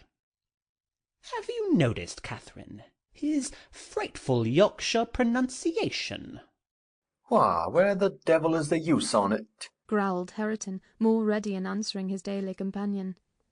He was about to enlarge further, but the two youngsters broke into a noisy fit of merriment, my giddy miss being delighted to discover that she might turn his strange talk to matter of amusement. "Where's the use of the devil in that sentence?" tittered Linton. "Papa told you not to say any bad words, and you can't open your mouth without one. Do try to behave like a gentleman. Now do." "If thou weren't more a lass than a lad, I'd fell thee this minute, I would. Pitiful lath of a creator," retorted the angry boar, retreating, while his face burnt with mingled rage and mortification, for he was conscious of being insulted, and embarrassed how to resent it. Mr. Heathcliff, having overheard the conversation as well as I, smiled when he saw him go, but immediately afterwards cast a look of singular aversion on the flippant pair, who remained chattering in the doorway, the boy finding animation enough while discussing Hareton's faults and deficiencies, and relating anecdotes of his goings-on, and the girl relishing his pert and spiteful sayings, without considering the ill nature they evinced. I began to dislike, more than to compassionate Linton, and to excuse his father in some measure for holding him cheap. We stayed till afternoon. I could not tear Miss Cathy away sooner, but happily my master had not quitted his apartment, and remained ignorant of our prolonged absence. As we walked home, I would fain have enlightened my charge on the characters of the people we had quitted, but she got it into her head that I was prejudiced against them. "Aha!" she cried. "You take papa's side, Ellen. You are partial, I know, or else you wouldn't have cheated me so many years into the notion that Linton lived a long way from here. I'm really extremely angry, only I'm so pleased I can't show it. But you must hold your tongue about my uncle. He's my uncle, remember, and I'll scold papa for quarrelling with him." And so she ran on, till I relinquished the endeavour to convince her of her mistake. She did not mention the visit that night, because she did not see Mr. Linton. Next day it all came out, sadly to my chagrin, and still I was not altogether sorry. I thought the burden of directing and warning would be more efficiently borne by him than me. But he was too timid in giving satisfactory reasons for his wish that she should shun connection with the household of the Heights, and Catherine liked good reasons for every restraint that harassed her petted will. Papa! She exclaimed after the morning's salutations. Guess whom I saw yesterday in my walk on the moors? Ah, Papa, you started. You've not done right, have you now? I saw, but listen, and you shall hear how I found you out, and Ellen, who is in league with you, and yet pretended to pity me so, when I kept hoping, and was always disappointed about Linton's coming back. She gave a faithful account of her excursion and its consequences, and my master, though he cast more than one reproachful look at me, said nothing till she had concluded. Then he drew her to him, and asked if she knew why he had concealed Linton's near neighbourhood from her. Could she think it was to deny her a pleasure that she might harmlessly enjoy? It was because you disliked Mr. Heathcliff, she answered. Then you believe I care more for my own feelings than yours, Cathy? He said. No, it was not because I disliked Mr. Heathcliff, but because Mr. Heathcliff dislikes me, and is a most diabolical man, delighting to wrong and ruin those he hates, if they give him the slightest opportunity. I knew that you could not keep up an acquaintance with your cousin without being brought into contact with him, and I knew he would detest you on my account. So for your own good, and nothing else, I took precaution that you should not see Linton again. I meant to explain this some time as you grew older, and I'm sorry I delayed it. But Mr. Heathcliff was quite cordial, Papa, observed Catherine, not at all convinced. And he didn't object to our seeing each other. He said I might come to his house when I pleased. Only I must not tell you, because you had quarrelled with him, and would not forgive him for marrying Aunt Isabella. And you won't. You are the one to be blamed. He is willing to let us be friends, at least, Linton and I, and you are not. My master, perceiving that she would not take his word for her uncle-in-law's evil disposition, gave a hasty sketch of his conduct to Isabella, and the manner in which Wuthering Heights became his property. He could not bear to discourse long upon the topic, for though he spoke little of it, he still felt the same horror and detestation of his ancient enemy that had occupied his heart ever since Mrs. Linton's death. She might have been living yet if it had not been for him, was his constant bitter reflection, and, in his eyes, Heathcliff seemed a murderer. Miss Cathy, conversant with no bad deeds except her own slight acts of disobedience, injustice, and passion, arising from hot temper and thoughtlessness, and repented of on the day they were committed, was amazed at the blackness of spirit that could brood on and cover revenge for years, and deliberately prosecute its plans without a visitation of remorse. She appeared so deeply impressed and shocked at this new view of human nature, excluded from all her studies and all her ideas till now, that Mr. Edgar deemed it unnecessary to pursue the subject. He merely added, You will know hereafter, darling, why I wish you to avoid his house and family. Now return to your old employments and amusements, and think no more about them. Catherine kissed her father, and sat down quietly to her lessons for a couple of hours, according to custom. Then she accompanied him into the grounds, and the whole day passed as usual. But in the evening, when she had retired to her room, and I went to help her to undress, I found her crying, on her knees by the bedside. "Oh, fie, silly child!" I exclaimed. "If you had any real griefs, you'd be ashamed to waste a tear on this little contrariety. You never had one shadow of substantial sorrow, Miss Catherine. Suppose for a minute that master and I were dead, and you were by yourself in the world. How would you feel then? Compare the present occasion with such an affliction as that, and be thankful for the friends you have, instead of coveting more." "I'm not crying for myself, Ellen," she answered. "It's for him. He expected to see me again tomorrow, and there he'll be so disappointed, and he'll wait for me, and I shan't come." "Nonsense," said I.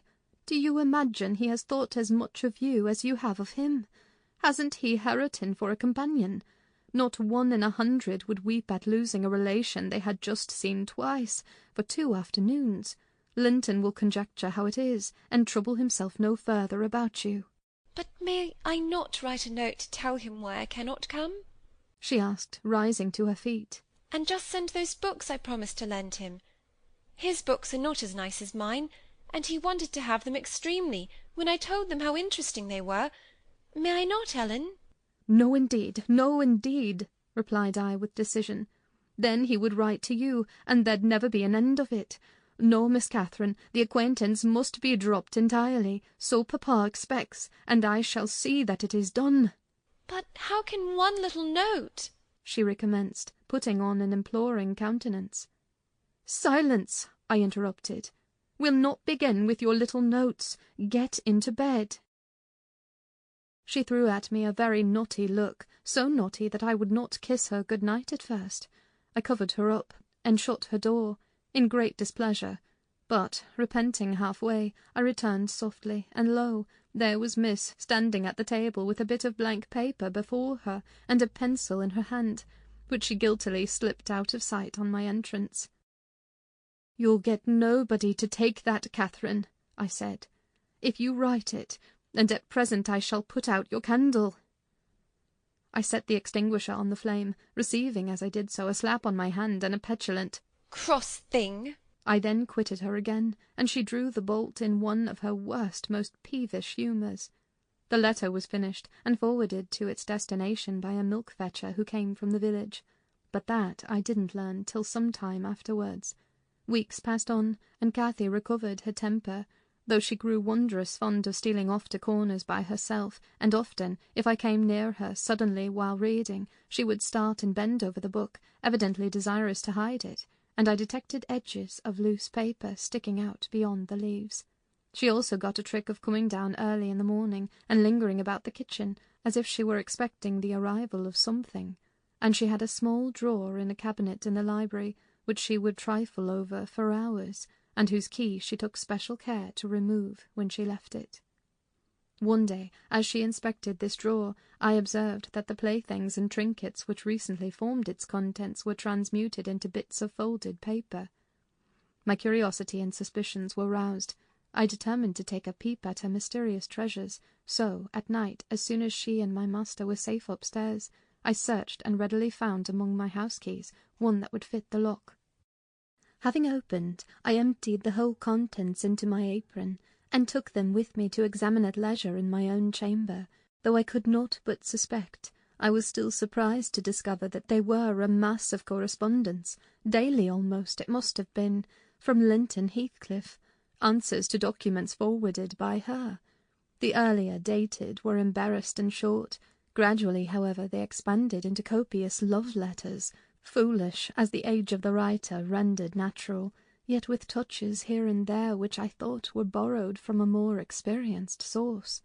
Some of them struck me as singularly odd compounds of ardour and flatness, commencing in strong feeling and concluding in the affected, wordy style that a schoolboy might use to a fancied, incorporeal sweetheart. Whether they satisfied Cathy I don't know, but they appeared very worthless trash to me. After turning over as many as I thought proper, I tied them in a handkerchief and set them aside, relocking the vacant drawer. Following her habit, my young lady descended early and visited the kitchen. I watched her go to the door on the arrival of a certain little boy, and, while the dairymaid filled his can, she tucked something into his jacket pocket and plucked something out. I went round by the garden and laid wait for the messenger, who fought valorously to defend his trust, and we spilt the milk between us. But I succeeded in abstracting the epistle, and, threatening serious consequences if he did not look sharp home, I remained under the wall and perused Miss Cathy's affectionate composition. It was more simple and more eloquent than her cousin's, very pretty and very silly. I shook my head, and went meditating into the house. The day being wet, she could not divert herself with rambling about the park, so, at the conclusion of her morning studies, she resorted to the solace of the drawer. Her father sat reading at the table, and I, on purpose, had sought a bit of work in some unripped fringes of the window curtain, keeping my eye steadily fixed on her proceedings.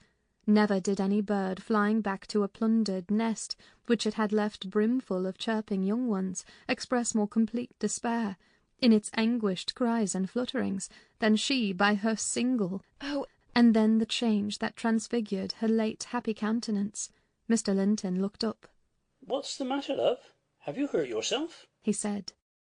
His tone and look assured her he had not been the discoverer of the hoard. No, Papa, she gasped. Ellen, come upstairs. I'm sick. I obeyed her summons and accompanied her out. Oh, Ellen, you have got them, she commenced immediately, dropping on her knees when we were enclosed alone. Oh, give them to me, and I'll never, never do so again. Don't tell Papa. You have not told Papa, Ellen. Say you have not. I've been exceedingly naughty, but I won't do it any more. With a grave severity in my manner, I begged her stand up. So, I exclaimed, Miss Catherine, you are tolerably far on, it seems. You may well be ashamed of them. A fine bundle of trash you study in your leisure hours, to be sure. Why, it's good enough to be printed. And what do you suppose the master will think when I display it before him? I haven't shown it yet, but you needn't imagine I shall keep your ridiculous secrets. For shame! And you must have led the way in writing such absurdities. He would not have thought of beginning, I'm certain. I didn't, sobbed Cathy, fit to break her heart. I didn't once think of loving him till— Loving? Cried I, as scornfully as I could utter the word. Loving? Did anybody ever hear the like?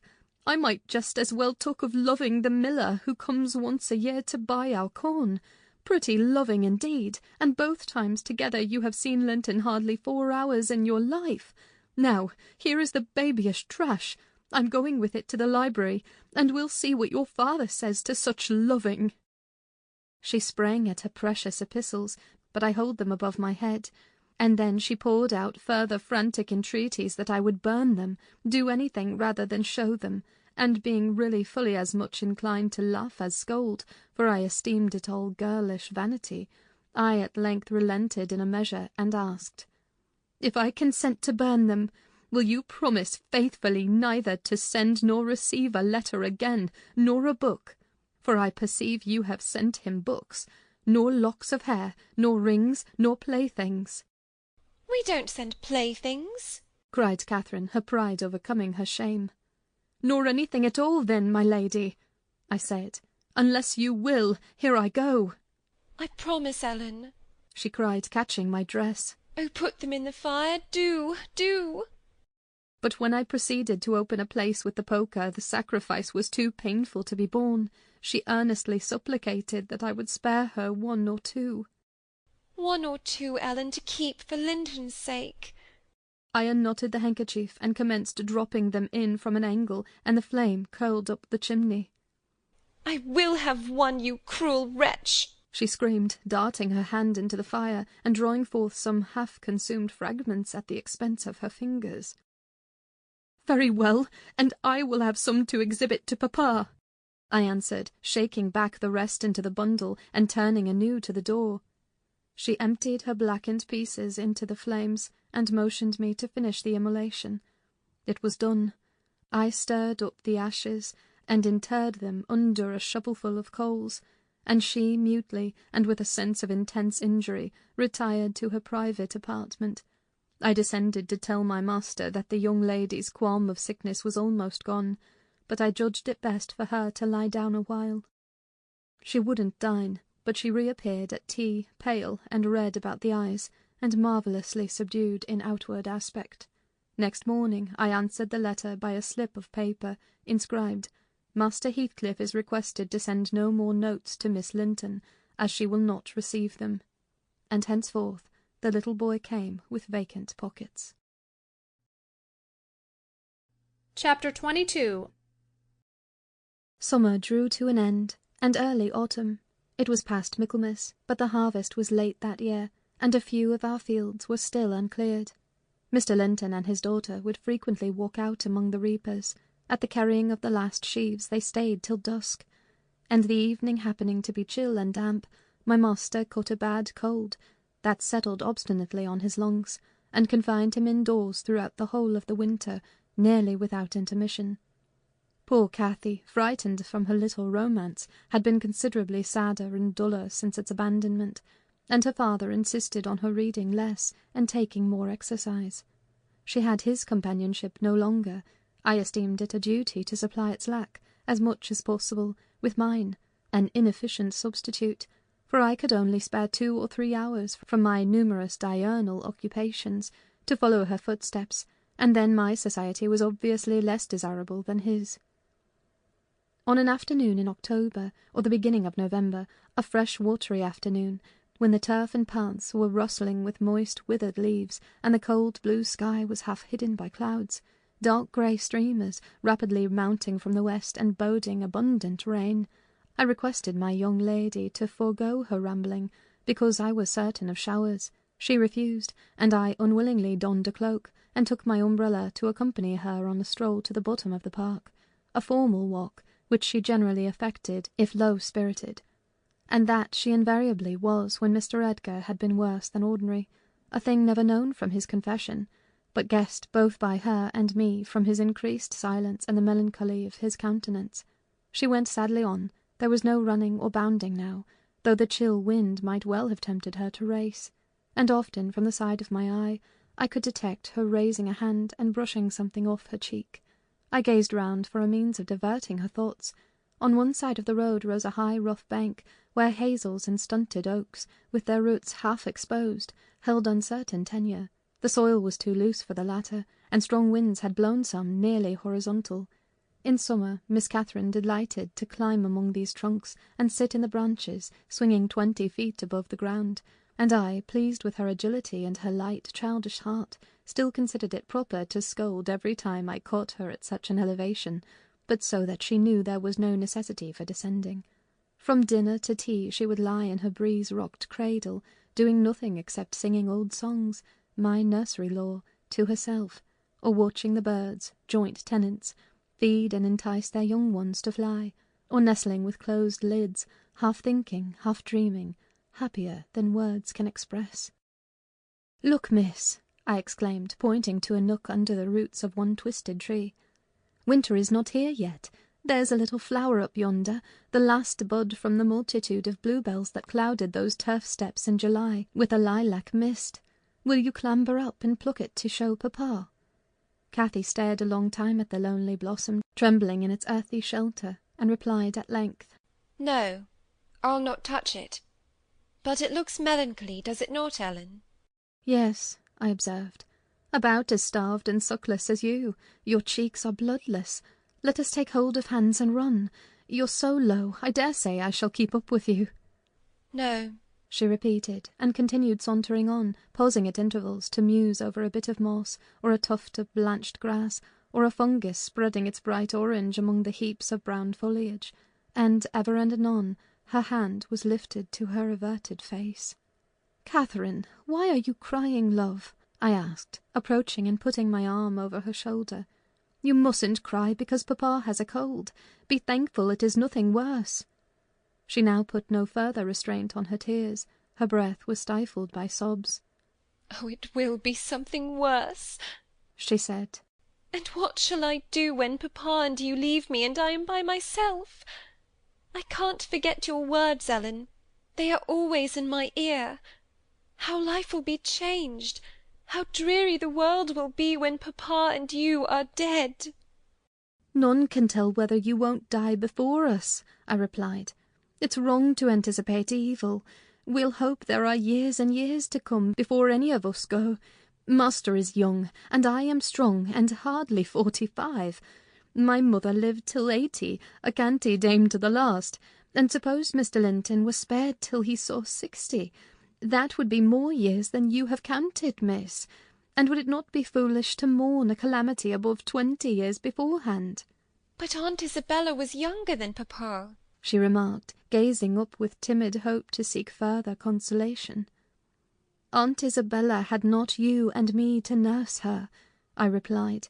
"She wasn't as happy as master. She hadn't as much to live for. All you need do is to wait well on your father, and cheer him by letting him see you cheerful, and avoid giving him anxiety on any subject. Mind that, Cathy. I'll not disguise but you might kill him if you were wild and reckless, and cherished a foolish, fanciful affection for the son of a person who would be glad to have him in his grave, and allowed him to discover that you fretted over the separation he has judged it expedient to make." I fret about nothing on earth except papa's illness, answered my companion. I care for nothing in comparison with papa, and I'll never, never, oh, never will I have my senses do an act or say a word to vex him. I love him better than myself, Ellen, and I know it by this.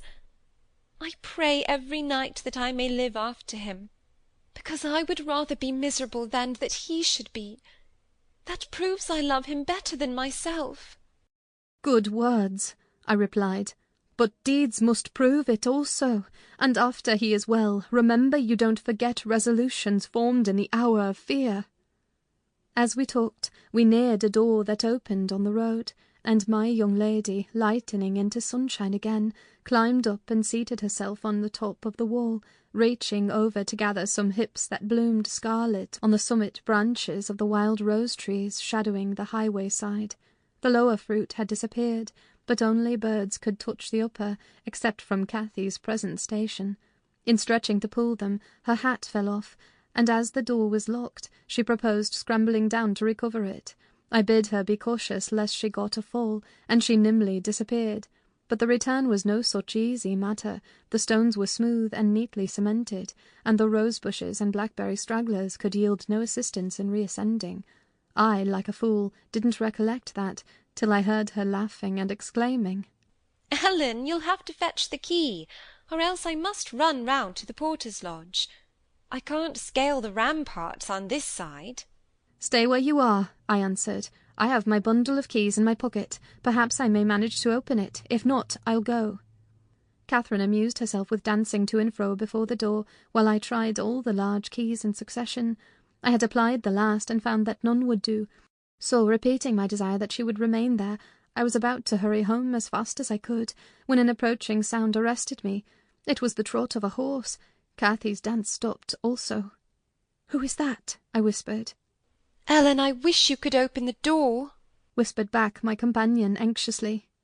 "Ho, Miss Linton!" cried a deep voice, the rider's. "I'm glad to meet you. Don't be in haste to enter, for I have an explanation to ask and obtain." I shan't speak to you, Mr. Heathcliff, answered Catherine. Papa says you are a wicked man, and you hate both him and me, and Ellen says the same. "That is nothing to the purpose," said Heathcliff. He it was. "I don't hate my son, I suppose, and it is concerning him that I demand your attention. Yes, you have cause to blush. 2 or 3 months since, were you not in the habit of writing to Linton, making love in play, eh? You deserved both of you flogging for that. You especially, the elder and less sensitive, as it turns out. I've got your letters, and if you give me any pertness I'll send them to your father. I presume you grew weary of the amusement and dropped it, didn't you? Well, you dropped Linton with it into a slough of despond. He was in earnest, in love, really. As true as I live, he's dying for you, breaking his heart at your fickleness, not figuratively, but actually. Though Hareton has made him a standing jest for 6 weeks, and I have used more serious measures and attempted to frighten him out of his idiocy, he gets worse daily, and he'll be under the sod before summer, unless you restore him." "How can you lie so glaringly to the poor child?" I called from the inside. "Pray, ride on. How can you deliberately get up such paltry falsehoods? Miss Cathy, I'll knock the lock off with a stone. You won't believe that vile nonsense. You can feel in yourself it is impossible that a person should die for love of a stranger." "I was not aware there were eavesdroppers," muttered the detected villain. "Worthy Mrs. Dean, I like you, but I don't like your double-dealing," he added aloud. "How could you lie so glaringly as to affirm I hated the poor child, and invent bugbear stories to terrify her from my door-stones? Catherine Linton, the very name warms me. My bonny lass, I shall be from home all this week. Go and see if I have not spoken truth. Do, there's a darling. Just imagine your father in my place and Linton in yours. Then think how you would value your careless lover if he refused to stir a step to comfort you when your father himself entreated him. And don't, from pure stupidity, fall into the same error. I swear on my salvation he's going to his grave, and none but you can save him." The lock gave way, and I issued out. I swear Linton is dying, repeated Heathcliff, looking hard at me. and grief and disappointment are hastening his death. Nelly, if you won't let her go, you can walk over yourself.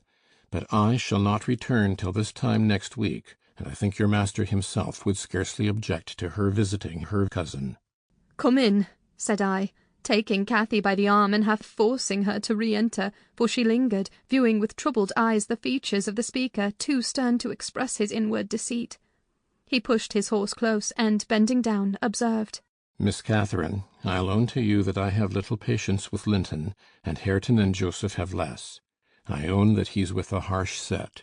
He pines for kindness as well as love, and a kind word from you would be his best medicine. Don't mind Mrs. Dean's cruel cautions, but be generous, and contrive to see him. He dreams of you day and night, and cannot be persuaded that you don't hate him, since you neither write nor call. I closed the door, and rolled a stone to assist the loosened lock in holding it, and spreading my umbrella, I drew my charge underneath, for the rain began to drive through the moaning branches of the trees, and warned us to avoid delay. Our hurry prevented any comment on the encounter with Heathcliff, as we stretched towards home. But I divined instinctively that Catherine's heart was clouded now in double darkness. Her features were so sad, they did not seem hers. She evidently regarded what she had heard as every syllable true. The master had retired to rest before we came in. Cathy stole to his room to inquire how he was. He had fallen asleep. She returned and asked me to sit with her in the library. We took our tea together, and afterwards she lay down on the rug, and told me not to talk, for she was weary. I got a book and pretended to read. As soon as she supposed me absorbed in my occupation, she recommenced her silent weeping. It appeared at present her favourite diversion. I suffered her to enjoy it a while, then I expostulated, deriding and ridiculing all Mr. Heathcliff's assertions about his son, as if I were certain she would coincide. Alas, I hadn't skill to counteract the effect his account had produced. It was just what he intended. You may be right, Ellen, she answered, but I shall never feel at ease till I know. And I must tell Linton it is not my fault that I don't write, and convince him that I shall not change. What use were anger and protestations against her silly credulity? We parted that night, hostile, but next day beheld me on the road to Wuthering Heights, by the side of my wilful young mistress's pony. I couldn't bear to witness her sorrow, to see her pale, dejected countenance, and heavy eyes, and I yielded, in the faint hope that Linton himself might prove, by his reception of us, how little of the tale was founded on fact. Chapter 23. The rainy night had ushered in a misty morning, half frost, half drizzle, and temporary brooks crossed our path, gurgling from the uplands. My feet were thoroughly wetted. I was cross and low, exactly the humour suited for making the most of these disagreeable things. We entered the farmhouse by the kitchen way, to ascertain whether Mr. Heathcliff were really absent, because I put slight faith in his own affirmation. Joseph seemed sitting in a sort of Elysium alone, beside a roaring fire, a quart of ale on the table near him, bristling with large pieces of toasted oat-cake, and his black short pipe in his mouth. Catherine ran to the hearth to warm herself. I asked if the master was in. My question remained so long unanswered that I thought the old man had grown deaf, and repeated it louder. Nay, he snarled, or rather screamed through his nose. Nay, ya mun go back where ye come fro. Joseph! cried a peevish voice, simultaneously with me, from the inner room. Oh, how often am I to call you? There are only a few red ashes now. Joseph! Come this moment! Vigorous puffs, and a resolute stare into the grate, declared he had no ear for this appeal. The housekeeper and Hareton were invisible, one gone on an errand, and the other at his work probably. We knew Linton's tones, and entered. Oh, I hope you'll die in a garret, starved to death. said the boy, mistaking our approach for that of his negligent attendant. He stopped on observing his error. His cousin flew to him. "Is that you, Miss Linton?" he said, raising his head from the arm of the great chair in which he reclined. "No, don't kiss me. It takes my breath. Oh, dear me. Papa said you would call," continued he, after recovering a little from Catherine's embrace, while she stood by looking very contrite. "Will you shut the door, if you please? You left it open, and those detestable creatures won't bring coals to the fire. Oh, it's so cold." I stirred up the cinders and fetched a scuttleful myself.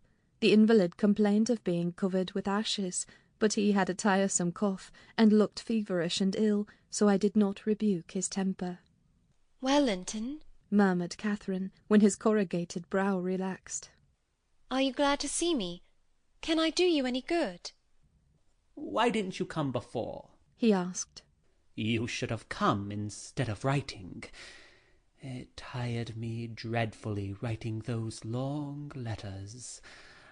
I'd far rather have talked to you. Now I can neither bear to talk nor anything else. I wonder where Zillah is. Will you," looking at me, "step into the kitchen and see?"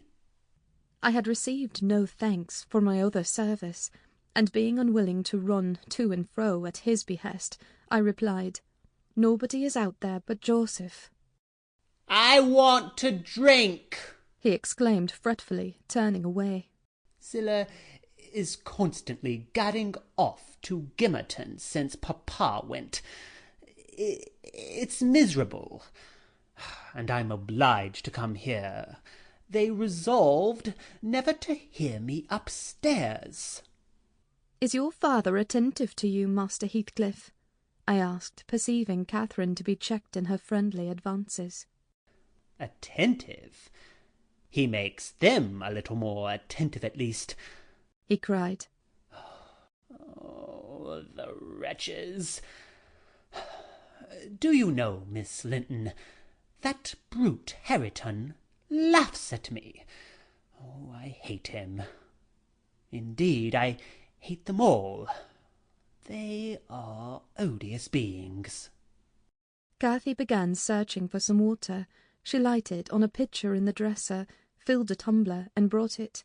He bid her add a spoonful of wine from a bottle on the table, and having swallowed a small portion, appeared more tranquil, and said she was very kind. "And are you glad to see me?" asked she, reiterating her former question, and pleased to detect the faint dawn of a smile. "Oh, yes, I am. It's something new to hear a voice like yours," he replied. "Oh, but I have been vexed, because you wouldn't come. And Papa swore it was owing to me. Oh, he called me a pitiful, snuffling, worthless thing, and said you despised me, and if he had been in my place, he would be more the master of the Grange than your father by this time.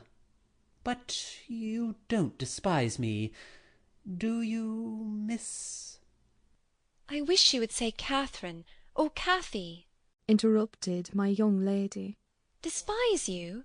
No. Next to Papa and Ellen, I love you better than anybody living. I don't love Mr. Heathcliff, though, and I dare not come when he returns. Will he stay away many days?" "Not many," answered Linton. "But he goes on to the moors frequently, since the shooting season commenced, and you might spend an hour or two with me in his absence. Do say you will. I think I should not be peevish with you. You'd not provoke me, and you'd always be ready to help me, wouldn't you?" "Yes," said Catherine, stroking his long soft hair. If I could only get papa's consent, I'd spend half my time with you. Pretty Linton, I wish you were my brother. And then you would like me, as well as your father, observed he, more cheerfully. But papa says you would love me better than him and all the world, if you were my wife. So I'd rather you were that. No, I should never love anybody better than papa, she returned gravely. And people hate their wives sometimes, but not their sisters and brothers. And if you were the latter, you would live with us, and papa would be as fond of you as he is of me. Linton denied that people ever hated their wives, but Cathy affirmed they did, and, in her wisdom, instanced his own father's aversion to her aunt. I endeavoured to stop her thoughtless tongue. I couldn't succeed till everything she knew was out. Master Heathcliff, much irritated, asserted her relation was false. Papa told me, and papa does not tell falsehoods, she answered pertly. My papa scorns yours, cried Linton. He calls him a sneaking fool. Yours is a wicked man, retorted Catherine. And you are very naughty to dare to repeat what he says. He must be wicked to have made Aunt Isabella leave him as she did. She didn't leave him, said the boy. You shan't contradict me. She did, cried my young lady. Well, I'll tell you something, said Linton. Your mother hated your father. Now then. Oh! exclaimed Catherine, too enraged to continue. And she loved mine, added he. You little liar! I hate you now, she panted, and her face grew red with passion. She did, sang Linton, sinking into the recess of his chair, and leaning back his head to enjoy the agitation of the other disputant who stood behind. Hush, Master Heathcliff, I said. That's your father's tale too, I suppose. It isn't. You hold your tongue, he answered. She did, Catherine. She did. Cathy, beside herself, gave the chair a violent push, and caused him to fall against one arm. He was immediately seized by a suffocating cough that soon ended his triumph. It lasted so long that it frightened even me. As to his cousin, she wept with all her might, aghast at the mischief she had done, though she said nothing. I held him till the fit exhausted itself. Then he thrust me away, and leant his head down silently. Catherine quelled her lamentations also, took a seat opposite, and looked solemnly into the fire. "How do you feel now, Master Heathcliff?" I inquired, after waiting 10 minutes. "I wish she felt as I do," he replied. "Spiteful, cruel thing. Hareton never touches me. He never struck me in his life. And I was better today. And there—" His voice died in a whimper. "I didn't strike you," muttered Cathy, chewing her lip to prevent another burst of emotion. He sighed and moaned like one under great suffering, and kept it up for 1/4 of an hour, on purpose to distress his cousin apparently, for whenever he caught a stifled sob from her, he put renewed pain and pathos into the inflections of his voice. "I'm sorry I hurt you, Linton," she said at length, racked beyond endurance. "But I couldn't have been hurt by that little push, and I had no idea that you could either. You're not much, are you, Linton? Don't let me go home thinking I've done you harm. Answer. Speak to me." "I can't speak to you," he murmured. "You've hurt me so that I shall lie awake all night, choking with this cough. If you had it, you'd know what it was. But you'll be comfortably asleep while I'm in agony, and nobody near me. I wonder how you would like to pass those fearful nights.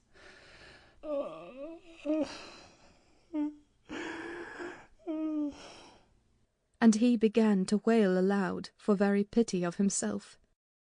"Since you are in the habit of passing dreadful nights," I said, "it won't be Miss who spoils your ease. You'd be the same had she never come. However, she shall not disturb you again, and perhaps you'll get quieter when we leave you." "Must I go?" asked Catherine dolefully, bending over him. "Do you want me to go, Linton?" "You can't alter what you've done," he replied pettishly, shrinking from her. "unless you alter it for the worse by teasing me into a fever."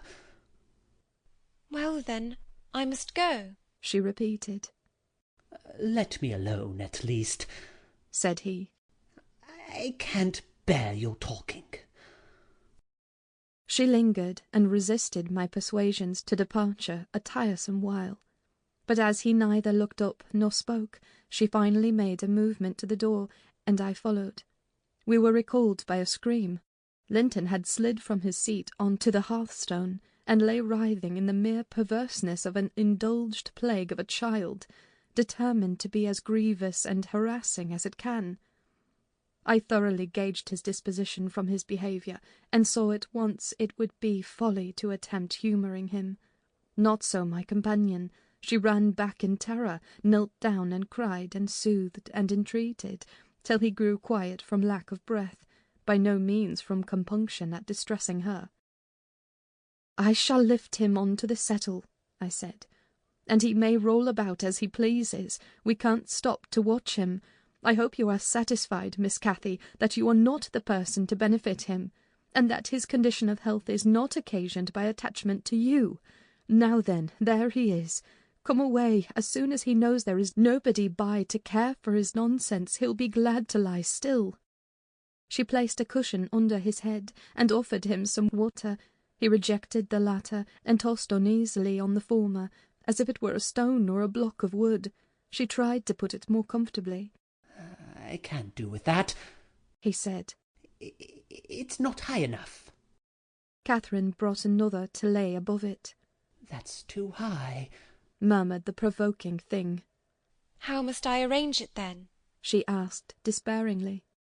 He twined himself up to her, as she half knelt by the settle, and converted her shoulder into a support. "No, that won't do," I said. "You'll be content with the cushion, Master Heathcliff. Miss has wasted too much time on you already. We cannot remain 5 minutes longer." "Yes, yes, we can," replied Cathy. "He's good and patient now. He's beginning to think I shall have far greater misery than he will to-night, if I believe he is the worse for my visit, and then I dare not come again.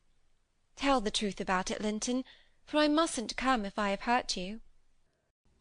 "You must come. You must cure me," he answered. "You ought to come because you have hurt me. You know you have extremely. I was not as ill when you entered as I am at present, was I?" "But you've made yourself ill by crying and being in a passion. I didn't do it all," said his cousin. "However, we'll be friends now. And you want me. You would wish to see me sometimes, really?" "I told you I did," he replied impatiently. "Sit on the settle, and let me lean on your knee. That's as mamma used to do. Whole afternoons together. Sit quite still, and don't talk. But you may sing a song if you can sing, or you may say a nice, long, interesting ballad. One of those you promised to teach me, or a story. I'd rather have a ballad, though. Begin." Catherine repeated the longest she could remember. The employment pleased both mightily. Linton would have another, and after that another, notwithstanding my strenuous objections, and so they went on until the clock struck 12, and we heard Hareton in the court returning for his dinner. "And tomorrow, Catherine, will you be here tomorrow?" asked young Heathcliff, holding her frock as she rose reluctantly. "No," I answered, "nor next day neither." She, however, gave a different response evidently, for his forehead cleared as she stooped and whispered in his ear. "You won't go to-morrow, recollect, miss," I commenced, when we were out of the house. "You are not dreaming of it, are you?" She smiled. "Oh, I'll take good care," I continued. "I'll have that lock mended, and you can escape by no way else." "I can get over the wall," she said, laughing. "The Grange is not a prison, Ellen, and you are not my gaoler. And besides, I'm almost 17. I'm a woman. And I'm certain Linton would recover quickly if he had me to look after him. I'm older than he is, you know, and wiser, less childish, am I not? And he'll soon do as I direct him, with some slight coaxing. He's a pretty little darling when he's good. I'd make such a pet of him if he were mine. We should never quarrel, should we, after we were used to each other? Don't you like him, Ellen?" "Like him!" I exclaimed. "The worst-tempered bit of a sickly slip that ever struggled into its teens. Happily, as Mr. Heathcliff conjectured, he'll not win 20. I doubt whether he'll see spring indeed, and small loss to his family whenever he drops off. And lucky it is for us that his father took him. The kinder he was treated, the more tedious and selfish he'd be. I'm glad you have no chance of having him for a husband, Miss Catherine." My companion waxed serious at hearing this speech. To speak of his death so regardlessly wounded her feelings. "He's younger than I," she answered, after a protracted pause of meditation. "and he ought to live the longest. He will. He must live as long as I do. He's as strong now as when he first came into the north, I'm positive of that. It's only a cold that ails him, the same as papa has. You say papa will get better, and why shouldn't he?" "Well, well," I cried, "after all, we needn't trouble ourselves.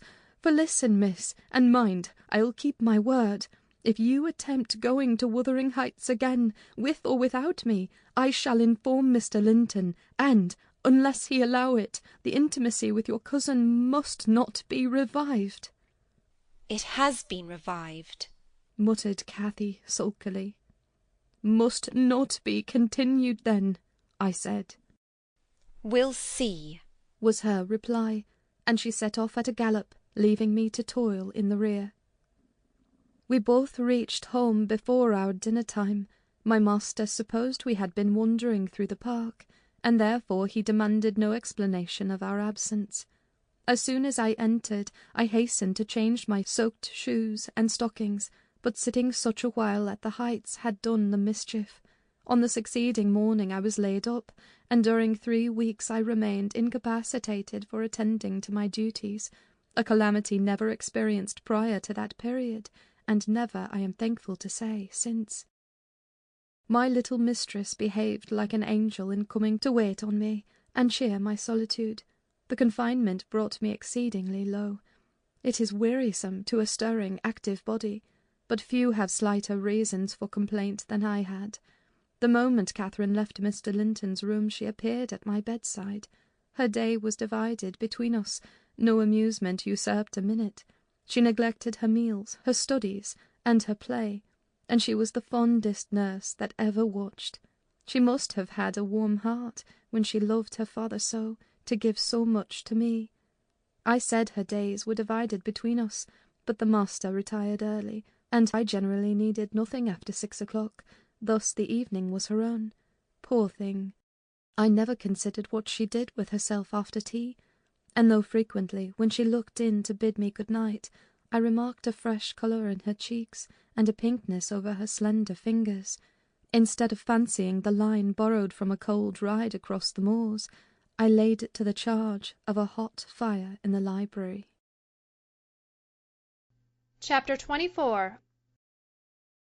At the close of 3 weeks I was able to quit my chamber and move about the house, and on the first occasion of my sitting up in the evening I asked Catherine to read to me, because my eyes were weak. We were in the library, the master having gone to bed. She consented, rather unwillingly I fancied, and imagining my sort of books did not suit her, I bid her please herself in the choice of what she perused. She selected one of her own favourites, and got forward steadily about an hour. Then came frequent questions. "Ellen, are not you tired? Hadn't you better lie down now? You'll be sick keeping up so long, Ellen."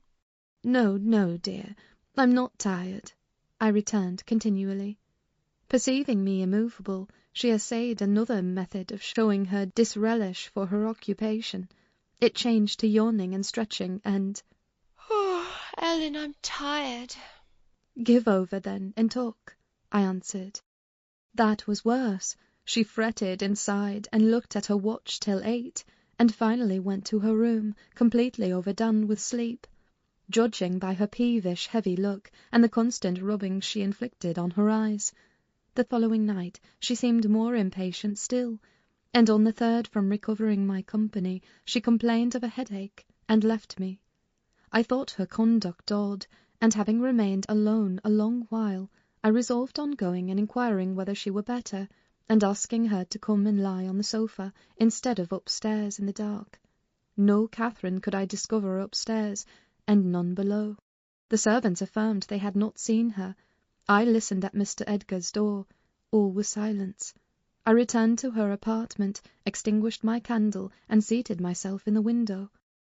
The moon shone bright, a sprinkling of snow covered the ground, and I reflected that she might possibly have taken it into her head to walk about the garden for refreshment.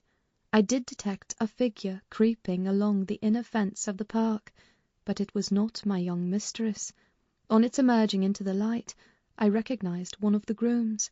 He stood a considerable period, viewing the carriage road through the grounds, then started off at a brisk pace, as if he had detected something, and reappeared presently, leading Mrs. Pony, and there she was, just dismounted, and walking by its side. The man took his charge stealthily across the grass towards the stable. Cathy entered by the casement window of the drawing-room, and glided noiselessly up to where I awaited her. She put the door gently to, slipped off her snowy shoes, untied her hat, and was proceeding, unconscious of my espionage, to lay aside her mantle, when I suddenly rose and revealed myself. The surprise petrified her an instant. She uttered an inarticulate exclamation, and stood fixed. "My dear Miss Catherine," I began, too vividly impressed by her recent kindness to break into a scold, "where have you been riding out at this hour? And why should you try to deceive me by telling a tale? Where have you been? Speak." "To the bottom of the park," she stammered. "I didn't tell a tale." "And nowhere else?" I demanded. "No," was the muttered reply. "Oh, Catherine," I cried sorrowfully, "you know you have been doing wrong, or you wouldn't be driven to uttering an untruth to me. That does grieve me. I'd rather be 3 months ill than hear you frame a deliberate lie." She sprang forward, and bursting into tears, threw her arms round my neck. "Well, Ellen, I'm so afraid of you being angry," she said. "Promise not to be angry, and you shall know the very truth. I hate to hide it." We sat down in the window-seat. I assured her I would not scold, whatever her secret might be, and I guessed it, of course, so she commenced. "I've been to Wuthering Heights, Ellen, and I've never missed going a day since you fell ill, except thrice before, and twice after you left your room. I gave Michael books and pictures to prepare Minnie every evening, and to put her back in the stable. You mustn't scold him either, mind. I was at the Heights by 6:30, and generally stayed till 8:30, and then galloped home. It was not to amuse myself that I went. I was often wretched all the time. Now and then I was happy, once in a week perhaps. At first I expected there would be sad work persuading you to let me keep my word to Linton, for I had engaged to call again next day, when we quitted him. But as you stayed upstairs on the morrow, I escaped that trouble. While Michael was refastening the lock of the park door in the afternoon, I got possession of the key, and told him how my cousin wished me to visit him because he was sick, and couldn't come to the Grange, and how papa would object to my going, and then I negotiated with him about the pony. He is fond of reading, and he thinks of leaving soon to get married, So he offered if I would lend him books out of the library to do what I wished, but I preferred giving him my own, and that satisfied him better. On my second visit Linton seemed in lively spirits, and Zillah, that is their housekeeper, made us a clean room and a good fire, and told us that, as Joseph was out at a prayer-meeting and Catherine Earnshaw was off with his dogs, robbing our woods of pheasants, as I heard afterwards, we might do what we liked. She brought me some warm wine and gingerbread, and appeared exceedingly good-natured, and Linton sat in the arm-chair, and I in the little rocking-chair on the hearthstone, and we laughed and talked so merrily, and found so much to say. We planned where we would go, and what we would do in summer. I needn't repeat that, because you would call it silly. One time, however, we were near quarrelling. He said the pleasantest manner of spending a hot July day was lying from morning till evening on a bank of heath in the middle of the moors, with the bees humming dreamily about among the bloom, and the larks singing high up overhead, and the blue sky and bright sun shining steadily and cloudlessly. That was his most perfect idea of heaven's happiness. Mine was rocking in a rustling green tree, with a west wind blowing, and bright white clouds flitting rapidly above, and not only larks, but throstles, and blackbirds, and linnets, and cuckoos pouring out music on every side, and the moors seen at a distance, broken into cool dusky dells, but close by great swells of long grass undulating in waves to the breeze, and woods and sounding water, and the whole world awake and wild with joy. He wanted all to lie in an ecstasy of peace. I wanted all to sparkle and dance in a glorious jubilee. I said his heaven would be only half alive, and he said mine would be drunk. I said I should fall asleep in his, and he said he could not breathe in mine, and began to grow very snappish. At last we agreed to try both, as soon as the right weather came, and then we kissed each other and were friends. After sitting still an hour, I looked at the great room with its smooth uncarpeted floor, and thought how nice it would be to play in, if we removed the table, and I asked Linton to call Zillah in to help us, and we'd have a game at blindman's buff. She should try to catch us. You used to, you know, Ellen. He wouldn't. There was no pleasure in it, he said. But he consented to play at ball with me. We found two in a cupboard among a heap of old toys, tops and hoops and battledores and shuttlecocks. One was marked C, and the other H. I wished to have the C because that stood for Catherine, and the H might be for Heathcliff, his name. But the bran came out of H, and Linton didn't like it. I beat him constantly, and he got cross again, and coughed, and returned to his chair. That night, though, he easily recovered his good humour. He was charmed with 2 or 3 pretty songs, your songs, Ellen, and when I was obliged to go, he begged and entreated me to come the following evening, and I promised. Minnie and I went flying home as light as air, and I dreamt of Wuthering Heights, and my sweet darling cousin till morning. On the morrow I was sad, partly because you were poorly, and partly that I wished my father knew, and approved of my excursions, but it was beautiful moonlight after tea, and as I rode on the gloom cleared. I shall have another happy evening, I thought to myself, and what delights me more, my pretty Linton will. I trotted up their garden, and was turning round to the back, when that fellow Earnshaw met me, took my bridle, and bid me go in by the front entrance. He patted Minnie's neck, and said she was a bonny beast, and appeared as if he wanted me to speak to him. I only told him to leave my horse alone, or else it would kick him. He answered in his vulgar accent, "It wouldn't do much hurt if it did," and surveyed its legs with a smile. I was half inclined to make it try. However, he moved off to open the door, and as he raised the latch, he looked up to the inscription above, and said with a stupid mixture of awkwardness and elation, "Miss Catherine, I can read yon now." "Wonderful!" I exclaimed. "Pray let us hear you. You are grown clever." He spelt and drawled over by syllables the name. Hareton Earnshaw. "And the figures?" I cried encouragingly, perceiving that he came to a dead halt.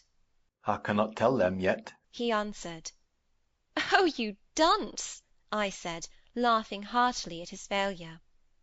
The fool stared, with a grin hovering about his lips, and a scowl gathering over his eyes, as if uncertain whether he might not join in my mirth, whether it were not pleasant familiarity, or what it really was, contempt. I settled his doubts by suddenly retrieving my gravity, and desiring him to walk away, for I came to see Linton, not him. He reddened, I saw that by the moonlight, dropped his hand from the latch, and skulked off, a picture of mortified vanity. He imagined himself to be as accomplished as Linton, I suppose, because he could spell his own name, and was marvellously discomfited that I didn't think the same. "Stop, Miss Catherine, dear," I interrupted. "I shall not scold, but I don't like your conduct there. If you had remembered that Hareton was your cousin as much as Master Heathcliff, you would have felt how improper it was to behave in that way. At least it was praiseworthy ambition for him to desire to be as accomplished as Linton, and probably he did not learn merely to show off. You had made him ashamed of his ignorance before, I have no doubt, and he wished to remedy it and please you. To sneer at his imperfect attempt was very bad breeding. Had you been brought up in his circumstances, would you be less rude? He was as quick and as intelligent a child as ever you were, and I'm hurt that he should be despised now, because that base Heathcliff has treated him so unjustly." "Well, Ellen, you won't cry about it, will you?" she exclaimed, surprised at my earnestness. "But wait, and you shall hear if he conned his ABC to please me, and if it were worth while being civil to the brute." I entered. Linton was lying on the settle, and half got up to welcome me. "I'm ill to-night, Catherine, love," he said. "And you must have all the talk, and let me listen. Come and sit by me. I was sure you wouldn't break your word, and I'll make you promise again before you go." I knew now that I mustn't tease him, as he was ill, and I spoke softly and put no questions, and avoided irritating him in any way. I had brought some of my nicest books for him. He asked me to read a little of one, and I was about to comply, when Earnshaw burst the door open, having gathered venom with reflection. He advanced direct to us, seized Linton by the arm, and swung him off the seat. "Get to thy own room," he said, in a voice almost inarticulate with passion, and his face looked swelled and furious. "Take her there if she comes to see thee. Thou shalln't keep me out of this. Begone with you both." He swore at us, and left Linton no time to answer, nearly throwing him into the kitchen, and he clenched his fist as I followed, seemingly longing to knock me down. I was afraid for a moment, and I let one volume fall. He kicked it after me and shut us out.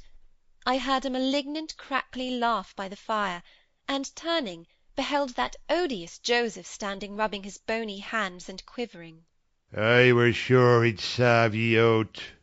He's a grand lad. He's getting to right spirit in him. He knows, aye, he knows, as weel as I do, who should be to master yonder. Eh, eh, eh. He made his skift properly. Eh, eh, eh." Where must we go? I asked of my cousin, disregarding the old wretch's mockery. Linton was white and trembling. He was not pretty then, Ellen. Oh, no, he looked frightful, for his thin face and large eyes were wrought into an expression of frantic, powerless fury. He grasped the handle of the door and shook it. It was fastened inside. "If you don't let me in, I'll kill you! If you don't let me in, I'll kill you!" He rather shrieked than said. "Devil, devil! I'll kill you! I'll kill you!" Joseph uttered his croaking laugh again. "There, that's the father," he cried. "That's father. We've all a summat on either side in us. Never heed Hareton, lad. Do not be feared. He cannot get at thee." I took hold of Linton's hands and tried to pull him away, but he shrieked so shockingly that I dared not proceed. At last his cries were choked by a dreadful fit of coughing.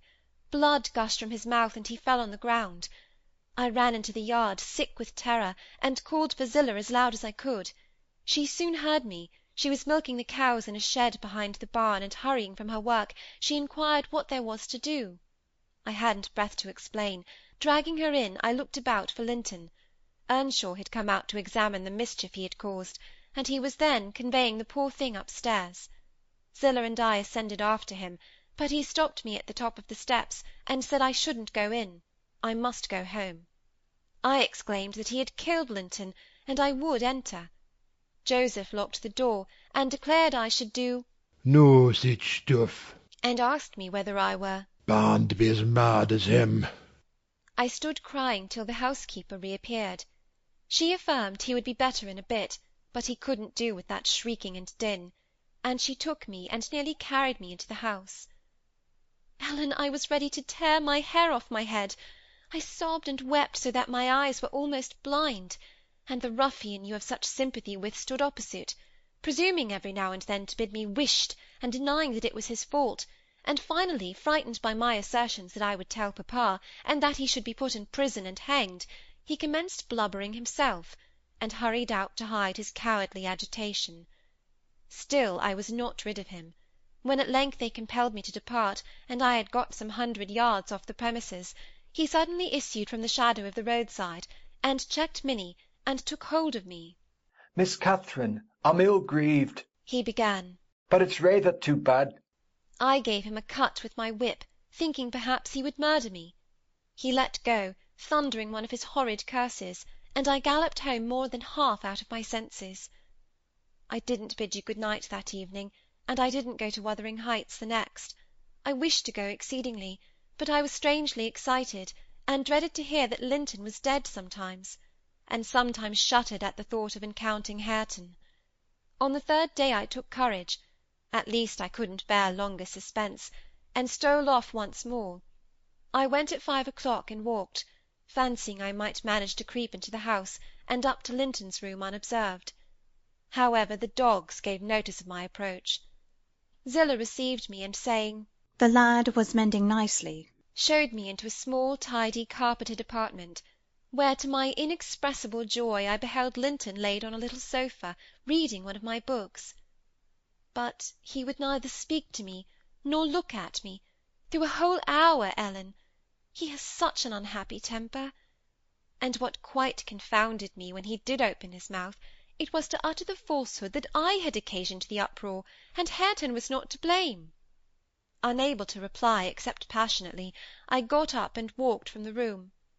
He sent after me a faint "Catherine." He did not reckon on being answered so, but I wouldn't turn back, and the morrow was the 2nd day on which I stayed at home, nearly determined to visit him no more. But it was so miserable going to bed and getting up and never hearing anything about him, that my resolution melted into air before it was properly formed. It had appeared wrong to take the journey once, now it seemed wrong to refrain. Michael came to ask if he must saddle Minnie. I said yes, and considered myself doing a duty as she bore me over the hills. I was forced to pass the front windows to get to the court. It was no use trying to conceal my presence. "Young master is in the house," said Zillah, as she saw me making for the parlour. I went in. Earnshaw was there also, but he quitted the room directly. Linton sat in the great arm-chair half asleep. Walking up to the fire, I began in a serious tone, partly meaning it to be true. "As you don't like me, Linton, and as you think I come on purpose to hurt you, and pretend that I do so every time, this is our last meeting. Let us say good-bye, and tell Mr. Heathcliff that you have no wish to see me, and that he mustn't invent any more falsehoods on the subject." Sit down and take your hat off, Catherine, he answered. "You are so much happier than I am. You ought to be better. Papa talks enough of my defects, and shows enough scorn of me, to make it natural I should doubt myself. I doubt whether I am not altogether as worthless as he calls me, frequently, and then I feel so cross and bitter. I hate everybody. I am worthless, and bad in temper, and bad in spirit, almost always, and if you choose, you may say good-bye. You'll get rid of an annoyance. Only, Catherine, do me this justice. Believe that if I might be as sweet and as kind and as good as you are, I would be, as willingly and more so, than as happy and as healthy. And believe that your kindness has made me love you deeper than if I deserved your love. And though I couldn't and cannot help showing my nature to you, I regret it and repent it, and shall regret and repent it till I die. I felt he spoke the truth, and I felt I must forgive him. And though we should quarrel the next moment, I must forgive him again. We were reconciled, but we cried, both of us, the whole time I stayed. Not entirely for sorrow, yet I was sorry Linton had that distorted nature. He'll never let his friends be at ease, and he'll never be at ease himself. I have always gone to his little parlour since that night, because his father returned the day after. About 3 times, I think, we have been merry and hopeful, as we were the first evening. The rest of my visits were dreary and troubled. Now with his selfishness and spite, and now with his sufferings. But I've learned to endure the former with nearly as little resentment as the latter. Mr. Heathcliff purposely avoids me. I have hardly seen him at all. Last Sunday, indeed, coming earlier than usual, I heard him abusing poor Linton cruelly for his conduct of the night before. I can't tell how he knew of it, unless he listened. Linton had certainly behaved provokingly. However, it was the business of nobody but me, and I interrupted Mr. Heathcliff's lecture by entering and telling him so. He burst into a laugh, and went away, saying he was glad I took that view of the matter. Since then I have told Linton he must whisper his bitter things. Now, Ellen, you have heard all. I can't be prevented from going to Wuthering Heights, except by inflicting misery on 2 people, whereas, if you'll only not tell papa, my going need disturb the tranquillity of none. You'll not tell, will you?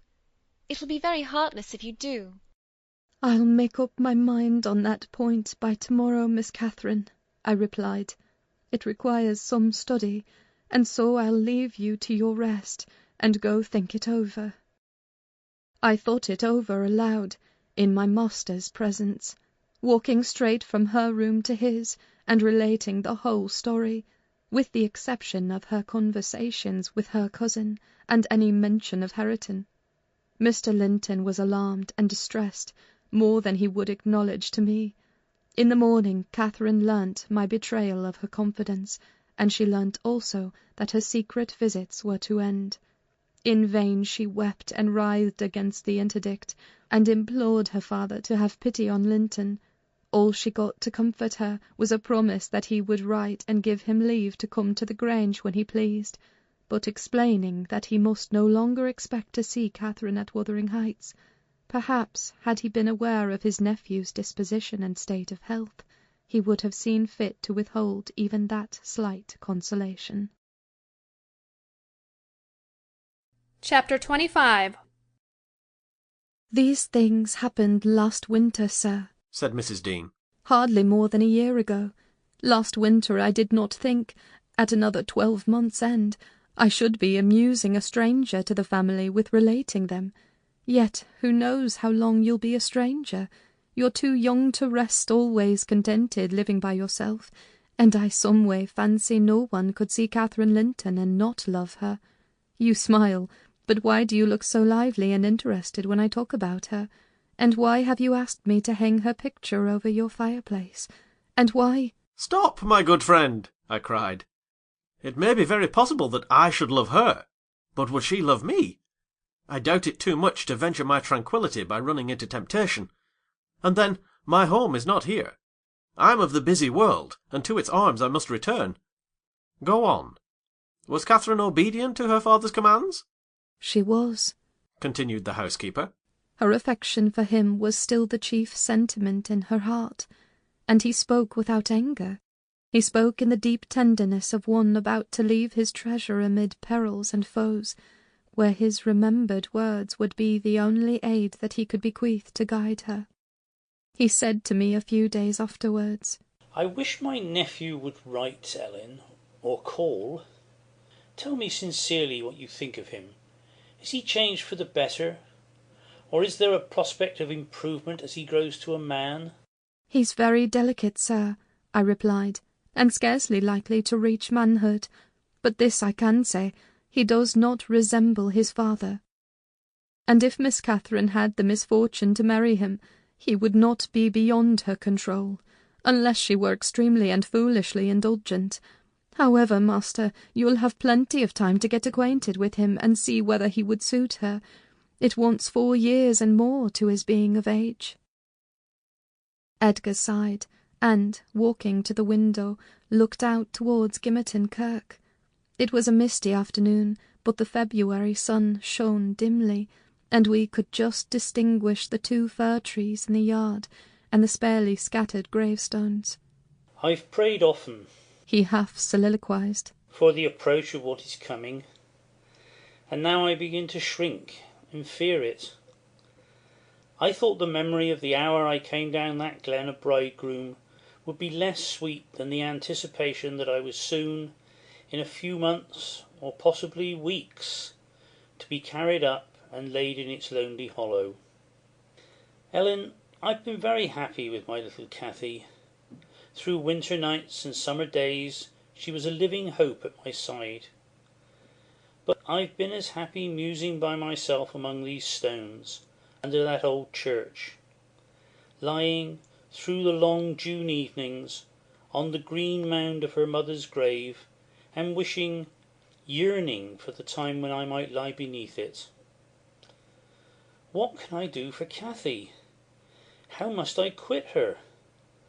I'd not care 1 moment for Linton being Heathcliff's son, nor for his taking her from me, if he could console her for my loss. I'd not care that Heathcliff gained his ends and triumphed in robbing me of my last blessing. But should Linton be unworthy, only a feeble tool of his father, I cannot abandon her to him. And, hard though it be to crush her buoyant spirit, I must persevere in making her sad while I live, and leaving her solitary when I die. Darling, I'd rather resign her to God and lay her in the earth before me." "Resign her to God as it is, sir," I answered, "and if we should lose you, which may he forbid, under his providence, I'll stand her friend and counsellor to the last. Miss Catherine is a good girl. I don't fear that she will go wilfully wrong, and people who do their duty are always finally rewarded." Spring advanced, yet my master gathered no real strength, though he resumed his walks in the grounds with his daughter. To her inexperienced notions this itself was a sign of convalescence, and then his cheek was often flushed, and his eyes were bright. She felt sure of his recovering. On her 17th birthday he did not visit the churchyard. It was raining, and I observed. "You'll surely not go out tonight, sir?" he answered. "No, I'll defer it this year a little longer." He wrote again to Linton, expressing his great desire to see him, and, had the invalid been presentable, I've no doubt his father would have permitted him to come. As it was, being instructed, he returned an answer, intimating that Mr. Heathcliff objected to his calling at the Grange, but his uncle's kind remembrance delighted him, and he hoped to meet him sometimes in his rambles, and personally to petition that his cousin and he might not remain long so utterly divided. That part of his letter was simple, and probably his own. Heathcliff knew he could plead eloquently for Catherine's company then. "I do not ask," he said, "that she may visit me here. But am I never to see her, because my father forbids me to go to her home, and you forbid her to come to mine? Do now and then ride with her towards the heights. and let us exchange a few words in your presence. We have done nothing to deserve this separation, and you are not angry with me. You have no reason to dislike me. You allow yourself. Dear uncle, send me a kind note tomorrow, and leave to join you anywhere you please, except at Thrush-cross-Grange. I believe an interview would convince you that my father's character is not mine. He affirms I am more your nephew than his son, and though I have faults which render me unworthy of Catherine, she has excused them, and for her sake you should also. You inquire after my health. It is better, but while I remain cut off from all hope, and doomed to solitude or society of those who never did and never will like me, how can I be cheerful and well? Edgar, though he felt for the boy, could not consent to grant his request, because he could not accompany Catherine. He said in summer, perhaps, they might meet. Meantime he wished him to continue writing at intervals, and engaged to give him what advice and comfort he was able by letter, being well aware of his hard position in his family. Linton complied, and had he been unrestrained, would probably have spoiled all by filling his epistles with complaints and lamentations. But his father kept a sharp watch over him, and of course insisted on every line that my master sent being shown. So, instead of penning his peculiar personal sufferings and distresses, the themes constantly uppermost on his thoughts, he harped on the cruel obligation of being held asunder from his friend and love, and gently intimated that Mr. Linton must allow an interview soon, or he should fear he was purposely deceiving him with empty promises. Cathy was a powerful ally at home, and between them they at length persuaded my master to acquiesce in their having a ride or a walk together about once a week, under my guardianship, and on the moors nearest the Grange, for June found him still declining. Though he had set aside yearly a portion of his income for my young lady's fortune, he had a natural desire that she might retain, or at least return in a short time to, the house of her ancestors, and he considered her only prospect of doing that was by a union with his heir. He had no idea that the latter was failing almost as fast as himself, nor had any one, I believe. No doctor visited the Heights, and no one saw Master Heathcliff to make a report of his condition among us. I, for my part, began to fancy my forebodings were false, and that he must be actually rallying, when he mentioned riding and walking on the moors, and seemed so earnest in pursuing his object. I could not picture a father treating a dying child as tyrannically and wickedly as I afterwards learned Heathcliff had treated him, to compel this apparent eagerness, his efforts redoubling the more imminently his avaricious and unfeeling plans were threatened with defeat by death. Chapter 26. Summer was already past its prime, when Edgar reluctantly yielded his assent to their entreaties, and Catherine and I set out on our first ride to join her cousin. It was a close, sultry day, devoid of sunshine, but with a sky too dappled and hazy to threaten rain, and our place of meeting had been fixed at the Guidestone, by the cross-roads. On arriving there, however, a little herd-boy, dispatched as a messenger, told us that Master Little were just off the side of Heights, and he'd be much obliged to us to go on a bit further. Then Master Linton had forgot the first injunction of his uncle, I observed. He bid us keep on the Grange land, and here we are off at once. Well, we'll turn our horses' heads round when we reach him, answered my companion. Our excursion shall lie towards home. But when we reached him, and that was scarcely a quarter of a mile from his own door, we found he had no horse, and we were forced to dismount and leave ours to graze. He lay on the heath awaiting our approach, and did not rise till we came within a few yards. Then he walked so feebly, and looked so pale, that I immediately exclaimed, "Why, Master Heathcliff, you are not fit for enjoying a ramble this morning. How ill you do look!" Catherine surveyed him with grief and astonishment. She changed the ejaculation of joy on her lips to one of alarm, and the congratulation on their long-postponed meeting to an anxious inquiry whether he were worse than usual. "No, better, he panted, trembling, and retaining her hand as if he needed its support, while his large blue eyes wandered timidly over her, the hollowness round them transforming to haggard wildness the languid expression they once possessed. "But you have been worse," persisted his cousin. "Worse than when I saw you last. You are thinner, and—" I'm tired," he interrupted hurriedly. "It is too hot for walking. Let us rest here. And in the morning I often feel sick. Papa says I grow so fast." Badly satisfied, Cathy sat down, and he reclined beside her. "This is something like your paradise," said she, making an effort at cheerfulness. "You recollect the 2 days we agreed to spend in the place and way each thought pleasantest. This is nearly yours, only there are clouds. But then they are so soft and mellow, it is nicer than sunshine. Next week, if you can, we'll ride down to the Grange Park, and try mine."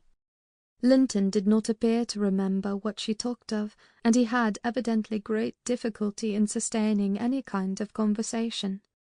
His lack of interest in the subjects she started, and his equal incapacity to contribute to her entertainment, were so obvious that she could not conceal her disappointment. An indefinite alteration had come over his whole person and manner. The pettishness that might be caressed into fondness had yielded to a listless apathy. There was less of the peevish temper of a child which frets and teases on purpose to be soothed, and more of the self-absorbed moroseness of a confirmed invalid, repelling consolation, and ready to regard the good-humoured mirth of others as an insult. Catherine perceived, as well as I did, that he held it rather a punishment than a gratification to endure our company, and she made no scruple of proposing presently to depart. That proposal unexpectedly roused Linton from his lethargy and threw him into a strange state of agitation. He glanced fearfully towards the heights, begging she would remain another half-hour at least. "But I think," said Cathy, "you'd be more comfortable at home than sitting here, and I cannot amuse you to-day, I see, by my tales and songs and chatter. You have grown wiser than I in these 6 months. You have little taste for my diversions now, or else if I could amuse you I'd willingly stay." "Stay to rest yourself," he replied.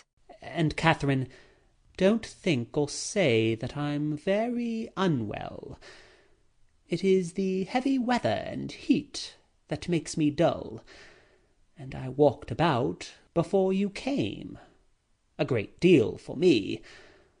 Tell uncle I'm in tolerable health, will you?" "I'll tell him that you say so, Linton. I couldn't affirm that you are," observed my young lady, wondering at his pertinacious assertion of what was evidently an untruth. "And be here again next Thursday," continued he, shunning her puzzled gaze, "and give him my thanks for permitting you to come. My best thanks, Catherine. And if you did meet my father, and he asked you about me, don't lead him to suppose that I've been extremely silent and stupid. Don't look sad and downcast as you are doing. He'll be angry." "I care nothing for his anger," exclaimed Cathy, imagining she would be its object. "But I do," said her cousin, shuddering. "Don't provoke him against me, Catherine, for he is very hard." "Is he severe to you, Master Heathcliff?" I inquired. "Has he grown weary of indulgence, and passed from passive to active hatred?" Linton looked at me, but did not answer, and, after keeping her seat by his side another 10 minutes, during which his head fell drowsily on his breast, and he uttered nothing except suppressed moans of exhaustion or pain, Cathy began to seek solace in looking for bilberries, and sharing the produce of her researches with me. She did not offer them to him, for she saw further notice would only weary and annoy. "Is it half an hour now, Ellen?" she whispered in my ear at last. "I can't tell why we should stay. He's asleep, and papa will be wanting us back." "Well, we must not leave him asleep," I answered. "Wait till he wakes, and be patient. You were mighty eager to set off, but your longing to see poor Linton has soon evaporated." "Why did he wish to see me?" returned Catherine. "In his crossest humours formerly I liked him better than I do in his present curious mood. It's just as if it were a task he was compelled to perform, this interview, for fear his father should scold him. But I'm hardly going to come to give Mr. Heathcliff pleasure, whatever reason he may have for ordering Linton to undergo this penance. And though I'm glad he's better in health, I'm sorry he's so much less pleasant, and so much less affectionate to me." "You think he is better in health, then?" I said.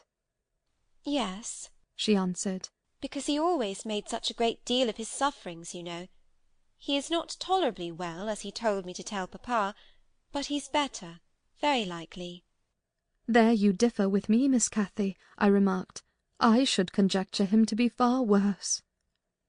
Linton here started from his slumber in bewildered terror, and asked if any one had called his name. "No," said Catherine, "unless in dreams. I cannot conceive how you manage to doze out of doors in the morning." I thought I heard my father," he gasped, glancing up to the frowning nab above us. "You are sure nobody spoke?" "Quite sure," replied his cousin. "Only Ellen and I were disputing concerning your health. Are you truly stronger, Linton, than when we separated in winter? If you be, I'm certain one thing is not stronger, your regard for me. Speak. Are you?" The tears gushed from Linton's eyes as he answered, Yes, I am." And still under the spell of the imaginary voice, his gaze wandered up and down to detect its owner. Cathy rose. "For to-day we must part," she said. "And I won't conceal that I have been sadly disappointed with our meeting, though I'll mention it to nobody but you. Not that I stand in awe of Mr. Heathcliff." "Hush!" murmured Linton. "For God's sake, hush! He's coming." And he clung to Catherine's arm, striving to detain her. But at that announcement she hastily disengaged herself, and whistled to Minnie, who obeyed her like a dog. "I'll be here next Thursday," she cried, springing to the saddle. "Good-bye. Quick, Ellen." And so we left him, scarcely conscious of our departure, so absorbed was he in anticipating his father's approach. Before we reached home, Catherine's displeasure softened into a perplexed sensation of pity and regret, largely blended with vague, uneasy doubts about Linton's actual circumstances, physical and social, in which I partook, though I counselled her not to say much, for a second journey would make us better judges. My master requested an account of our ongoings. His nephew's offering of thanks was duly delivered, Miss Cathy gently touching on the rest. I also threw little light on his inquiries, for I hardly knew what to hide and what to reveal. Chapter 27. 7 days glided away, every one marking its course by the henceforth rapid alteration of Edgar Linton's state. The havoc that months had previously wrought was now emulated by the inroads of hours. Catherine we would fain have deluded yet, but her own quick spirit refused to delude her. It divined in secret, and brooded on the dreadful probability gradually ripening into certainty. She had not the heart to mention her ride when Thursday came round. I mentioned it for her, and obtained permission to order her out of doors, for the library, where her father stopped a short time daily, the brief period he could bear to sit up, and his chamber had become her whole world. She grudged each moment that did not find her bending over his pillow or seated by his side. Her countenance grew one with watching and sorrow, and my master gladly dismissed her to what he flattered himself would be a happy change of scene and society, drawing comfort from the hope that she would not now be left entirely alone after his death. He had a fixed idea, I guessed by several observations he let fall, that, as his nephew resembled him in person, he would resemble him in mind, for Linton's letters bore few or no indications of his defective character, and I, through pardonable weakness, refrained from correcting the error, asking myself what good there would be in disturbing his last moments with information that he had neither power nor opportunity to turn to account. We deferred our excursion till the afternoon, a golden afternoon of August, every breath from the hills so full of life that it seemed whoever respired it, though dying, might revive. Catherine's face was just like the landscape, shadows and sunshine flitting over it in rapid succession, but the shadows rested longer, and the sunshine was more transient, and her poor little heart reproached itself for even that passing forgetfulness of its cares. We discerned Linton watching at the same spot he had selected before.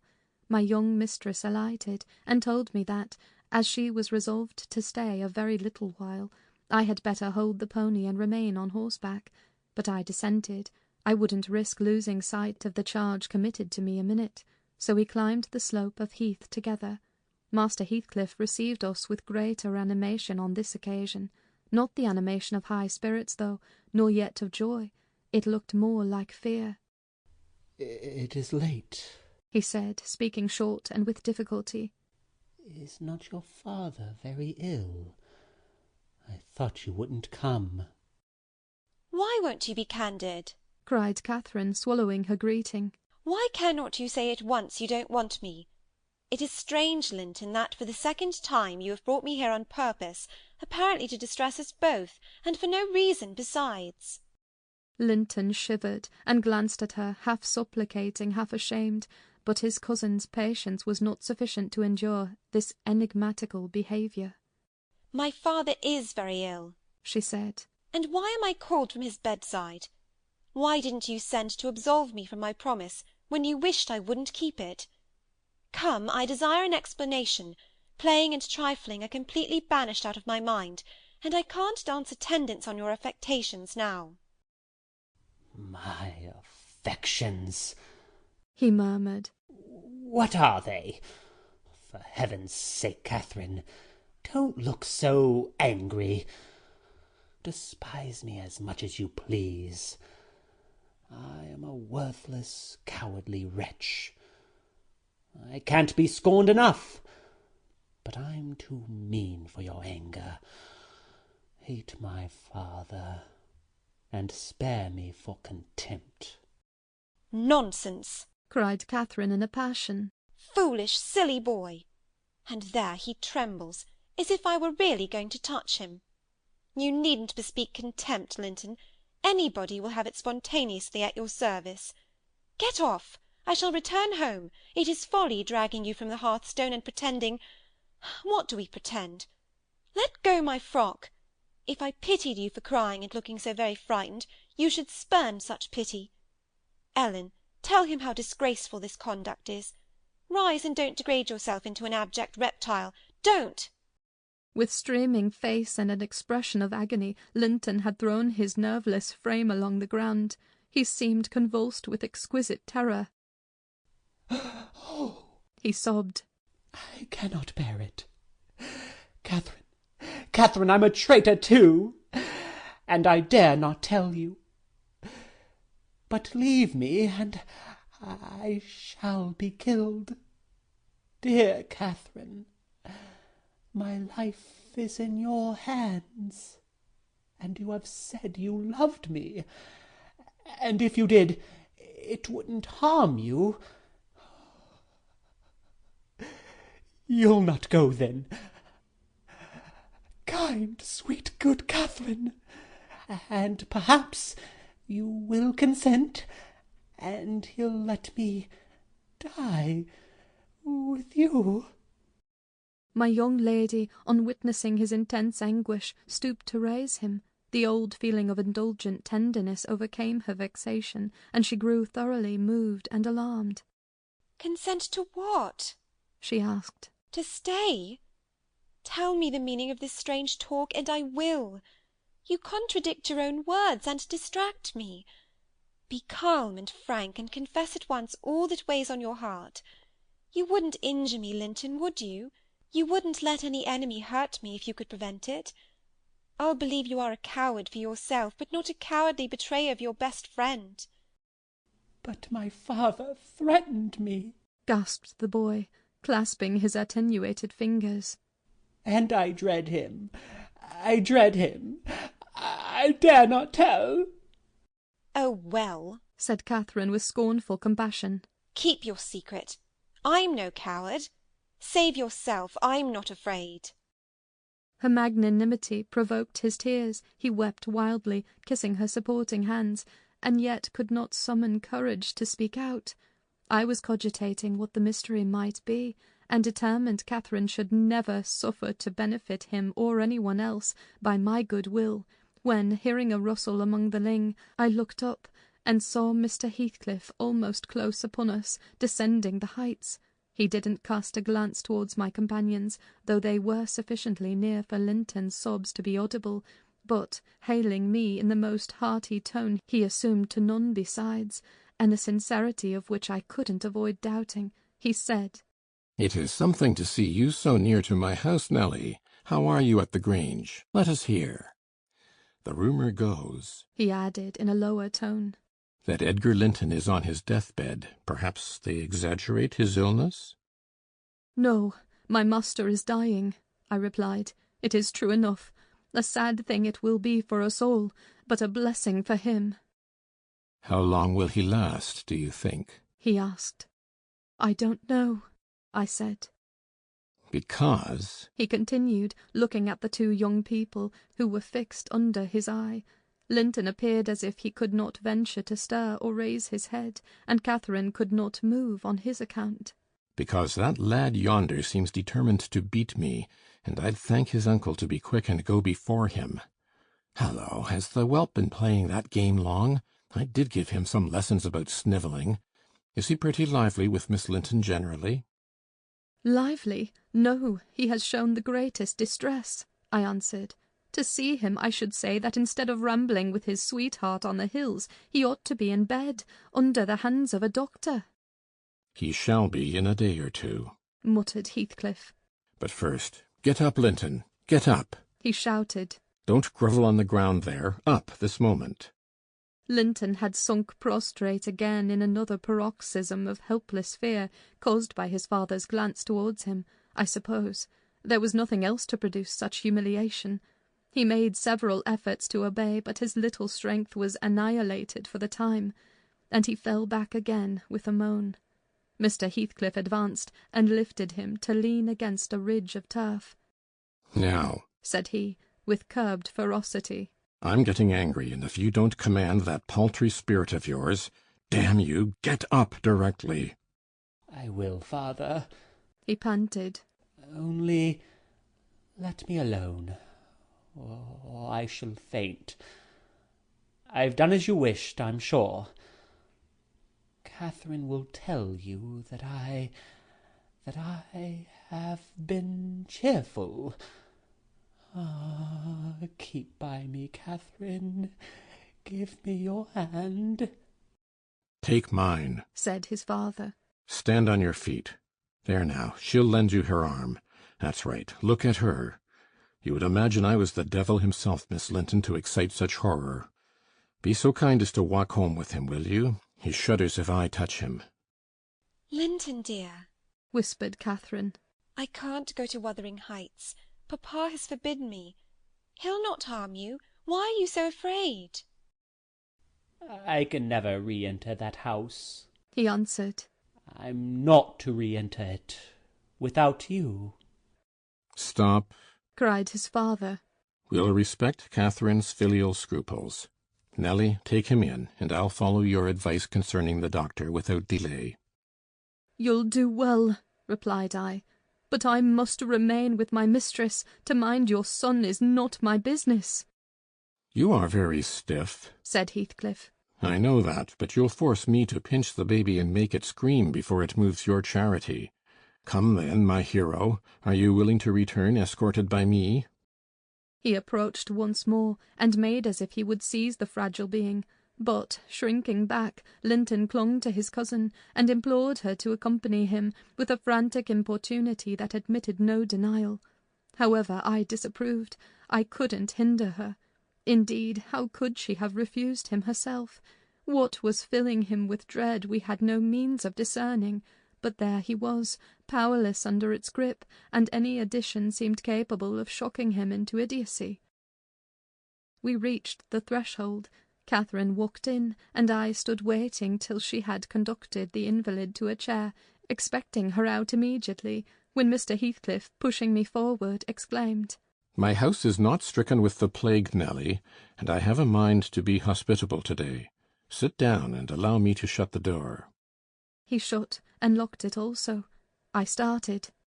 "You shall have tea before you go home," he added. "I am by myself. Hareton is gone with some cattle to the Leas, and Zillah and Joseph are off on a journey of pleasure, and though I'm used to being alone, I'd rather have some interesting company if I can get it. Miss Linton, take your seat by him. I give you what I have. The present is hardly worth accepting, but I have nothing else to offer. It is Linton, I mean. How she does stare! It's odd what a savage feeling I have to anything that seems afraid of me. Had I been born where laws are less strict and tastes less dainty, I should treat myself to a slow vivisection of those two as an evening's amusement." He drew in his breath, struck the table, and swore to himself. "By hell, I hate them." "I am not afraid of you," exclaimed Catherine, who could not hear the latter part of his speech. She stepped close up, her black eyes flashing with passion and resolution. "Give me that key. I will have it," she said. "I wouldn't eat or drink here if I was starving." Heathcliff had the key in his hand that remained on the table. He looked up, seized with a sort of surprise at her boldness, or possibly reminded, by her voice and glance, of the person from whom she inherited it. She snatched at the instrument, and half succeeded in getting it out of his loosened fingers, but her action recalled him to the present. He recovered it speedily. "Now, Catherine Linton," he said, "stand off, or I shall knock you down, and that will make Mrs. Dean mad." Regardless of this warning, she captured his closed hand and its contents again. "We will go," she repeated, exerting her utmost efforts to cause the iron muscles to relax, and finding that her nails made no impression, she applied her teeth pretty sharply. Heathcliff glanced at me, a glance that kept me from interfering a moment. Catherine was too intent on his fingers to notice his face.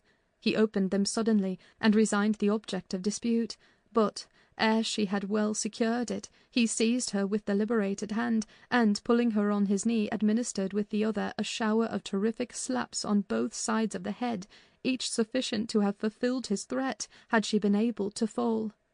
At this diabolical violence I rushed on him furiously. "You villain!" I began to cry. "You villain!" A touch on the chest silenced me. I am stout, and soon put out of breath, and, what with that and the rage, I staggered dizzily back and felt ready to suffocate, or to burst a blood vessel. The scene was over in 2 minutes. Catherine, released, put her 2 hands to her temples, and looked just as if she were not sure whether her ears were off or on. She trembled like a reed, poor thing, and leant against the table perfectly bewildered. "I know how to chastise children, you see," said the scoundrel grimly, as he stooped to repossess himself of the key, which had dropped to the floor. "Go to Linton now, as I told you, and cry at your ease. I shall be your father tomorrow, all the father you'll have in a few days, and you shall have plenty of that. You can bear plenty, you're no weakling. You shall have a daily taste if I catch such a devil of a temper in your eyes again." Cathy ran to me instead of Linton, and knelt down, and put her burning cheek on my lap, weeping aloud. Her cousin had shrunk into a corner of the settle, as quiet as a mouse, congratulating himself, I dare say, that the correction had alighted on another than him. Mr. Heathcliff, perceiving us all confounded, rose and expeditiously made the tea himself. The cups and saucers were laid ready. He poured it out and handed me a cup. "Wash away your spleen," he said, "and help your own naughty pet and mine. It is not poisoned, though I prepared it. I'm going out to seek your horses." Our first thought on his departure was to force an exit somewhere. We tried the kitchen door, but that was fastened outside. We looked at the windows. They were too narrow for even Cathy's little figure. "Master Linton," I cried, seeing we were regularly imprisoned, "you know what your diabolical father is after, and you shall tell us, or I'll box your ears, as he has done your cousins." "Yes, Linton, you must tell," said Catherine. "It was for your sake I came, and it will be wickedly ungrateful if you refuse." "Give me some tea. I'm thirsty, and then I'll tell you," he answered. "Mrs. Dean, go away. I don't like you standing over me. Now, Catherine, you are letting your tears fall into my cup. I won't drink that.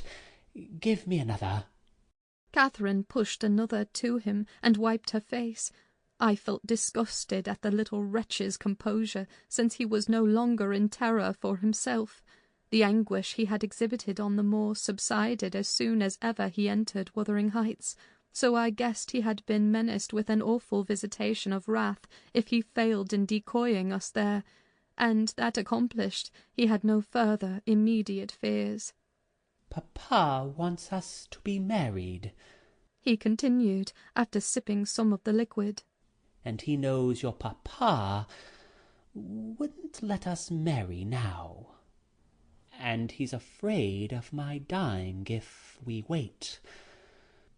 So we are to be married in the morning, and you are to stay here all night, and if you do as he wishes, you shall return home next day, and take me with you."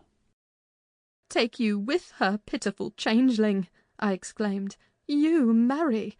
Why, the man is mad, or he thinks us fools, every one. And do you imagine that beautiful young lady, that healthy, hearty girl, will tie herself to a little perishing monkey like you? Are you cherishing the notion that anybody, let alone Miss Catherine Linton, would have you for a husband? You want whipping for bringing us in here at all, with your dastardly puling tricks, and don't look so silly now. I've a very good mind to shake you severely for your contemptible treachery and your imbecile conceit." I did give him a slight shaking, but it brought on the cough, and he took to his ordinary resource of moaning and weeping, and Catherine rebuked me. "Stay all night? No," she said, looking slowly round. "Ellen, I'll burn that door down, but I'll get out." And she would have commenced the execution of her threat directly, but Linton was up in alarm for his dear self again. He clasped her in his two feeble arms, sobbing, "Won't you have me and save me? Not let me come to the Grange? Oh, darling Catherine, you mustn't go and leave after all. You must obey my father. You must." "I must obey my own," she replied, "and relieve him from this cruel suspense. The whole night? What would he think? He'll be distressed already. I'll either break or burn away out of the house. Be quiet, you're in no danger. But if you hinder me— Linton, I love papa better than you." The mortal terror he felt of Mr. Heathcliff's anger restored to the boy his coward's eloquence. Catherine was near distraught. Still, she persisted that she must go home, and tried entreaty in her turn, persuading him to subdue his selfish agony. While they were thus occupied, our gaoler re-entered. "Your beasts have trotted off," he said. "And now, Linton, snivelling again? What has she been doing to you? Come, come, have done and get to bed. In a month or two, my lad, you'll be able to pay her back her present tyrannies with a vigorous hand. You're pining for pure love, are you? Nothing else in the world, and she shall have you. There, to bed. Zillah won't be here tonight. You must undress yourself. Hush! Hold your noise. Once in your own room, I'll not come near you. You needn't fear. By chance, you've managed tolerably. I'll look to the rest. He spoke these words, holding the door open for his son to pass, and the latter achieved his exit exactly as a spaniel might, which suspected the person who attended on it of designing a spiteful squeeze. The lock was resecured. Heathcliff approached the fire, where my mistress and I stood silent. Catherine looked up, and instinctively raised her hand to her cheek. His neighbourhood revived a painful sensation. Anybody else would have been incapable of regarding the childish act with sternness, but he scowled on her and muttered, "Oh, you are not afraid of me. Your courage is well disguised. You seem damnably afraid." "I am afraid now," she replied, "because if I stay, papa will be miserable. And how can I endure making him miserable, when he... Mr. Heathcliff, let me go home. I promised to marry Linton. Papa would like me to, and I love him. Why should you wish to force me to do what I'll willingly do of myself?" "Let him dare to force you," I cried. "There's law in this land, thank God. There is, though we be in an out-of-the-way place. I'd inform if he were my own son, and it's felony without benefit of clergy." "Silence," said the ruffian. "To the devil with your clamour. I don't want you to speak. Miss Linton, I shall enjoy myself remarkably in thinking your father will be miserable. I shall not sleep for satisfaction. You could have hit on no surer way of fixing your residence under my roof for the next 24 hours than informing me that such an event would follow. As to your promise to marry Linton, I'll take care you shall keep it, for you shall not quit this place till it is fulfilled." "Send Ellen, then, to let papa know I'm safe," exclaimed Catherine, weeping bitterly. "Or marry me now. Poor papa! Ellen, he'll think we're lost. What shall we do?" "Not he. He'll think you are tired of waiting on him, and run off for a little amusement," answered Heathcliff. "You cannot deny that you entered my house of your own accord, in contempt of his injunctions to the contrary. And it is quite natural that you should desire amusement at your age, and that you would weary of nursing a sick man, and that man only your father. Catherine, his happiest days were over when your days began. He cursed you, I dare say, for coming into the world. I did, at least, and it would just do if he cursed you as he went out of it. I'd join him. I don't love you. How should I? Weep away. As far as I can see, it will be your chief diversion hereafter, unless Linton make amends for other losses, and your provident parent appears to fancy he may. His letters of advice and consolation entertained me vastly. In his last he recommended my jewel to be careful of his, and kind to her when he got her. Careful and kind, that's paternal. But Linton requires his whole stock of care and kindness for himself. Linton can play the little tyrant well. He'll undertake to torture any number of cats if their teeth be drawn and their claws pared. He'll be able to tell his uncle fine tales of his kindness when you get home, I assure you." "You're right there," I said. "Explain your son's character. Show his resemblance to yourself, and then I hope Miss Cathy will think twice before she takes the cockatrice." "I don't much mind speaking of his amiable qualities now," he answered, "because she must either accept him or remain a prisoner, and you along with her, till your master dies. I can detain you both, quite concealed, here. If you doubt, encourage her to retract her word, and you'll have an opportunity of judging." "I'll not retract my word," said Catherine. "I'll marry him within this hour, if I may go to Thrushcross Grange afterwards. Mr. Heathcliff, you're a cruel man, but you're not a fiend. And you won't, from mere malice, destroy irrevocably all my happiness. If papa thought I had left him on purpose, and if he died before I returned, could I bear to live? I've given over crying, but I'm going to kneel here at your knee, and I'll not get up, and I'll not take my eyes from your face till you look back at me. No, don't turn away. Do look.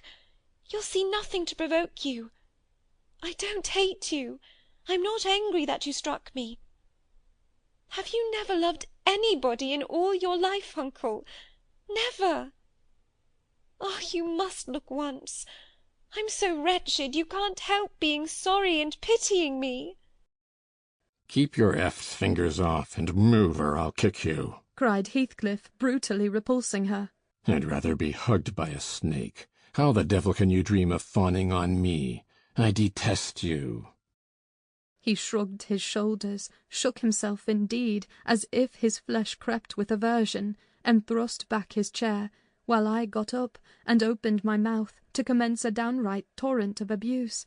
But I was rendered dumb in the middle of the first sentence by a threat that I should be shown into a room by myself the very next syllable I uttered. It was growing dark. We heard a sound of voices at the garden gate. Our host hurried out instantly. He had his wits about him. We had not. There was a talk of 2 or 3 minutes, and he returned alone. "I thought it had been your cousin Hareton," I observed to Catherine. "I wish he would arrive. Who knows but he might take our part?" It was 3 servants sent to seek you from the Grange, said Heathcliff, overhearing me. You should have opened a lattice and called out, but I could swear that chit is glad you didn't. She's glad to be obliged to stay, I'm certain. At learning the chance we had missed, we both gave vent to our grief without control, and he allowed us to wail on till 9 o'clock. Then he bid us go upstairs, through the kitchen to Zilla's chamber, and I whispered my companion to obey. Perhaps we might contrive to get through the window there, or into a garret, and out by its skylight. The window, however, was narrow, like those below, and the garret trap was safe from our attempts, for we were fastened in as before. We neither of us lay down. Catherine took her station by the lattice, and watched anxiously for morning, a deep sigh being the only answer I could obtain to my frequent entreaties that she would try to rest. I seated myself in a chair, and rocked to and fro, passing harsh judgment on my many derelictions of duty, from which, it struck me then, all the misfortunes of my employers sprang. It was not the case in reality, I am aware, but it was, in my imagination, that dismal night, and I thought Heathcliff himself less guilty than I. At 7 o'clock he came, and inquired if Miss Linton had risen. She ran to the door immediately, and answered, "Yes." "Here, then," he said, opening it and pulling her out. I rose to follow, but he turned the lock again. I demanded my release. "Be patient," he replied. "I'll send up your breakfast in a while." I thumped on the panels and rattled the latch angrily, and Catherine asked why I was still shut up. He answered I must try to endure it another hour, and then went away. I endured it 2 or 3 hours. At length I heard a footstep, not Heathcliff's. "I've brought you something to eat," said a voice. "Open the door." Complying eagerly, I beheld Hareton, laden with food enough to last me all day. "Take it," he added, thrusting the tray into my hand. "Stay 1 minute," I began. "Nay," cried he, and retired, regardless of any prayers I could put forth to detain him. And there I remained enclosed the whole day, and the whole of the next night, and another, and another. 5 nights and 4 days I remained altogether, seeing nobody but Hareton once every morning, and he was a model of a gaoler, surly and dumb, and deaf to every attempt at moving his sense of justice or compassion. Chapter 28. On the 5th morning, or rather afternoon, a different step approached, lighter and shorter, and this time the person entered the room. It was Zillah, donned in her scarlet shawl, with a black silk bonnet on her head, and a willow basket swung to her arm. "Oh, dear! Mrs. Dean!" she exclaimed. "Well, there is a talk about you at Gimmerton. I never thought but you were sunk in the Black Horse Marsh, and Missy with you, till master told me you'd been found, and he lodged you here. What, and you must have got on an island shore. And how long were you in the hole? Did master save you, Mrs. Dean? But you're not so thin. You've not been so poorly, have you?" "Your master is a true scoundrel," I replied, "but he shall answer for it. He needn't have raised that tale. It shall be all laid bare." "What do you mean?" asked Zillah. "It's not his tale. They tell it in the village, about your being lost in the marsh, and I calls to Earnshaw when I come in. Eh, there's queer things, Mr. Hareton, happened since I went off. It's a sad pity of that likely young lass and Count Nelly Dean. He's dead, and I thought he had not heard aught, so I told him the rumour. The master listened, and he just smiled to himself, and said, 'If they had been in the marsh, they are out now, Zillah. Nelly Dean is lodged at this minute in your room. You can tell her to flit when you go up. Here is the key.' The bog water got in her head, and she would have run home quite flighty, but I fixed her till she came round to her senses. You can bid her go to the Grange at once, if she be able, and carry a message from me, that her young lady will follow in time to attend the squire's funeral." "Mr. Edgar is not dead," I gasped. "Oh, Zillah, Zillah!" "No, no, sit you down, my good mistress," she replied. "You're right sickly yet. He's not dead. Dr. Kenneth thinks he may last another day. I met him on the road and asked." Instead of sitting down, I snatched my outdoor things and hastened below, for the way was free. On entering the house, I looked about for someone to give information of Catherine. The place was filled with sunshine, and the door stood wide open, but nobody seemed at hand. As I hesitated whether to go off at once or return to seek my mistress, a slight cough drew my attention to the hearth. Linton lay on the settle, sole tenant, sucking a stick of sugar candy and pursuing my movements with apathetic eyes. "Where is Miss Catherine?" I demanded sternly, supposing I could frighten him into giving intelligence by catching him thus alone. He sucked on like an innocent. "Is she gone?" I said. "No," he replied. "She's upstairs. She's not to go. We won't let her." "You won't let her, little idiot!" I exclaimed. "Direct me to her room immediately, or I'll make you sing out sharply." "Papa would make you sing out if you attempted to get there," he answered. "He says I'm not as soft with Catherine. She's my wife, and it's shameful that she should wish to leave me.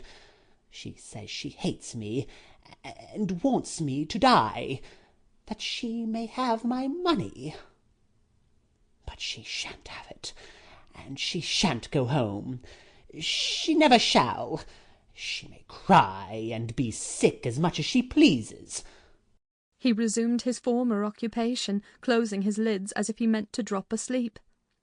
"Master Heathcliff," I resumed, "have you forgotten all Catherine's kindness to you last winter, when you affirmed you loved her, and when she brought you books and sung you songs, and came many a time through the wind and snow to see you? She wept to miss one evening, because you would be disappointed, and you felt then that she was 100 times too good to you. And now you believe the lies your father tells, though you know he detests you both, and you join him against her. That's fine gratitude, is it not?" The corner of Linton's mouth fell, and he took the sugar candy from his lips. "Did she come to Wuthering Heights because she hates you?" I continued. "Think for yourself. As to your money, she does not even know that you will have any. And you say she's sick, and yet you leave her alone, up there in a strange house, you who have felt what it is to be so neglected. You could pity your own sufferings, and she pitied them too, but you won't pity hers. I shed tears, Master Heathcliff, you see, an elderly woman, and a servant merely, and you, after pretending such affection, and having reason to worship her almost, store every tear you have for yourself, and lie there quite at ease. Ah, you're a heartless, selfish boy." "I can't stay with her," he answered crossly. "I'll not stay by myself. She cries so I can't bear it, and she won't give over, though I say I'll call my father.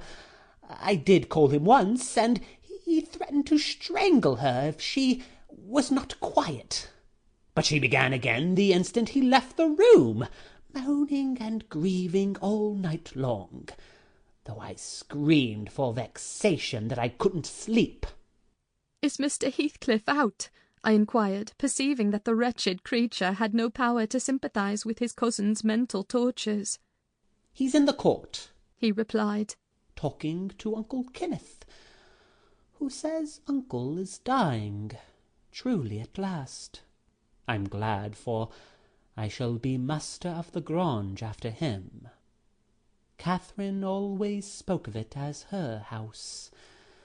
It isn't hers, it's mine.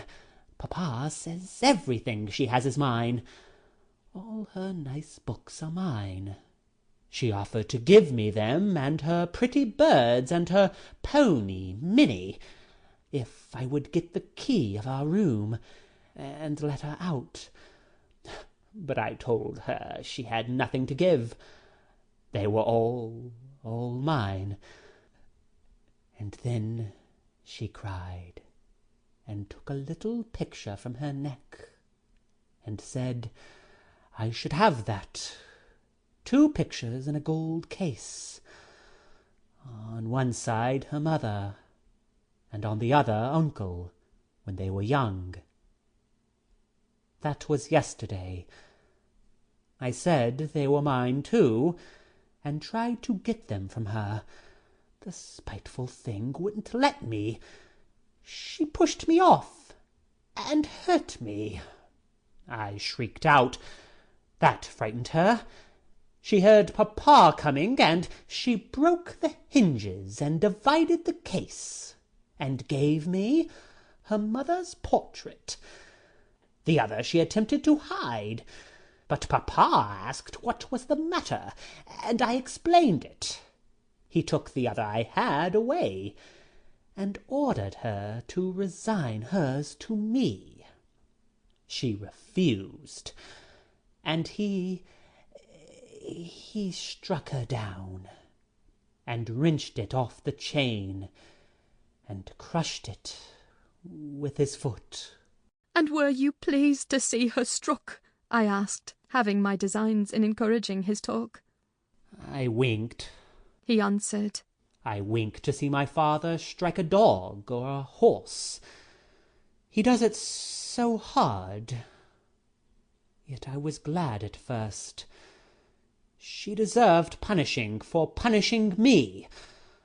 But when Papa was gone, she made me come to the window and showed me her cheek cut on the inside against her teeth, and her mouth filling with blood.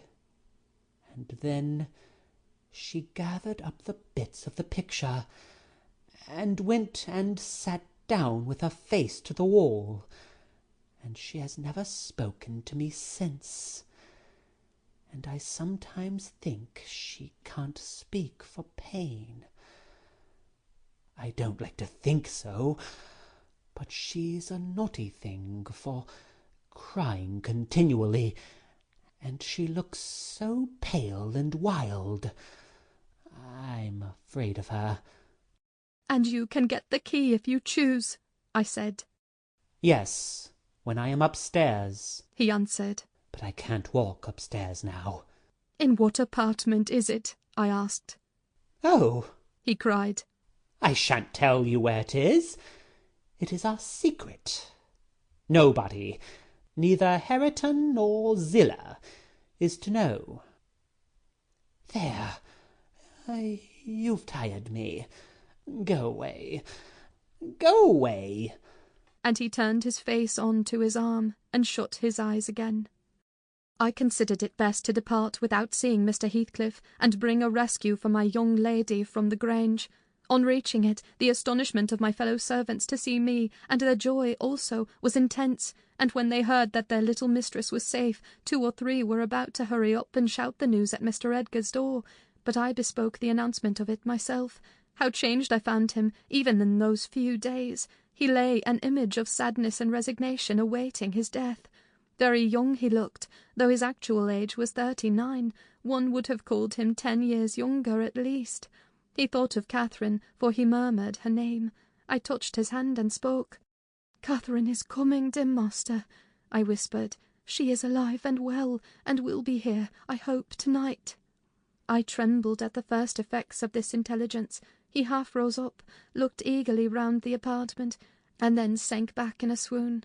As soon as he recovered, I related our compulsory visit and detention at the Heights. I said Heathcliff forced me to go in, which was not quite true. I uttered as little as possible against Linton, nor did I describe all his father's brutal conduct, my intentions being to add no bitterness, if I could help it, to his already overflowing cup. He divined that one of his enemy's purposes was to secure the personal property as well as the estate to his son, or rather himself, yet why he did not wait till his decease was a puzzle to my master, because ignorant how nearly he and his nephew would quit the world together. However, he felt that his will had better be altered. Instead of leaving Catherine's fortunes at her own disposal, he determined to put it in the hands of trustees for her use during life, and for her children, if she had any, after her. By that means it could not fall to Mr. Heathcliff should Linton die. Having received his orders, I dispatched a man to fetch the attorney, and 4 more, provided with serviceable weapons, to demand my young lady of her gaoler. Both parties were delayed very late. The single servant returned first. He said Mr. Green, the lawyer, was out when he arrived at his house, and he had to wait 2 hours for his re-entrance. And then Mr. Green told him he had a little business in the village that must be done, but he would be at Thrushcross Grange before morning. The 4 men came back unaccompanied also. They brought word that Catherine was ill, too ill to quit her room, and Heathcliff would not suffer them to see her. I scolded the stupid fellows well for listening to that tale, which I would not carry to my master, resolving to take a whole bevy up to the Heights at daylight, and storm it literally, unless the prisoner were quietly surrendered to us. Her father shall see her, I vowed, and vowed again, if that devil be killed on his own door-stones in trying to prevent it. Happily, I was spared the journey and the trouble. I had gone downstairs at 3 o'clock to fetch a jug of water, and was passing through the hall with it in my hand, when a sharp knock at the front door made me jump. "Oh, it is Green," I said, recollecting myself. "Only Green," and I went on, intending to send somebody else to open it, but the knock was repeated, not loud, and still importunately. I put the jug on the banister, and hastened to admit him myself. The harvest moon shone clear outside. It was not the attorney.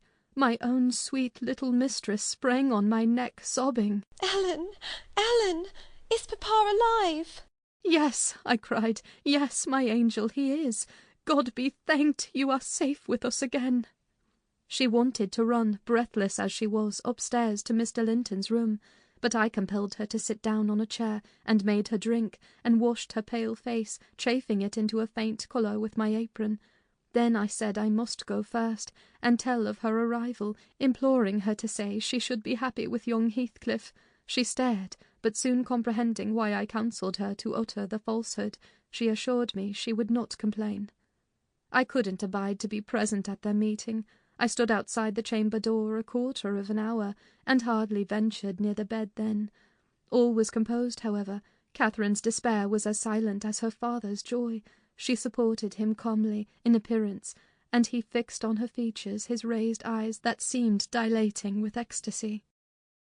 "He died blissfully, Mr. Lockwood. He died so, kissing her cheek," he murmured. "I am going to her, and you, darling child, shall come to us," and never stirred or spoke again, but continued that rapt, radiant gaze, till his pulse imperceptibly stopped, and his soul departed. None could have noticed the exact minute of his death. It was so entirely without a struggle. Whether Catherine had spent her tears, or whether the grief were too weighty to let them flow, she sat there, dry-eyed, till the sun rose.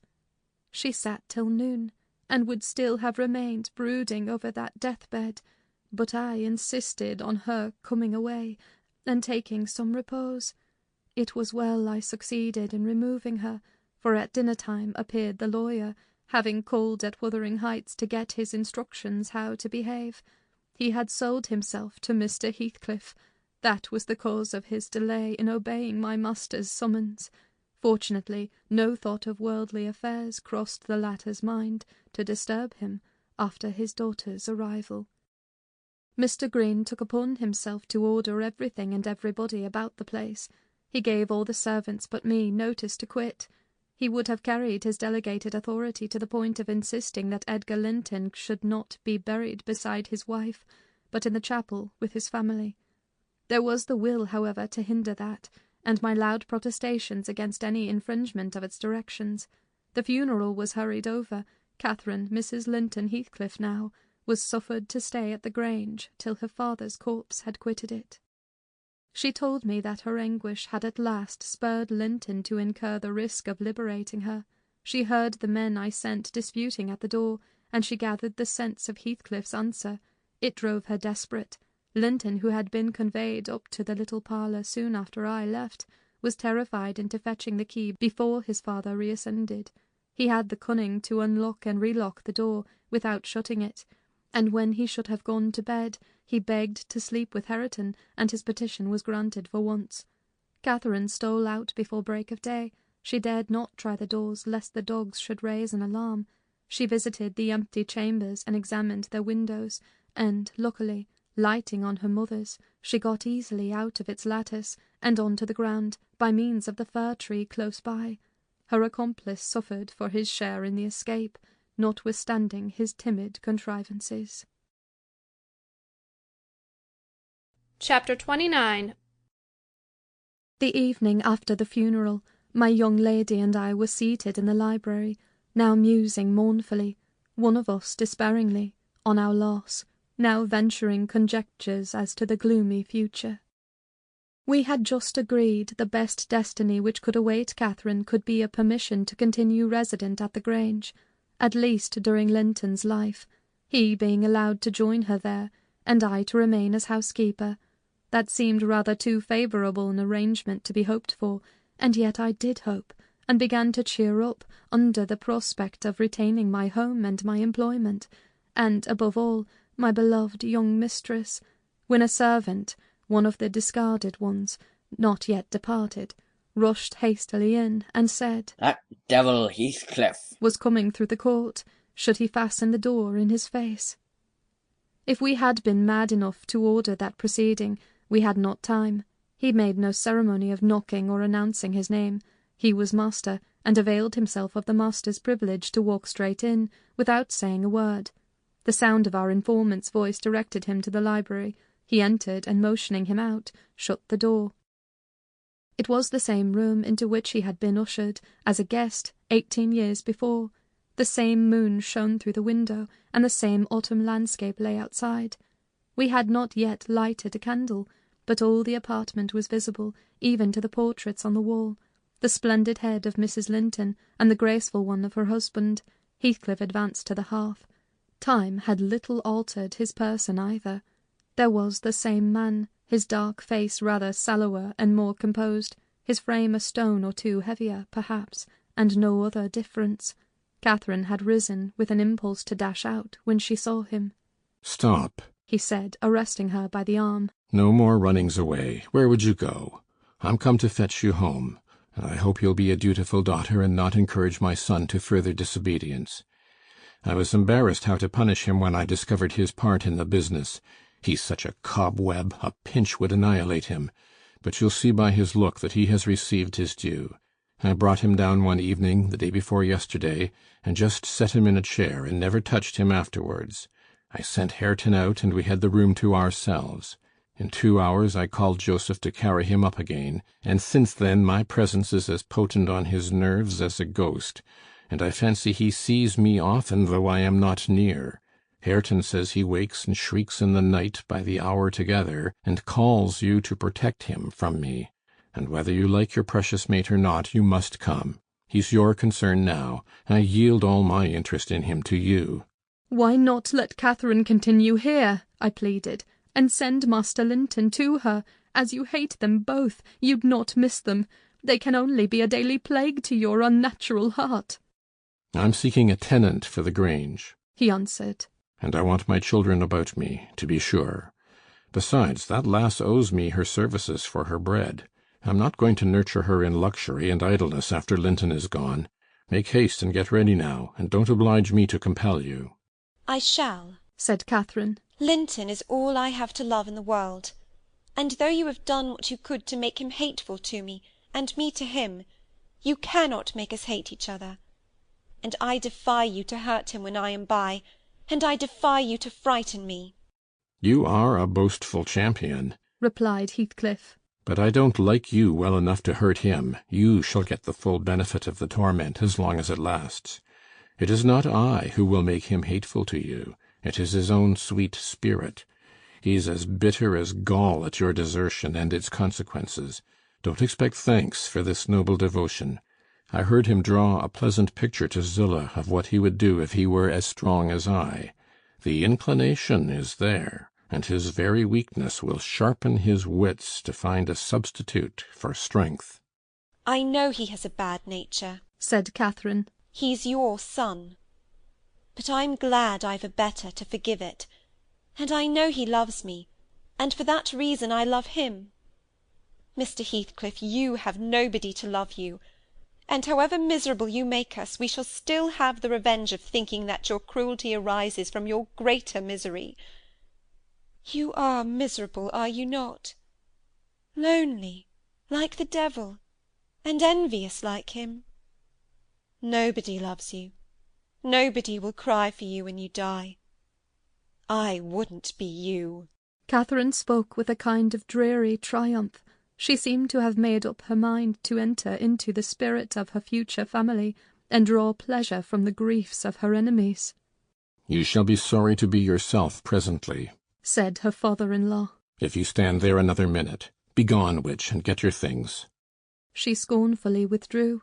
In her absence I began to beg for Zillah's place at the Heights, offering to resign mine to her, but he would suffer it on no account.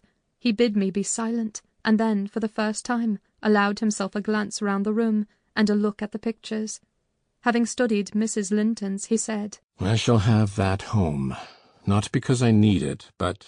He turned abruptly to the fire, and continued, with what, for lack of a better word, I must call a smile. I'll tell you what I did yesterday. I got the sexton, who was digging Linton's grave, to remove the earth off her coffin lid, and I opened it. I thought once I would have stayed there. When I saw her face again, it is hers yet, he had hard work to stir me, but he said it would change if the air blew on it, and so I struck one side of the coffin loose, and covered it up. Not Linton's side, damn him, I wish he'd been soldered in lead. And I bribed the sexton to pull it away when I'm laid there, and slide mine out too. I'll have it made so, and then by the time Linton gets to us, he'll not know which is which. You were very wicked, Mr. Heathcliff, I exclaimed. Were you not ashamed to disturb the dead? I disturbed nobody, Nelly, he replied, and I gave some ease to myself. I shall be a great deal more comfortable now, and you'll have a better chance of keeping me underground when I get there. Disturbed her? No, she has disturbed me, night and day, through 18 years, incessantly, remorselessly, till yesternight, and yesternight I was tranquil.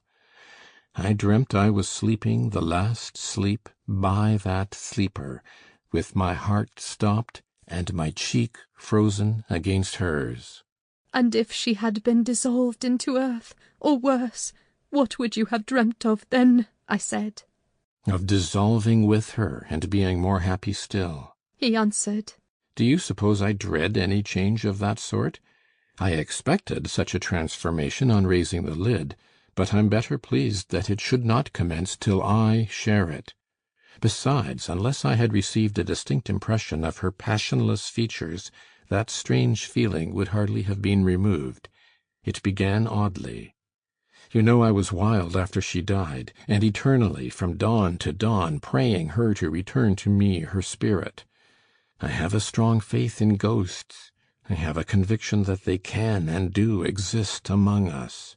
The day she was buried, there came a fall of snow. In the evening I went to the churchyard. It blew bleak as winter, all round was solitary. I didn't fear that her fool of a husband would wander up the glen so late, and no one else had business to bring them there. Being alone, and conscious 2 yards of loose earth was the sole barrier between us, I said to myself, I'll have her in my arms again. If she be cold, I'll think it is this north wind that chills me, and if she be motionless, it is sleep. I got a spade from the tool-house and began to delve with all my might. It scraped the coffin. I fell to work with my hands. The wood commenced cracking about the screws. I was on the point of attaining my object, when it seemed that I heard a sigh from some one above, close at the edge of the grave, and bending down. If I can only get this off, I muttered, I wish they may shovel in the earth over us both, and I wrenched at it more desperately still. There was another sigh, close at my ear. I appeared to feel the warm breath of it displacing the sleet-laden wind. I knew no living thing in flesh and blood was by, but as certainly as you perceive the approach to some substantial body in the dark, though it cannot be discerned, so certainly I felt that Cathy was there, not under me, but on the earth. A sudden sense of relief flowed from my heart through every limb. I relinquished my labour of agony, and turned, consoled at once, unspeakably consoled. Her presence was with me. It remained while I refilled the grave and led me home. You may laugh if you will, but I was sure I should see her there. I was sure she was with me, and I could not help talking to her. Having reached the heights, I rushed eagerly to the door. It was fastened, and I remember that accursed Earnshaw and my wife opposed my entrance. I remember stopping to kick the breath out of him, and then hurrying upstairs to my room and hers. I looked round impatiently.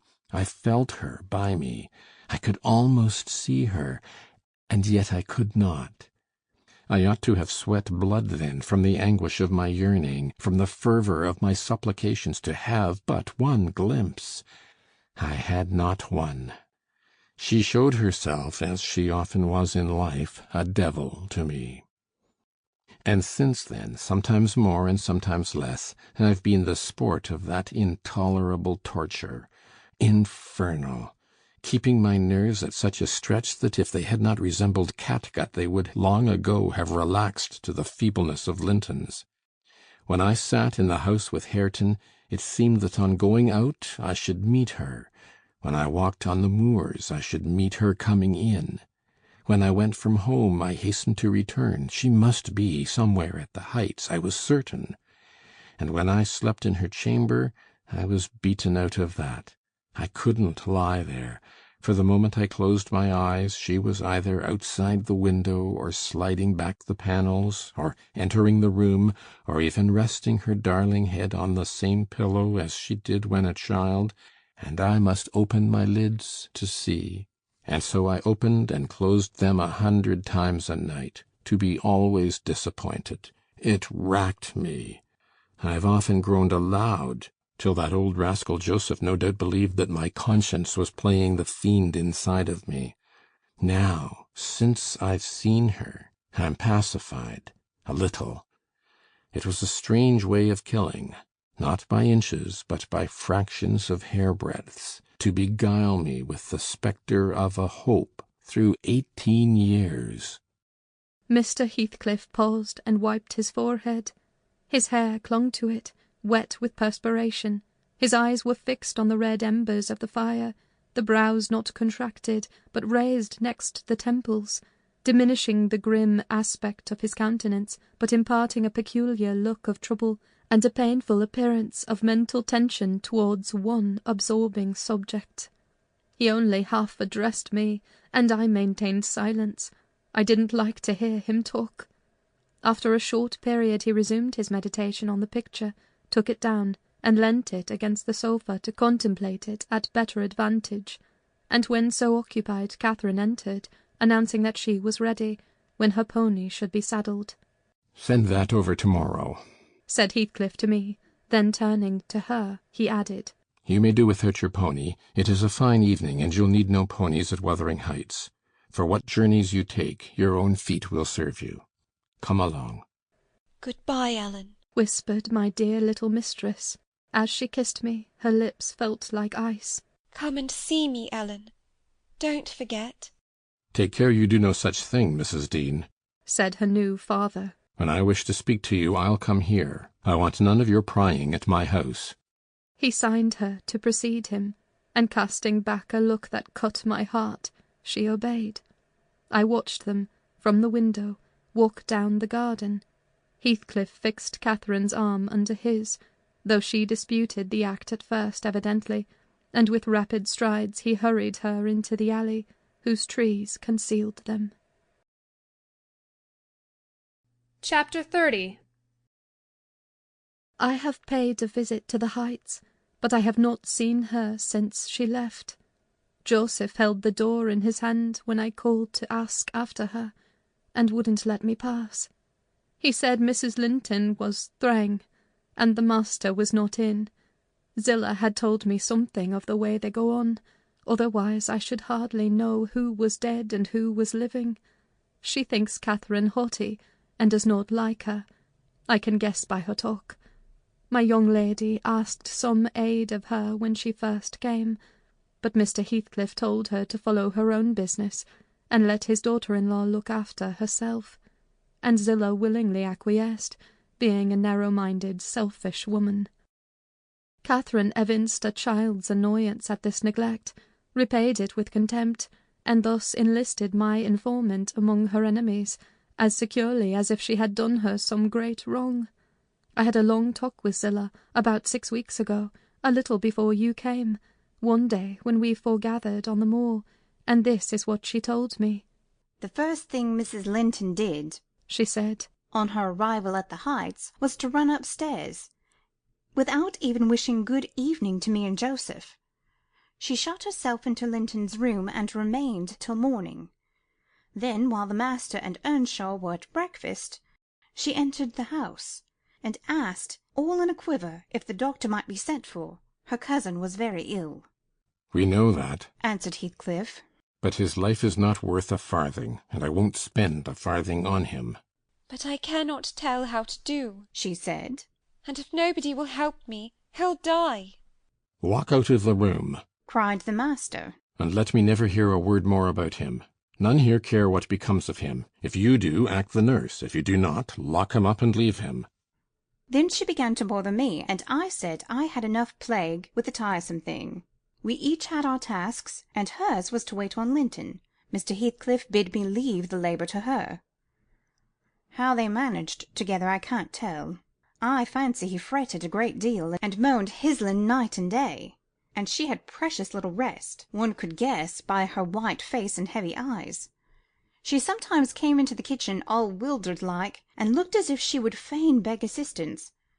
But I was not going to disobey the master. I never dare disobey him, Mrs. Dean, and though I thought it wrong that Kenneth should not be sent for, it was no concern of mine either to advise or complain, and I always refused to meddle.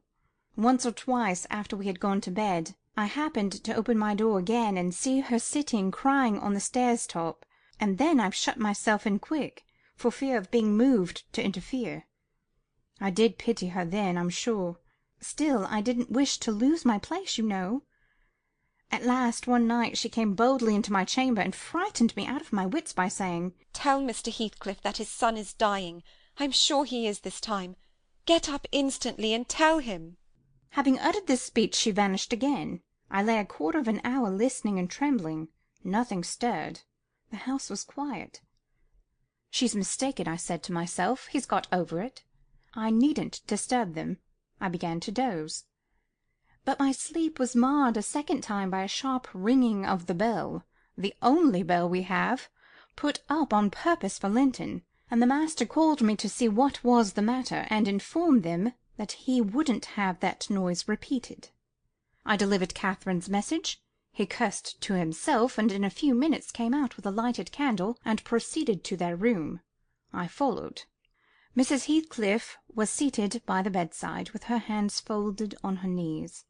Her father-in-law went up, held the candle to Linton's face, looked at him, and touched him. Afterwards he turned to her. Now, Catherine, he said, How do you feel? She was dumb. How do you feel, Catherine? He repeated. He's safe, and I'm free, she answered. I should feel well, but, she continued with a bitterness she couldn't conceal, you have left me so long to struggle against death alone, that I feel and see only death. I feel like death. And she looked like it too. I gave her a little wine. Hareton and Joseph, who had been wakened by the ringing and the sound of feet, and heard our talk from outside, now entered. Joseph was fain, I believe, for the lad's removal. Hareton seemed a thought bothered, though he was more taken up with staring at Catherine than thinking of Linton. But the master bid him get off to bed again. We didn't want his help. He afterwards made Joseph remove the body to his chamber, and told me to return to mine, and Mrs. Heathcliff remained by herself. In the morning he sent me to tell her she must come down to breakfast. She had undressed and appeared going to sleep, and said she was ill, at which I hardly wondered. I informed Mr. Heathcliff, and he replied, Well, let her be till after the funeral, and go up now and then to get her what is needful, and as soon as she seems better, tell me. Cathy stayed upstairs a fortnight, according to Zillah, who visited her twice a day, and would have been rather more friendly, but her attempts at increasing kindness were proudly and promptly repelled. Heathcliff went up once to show her Linton's will. He had bequeathed the whole of his, and what had been her, movable property, to his father. The poor creature was threatened, or coaxed, into that act during her week's absence, when his uncle died. The lands, being a minor, he could not meddle with. However, Mr. Heathcliff had claimed and kept them in his wife's right, and his also. I suppose legally, at any rate, Catherine, destitute of cash and friends, cannot disturb his possession. Nobody, said Zillah, ever approached her door except that once but I, and nobody asked anything about her. The first occasion of her coming down into the house was on a Sunday afternoon. She had cried out when I carried up her dinner that she couldn't bear any longer being in the cold, and I told her that the master was going to Thrushcross Grange, and Earnshaw and I needn't hinder her from descending. So as soon as she heard Heathcliff's horse trot off, she made her appearance, donned in black, and her yellow curls combed back behind her ears as plain as a Quaker. She couldn't comb them out. Joseph and I generally go to chapel on Sundays. The kirk, you know, has no minister now, explained Mrs. Dean, and they call it the Methodist or Baptist place. I can't say which it is. At Gimmerton, a chapel. Joseph had gone, she continued, but I thought proper to bide at home. Young folks are always the better for the elders overlooking, and Hareton, with all his bashfulness, isn't a model of nice behaviour. I let him know that his cousin would very likely sit with us, and she had been always used to see the Sabbath respected, so he had as good leave his guns and bits of indoor work alone, while she stayed. He coloured up at this news, and cast his eyes over his hands and clothes. The train oil and gunpowder was shoved out of sight in a minute. I saw he meant to give her his company, and I guessed by his way he wanted to be presentable, so laughing, as I durst not laugh when the master is by, I offered to help him, if he would, and joked at his confusion. He grew sullen and began to swear. Now, Mrs. Dean, Zillah went on, seeing me not pleased by her manner, you happen to think your young lady too fine for Mr. Hareton, and happen you're right, but I own I should love well to bring her pride a peg lower.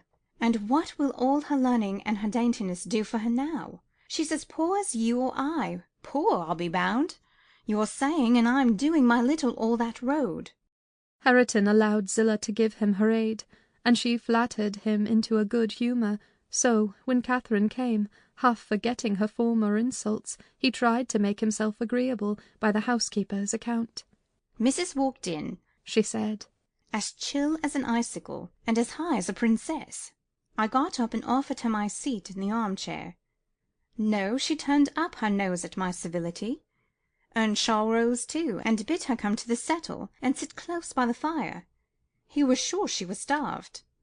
I've been starved a month, and more, she answered, resting on the word as scornful as she could. and she got a chair for herself and placed it at a distance from both of us. Having sat till she was warm, she began to look around and discovered a number of books on the dresser. She was instantly upon her feet again, stretching to reach them, but they were too high up. Her cousin, after watching her endeavours a while, at last summoned courage to help her. She held her frock, and he filled it with the first that came to hand. That was a great advance for the lad. She didn't thank him, still he felt gratified that she had accepted his assistance, and ventured to stand behind as she examined them, and even to stoop and point out what struck his fancy in certain old pictures which they contained. Nor was he daunted by the saucy style in which she jerked the page from his finger.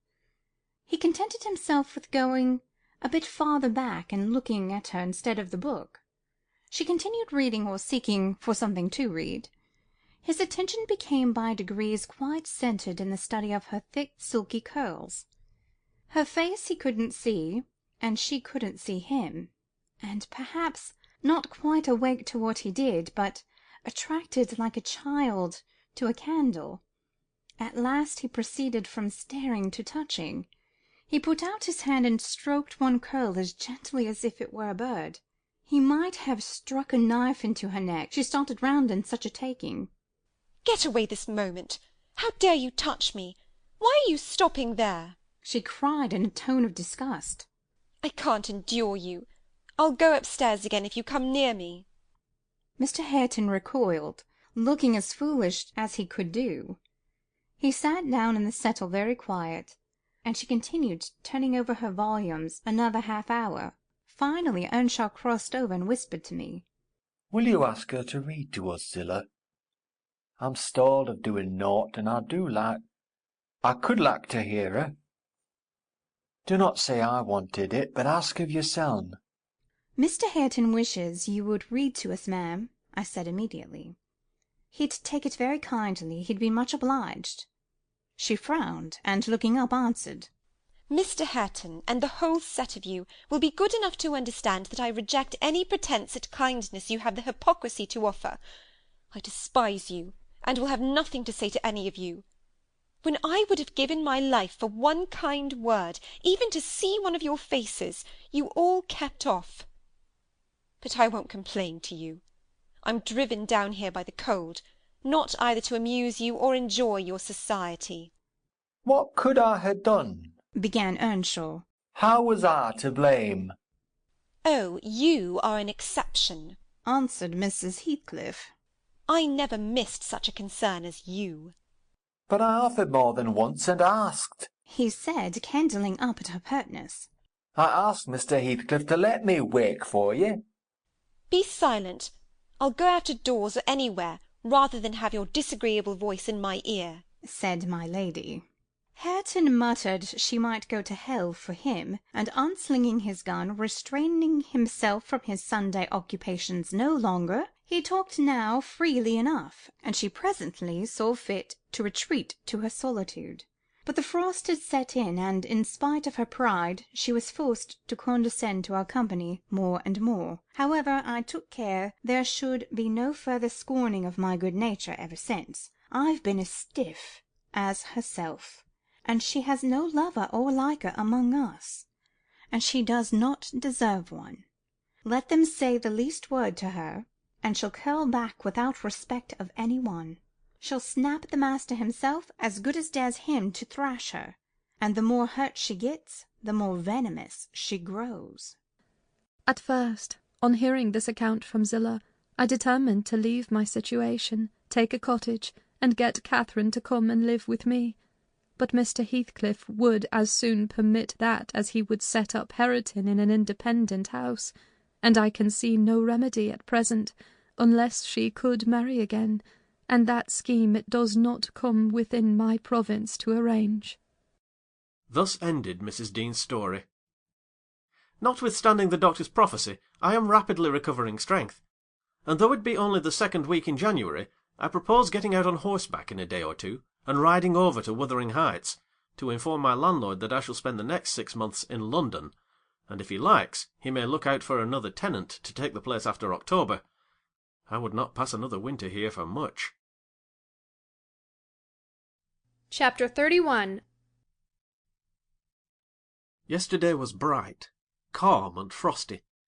I went to the Heights as I proposed. My housekeeper entreated me to bear a little note from her to her young lady, and I did not refuse, for the worthy woman was not conscious of anything odd in her request. The front door stood open, but the jealous gate was fastened as at my last visit. I knocked, and invoked Earnshaw from among the garden beds. He unchained it, and I entered. The fellow is as handsome a rustic as need be seen. I took particular notice of him this time, but then he does his best apparently to make the least of his advantages. I asked if Mr. Heathcliff were at home. He answered no, but he would be in at dinner time. It was 11 o'clock, and I announced my intention of going in and waiting for him, at which he immediately flung down his tools and accompanied me, in the office of watch-dog, not as a substitute for the host. We entered together. Catherine was there, making herself useful in preparing some vegetables for the approaching meal. She looked more sulky and less spirited than when I had seen her first. She hardly raised her eyes to notice me, and continued her employment with the same disregard to common forms of politeness as before, never returning my bow and good morning by the slightest acknowledgment. She does not seem so amiable, I thought, as Mrs. Dean would persuade me to believe. She's a beauty, it is true, but not an angel. Earnshaw surlily bid her remove her things to the kitchen. "Remove them yourself," she said, pushing them from her as soon as she had done, and retiring to a stool by the window, where she began to carve figures of birds and beasts out of the turnip parings in her lap.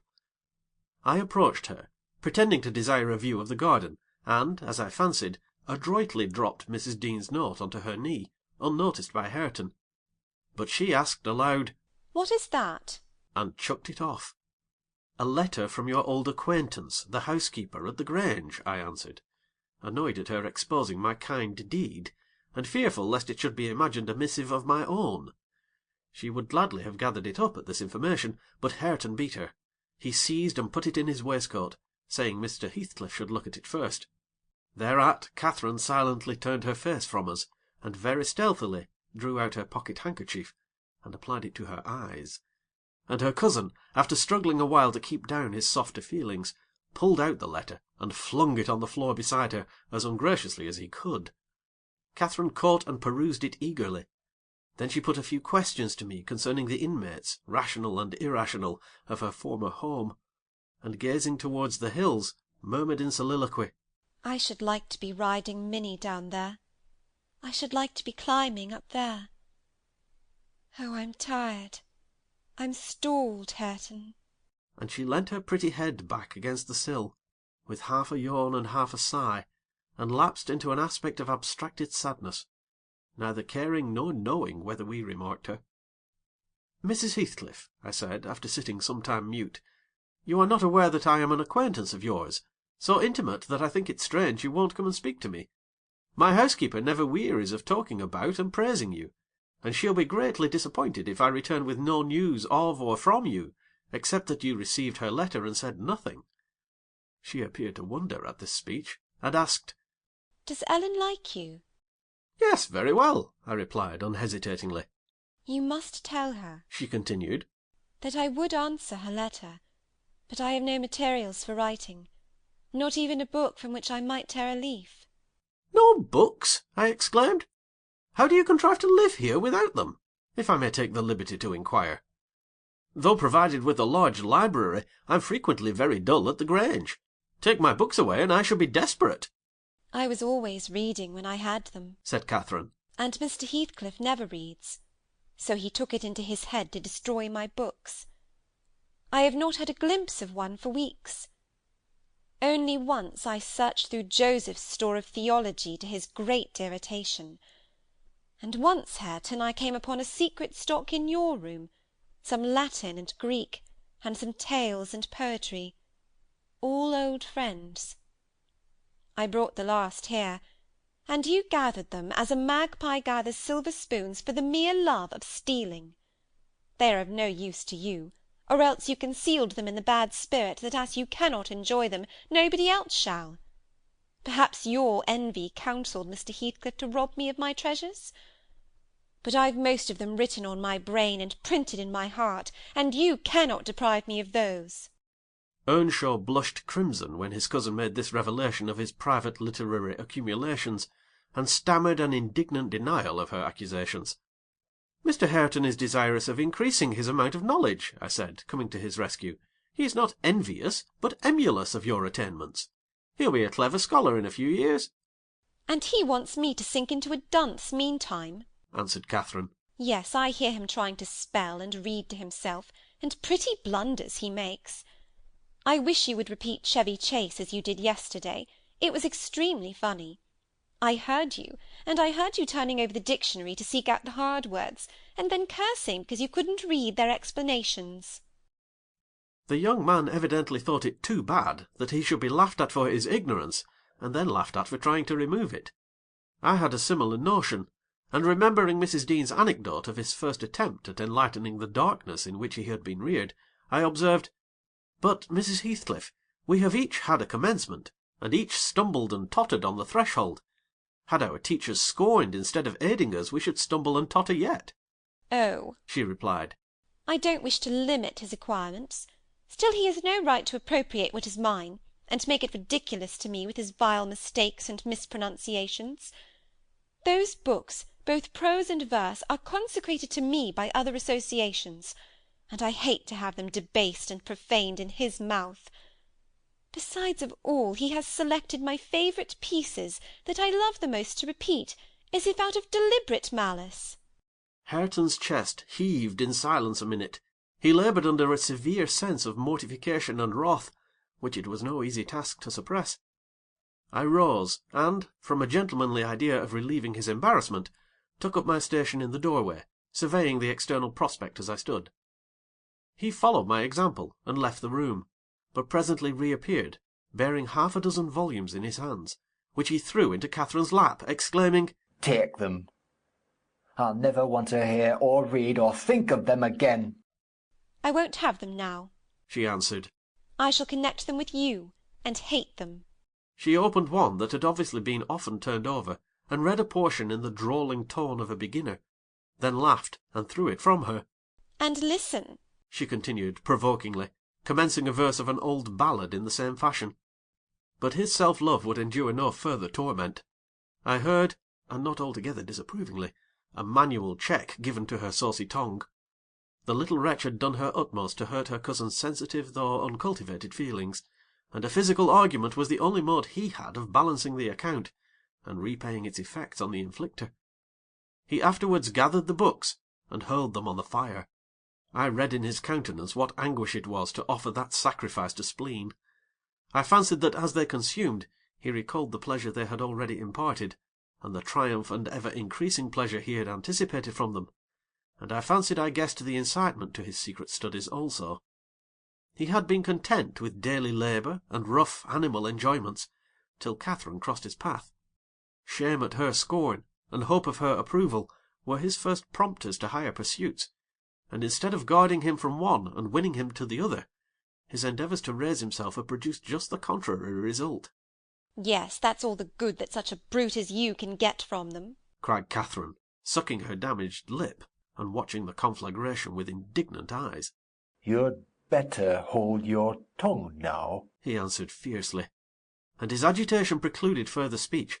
He advanced hastily to the entrance, where I made way for him to pass, but ere he had crossed the door-stones, Mr. Heathcliff, coming up the causeway, encountered him, and laying hold of his shoulder, asked, "What's to do now, my lad?" "Naught, naught," he said, and broke away to enjoy his grief and anger in solitude. Heathcliff gazed after him, and sighed. "It will be odd if I thwart myself," he muttered, unconscious that I was behind him. "but when I look for his father in his face, I find her every day more. How the devil is he so like? I can hardly bear to see him." He bent his eyes to the ground, and walked moodily in. There was a restless, anxious expression in his countenance I had never remarked there before, and he looked sparer in person. His daughter-in-law, on perceiving him through the window, immediately escaped to the kitchen, so that I remained alone. "I'm glad to see you out of doors again, Mr. Lockwood," he said in reply to my greeting. From selfish motives, partly. I don't think I could readily supply your loss in this desolation. I've wondered more than once what brought you here. An idle whim, I fear, sir, was my answer. Or else an idle whim is going to spirit me away. I shall set out for London next week, and I must give you warning that I feel no disposition to retain Thrushcross Grange beyond the 12 months I agreed to rent it. I believe I shall not live there any more. Oh, indeed. You're tired of being banished from the world, are you? He said. But if you be coming to plead off paying for a place you won't occupy, your journey is useless. I never relent in exacting my due from anyone. I'm coming to plead off nothing about it, I exclaimed, considerably irritated. Should you wish it, I'll settle with you now. And I drew my notebook from my pocket. No, no, he replied coolly. You'll leave sufficient behind to cover your debts if you fail to return. I'm not in such a hurry. Sit down and take your dinner with us. A guest that is safe from repeating his visit can generally be made welcome. Catherine, bring the things in. Where are you? Catherine reappeared, bearing a tray of knives and forks. You may get your dinner with Joseph, muttered Heathcliff aside, and remain in the kitchen till he is gone. She obeyed his directions very punctually. Perhaps she had no temptation to transgress. Living among clowns and misanthropists, she probably cannot appreciate a better class of people when she meets them. With Mr. Heathcliff, grim and saturnine on the one hand, and Hareton absolutely dumb on the other, I made a somewhat cheerless meal, and bade adieu early. I would have departed by the back way, to get a last glimpse of Catherine, and annoy old Joseph, but Hareton received orders to lead up my horse, and my host himself escorted me to the door, so I could not fulfil my wish. How dreary life gets over in that house, I reflected, while riding down the road. What a realization of something more romantic than a fairy tale it would have been for Mrs. Linton Heathcliff, had she and I struck up an attachment, as her good nurse desired, and migrated together into the stirring atmosphere of the town. Chapter 32 1802. This September I was invited to devastate the moors of a friend in the north, and on my journey to his abode I unexpectedly came within 15 miles of Gimmerton. The ostler, at a roadside public house, was holding a pail of water to refresh my horses, when a cart of very green oats, newly reaped, passed by, and he remarked, Yon's fra Gimmerton. Now, they're allus 3 week after other folk with their harvest. Gimmerton, I repeated. My residence in that locality had already grown dim and dreamy. Ah, I know. How far is it from this? Happen 14 mile o'er the hills, and a rough road, he answered. A sudden impulse seized me to visit Thrushcross Grange. It was scarcely noon, and I conceived that I might as well pass the night under my own roof as in an inn. Besides, I could spare a day easily to arrange matters with my landlord, and thus save myself the trouble of invading the neighbourhood again. Having rested a while, I directed my servant to inquire the way to the village, and with great fatigue to our beasts, we managed the distance in some 3 hours. I left him there, and proceeded down the valley alone. The grey church looked greyer, and the lonely churchyard lonelier. I distinguished a moor sheep cropping the short turf on the graves. It was sweet, warm weather, too warm for travelling, but the heat did not hinder me from enjoying the delightful scenery, above and below. Had I seen it nearer August, I am sure it would have tempted me to waste a month among its solitudes. In winter, nothing more dreary, in summer, nothing more divine, than those glens shut in by hills, and those bluff bold swells of heath. I reached the Grange before sunset, and knocked for admittance, but the family had retreated into the back premises, I judged, by one thin blue wreath curling from the kitchen chimney, and they did not hear. I rode into the court. Under the porch, a girl of 9 or 10 sat knitting, and an old woman reclined on the house steps, smoking a meditative pipe. "Is Mrs. Dean within?" I demanded of the dame. "Mistress Dean? Nay," she answered. "She doesn't bide here. She's up at the Heights." "Are you the housekeeper, then?" I continued. Or keep the house," she replied. "Well, I'm Mr. Lockwood, the master. Are there any rooms to lodge me in, I wonder? I wish to stay all night." "The master?" she cried in astonishment. "Whoever knew you were coming? You said you'd send word. There's nowt nother dry nor minceful about the place. Nowt there isn't. She threw down her pipe and bustled in. The girl followed, and I entered too. Soon perceiving that her report was true, and, moreover, that I had almost upset her wits by my unwelcome apparition, I bade her be composed. I would go out for a walk, and meantime she must try to prepare a corner of the sitting-room for me to sup in, and a bedroom to sleep in. No sweeping and dusting, only good fire and dry sheets were necessary. She seemed willing to do her best, though she thrust the hearth-brush into the grate in mistake for the poker, and malappropriated several other articles of her craft. But I retired, confiding in her energy for a resting-place against my return. Wuthering Heights was the goal of my proposed excursion. An afterthought brought me back when I had quitted the court. "All well at the Heights?" I inquired of the woman. For aught he know," she answered, scurrying away with a pan of hot cinders. I would have asked why Mrs. Dean had deserted the Grange, but it was impossible to delay her at such a crisis, so I turned away and made my exit, rambling leisurely along, with the glow of a sinking sun behind and the mild glory of a rising moon in front, one fading and the other brightening, as I quitted the park and climbed the stony by-road branching off to Mr. Heathcliff's dwelling. Before I arrived in sight of it, all that remained of day was a beamless amber light along the west, but I could see every pebble on the path, and every blade of grass, by that splendid moon. I had neither to climb the gate nor to knock. It yielded to my hand. That is an improvement, I thought. And I noticed another by the aid of my nostrils, a fragrance of stocks and wallflowers wafted on the air from among the homely fruit-trees. Both doors and lattices were open, and yet, as is usually the case in a cold district, a fine red fire illumined the chimney. The comfort which the eye derives from it renders the extra heat endurable. But the house of Wuthering Heights is so large that the inmates have plenty of space for withdrawing out of its influence, and accordingly what inmates there were had stationed themselves not far from one of the windows. I could both see them and hear them talk before I entered, and looked and listened in consequence, being moved thereto by a mingled sense of curiosity and envy that grew as I lingered. "Contrary," said a voice as sweet as a silver bell. "That for the third time, you dunce! I'm not going to tell you again. Recollect, or I'll pull your hair." "Contrary, then," answered another, in deep but softened tones. "And now kiss me, for minding so well." "No, read it over first correctly, without a single mistake." The male speaker began to read. He was a young man, respectably dressed, and seated at a table, having a book before him. His handsome features glowed with pleasure, and his eyes kept impatiently wandering from the page to a small white hand over his shoulder, which recalled him by a smart slap on the cheek whenever its owner detected such signs of inattention.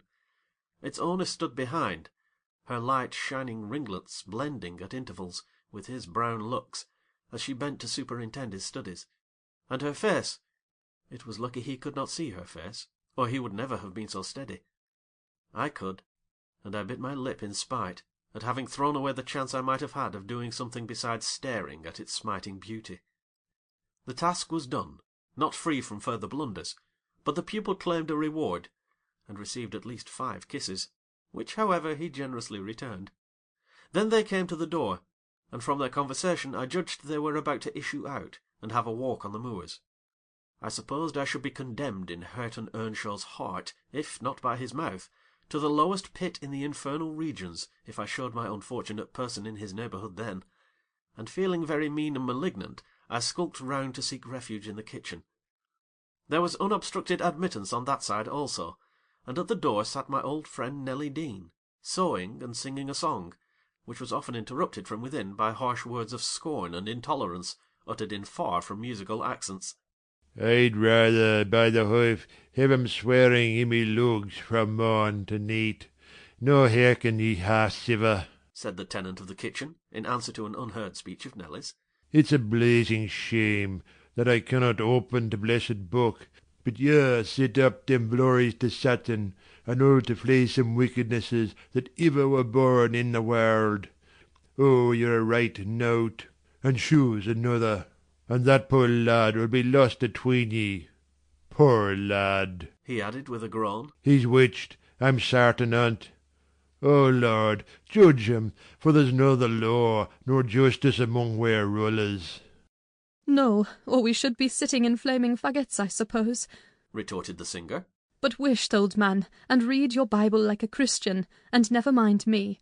This is Fairy Annie's wedding, a bonny tune. It goes to a dance. Mrs. Dean was about to recommence when I advanced, and recognising me directly, she jumped to her feet, crying, Why, bless you, Mr. Lockwood, how could you think of returning in this way? All shut up at Thrushcross Grange. You should have given us notice. I've arranged to be accommodated there, for as long as I shall stay, I answered. I depart again tomorrow. And how were you transplanted here, Mrs. Dean? Tell me that. Zillah left, and Mr. Heathcliff wished me to come, soon after you went to London, and stay till you returned. But step in, pray. Have you walked from Gimmerton this evening? From the Grange, I replied. And while they make me lodging room there, I want to finish my business with your master, because I don't think of having another opportunity in a hurry. What business, sir? Said Nelly, conducting me into the house. He's gone out at present, and won't return soon. About the rent, I answered. Oh, then it is with Mrs. Heathcliff you must settle, she observed. Or rather with me. She has not learnt to manage her affairs yet, and I act for her. There's nobody else. I looked surprised. Ah, you have not heard of Heathcliff's death, I see, she continued. Heathcliff dead? I exclaimed, astonished. How long ago? 3 months since. But sit down, and let me take your hat, and I'll tell you about it. Stop, you have had nothing to eat, have you? I want nothing. I have ordered supper at home. You sit down too. I never dreamt of his dying. Let me hear how it came to pass. You say you don't expect them back for some time, the young people? No, I have to scold them every evening for their late rambles, but they don't care for me. At least, have a drink of our old ale. It will do you good. You seem weary. She hastened to fetch it before I could refuse, and I heard Joseph asking whether it weren't a crying scandal that she should have followers at her time of life. And then, to get them jocks out of the maister's cellar. He fair shamed to bide still and see it. She did not stay to retaliate, but re-entered in a minute, bearing a reaming silver pint, whose contents I lauded with becoming earnestness, and afterwards she furnished me with the sequel of Heathcliff's history. He had a queer end, as she expressed it. I was summoned to Wuthering Heights within a fortnight of your leaving us, she said, and I obeyed joyfully, for Catherine's sake. My first interview with her grieved and shocked me. She had altered so much since our separation. Mr. Heathcliff did not explain his reasons for taking a new mind about my coming here. He only told me he wanted me, and he was tired of seeing Catherine. I must make the little parlour my sitting-room, and keep her with me. It was enough if he were obliged to see her once or twice a day. She seemed pleased at this arrangement, and, by degrees, I smuggled over a great number of books and other articles that had formed her amusement at the Grange, and flattered myself we should get on in tolerable comfort. The delusion did not last long. Catherine, contented at first in a brief space, grew irritable and restless. For one thing, she was forbidden to move out of the garden, and it fretted her sadly to be confined to its narrow bounds as spring drew on. For another, in following the house, I was forced to quit her frequently, and she complained of loneliness. She preferred quarrelling with Joseph in the kitchen to sitting at peace in her solitude. I did not mind their skirmishes, but Hareton was often obliged to seek the kitchen also, when the master wanted to have the house to himself, and though in the beginning she either left it at his approach, or quietly joined in my occupations, and shunned remarking or addressing him, and though he was always as sullen and silent as possible, after a while she changed her behaviour, and became incapable of letting him alone, talking at him, commenting on his stupidity and idleness, expressing her wonder how he could endure the life he lived, how he could sit a whole evening staring into the fire and dozing. "He's just like a dog, is he not, Ellen?" she once observed. "Or a cart-horse. He does his work, eats his food, and sleeps eternally. What a blank, dreary mind he must have! Do you ever dream, Hareton? And if you do, what is it about? But you can't speak to me." Then she looked at him, but he would neither open his mouth nor look again. He's perhaps dreaming now, she continued. He twitched his shoulder as Juno twitches hers. Ask him, Ellen. Mr. Hareton will ask the master to send you upstairs if you don't behave, I said. He had not only twitched his shoulder but clenched his fist, as if tempted to use it.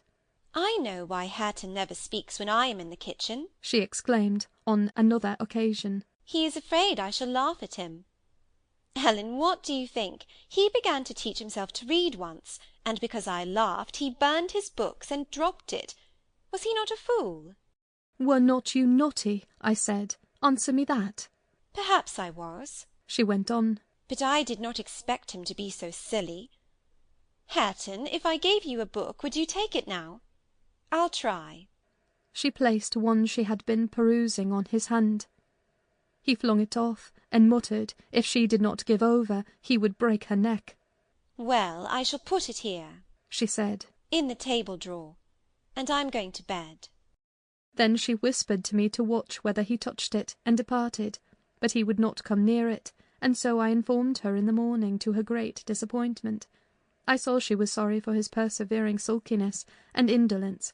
Her conscience reproved her for frightening him off of improving himself. She had done it effectually, but her ingenuity was at work to remedy the injury, while I ironed or pursued other such stationary employments as I could not well do in the parlour. She would bring some pleasant volume and read it aloud to me. When Hareton was there, she generally paused in an interesting part, and left the book lying about. That she did repeatedly, but he was as obstinate as a mule, and, instead of snatching at her bait, in wet weather he took to smoking with Joseph, and they sat like automatons, one on each side of the fire, the elder happily too deaf to understand her wicked nonsense, as he would have called it, the younger doing his best to seem to disregard it. On fine evenings the latter followed his shooting expeditions, and Catherine yawned and sighed, and teased me to talk to her, and ran off into the court or garden the moment I began, and, at last resource, cried, and said she was tired of living. Her life was useless. Mr. Heathcliff, who grew more and more disinclined to society, had almost banished Earnshaw from his apartment. Owing to an accident at the commencement of March, he became for some days a fixture in the kitchen. His gun burst while out on the hills by himself, a splinter cut his arm, and he lost a good deal of blood before he could reach home. The consequence was that, perforce, he was condemned to the fireside and tranquillity till he made it up again. It suited Catherine to have him there. At any rate, it made her hate her room upstairs more than ever, and she would compel me to find out business below, that she might accompany me. On Easter Monday, Joseph went to Gimmerton Fair with some cattle, and in the afternoon I was busy getting up linen in the kitchen. Earnshaw sat, morose as usual, at the chimney-corner, and my little mistress was beguiling an idle hour with drawing pictures on the window-panes, varying her amusement by smothered bursts of songs, and whispered ejaculations, and quick glances of annoyance and impatience in the direction of her cousin, who steadfastly smoked and looked into the grate. At a notice that I could do with her no longer intercepting my light, she removed to the hearthstone.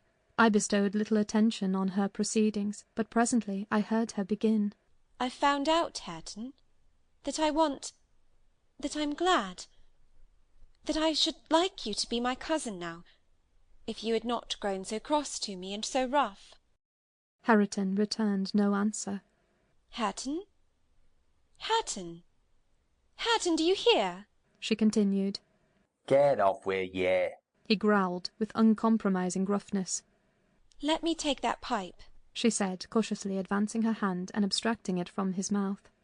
Before he could attempt to recover it, it was broken, and behind the fire. He swore at her, and seized another. "Stop!" she cried.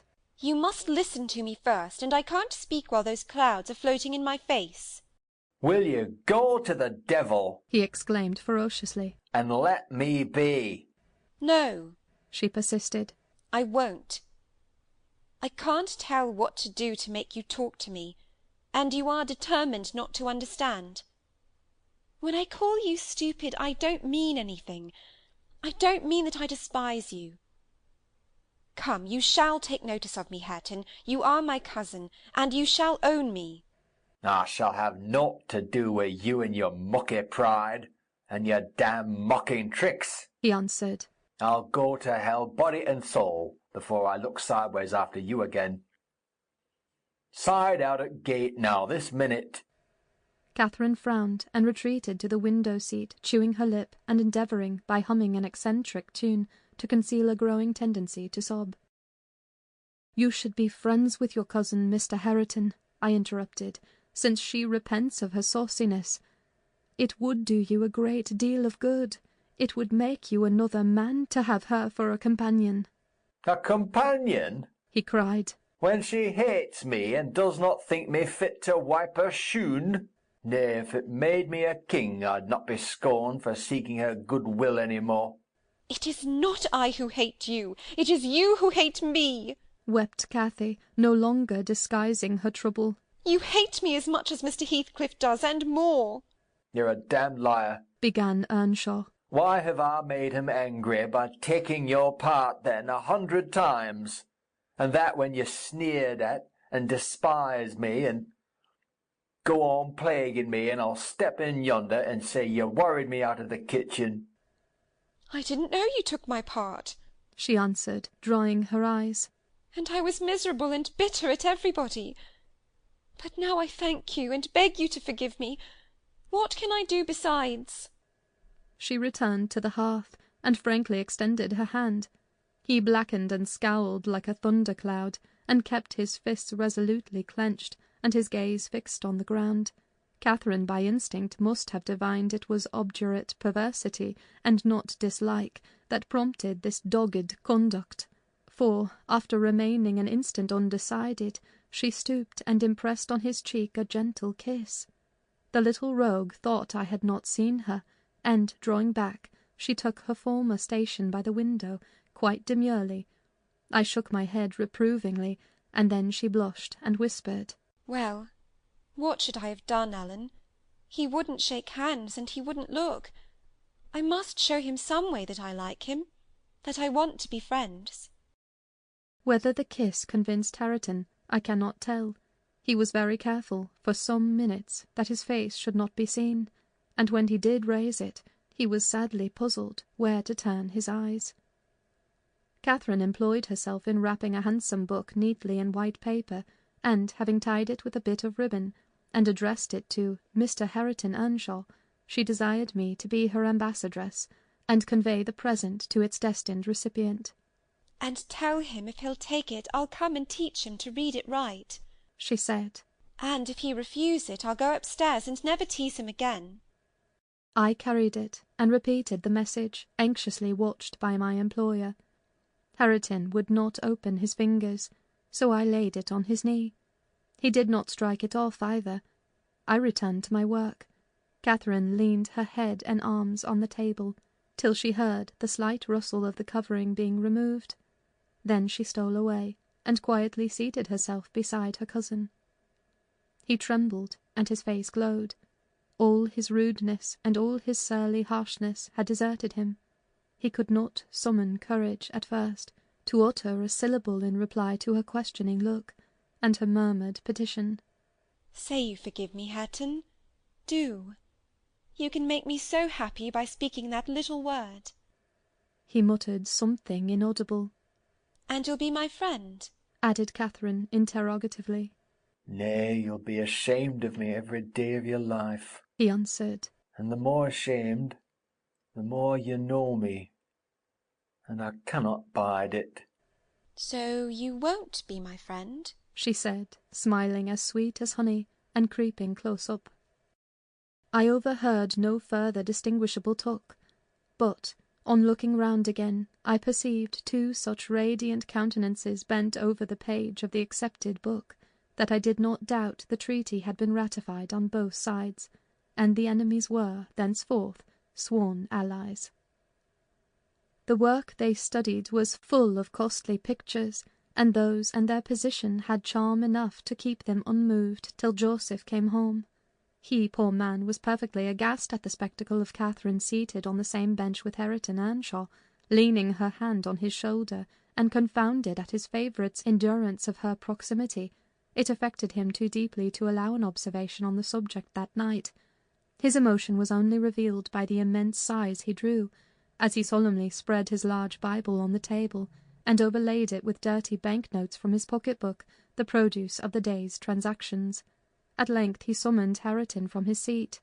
"Tuck these into the maester, lad," he said, "and bide there. I's going up to my own room. This oil's neither menseful nor seemly for us. We mun side out and search another." "Come, Catherine," I said, "we must side out too. I've done my ironing. Are you ready to go?" "It is not 8 o'clock," she answered, rising unwillingly.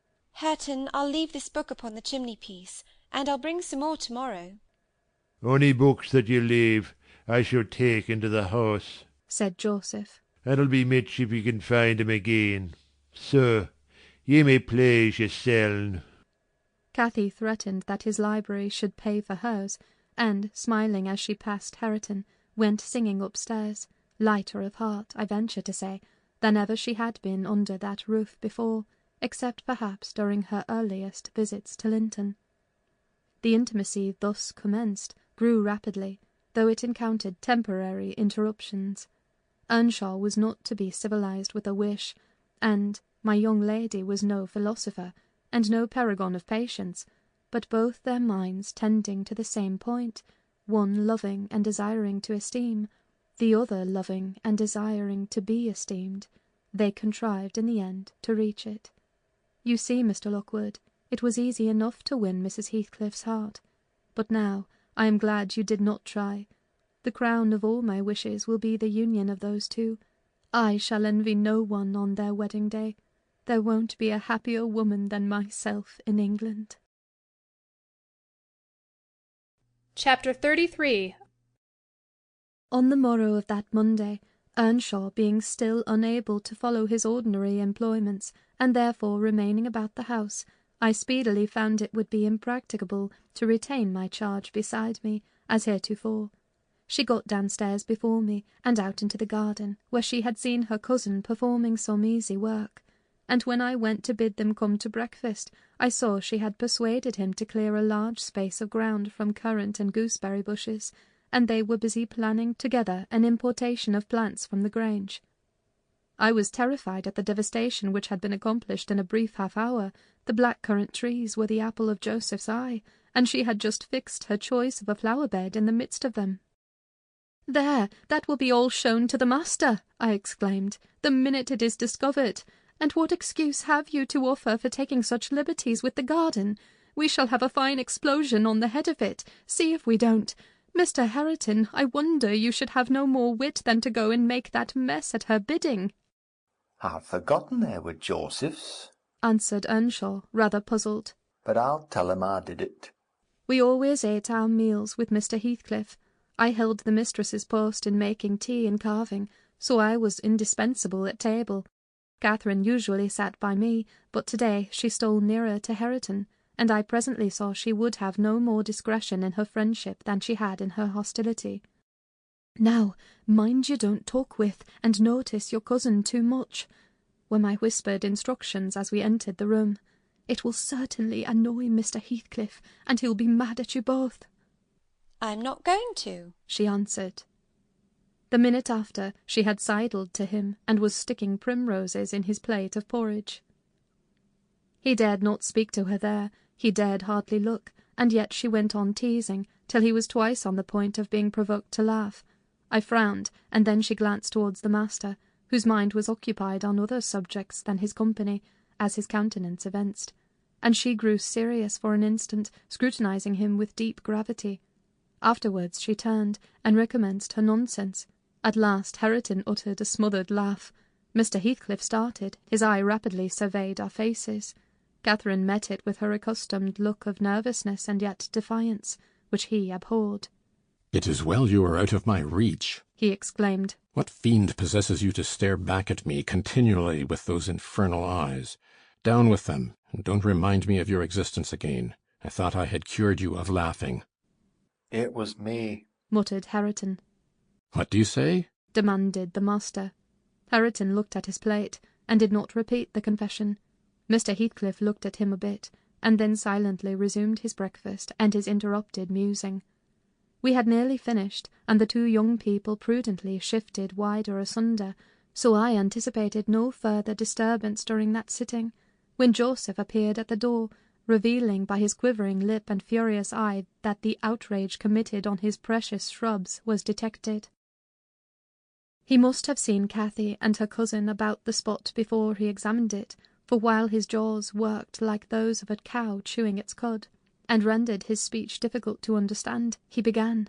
I mun have my wage, and I mun go. I'd aimed to dee where I'd sarved for 60 year, and I thought I'd lug my books into the garret, and all my bits of stuff, and they should have the kitchen to theirseln for the sake of quietness. It were hard to give up my own hearthstone, but I thought I could do that. But na, shoes turn my garden fro me, and by the heart, measter, I cannot stand it. Ya may bend to yoke, an ye will. I known used to it, and an old man doesn't soon get used to new bathins. I'd rather earn my bite and my sup wi' a hummer in the road. Now, idiot, interrupted Heathcliff. Cut it short. What's your grievance? I'll interfere in no quarrels between you and Nelly. She may thrust you into the coal-hole for anything I care. It's known, Nelly, answered Joseph. I shouldn't shift for Nelly. Nasty old note as she is. Thank God, she cannot steal to soul a nobody. She were never so handsome, but what a body would look at her about winking. It's yon fleesome, graceless queen that's witched our lad wi' her bold een and her forrid ways, till, nay, it fair brust my heart. He's forgotten all I've done for him, and made on him, and gone and riven up a whole row of the grandest currant trees in the garden. And here he lamented outright, unmanned by a sense of his bitter injuries, and Earnshaw's ingratitude and dangerous condition. Is the fool drunk? asked Mr. Heathcliff. Hareton, is it you he's finding fault with? I've pulled up 2 or 3 bushes, replied the young man. But I'm going to set 'em again. And why have you pulled them up? said the master. Catherine wisely put in her tongue. We wanted to plant some flowers there, she cried. I'm the only person to blame, for I wished him to do it. And who the devil gave you leave to touch a stick about the place? demanded her father-in-law, much surprised. And who ordered you to obey her? he added, turning to Hareton. The latter was speechless. His cousin replied. You shouldn't grudge a few yards of earth for me to ornament, when you have taken all my land. Your land, insolent slut? You never had any, said Heathcliff. And my money, she continued, returning his angry glare, and meantime biting a piece of crust, the remnant of her breakfast. Silence, he exclaimed. Get done and be gone. And Hareton's land and his money, pursued the reckless thing. Hareton and I are friends now, and I shall tell him all about you. The master seemed confounded a moment. He grew pale and rose up, eyeing her all the while with an expression of mortal hate. If you strike me, Hareton will strike you, she said. So you may as well sit down. If Hareton does not turn you out of the room, I'll strike him to hell, thundered Heathcliff. Damnable witch, dare you pretend to rouse him against me? Off with her, do you hear? Fling her into the kitchen. I'll kill her, Ellen Dean, if you let her come into my sight again. Hareton tried, under his breath, to persuade her to go. Drag her away, he cried savagely. Are you staying to talk? And he approached to execute his own command. He'll not obey you, wicked man, any more, said Catherine. And he'll soon detest you as much as I do. Whisht, whisht, muttered the young man reproachfully. I will not hear you speak so to him. Have done. But you won't let him strike me, she cried. Come then, he whispered earnestly. It was too late. Heathcliff had caught hold of her. Now you go, he said to Earnshaw. Accursed witch, this time she has provoked me when I could not bear it, and I'll make her repent it forever. He had his hand in her hair. Hareton attempted to release her locks, entreating him not to hurt her that once. Heathcliff's black eyes flashed. He seemed ready to tear Catherine in pieces, and I was just worked up to risk coming to the rescue, when of a sudden his fingers relaxed. He shifted his grasp from her head to her arm, and gazed intently in her face. Then he drew his hand over his eyes, stood a moment to collect himself apparently, and turning anew to Catherine, said with assumed calmness, "You must learn to avoid putting me in a passion, or I shall really murder you some time. Go with Mrs. Dean, and keep with her, and confine your insolence to her ears. As to Hareton Earnshaw, if I see him listen to you, I'll send him seeking his bread where he can get it. Your love will make him an outcast and a beggar. Nelly, take her, and leave me, all of you, leave me." I led my young lady out. She was too glad of her escape to resist. The others followed, and Mr. Heathcliff had the room to himself till dinner. I had counselled Catherine to dine upstairs, but as soon as he perceived her vacant seat, he sent me to call her. He spoke to none of us, ate very little, and went out directly afterwards, intimating that he should not return before evening. The two new friends established themselves in the house during his absence, where I heard Hareton sternly check his cousin on her offering a revelation of her father-in-law's conduct to his father. He said he wouldn't suffer a word to be uttered in his disparagement. If he were the devil, it didn't signify. He would stand by him, and he'd rather she would abuse himself, as she used to, than begin on Mr. Heathcliff. Catherine was waxing cross at this, but he found means to make her hold her tongue, by asking how she would like him to speak ill of her father. Then she comprehended that Earnshaw took the master's reputation home to himself, and was attached by ties stronger than reason could break, chains forged by habit, which it would be cruel to attempt to loosen. She showed a good heart thenceforth in avoiding both complaints and expressions of antipathy concerning Heathcliff, and confessed to me her sorrow that she had endeavoured to raise a bad spirit between him and Hareton.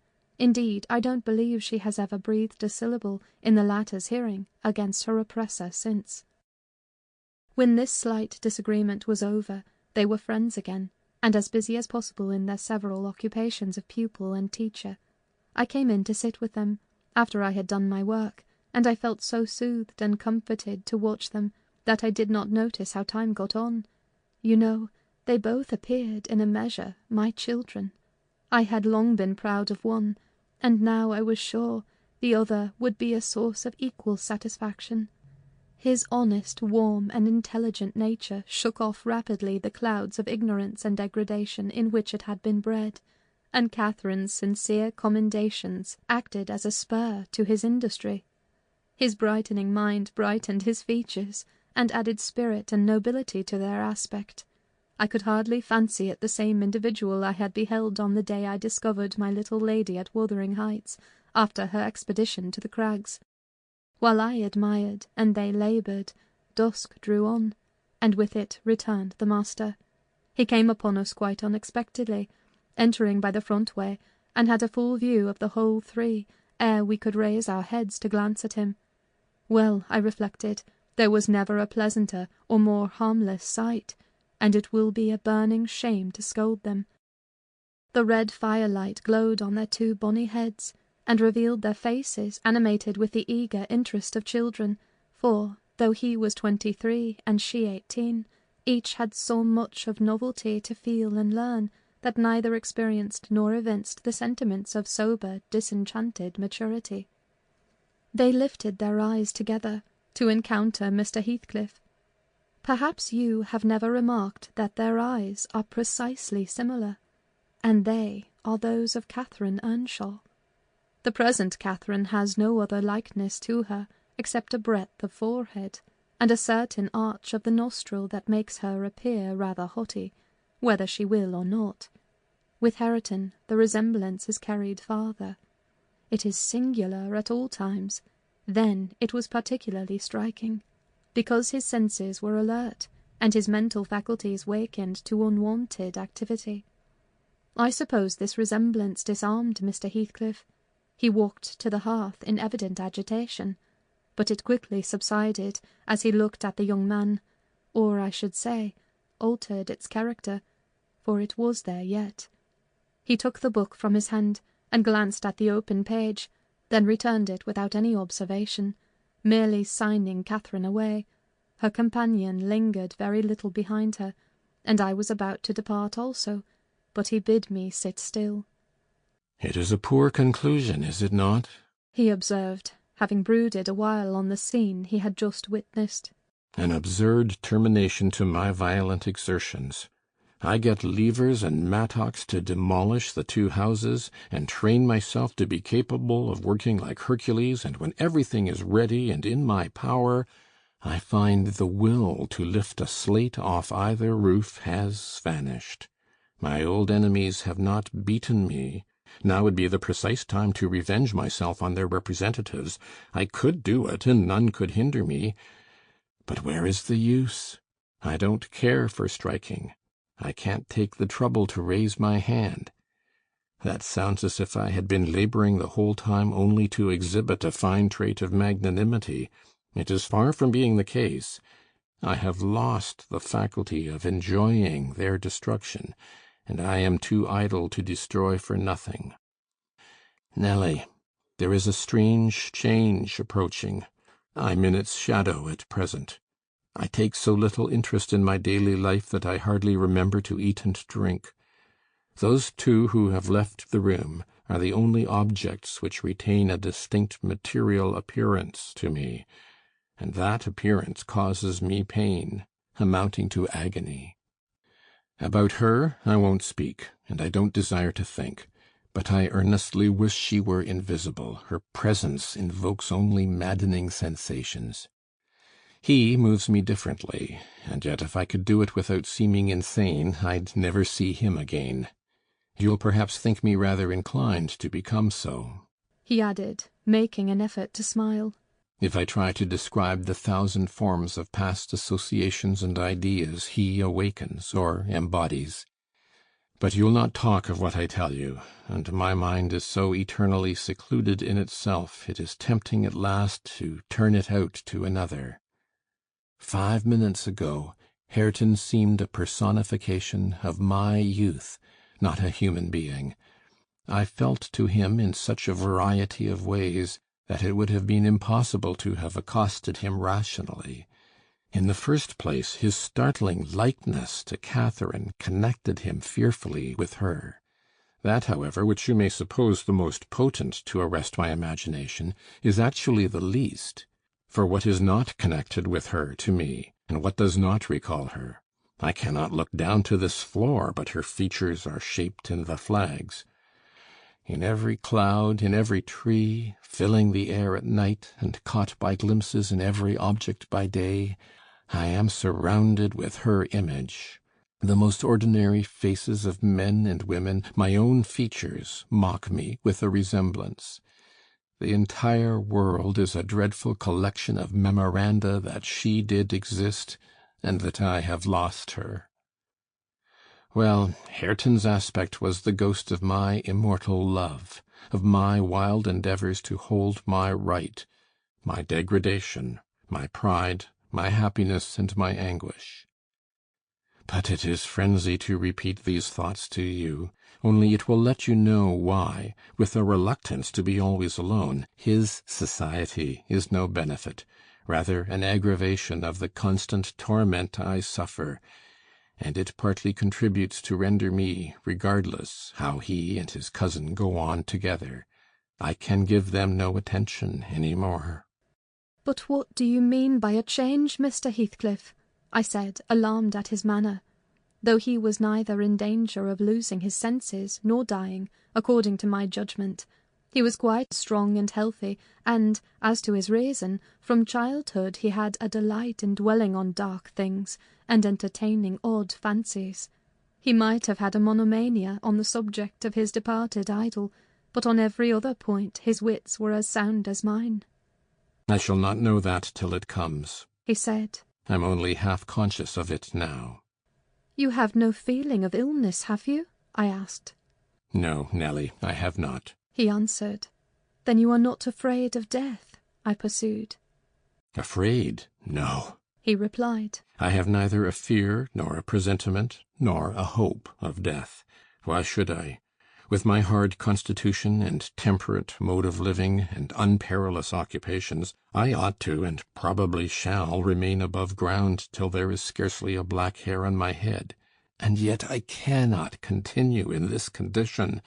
I have to remind myself to breathe, almost to remind my heart to beat, and it is like bending back a stiff spring. It is by compulsion that I do the slightest act not prompted by one thought, and by compulsion that I notice anything alive or dead which is not associated with one universal idea. I have a single wish, and my whole being and faculties are yearning to attain it. They have yearned towards it so long and so unwaveringly that I am convinced it will be reached, and soon, because it has devoured my existence. I am swallowed up in the anticipation of its fulfilment. My confessions have not relieved me, but they may account for some otherwise unaccountable phases of humour which I show. Oh God, it is a long fight. I wish it were over.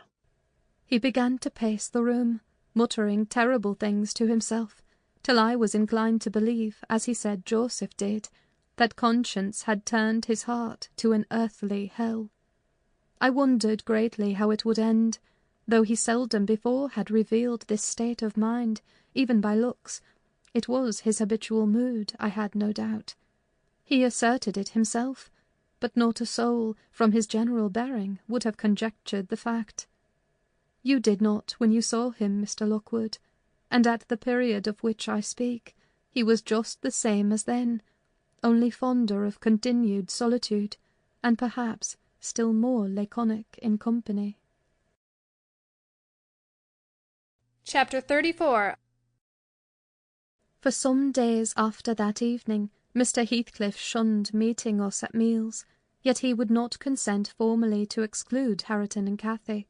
He had an aversion to yielding so completely to his feelings, choosing rather to absent himself, and eating once in 24 hours seemed sufficient sustenance for him. One night, after the family were in bed, I heard him go downstairs, and out at the front door. I did not hear him re-enter, and in the morning I found he was still away. We were in April then, the weather was sweet and warm, the grass as green as showers and sun could make it, and the 2 dwarf apple trees near the southern wall in full bloom. After breakfast, Catherine insisted on my bringing a chair and sitting with my work under the fir trees at the end of the house, and she beguiled Hareton, who had perfectly recovered from his accident, to dig and arrange her little garden, which was shifted to that corner by the influence of Joseph's complaints. I was comfortably revelling in the spring fragrance around, and the beautiful soft blue overhead, when my young lady, who had run down near the gate to procure some primrose roots for a border, returned only half laden, and informed us that Mr. Heathcliff was coming in. "And he spoke to me," she added, with a perplexed countenance. "What did he say?" asked Hareton. "He told me to begone as fast as I could," she answered. "but he looked so different from his usual look that I stopped a moment to stare at him." "How?" he inquired. "Why, almost bright and cheerful. No, almost nothing. Very much excited, and wild and glad," she replied. "Night walking amuses him, then?" I remarked, affecting a careless manner, in reality as surprised as she was, and anxious to ascertain the truth of her statement, for to see the master looking glad would not be an everyday spectacle. I framed an excuse to go in. Heathcliff stood at the open door. He was pale, and he trembled, yet certainly he had a strange joyful glitter in his eyes that altered the aspect of his whole face. "Will you have some breakfast?" I said. "You must be hungry, rambling about all night." I wanted to discover where he had been, but I did not like to ask directly. "No, I'm not hungry," he answered, averting his head, and speaking rather contemptuously, as if he guessed I was trying to divine the occasion of his good humour. I felt perplexed. I didn't know whether it were not a proper opportunity to offer a bit of admonition.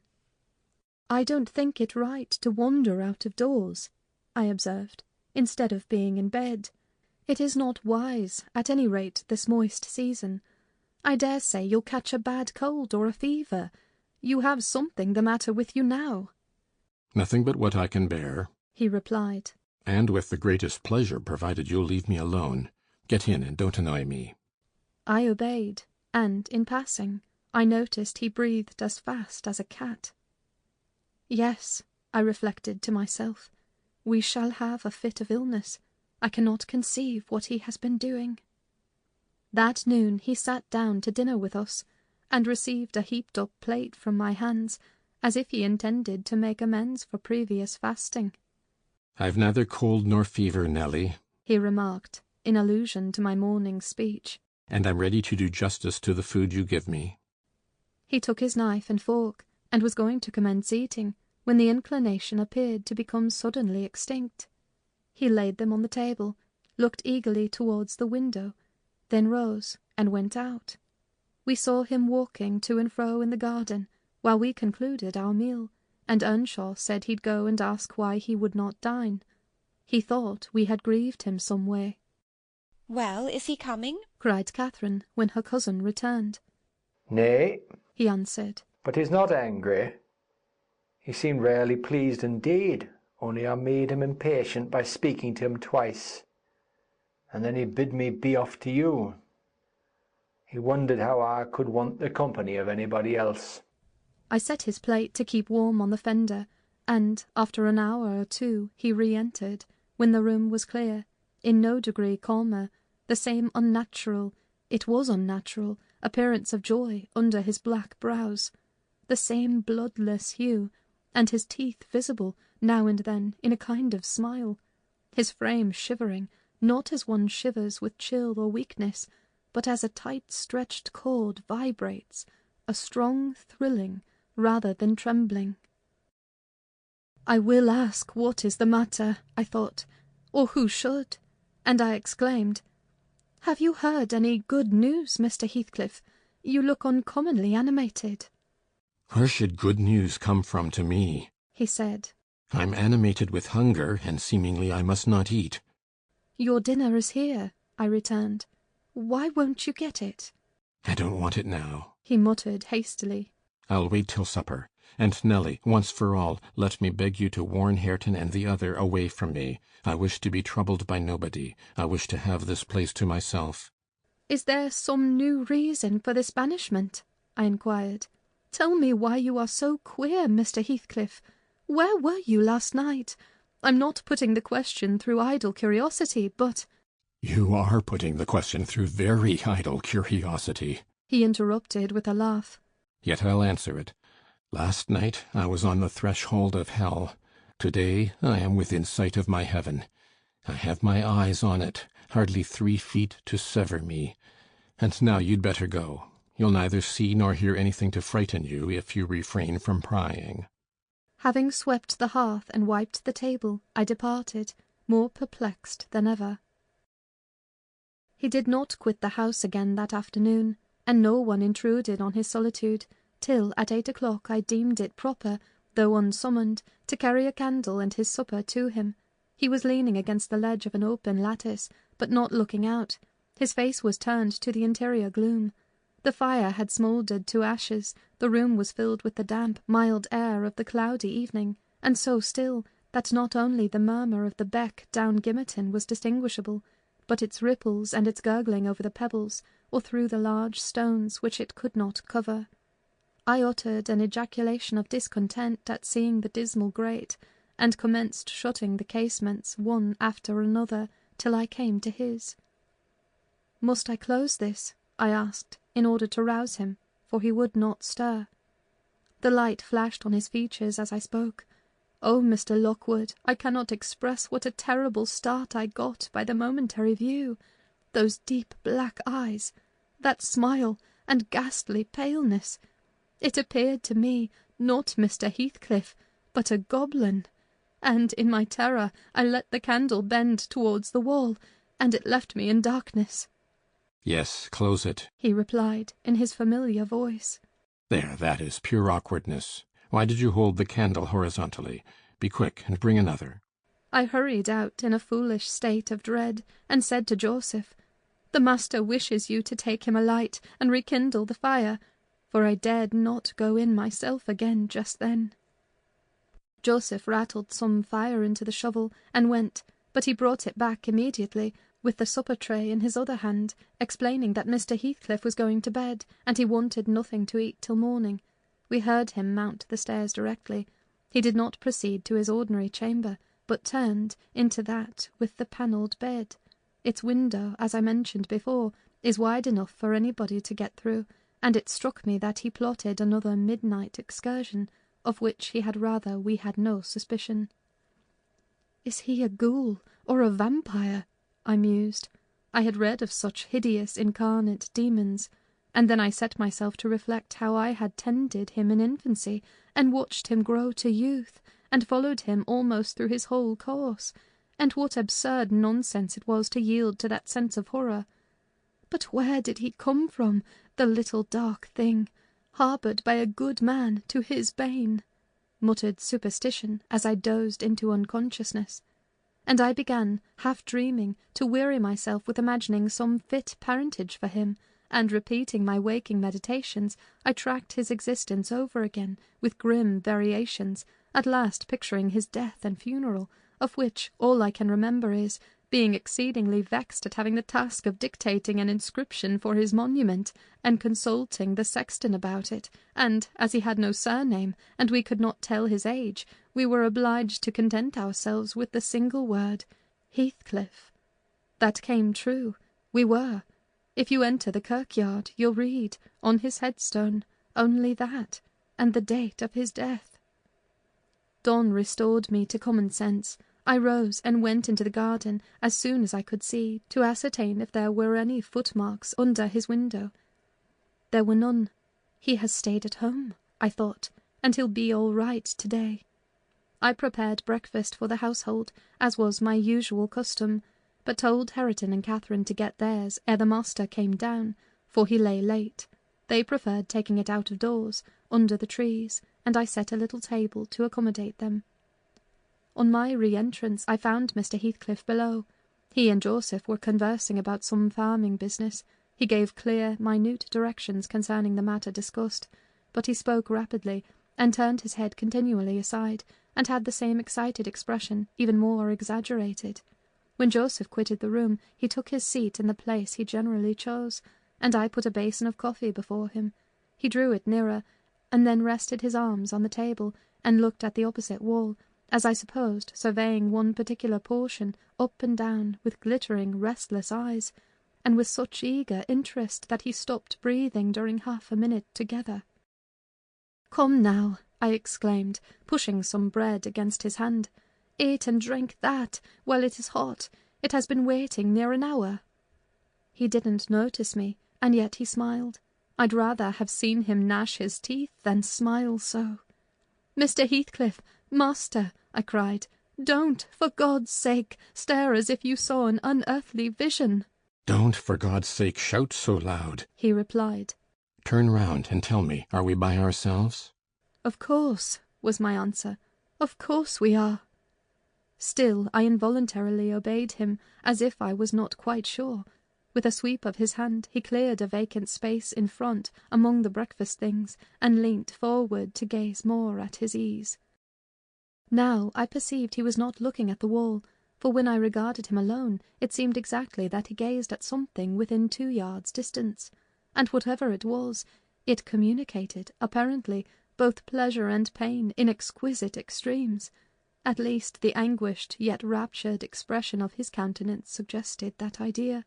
The fancied object was not fixed either. His eyes pursued it with unwearied diligence, and, even in speaking to me, were never weaned away. I vainly reminded him of his protracted absence from food. If he stirred to touch anything in compliance with my entreaties, if he stretched his hand out to get a piece of bread, his fingers clenched before they reached it, and remained on the table, forgetful of their aim. I sat, a model of patience, trying to attract his absorbed attention from its engrossing speculation, till he grew irritable, and got up, asking why I would not allow him to have his own time in taking his meals, and saying that on the next occasion I needn't wait, I might set the things down and go. Having uttered these words, he left the house, slowly sauntered down the garden path, and disappeared through the gate. The hours crept anxiously by. Another evening came. I did not retire to rest till late, and when I did, I could not sleep. He returned after midnight, and instead of going to bed, shut himself into the room beneath. I listened and tossed about, and finally dressed and descended. It was too irksome to lie there, harassing my brain with 100 idle misgivings. I distinguished Mr. Heathcliff's step, restlessly measuring the floor, and he frequently broke the silence by a deep inspiration, resembling a groan. He muttered detached words also. The only one I could catch was the name of Catherine, coupled with some wild term of endearment or suffering, and spoken as one would speak to a person present, low and earnest, and wrung from the depth of his soul. I had not courage to walk straight into the apartment, but I desired to divert him from his reverie, and therefore fell foul of the kitchen fire, stirred it, and began to scrape the cinders. It drew him forth sooner than I expected. He opened the door immediately, and said, "Nelly, come here. Is it morning? Come in with your light." "It is striking 4, I answered. "You want a candle to take upstairs. You might have lit one at this fire." "No, I don't wish to go upstairs," he said. "Come in and kindle me a fire, and do anything there is to do about the room." "I must blow the coals red first, before I can carry any," I replied, getting a chair in the bellows. He roamed to and fro, meantime, in a state approaching distraction, his heavy sighs succeeding each other so thick as to leave no space for common breathing between. "When day breaks, I'll send for Green," he said. "I wish to make some legal inquiries of him while I can bestow a thought on those matters, and while I can act calmly. I have not written my will yet, and how to leave my property I cannot determine. I wish I could annihilate it from the face of the earth." "I would not talk so, Mr. Heathcliff," I interposed. "Let your will be a while. You'll be spared to repent of your many injustices yet. I never expected that your nerves would be disordered. They are at present marvellously so, however, and almost entirely through your own fault. The way you've passed these 3 last days might knock up a Titan.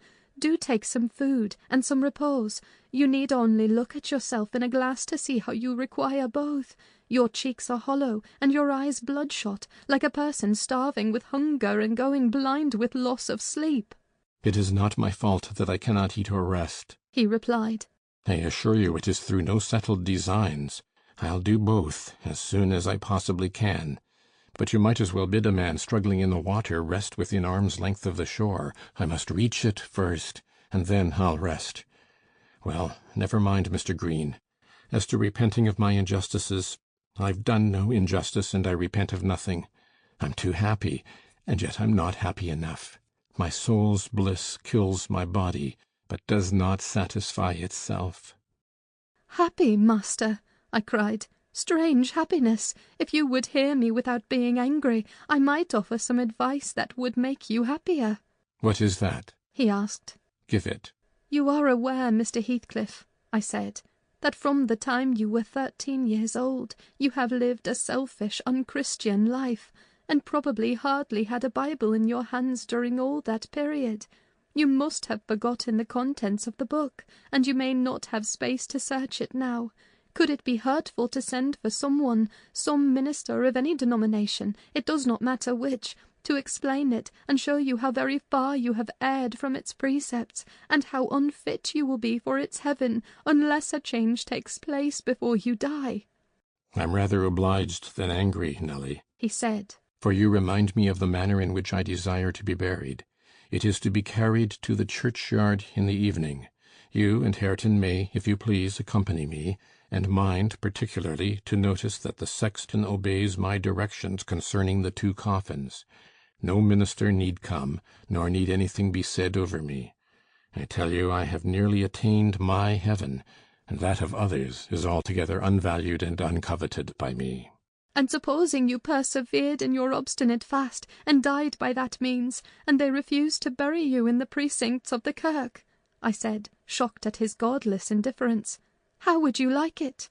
"They won't do that," he replied. "If they did, you must have me removed secretly, and if you neglect it, you shall prove practically that the dead are not annihilated." As soon as he heard the other members of the family stirring, he retired to his den, and I breathed freer. But in the afternoon, while Joseph and Hareton were at their work, he came into the kitchen again, and, with a wild look, bid me come and sit in the house. He wanted somebody with him. I declined, telling him plainly that his strange talk and manner frightened me, and I had neither the nerve nor the will to be his companion alone. "I believe you think me a fiend," he said, with his dismal laugh. "Something too horrible to live under a decent roof."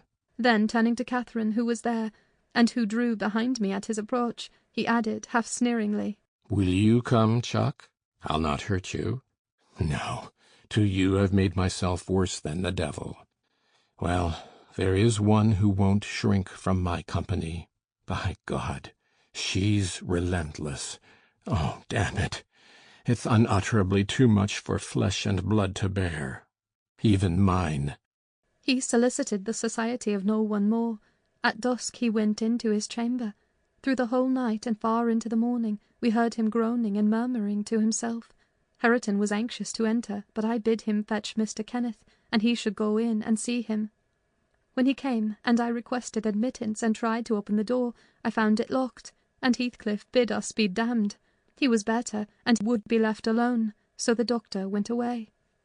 The following evening was very wet. Indeed, it poured down till day dawn, and as I took my morning walk round the house, I observed the master's windows swinging open, and the rain driving straight in.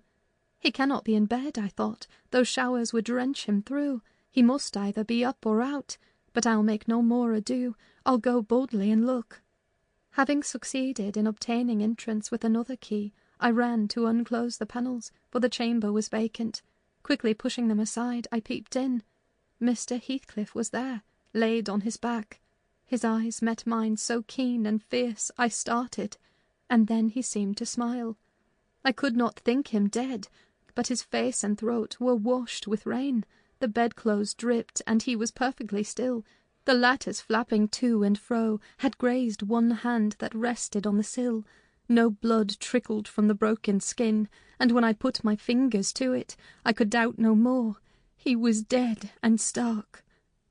I hasped the window. I combed his black long hair from his forehead. I tried to close his eyes, to extinguish, if possible, that frightful, lifelike gaze of exultation before anyone else beheld it.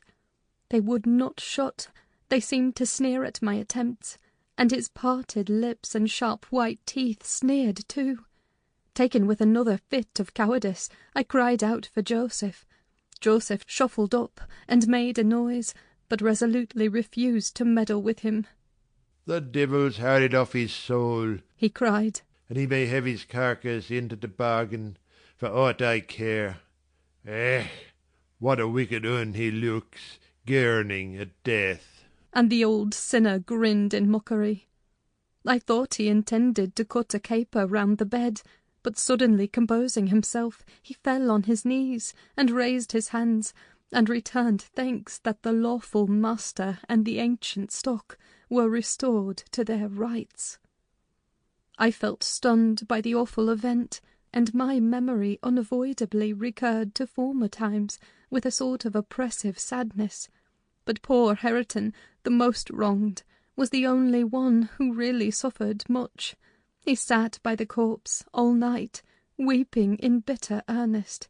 He pressed its hand and kissed the sarcastic, savage face that everyone else shrank from contemplating, and bemoaned him with that strong grief which springs naturally from a generous heart, though it be tough as tempered steel. Mr. Kenneth was perplexed to pronounce of what disorder the master died. I concealed the fact of his having swallowed nothing for 4 days, fearing it might lead to trouble, and then, I am persuaded, he did not abstain on purpose. It was the consequence of his strange illness, not the cause. We buried him, to the scandal of the whole neighbourhood, as he wished. Earnshaw and I, the sexton, and 6 men to carry the coffin, comprehended the whole attendance. The 6 men departed when they had let it down into the grave. We stayed to see it covered. Hareton, with a streaming face, dug green sods, and laid them over the brown mould himself. At present it is as smooth and verdant as its companion mounds, and I hope its tenant sleeps as soundly. But the country folks, if you ask them, would swear on the Bible that he walks. There are those who speak to having met him near the church, and on the moor, and even within this house. Idle tales, you'll say, and so say I. Yet that old man by the kitchen fire affirms he has seen two on 'em looking out of his chamber window on every rainy night since his death. And an odd thing happened to me about a month ago. I was going to the Grange one evening, a dark evening, threatening thunder, and, just at the turn of the heights, I encountered a little boy with a sheep and 2 lambs before him. He was crying terribly, and I supposed the lambs were skittish and would not be guided. "What is the matter, my little man?" I asked. "There's Heathcliff and a woman yonder under t' nab," he blubbered, "and I dare not pass 'em." I saw nothing, but neither the sheep nor he would go on, so I bid him take the road lower down. He probably raised the phantoms from thinking, as he traversed the moors alone, on the nonsense he had heard his parents and companions repeat. Yet still, I don't like being out in the dark now, and I don't like being left by myself in this grim house. I cannot help it. I shall be glad when they leave it, and shift to the Grange. "They are going to the Grange, then?" I said. "Yes," answered Mrs. Dean. "as soon as they are married, and that will be on New Year's Day." "And who will live here, then?" "Why, Joseph will take care of the house, and, perhaps, a lad to keep him company. They will live in the kitchen, and the rest will be shut up." "For the use of such ghosts as choose to inhabit it," I observed. "No, Mr. Lockwood," said Nelly, shaking her head. "I believe the dead are at peace, but it is not right to speak of them with levity." At that moment the garden gate swung to. The ramblers were returning. "They are afraid of nothing," I grumbled, watching their approach through the window. "Together they would brave Satan and all his legions." As they stepped onto the door-stones, and halted to take a last look at the moon, or more correctly at each other by her light, I felt irresistibly impelled to escape them again, and, pressing a remembrance into the hand of Mrs. Dean, and disregarding her expostulations at my rudeness, I vanished through the kitchen as they opened the house door, and so should have confirmed Joseph in his opinion of his fellow servant's gay indiscretions, had he not fortunately recognised me for a respectable character by the sweet ring of a sovereign at his feet. My walk home was lengthened by a diversion in the direction of the kirk. When beneath its walls, I perceived decay had made progress, even in 7 months. Many a window showed black gaps deprived of glass, and slates jutted off here and there, beyond the right line of the roof, to be gradually worked off in coming autumn storms. I sought, and soon discovered, the 3 headstones on the slope next the moor, the middle one grey and half buried in the heath. Edgar Linton's only harmonised by the turf and moss creeping up its foot, Heathcliff's still bare. I lingered round them under that benign sky, watched the moths fluttering among the heath and harebells, listened to the soft wind breathing through the grass, and wondered how anyone could ever imagine unquiet slumbers for the sleepers in that quiet earth. This is the end of Wuthering Heights. Thank you for listening. And don't forget to like and subscribe to our channel.